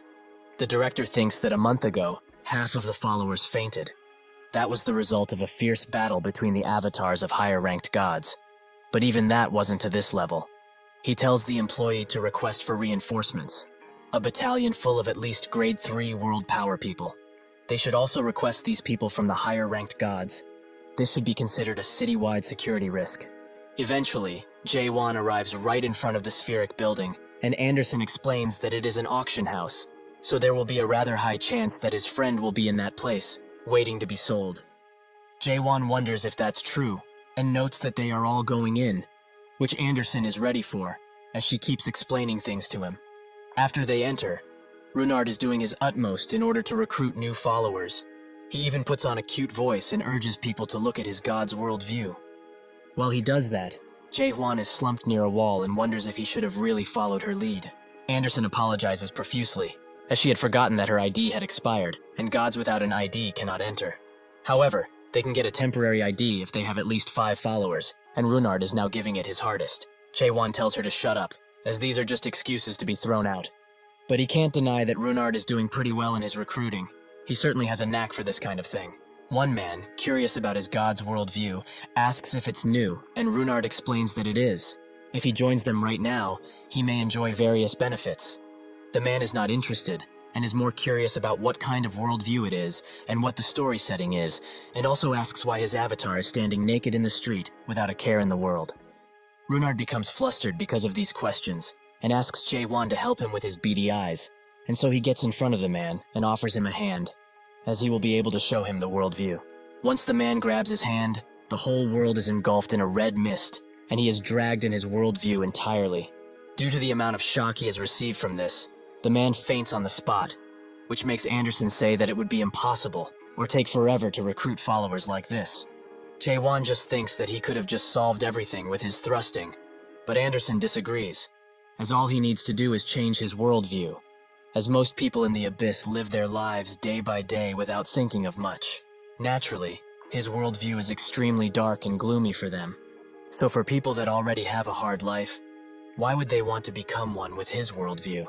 She suggests that he changes his worldview into something a little bit cherry. She can help with that. Jae-won asks what her worldview is then, and she explains that it's a free place called the World of Getting Naked.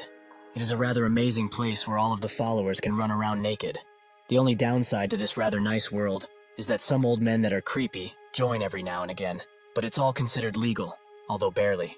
Jae-won thought that she said her worldview is like a fairy tale, which she notes that it is, but it's a fairy tale for adults.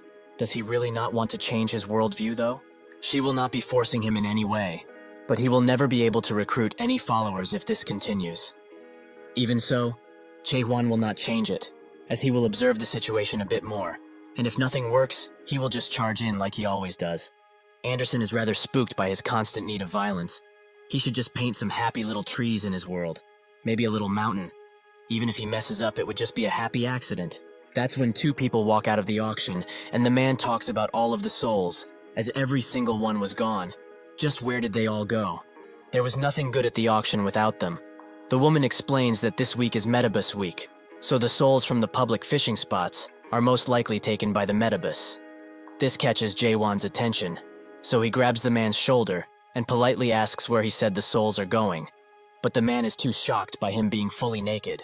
Eventually they arrive at where they need to be, and Runard is amazed, as he never expected to be in this place. Jae-won thinks that this must be the place the scared guy was talking about, but what is something like this even doing in here? Anderson explains that the Abyss is a huge and diverse place, with lots of cultures mixed, but also tons of lunatics. Among those lunatics, there are people that want to experience the sheer pain of being a product. Jae-won doesn't believe that anyone would want to experience such a thing if they knew what it was about. But Anderson notes that after being in this place, where the variety of worldviews is rather exhausting, there are people who wish to go back to a simple worldview every once in a while. Even so, Jae-won can't believe that there's actually a Tower of Nightmares right in the middle of this place. And the words on that plaque, he has seen them before, in the records of the Abyss. A long time ago, there was a tower built for the sake of reaching the end of the illusion tree. A tower made for a certain old mayor to challenge the end of the world to his heart's content. The Tower of Ideals, the Metabus.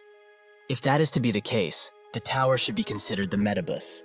and Jae-won asks Anderson if she knows anything about this tower, and she says that she has been inside, but only once, as it's a place where gods that are considered nobodies usually live. Jae-won asks if that really is everything, and reluctantly, she tells him that this is also the place where she lost everything that she had at the time. Jae-won just sits in silence while looking up at the tower, but that's when a guard appears, pulling some souls with him. Jae-won thinks that he saw those two with Yoon-hwan back then, so he might also be in this place. It seems that what that guard said at the front of the auction house was right, even though he was rather scared by his nakedness. Anderson warns him now he should stop wasting his strength, as the Suppression Bureau will not allow him to use his abilities, just like before. He ignores her pleas and asks what will happen to those two. She explains that they will most likely become the puppets of gods. That is what they call avatars that have lost their souls completely. All of the puppets of the tower will lose their cognitive functions and become unable to think. They will become tools, waiting to be used by the gods. Jae-won thought that every god's objective was to gather as many followers as possible. But Anderson says that this is just how the world is.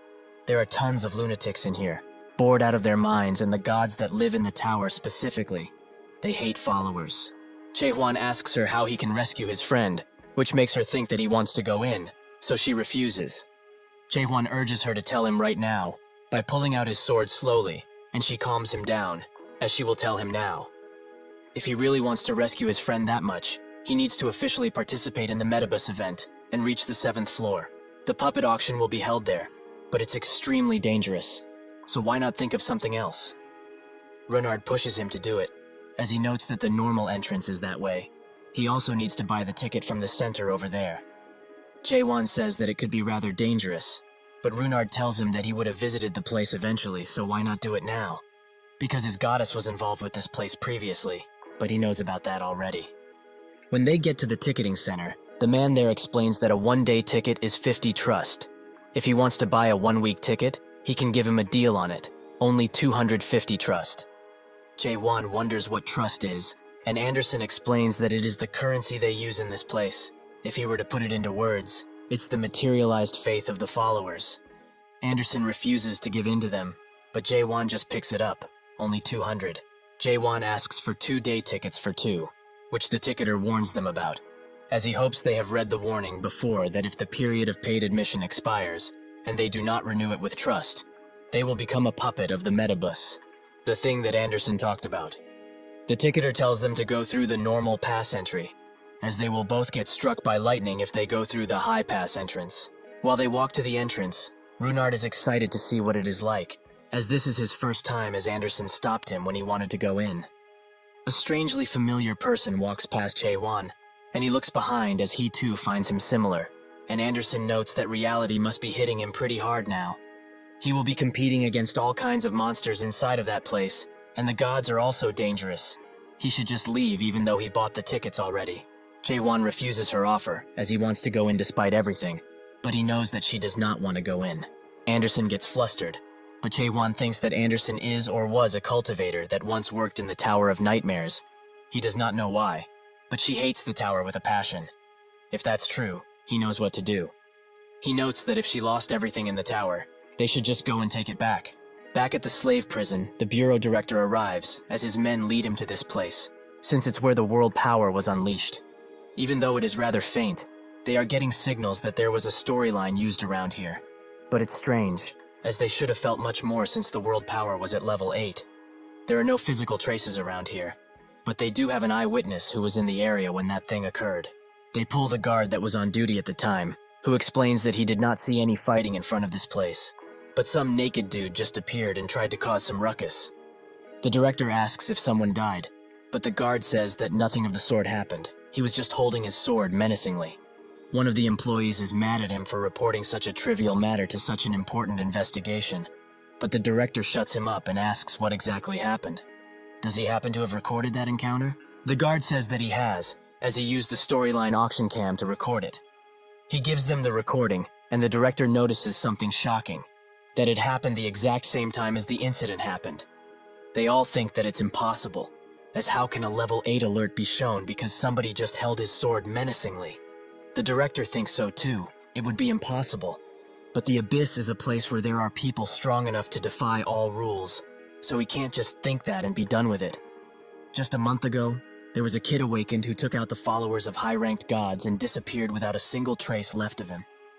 He asked the guard why the recording is so low quality, but he is not entirely sure, as the problem didn't come from his part. The director thinks that this must be video interference, but a god that is fully capable of such a thing would be one of the highest-ranked gods out there. However, in the worst case, it's probably a vassal of the 7 great constellations. That is wrong too, though, as someone as strong as one of those people should have been detected by the inspection center when they came in.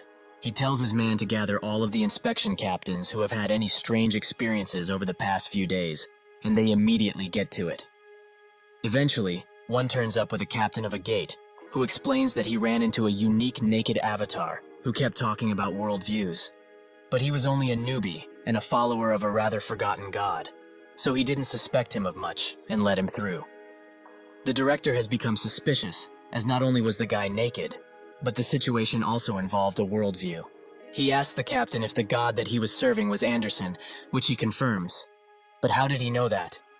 He asks one of his men where that man was spotted recently, and one of his men explains that it was the entrance of the Metabus. The director looks up to the sky, as so much time has passed since then, so people must have forgotten who Getting Naked Anderson truly is.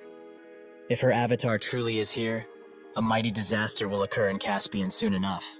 Inside of the Metabus passageway, Anderson keeps telling Chae-Hwan that they should not be in this place, as they have a damn kid with them, who doesn't seem to be all that scared, but rather quite cherry. Chae-Hwan just tells her to shut up, which makes her note that she won't help him at all. This is her last warning to him. Chae-Hwan tells her to do as she damn pleases. He will climb the Metabus even without her help, so she should keep quiet and watch. While at the forked path, though, she tells him in which direction to go, which makes him ask if what she said isn't valid anymore. She gets on his case, as she just spat it out unknowingly, since she has been here before. Chae-Hwan says that she is talking like a real regressor, but considering she failed her climb, it would be more accurate to call her a dropout, but she might still be useful nonetheless. Anderson does not like this ridiculed aim towards her, and says that he has a really bad personality, but whatever. This path is faster, so he should follow her instructions and shut it. Chae-Hwan does just that while noting that she works really hard to guide him. But that's when a system notification appears in front of him, but he cannot read it, as all of the text is grumbled. Anderson explains that it's because he isn't awakened. The system interface is now an unknown to him, but she will share her vision with him, as he will be at a disadvantage if he cannot read the notifications. The system notification clears, and it welcomes him to the first floor of the Metabus. He is now at the 1-5 bus stop. Chae-Hwan doesn't feel anything different, however, so he wonders if it worked. But when he looks behind, he spots that the space is changing, and they are both slowly pulled into the first floor, a colorful place. They are in the safe zone, and their world power will be displayed in real time, and anyone can check out that information. The system wants to measure his world power so that it can put him on a leaderboard, while Chae-Hwan wonders if such a thing as world power can really be put into a number, but it's not much different than spirit energy, so who knows. Unfortunately, the system cannot estimate his current world power, which makes Anderson think that it's a glitch influenced by him being an awakened. But since that can't be fixed, he should peep the screen now, as it will explain some important things. The passenger rules are as such. 1. The Metabus is separated into 10 floors, and now he can proceed to the next floor when he has cleared the task of the current floor. 2. He can earn trust via the tasks and purchase items that will strengthen his worldview. 3. Resident passengers can use the bus stop to go to the lower floors, but if they go more than 1 floor below the current floor, a heavy penalty will be given. 4. There is an alighting bell available at each floor. He can alight it by pressing it. However, when he alights it on floor 6 or below, there will be a fee of 1,000 trust, and half of his trust he would gain on that world will be taken back. 5. Only 9 people can enter the 9th floor. Those people will obtain the right to challenge the last floor. 6. The passenger who can reach the last floor can make a wish to the master of the Metabus, the mighty driver. With this amount of information, Chae-Hwan thinks that there are 3 things he needs to achieve while in this tower. Number 1 would be to rescue Yunhua on the 7th floor. Number 2 is to test out the unique fighting methods of the gods, as he has been dying to find out. And number 3 is to find the clue to get to the end of the illusion tree that Mullark left behind at the tippy top of the tower. Based on his Abyss records, he ventured into this tower before and left that thing at the top. Suddenly, his attention is grabbed by a person introducing herself to an audience. She is called Renee, and she is challenging the Metabus Tower once again. This is not even an advertisement, as nobody is sponsoring her, since she doesn't have that many subscribers. One of her followers says she looks identical to Siren, which she is apparently flattered by, as she is a big fan of hers. However, they should get to the content at hand, as she has prepared something spicy today. She will carry some Metabus noobs. As they can see, these guys look like complete beginners, something very rare these days. From how they behave and keep looking around, it is as clear as day that they are utter losers when it comes to this place, so they should go interview them and see what they are up to. Ronard can barely hold Jaewon in place, who just wants to give the streamer a piece of his mind, and Anderson says that she heard about these kinds of people that stream themselves, but it's quite fascinating to see one so up close. Reen goes up to him and notes that she would like to interview him, but he should not be nervous at all, even though this might be his first time being interviewed ever. To show that she means business, Reen gives him a donation of 100 trust, which puts some bunny ears on his head and explains that there will be more to come if he accepts to do this interview. Both Ronard and Anderson urge him to accept the offer, as with the money he gains he can pay back her loan, which became a loan right now. Jaewon does not care that much about the trust he will get, but if she really is broadcasting this thing, it might help him in finding Yunhwan. So he will have to do it, considering this woman is pushing the microphone in his cheek as he thinks. She asks why he is climbing this dangerous place, and he explains that his name is Jaewon, and he is here to rescue his friend. Renee fakes a reaction, as this man came all this way just to rescue his friend. A truly touching story. All of the gods watching the broadcast have different opinions about Jaewon, with some saying that this is a fake story, while others say that he is handsome. Ren can't possibly leave such a helpless soul to fight the good fight on his own, so she will join him in his adventure. Jaewon just outright refuses her help, which peeves her the wrong way, so she explains to him something important. This is a very dangerous place, and even though he is on a normal pass, there are still tons of dangerous people looking out to do harm. If he is not careful, he might meet the absolute psychos that commit murder in cold blood because they simply enjoy it. He must avoid getting involved with such people no matter what. The danger does not stop there, however, as there are also people who broadcast their slaughters, so he might become a prime target for them, since he is a newbie. If he gets it now, he should happily join her, and they can go on an adventure. Jaehwan thanks her for the advice, but if he can't trust anyone around here, that should be valid for her too. Renee is surprised at first, but begins laughing, as he is right. But it's up to him if he trusts her or not, because if the gods that are watching her channel tell her to kill him, she will happily do it. But if he chooses to join her, she will help him find his friend. Renee asks on which floor his friend is on, which he confirms that he is on the 7th floor. Renee is surprised by this, as it seems that his friend is in a precarious situation, as it seems he will be made a puppet. She also asks him if his friend is good looking, as if he is. Puppets that look good can go to the 8th or even the 9th floor. That's just how it is around these parts. Renee says that if this is truly the case, he should reconsider her offer and accept, as if he wants to survive the 8th or even 9th floor, he needs a veteran like her. Anderson says that this lady has quite a unique appearance, which prompts Jaewon to ask when she was last here, and she replies with about 500 years ago. While they do that, Runard looks at all of the storylines sold around here, but Renee says that those are no good. He should get a newbie package. Shall she buy one for him? Before Anderson can warn him about not taking things from strangers, he immediately accepts, and Jaehwan just ignores the whole interaction, as he has had enough of them. While Runard buys the entire damn shop, Anderson warns Jaehwan about that lady. He should be cautious around her from now on. She has a strange feeling on her, like she is from another universe. Runard invites Jaehwan to buy some stuff too, but he doesn't want anything, and the system announces that they will all enter the tower in 1 minute. Since that's that, Renee now thinks of them as a team from now on.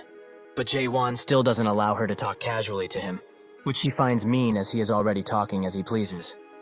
Once the timer hits 10 seconds, Renee asks for his age, which he replies with 2,000 years old. Naturally, she does not believe him and notes that she's 20,000 years if that's the case.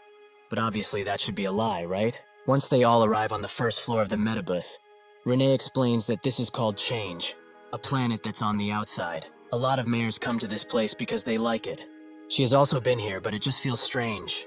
However, she cannot deny that the architecture is very unique. Jae-won notices that this is just Earth, which he did not really expect.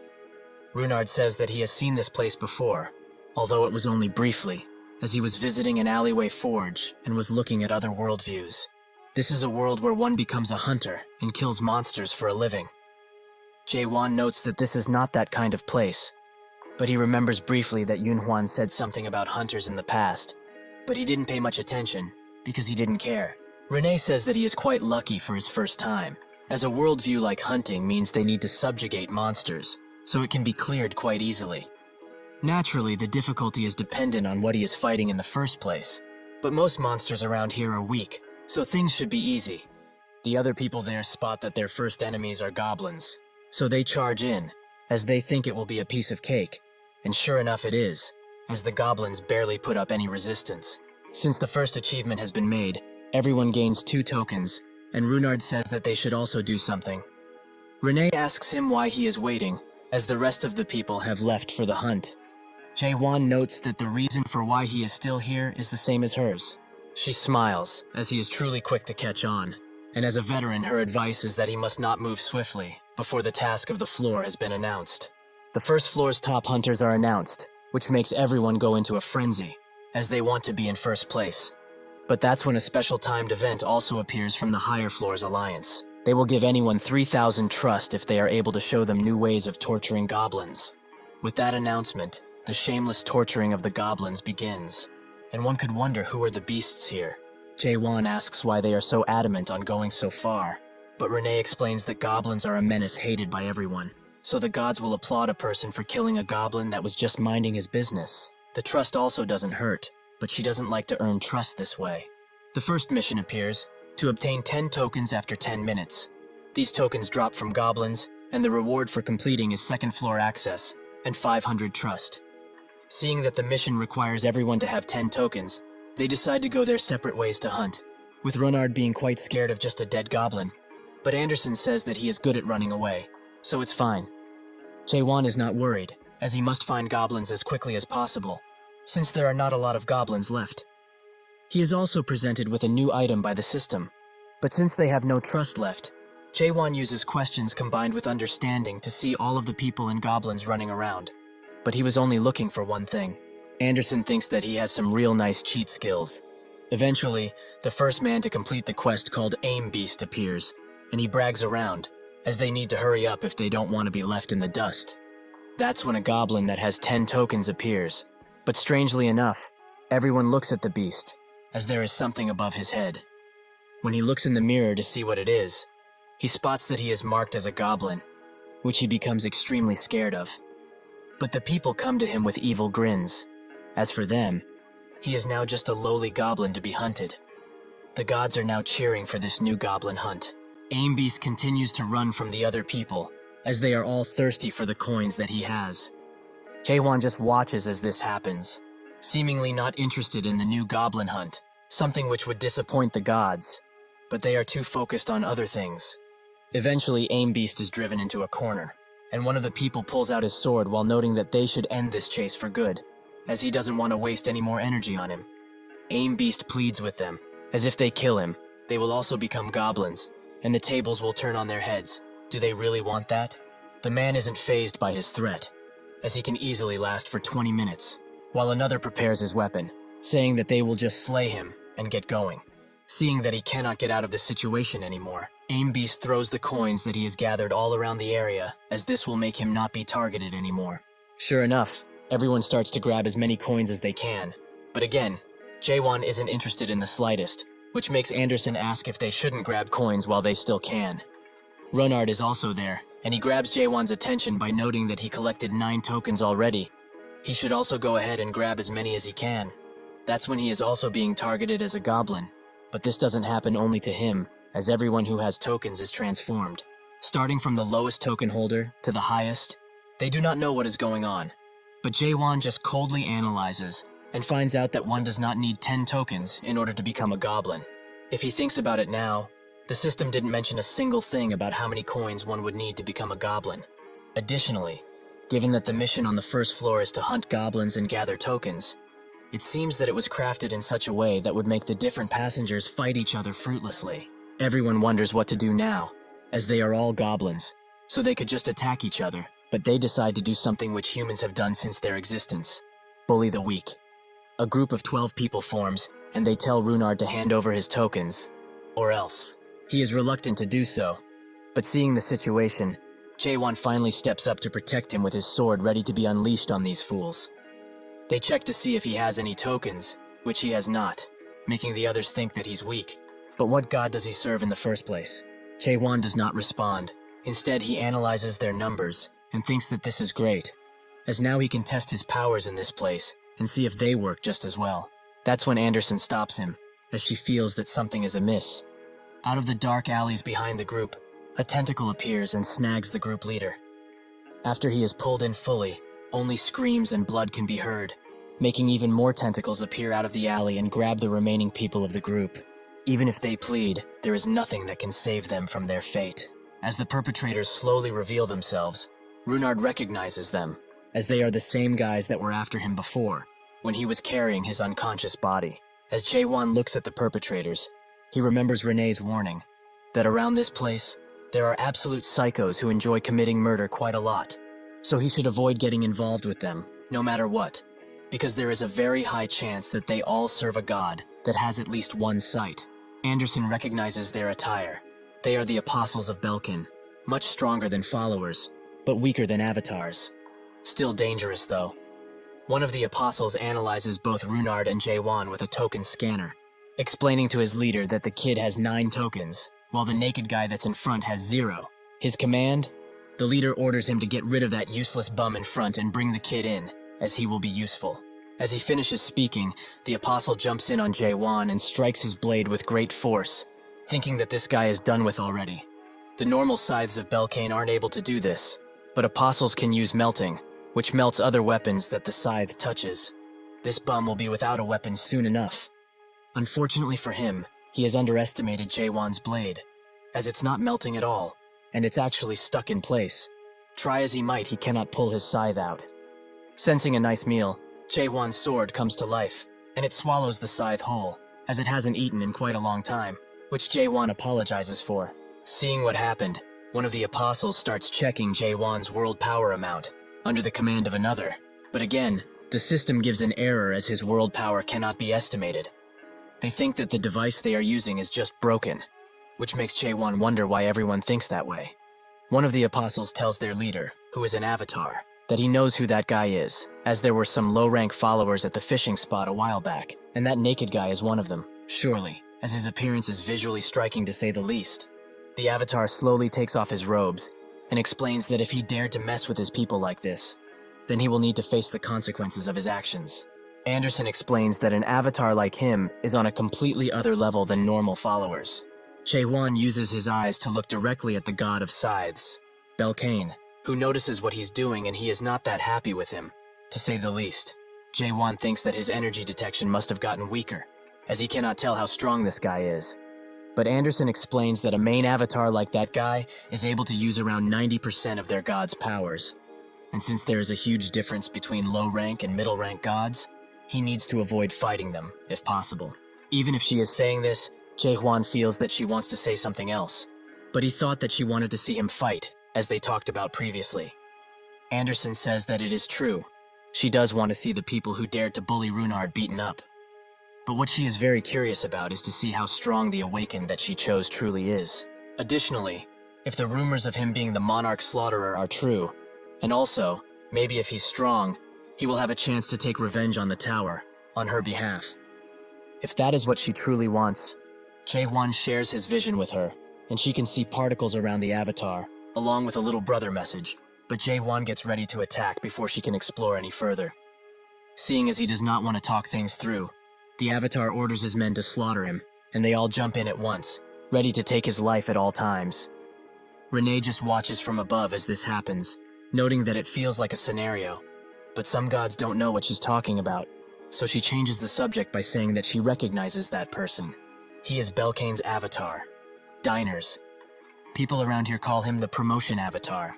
He is a part of a so-called death squad, a general term for people who always take any opportunity to kill others, and they serve a middle-ranked god, Belcane, while also always starting from the first floor upwards.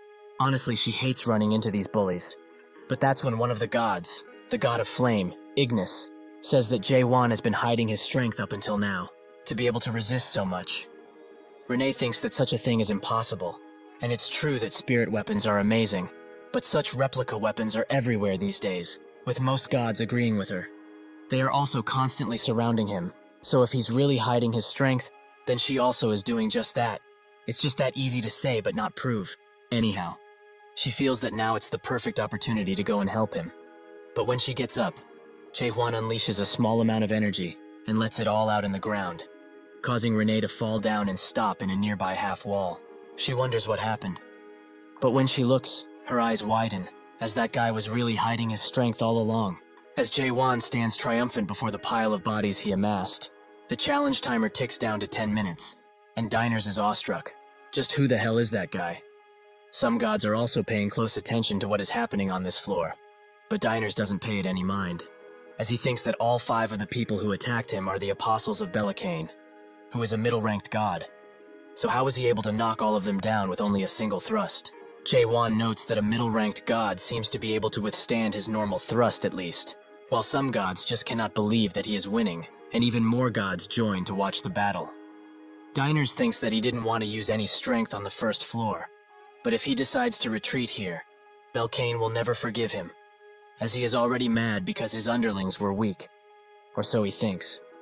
With no other choice, Diners prepares to attack, while telling the remaining underlings he has to stand behind to not get in his way. As he approaches, he asks Jae-won where he is from. Is he from the association, or is he someone who is a part of the promotion for the climb? Jae-won doesn't understand a single word that came out of his mouth, but Diners thinks that he is feigning ignorance, as there is no way someone as powerful as him would appear on the first floor just out of pure chance. If he's honest, he just might spare his life this time, but he has to be quick, as his patience is running thin. Some gods are also curious about Jae-won's identity, but he just asks Diners how high someone of his caliber can climb. He is rightfully confused about this question, as he just asked him one, but says that he is able to climb to the 6th floor, only by himself. Jae-won is not that impressed by that number, which angers Diners, as he thinks that this is a provocation. So he jumps in, promising to leave him in shreds by the end of this fight. They continue to fight, causing damage all around the area, but it seems that Jae-won is just dodging and hiding, which angers Diners, as he was acting like a big shot just a while ago, but now he is running away with his tail between his legs. Jae-won jumps high into the air, which makes Diners respond with an attack, while also saying that he should be ashamed of himself. He is not a real fighter. Jae-won is doing this because he just wants to see how strong someone who can climb up to the 6th floor is, so he will wait until he shows his true skills. Some gods start to judge this fight, and Diners hints that this bastard might actually intend to just wait the timer up, so if he, an elite who has been promoted within the Metabus alliances, cannot land a single scratch on him, he will be humiliated for life. Belcane becomes utterly furious at the current situation, which makes Diners promise to not let everything go to his plan, as he clenches a blood-red necklace. Anderson is the first to notice that he is trying to do something, and as the necklace starts to glow, Diners promises to show him the difference between their abilities. With this, he equips a skin, and asks Jae-won if he knows why the Metabus is a place known for getting the poor poorer, while getting the rich richer. It is because of items that widen the gap between people, so a person that doesn't have any items like him is called a bum. With this skin, his attack power, speed, defense power, and mobility all increase by 20%, while also making him look like Jae-won's old enemy, Samyung Garam. His eyes widen as he sees this, and he asks Diners why he is able to take on such an appearance.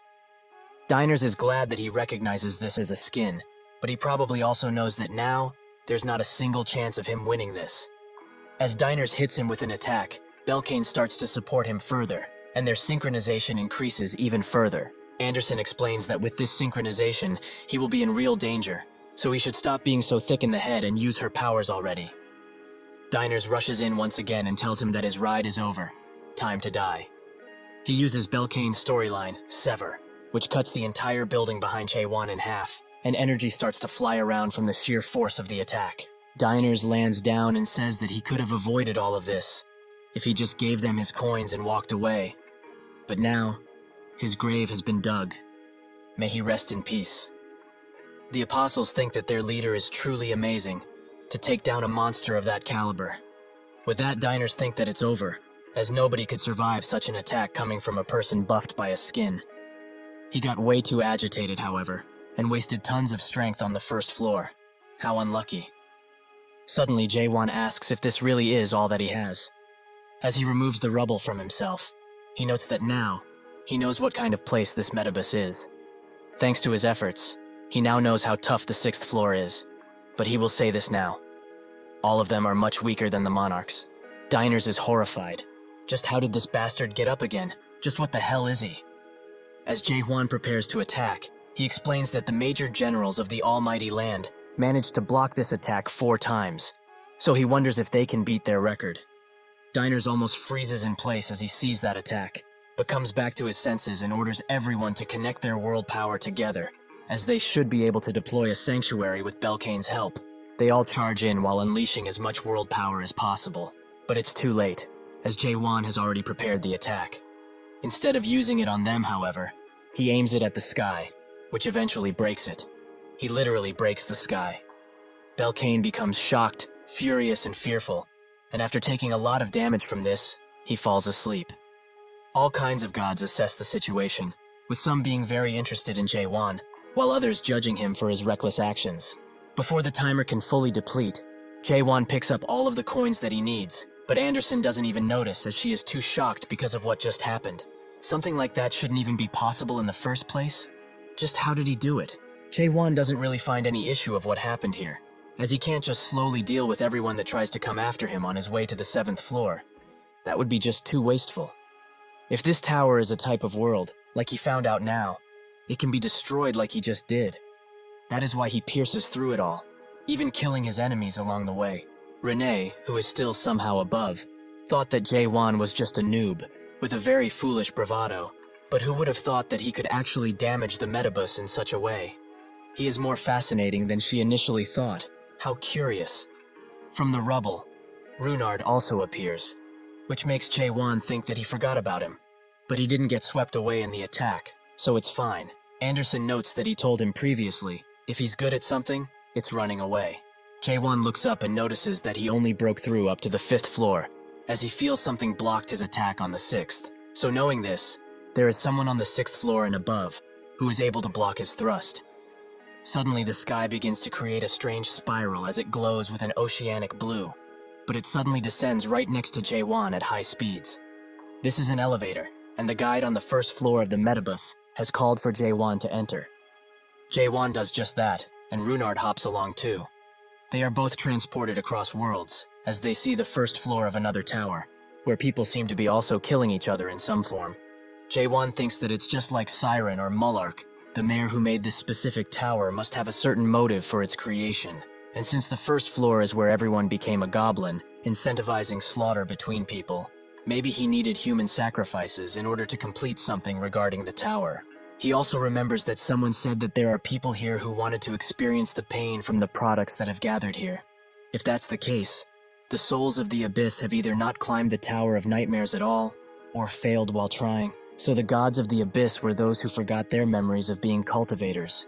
He looks up and notes that if he saw the end of the tower once, he wouldn't want to experience something like that again, which Anderson agrees with. Eventually, they stop in a very white and clean place, which Anderson calls a request stop, where the guides reside. Jae-won wonders what kind of guide she's talking about, maybe like the bus guides on those tourist buses, but Anderson explains that they each manage a floor. While they wait around, a slate with the 1st floor scores ranking appears out of nowhere, with Jae-won recognizing a name, Rachel Young. That was Anderson's previous avatar. Runard wonders why Jae-won's name isn't on this piece of rock. But suddenly someone says that it will be added in due time. The person who has said this slowly appears into reality, and notes that it's nice to finally see the man who managed to get a new record on the 1st floor. He also goes for a handshake. Jae-won isn't that impressed by his appearance, but Runard immediately jumps on him, as he has never seen a real goat. So can he touch him maybe? Can he? While he does that, Anderson notes that she didn't expect for him to work here, but times have changed. That's not important right now, though. Can she borrow his body for a bit, as she has something to talk with him, personally? The goat guide finally manages to get Runard off of him and introduces himself as Virtus. But that's when he feels a strange aura around Jae-won. But he recognizes this aura. It's from the one who strips, Anderson. They all sit down, and Virtus offers them some tea he got from a restricted area in Caspian, which is apparently good for world power recovery. Before Anderson can even tell Runard to drink, he is already chugging it down, and Virtus notes that he didn't expect to see her here ever again. She asks if that means that he missed her. But more importantly, how did he become a guide? Wasn't he Seville's avatar originally? Virtus explains that she knows this, but Seville has died, and since there aren't many paths for an avatar that lost their god, Anderson doesn't support his choice, as this means he's a slave to the tower. But if he didn't, he couldn't have survived alone. Anyways, why did she come back anyway? Anderson asks if there's a problem with her coming back, which surprises Virtus as he didn't expect her to forget. So he gets serious. If she decides to go back there, she will die because of the promise she made with the association. But Anderson wonders if the association kept their end of the deal. She already saw the goods that they were selling throughout the tower. But just why has it come to this? What are those goods even for? When did they start selling crap like this in the Metabus so freely? And what is with that damn slogan? They apologize for the benefits they will give? Ha! She also saw a skin that was created around a monarch on her way to this place. So were her colleagues also made into skins? She brags Virtus by his blazer clothes and pulls him closer. What happened to her believers? They said that they would release them, but she doesn't see them anywhere. Virtus says that they were only hurt, which makes her scream even louder. But he has had enough of her and starts screaming too. It's only been 500 years. That's enough time for a high-ranking god like her to become the lowest of the low. Just what does she want? He has no clue what she is looking for, but he knows that it's not around here. Anderson sits in silence for a second and notes that she knows. But this is why she came back. She is going to destroy every single thing. That damned association and the fuckers who betray her. Suddenly her movements become sluggish and she falls on the table, as her world power has depleted. Runard, with his cheeks stuffed full of cookies, cries over her. But suddenly Jae-won wakes up with a serious face and notes that it seems that she fell asleep. Virtus explains that he almost went into buffering because of her lack of world power, which makes Jae-won note that it seems he knows her quite well. He looks up and says that it's been 500 years since he last met her avatar. Jae-won asks who is at the top of the tower, and Virtus notes that there is only a driver. That person goes by countless names: the Metabus driver, the guide of 10,000 gods, the heir to heaven, so on and so forth. That person is the only person around here who knows how to reach the end of the illusion tree. Jae-won asks if he will be able to meet this driver character if he were to climb at the top of the tower, and Virtus notes that he will most likely meet him there. So he asks of him now to not go around destroying more of the tower, as climbing it might actually prove faster than destroying it. Additionally, if he does manage to actually destroy the Tower of the Pitiful Gods, there will be a heavy price to pay. But alas, he won't understand what this world means to the gods anyways. But he should keep this in mind. A little birdie also told him that he came to the tower in order to save one of his friends. This makes Jae-won ask if he knows where his friend is, but Virtus does not. But the gods of the highest floors will surely know, though they might not answer given his rather reckless actions. Jae-won says that he is not around here to entertain their gods, but Virtus notes that his task will still give comfort to someone, as this is a place where gods and believers alike can get away from the very draining sanctuary war. Jae-won asks if he's really asking him to become an entertainer to them, but Virtus notes that he never said such a thing. What he is asking of him is for him to become a hero. Jae-won says that if he were to destroy this entire place, the stuck-up gods that are hiding now will have no choice but to reveal themselves sooner rather than later. Virtus understands that he is powerful, but breaking through the floors of the tower is a rather unusual thing, to say the least. However, this was not the first time something like this happened, as some 100 years ago, something quite similar had happened. When the Lord and leader of Crack came through here, he also did something very similar to him, and he also heard that one of the members of Crack joined in this most recent climb. As he is trying to explain to Jae-won that he cannot skip floors, he gets a message written in the god's language, and after reading it, he notes that they have been given a special high pass, as there is a god that has asked for him to go to him and meet in person. Runard is surprised by this, But Virtus says that it's not just this respective god. There are several gods who are after his attention. It seems that someone from the higher floors has also given him an offer for a promotion. Jae-won doesn't know what that is, and Runard explains that it's sort of like letting him do a commercial to boost his follower intake. Virtus concurs. It's just that they want to make him the mascot of this season, weird as he might be. That's when 3 system pop-ups appear in front of Jae-won. One from the Fire Alliance, offering 2 million trust, the Death Alliance, offering 1.5 million, and the Oblivion Alliance, offering 1.7 million. But the catch is that they all have the condition to use a percentage of that cash on their respective items. Runard is quite surprised by just how much they are all offering, and Virtus notes that it's his first time seeing so much trust in one place, being a first-floor guide and all. Jae-won asks if this is really that amazing, but Virtus notes that it's much more than that, a very unusual happening. It seems that the souls of the Abyss will gather here after looking at his road to success. But to further explain his promotion, he will show him the items that he will have to purchase if he accepts any of these. They are run by a gacha, but he may get the God of Thunderskin or the God of Fireskin.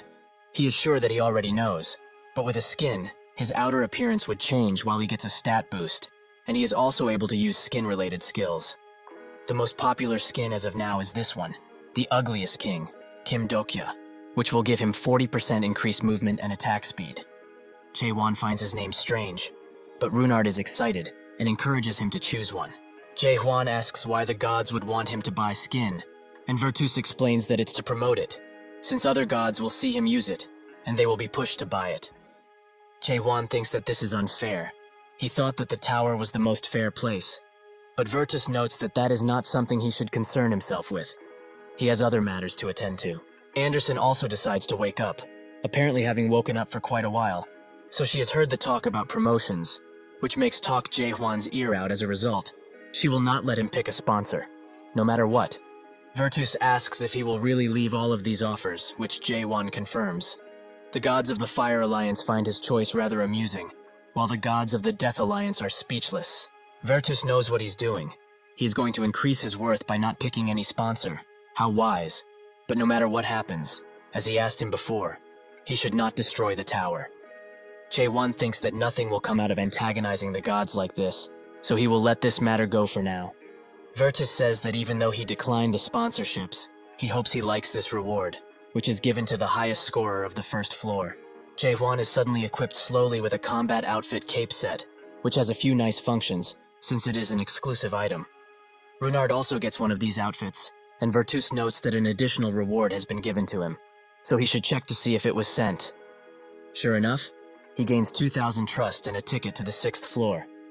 Jae-won asks if he can just go to the 6th floor now, and Virtus confirms it, since he has a special pass, free of charge from a certain god. He can leave and go as he pleases. With that, Jae-won turns to leave, but not before Virtus asks him to take care of Anderson to the best of his abilities. Even if 200 years have passed, Virtus still remembers her fondly. Suddenly, Renee appears behind him and asks if the noob has left. Virtus confirms it, and she notes that he didn't take a single sponsorship offer. Truly, he is someone worth following. Virtus does not understand why her, the god of destiny, still likes to cosplay as a broadcaster. But why did she decide to give him a pass in the first place? Renee says that it was on a whim, which makes Virtus scared that she will be interfering with the tower, which is dangerous. As if the gods of the Alliance find out, she is cooked. With a terrifying presence, Renee grabs his shoulder and asks if she thinks they are afraid of those bastards. Virtus musters up the courage to ask that the 7 great gods may actually find out. But she's still going to interfere? Renee asks if she thinks this is not a waste. With a flick of her fingers, a few screens appear, and she notes that every believer out there is stuck in this measly tower, chasing a goal not worth chasing at all. Virtus says that they need this world, since it's the only paradise for them. But Renee doesn't see it as such, as putting one's life on the line and buying things to keep climbing. This cycle, repeating again and again, does that sound like a paradise? The true worth of this place has fallen, a long, long time ago. Virtus notes that it's too late. She already knows what happened 500 years ago, after their revolution has failed that eventful day. The system is never broken down. She knows how many high-ranked gods died. Renee says that she is doing it differently this time, but Virtus thinks that there is no chance Jae-won will reach the top floor. She thinks otherwise, as he is the first ranked on the first floor, something which hasn't changed in a long time. Virtus says that if he was not to be Anderson's proxy, then it would have been possible. She asks what he means. Did he receive a prophecy from the Alliance? Virtus says that it's not that, but did she forget what the sixth floor was? If he is Anderson's proxy, he won't walk past that place. He will die, together with his god. Once Jae-hwan enters the sixth floor, he is welcomed by the system, and it explains that his task is to choose 3 doors and complete their associated tasks. Anderson wants to explain things to him, but Jae-hwan refuses, as he will do things his way from now on. He walks to his first door, a Starstream collaboration event, an urgent defense war. His task is to survive for 8 hours. Jae-hwan says that they will continue doing things this way, as the clear time for everything is very short anyway. The scenario that Jae-hwan is facing now would be considered weird by many, but it is actually a scenario that the ugliest king performed his best in. Jae-hwan doesn't care, however, as he is ready to face anything that can be finished quickly. When they get on the other side of the portal, they are sent to a completely normal train station, although it is rather dark. Runard asks him if he really has a plan for this place, as this place seems quite grim, but Jae-hwan assures him that he indeed has a plan, one that works every time. Runard is glad that he could trust him, but that's when a bunch of creatures appear in front of them and are ready to pounce on them at any second. Sure enough, the demonic-looking bears do just that, as their sharp claws reach for their necks in a split second, and Runard is naturally scared of these creatures. But Jae-hwan thinks of them as oversized teddy bears. His plan will work nicely on them, that being to thrust until there is not a single one left in this place. Runard is shocked about his rather simple plan, but at this point it is to be expected from this guy. After the second mission is done, Jae-hwan just simply walks out with half of his clothes completely gone, and with Runard on the ground, as he almost died in that place. He asks if this was how they were supposed to clear this mission, as the first map was based on survival, and they did just that, so there were no problems with them clearing it. But in the second map, the strongest sacrificial lamb, other people were also joining the map, but their clear conditions were as such: for 50% of the people there to perish, or for the strongest person here to die. Naturally, Jae-hwan was the strongest person in that place, despite the other people.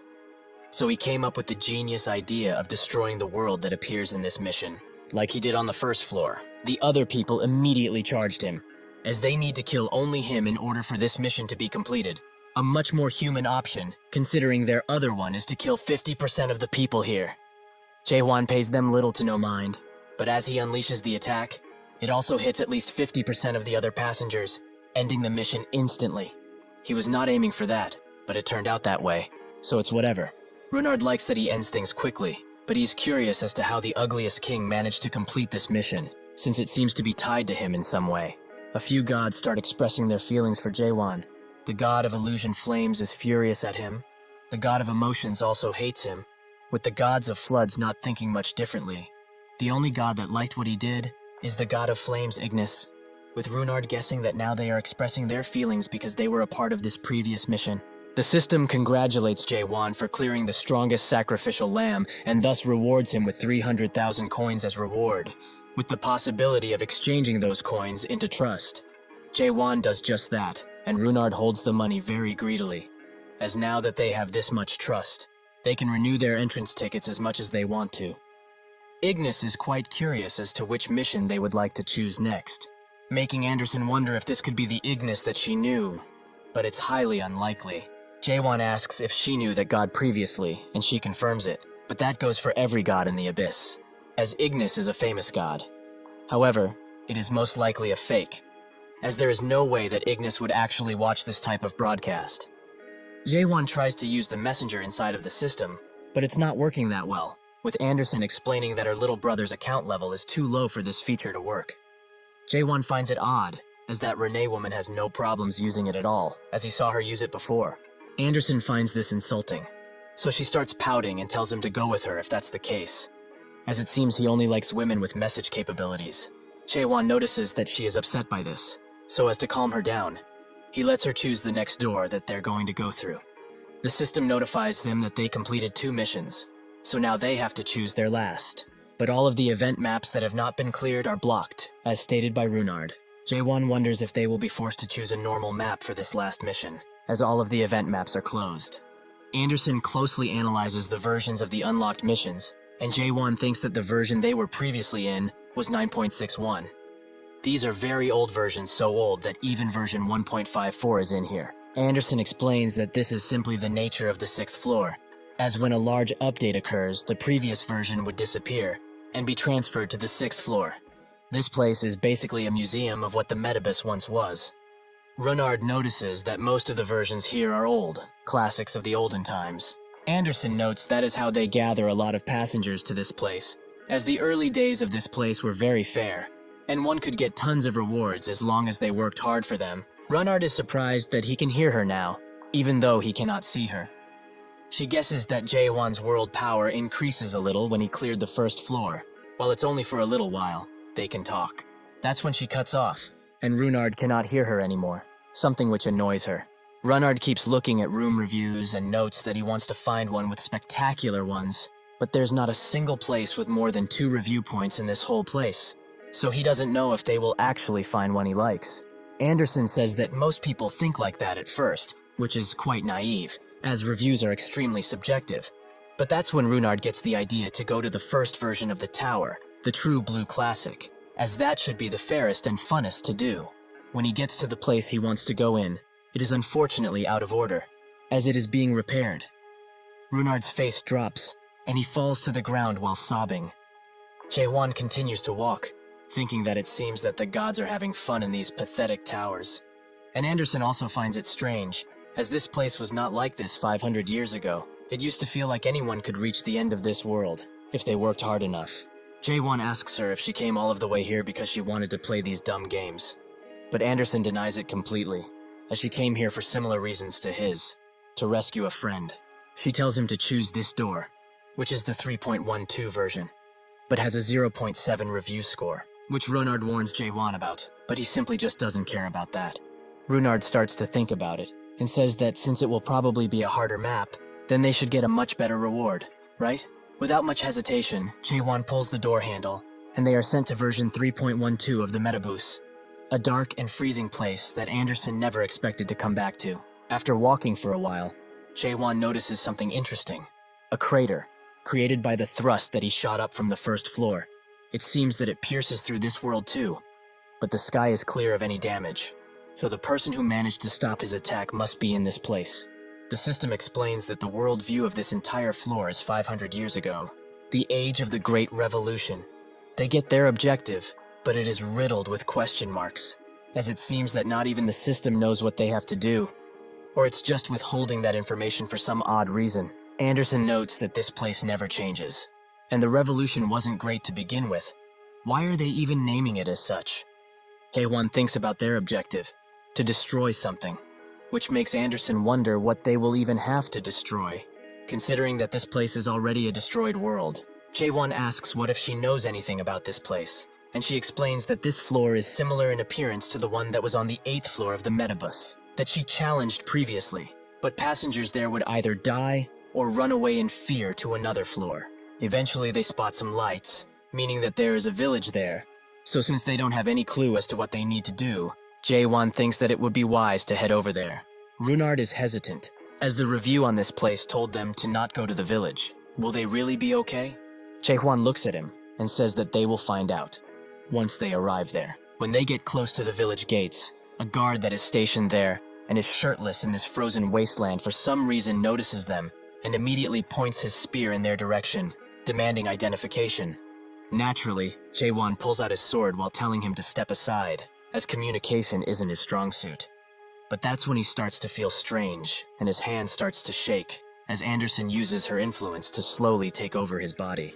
Her aura starts permeating throughout the area, and Runard thinks that he felt this world power before. It is rather warm and gentle. The guard cannot believe it. As he drops his spear, he asks if this is really the energy of Anderson. She starts rushing to Hans, the guard, and Jae-won's body. They all get inside of a house, and Hans gives them a few things to eat while saying that it's not much, but still, he hopes it is enough. Anderson thanks him, and Runard, as per usual, keeps gulping down anything in front of him.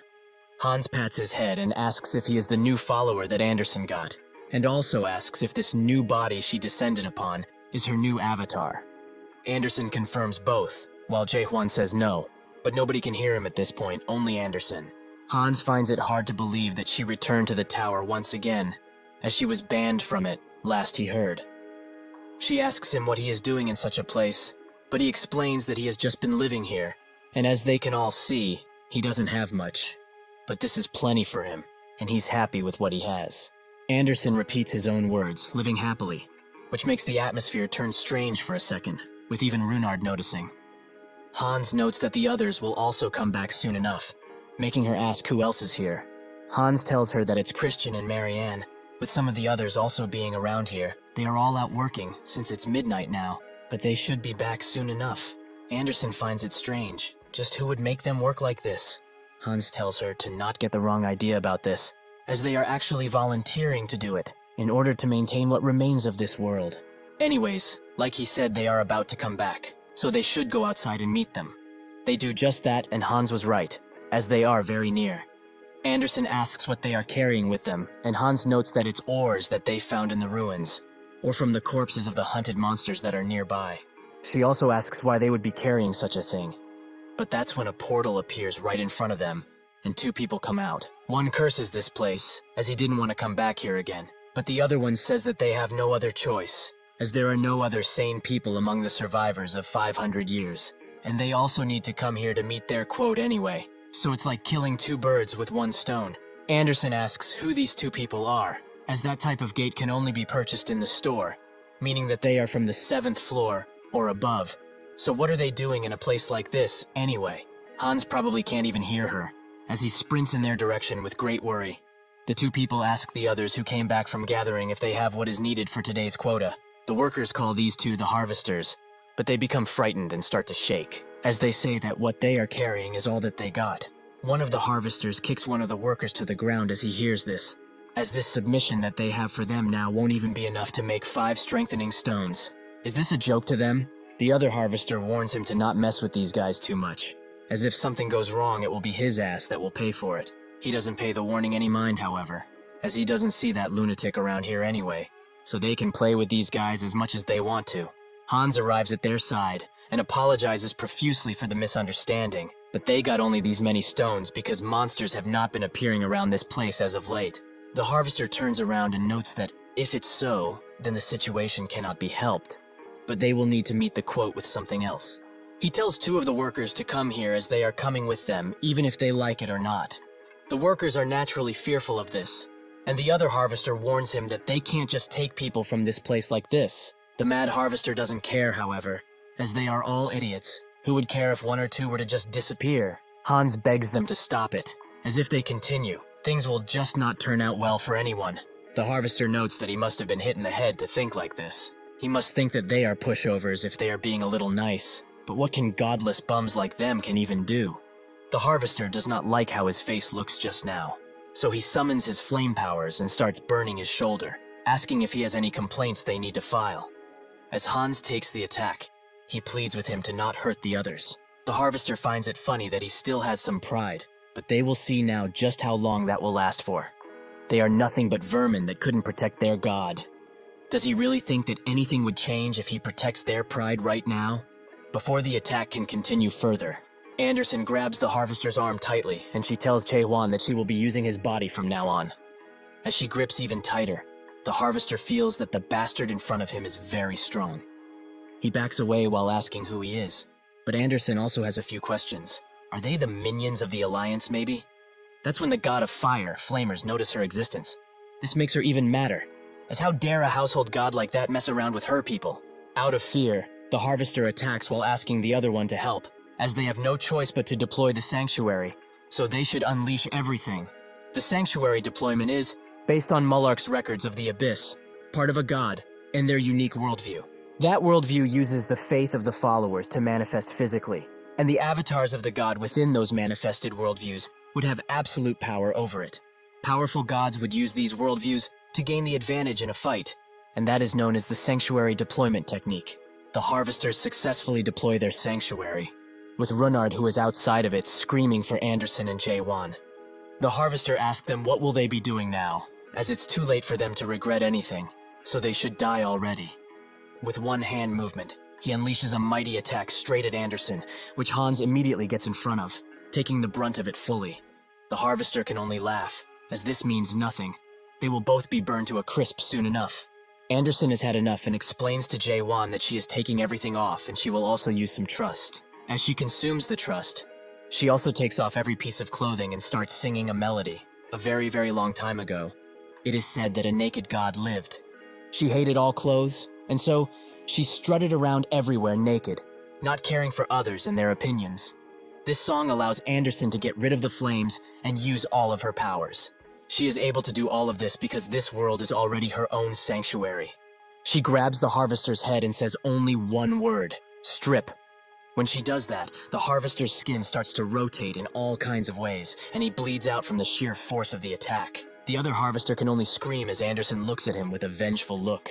If there was something that Mullark regretted after coming up from the abyss, it would be that he couldn't meet a certain god with the story of an ancient god. The one who was designated a Grade 1 variable by the 7 great gods, one of the candidates among the other high-ranked gods. That god's name is the Naked God, Anderson.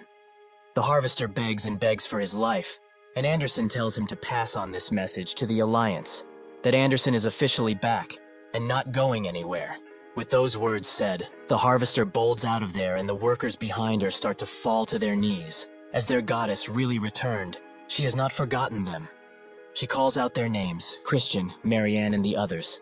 For not a single moment in all of her years has she forgotten about them. Jae-hwan is surprised to see that all of these people were her followers previously. But just what happened? Suddenly, his mind is filled with Anderson's memories of the past. The feeling that the world balance is crumbling and the memories that continue to flow into Jae-hwan's head is what Anderson felt for 500 years. She asks why they are being treated in such a way while Runard just watches from behind. Anderson fought to protect this world 500 years ago, so she is naturally angry. Who dared to make all of them, who were supposed to die 500 years ago, into puppets? Now, the objective of their mission here is clear. What they need to destroy is the entire world. They all gather in a storage area, and it seems that Anderson fell asleep right after speaking to the others. She told Jae-won as such that she would be sleeping for about 24 hours, as she pushes herself a little too much by singing the second verse. She also asked him to not do anything weird while she is sleeping, which makes him mad, as he is being treated like a child. Jae-won asks Hans if they will just leave this guy here, who says that it will be fine, since he can barely breathe and his link to his god has been completely cut. Anderson has never destroyed anyone's existence fully, since the past, regardless of the people that think of her as a villain.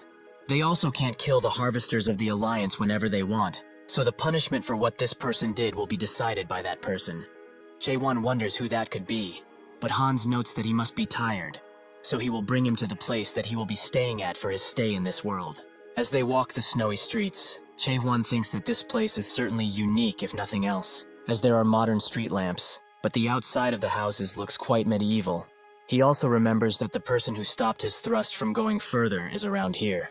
It might even be one of these people. Knowing this, he starts using his abilities to analyze each of them, but he doesn't see anyone who would possess enough energy to block his attack. Suddenly, Runard notes that he has something to say, but he stops himself and says that it's nothing as they will talk about it tomorrow, since now wouldn't be the right time. They eventually arrive at the place they are going to stay out, and also get a change of clothes, which Runard is very happy about, as even the bed is very cushy. As Jae-won takes his sword off, he notices another lap in their room, which feels very out of place in this tavern-like room. What are technologies not fitting of this world doing in this place? He also notices that Runard fell asleep instantly, making him think that he should go ahead and rest too. He tries to do just that, but he can't seem to fall asleep, making him wonder if it's because he had a bunch of information beamed into his head because of Anderson's memories. This makes him reminisce of the past, as he remembers the times he was climbing the Tower of Nightmares, his first successful hunt of monsters, his first time falling asleep in the inn after selling some monster leather, the times he struggled day by day to survive, the memories he rarely thinks about anymore. This makes him wonder, though, how he looked back then. But it's not all bad, as he all remembers his comrades, the ones he worked very hard to climb the tower with, and Yoon Hwan, who he now needs to save. But even in his dreams, he seems to be too far away for him to grasp. He eventually wakes up and thinks that when tomorrow comes, he will try out the thrust that he did previously. Sure enough, When morning rises and Runard eventually wakes up with a long yawn, he doesn't see Jaewon there, as he is outside and practicing his thrusts. He wonders what will happen to his thrust after he climbs the abyss. Will it become his story, perhaps? Runard watches for a bit, as he is mesmerized by Jaewon's movements. He notices him, and Runard finds the courage to ask him to teach him how to thrust like him. Jaewon explains that a thrust like this was forged over thousands of years. It is not something that can be learned in a day. Runard explains that he was able to realize very early in their journey that he is weak, much weaker than anyone else, and at this rate, he will only become more of a burden the more they climb. But he doesn't want that. He wants to become stronger as well, in order to protect what matters to him. Jaewon saw the determination in Runard's eyes, so he accepted to train him, and now he is practicing his first thrusts. He doesn't even know how much he will be able to learn at this point, considering they won't stay here for long, but it's better than learning nothing, probably. All thrusts depend on the first thrust, as they all start from there, but it most definitely takes a lot of time, as even if it does appear to be rather simple, the time it takes to train this single movement is not that simple at all. In order to do these thrusts in a perfect line, it takes a lot of thrusts, again and again, until the process is finished, and from the sprout of the first thrust grows a powerful and thick tree. Hans and the others see what is happening, and they also want to join in, as what they are doing seems to be fun. One even asks if this is a new story or something. As Runard rests for a bit, he notes that they must really want to try doing this. Someone else appears next to Jaewon and apologizes for her friends, as they are rather noisy, right? But in a village like this, even training is sort of an event. She also thanks him for saving them yesterday and introduces herself as Marianne. She was the fourth apostle of Anderson. Also, even if they are training now, they are here to just see him, as he is the goddess's new avatar and all. Jaewon explains that he is nobody's avatar, but it is true that she is inside of him now, however. Marianne seems quite surprised by this, which makes Jaewon apologize, as he was not trying to lie to them or something, but they just assumed he is the avatar. She already thought that something like that might have happened, but even with this, just the simple fact that she is here with him is like an amazing gift to these people. In response, Jaewon smiles. After the sun starts to set, Hans notices that the time passed, so they should go. Jaewon asks where they are going, and Marianne tells him that it's festival day today, at the temple, so he should join them if he would like. Jaewon says that he is too lazy, based, but Marianne insists, as everyone looks forward to his presence there, and it will surely be fun.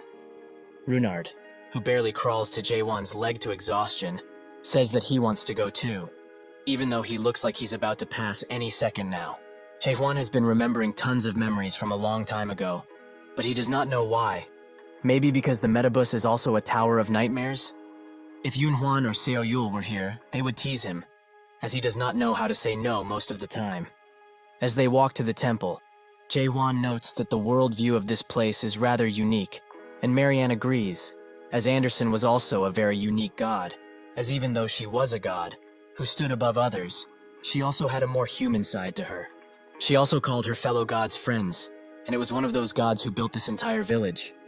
Jaewon asks her, if they were her followers previously, will they go back to being her followers now? Marianne notes that she would very much like that, but it would be impossible because they are in no position to become anyone's followers right now. They arrive at the temple, which under the moonlight glow is quite stunning. As they walk the stairs, they see all of the statues of the different gods. The god of righteousness and his avatar Ilium, the god of yesterday and his avatar Yuvan, the god that does not have an avatar, Eden Kart. These statues were made in honor of these four gods that participated in the 500-year revolution with Anderson. Jaewon is surprised that there's actually a god without an avatar here, but Runard has heard of him some time ago. Only baseless rumors, though. But to think that he was Anderson's dear comrade, truly, she doesn't stop amazing him even now. This makes Jaewon ask if she really didn't tell him a single thing, which he confirms, as she avoided speaking of what happened 500 years ago, even if he were to beg her to tell. When they arrive inside of the temple, they see a depiction of Anderson in stained glass, and a few people that are praying, naked down to their underwear. Runard notes that it really is her temple, since everyone around here is almost naked. Jaewon agrees, and notes that it would be respectful to have the right dress code for this place, with Runard concurring, as the goddess always said that they shouldn't be ashamed of being naked after all. They both ask Hans where they should sit, but when he turns around he is shocked at what he sees, and asks what he's doing here. Jae-hwan then asks if they are not supposed to take it all off here, since Anderson's worldview is getting naked. Hans explains that the heart of getting naked is pretty important, but there is no need to take off his clothes like this, really. Jae-hwan dresses himself back up and sits down, swearing to kill Anderson for all of the embarrassment he has received because of her dumb worldview. While Runard also dresses himself back up, he says that it's been a while since he last came to a temple like this, as in his hometown, he could not enter because of the nobles that would prevent the commoners from entering. This is why he likes the fact that in the Abyss, anyone can have their own god, no matter what. Jae-hwan looks at him and thinks that he knows, although roughly, about Runard's past because of the memories that flowed into his mind. He got chased as he stole a loaf of bread, and he also got chased by nobles while protecting his younger sister from them. That's when he was dragged into the Tower of Nightmares, just like he was. So they all had no choice but to rely on a god in the end. Jae-hwan tells him that even if he puts his trust in him like this, nothing will happen. But Runard still feels that it's important to have faith, so he prays for him to obtain the ugliest king skin. This also makes him ask Jae-hwan if he has prayed before, which makes him say that in the tower that he cleared, there was a person who was a part of a religion from another country. In the hometown of that person, there was a device that chanted prayers their way, and even if one didn't speak the language, the device would still pray for them, so that could be a sort of prayer. But who knows if any god heard it. Runard notes that it's certainly a unique way of praying, but he's not so sure that it will count as a true prayer. Jae-hwan asks what a true prayer is in this case, but Runard can't really answer, so this makes Jae-hwan wonder. Everyone in this place is praying for something, but regarding those who are no longer